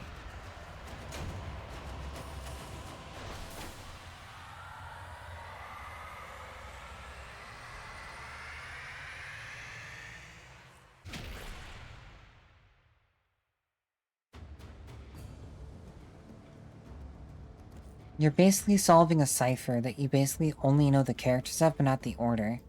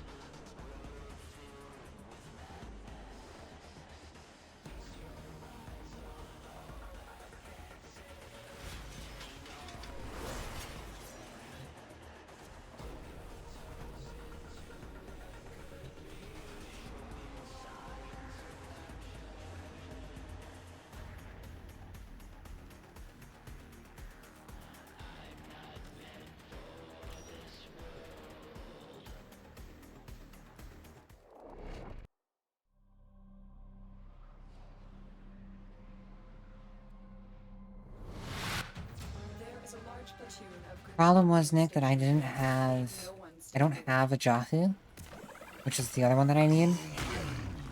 So I was hoping to narrow it down as to which one was going to be in the beginning. And now I know that it's Jahu, which is the one that I don't have. So that'll be cool.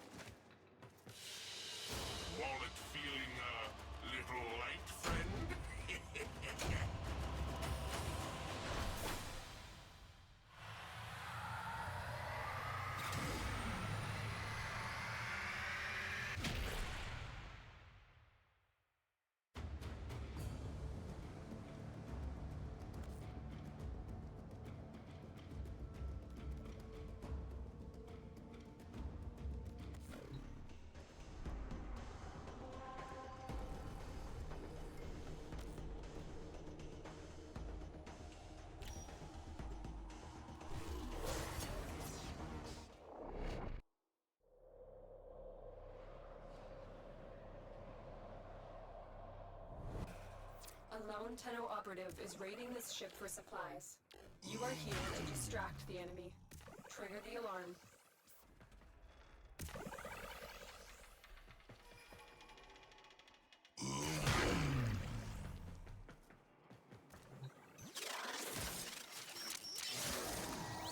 They have just shut down all systems. I'm sending life support capsules your way.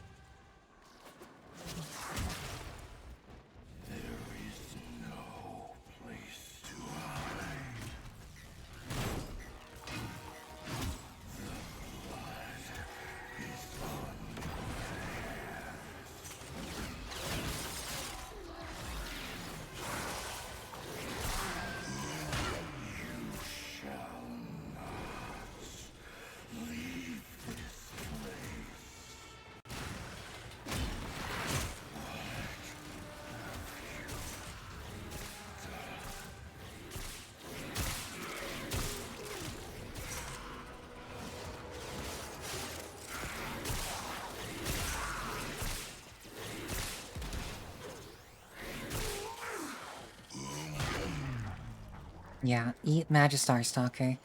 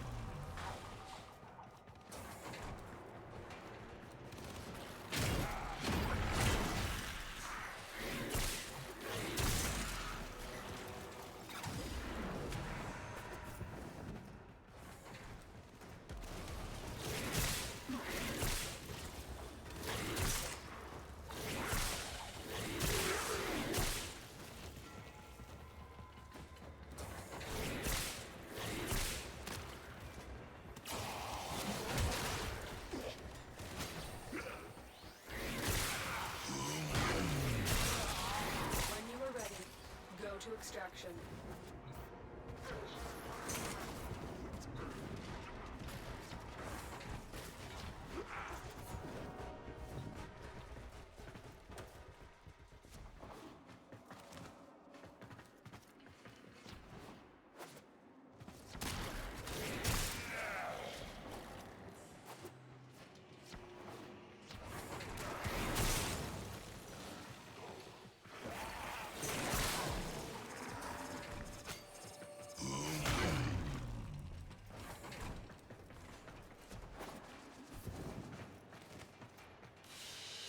Twink, what was yours is now mine.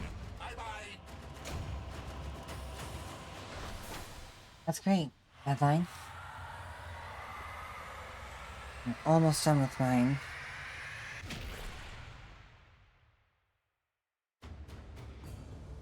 Hopefully I just need to summon him one more time. And then I'll be at Railjack as well. We don't pay for internet, right?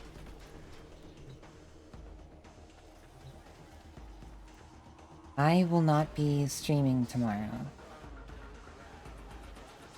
That's a thing.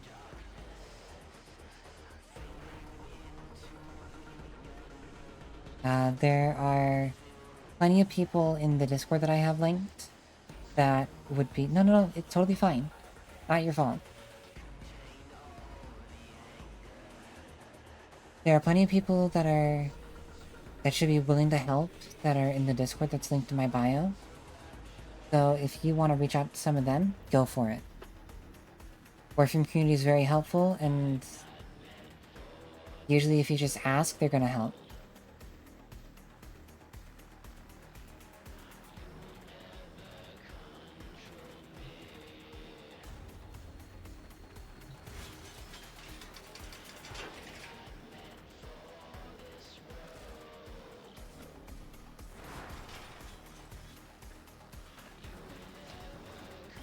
Every choice in my life led me to you. Thank you, life!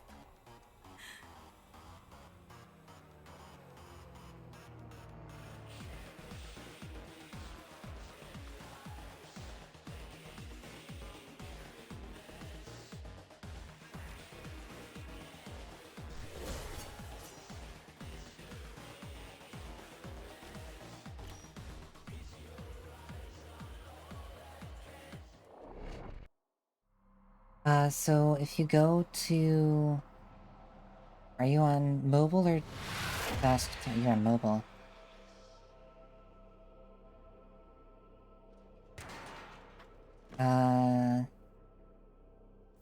This is a rescue mission. We need to find and liberate the hostage before any How do harm you comes go of it. to... So if you clicked on... If you tap on my name, you should be able to go to my channel profile. And from there should be a link to a Discord.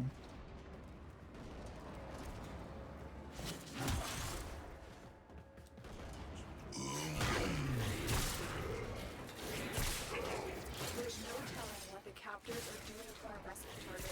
You need to find the holding cell immediately.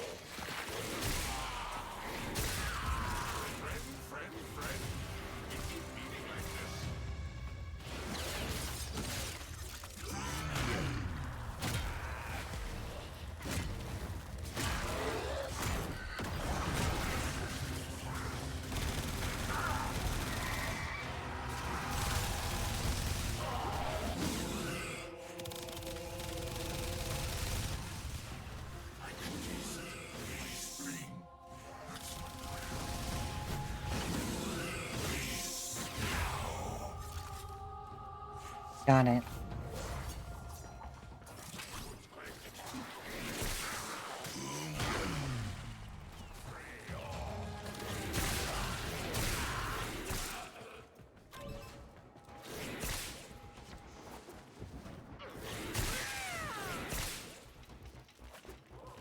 The hostage is almost out of time. Hurry.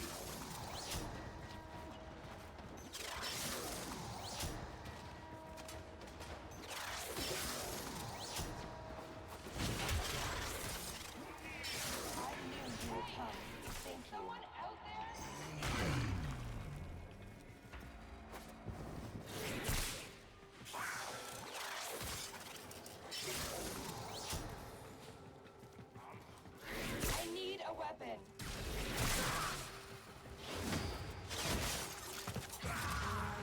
Yeah, I kind of started helping a lot of other people at the same time, Bigfoot.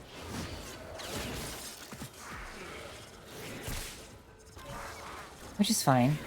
Happy to help people.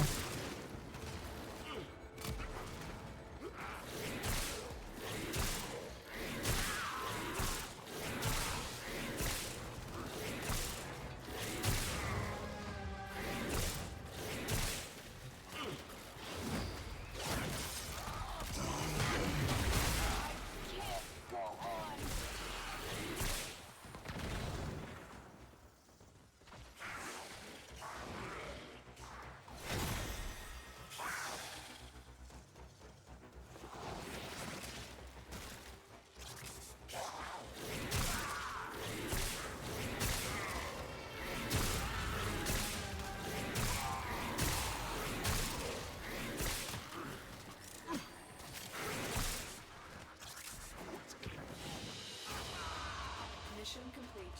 The captive has been liberated. You will be deported for this. So deadline. My Lich is now in Saturn Proxima. You still here? You can go kill him.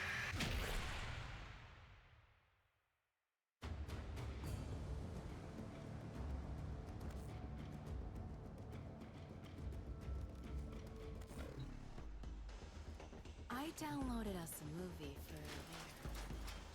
Wanna show?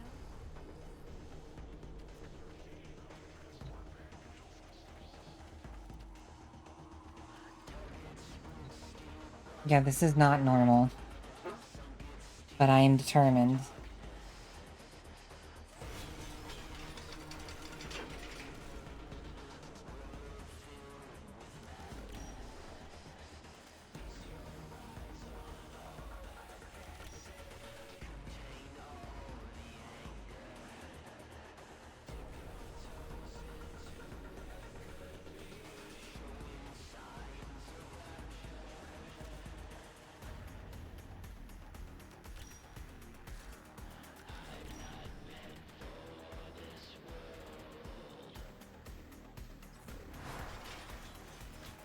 We don't pay for internet, right?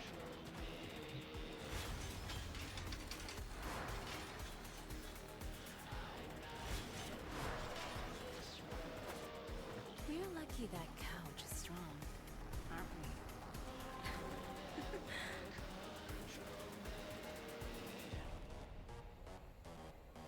Doesn't look like that line's on anymore.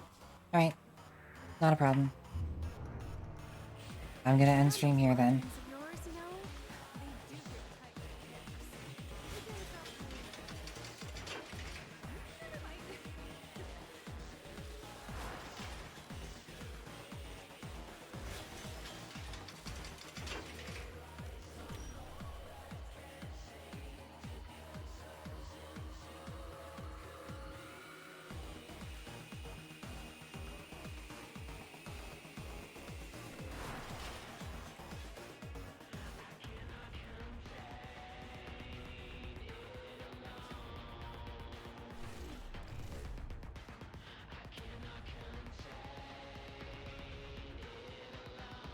I mean, I don't even know who to raid right now.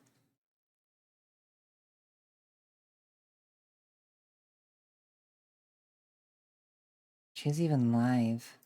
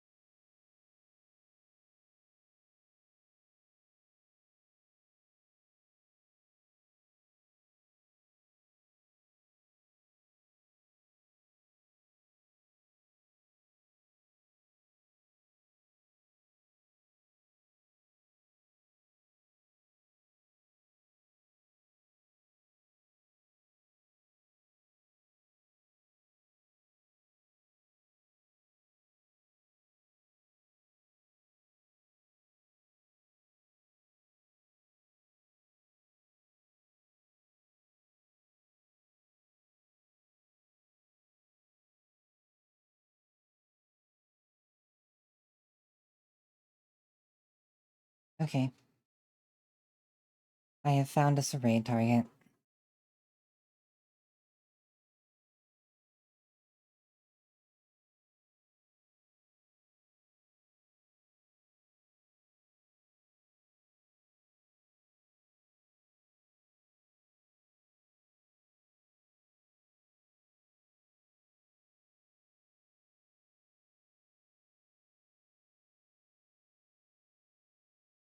I can't raid then? Damn it. Okay.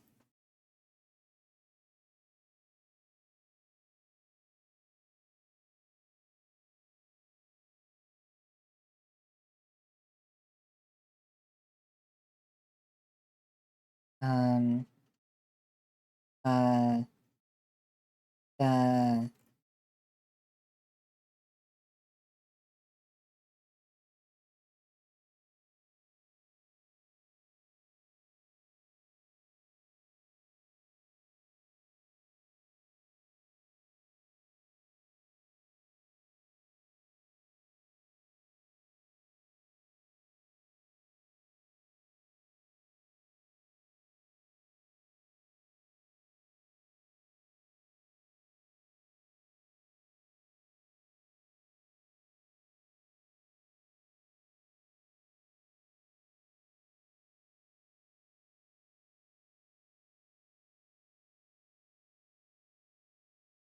Okay. We'll go with her. Hope you guys enjoyed the stream. This one was a very long one. Not normal for me. And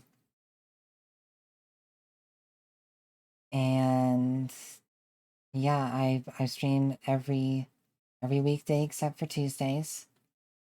I play a lot of Warframe, I play a lot of rhythm games, and I play a lot of racing games. If you like that, feel free to follow. Otherwise, get some sleep, stay hydrated, stay comfy, and show this creator some love. They seem to know what they're doing from what I've seen of them before I decided to raid them. So yeah. Hope you enjoy. I'm gonna go get some food, because I really need it. And yeah, have a good rest of your night. Bye, thank you for the great stream.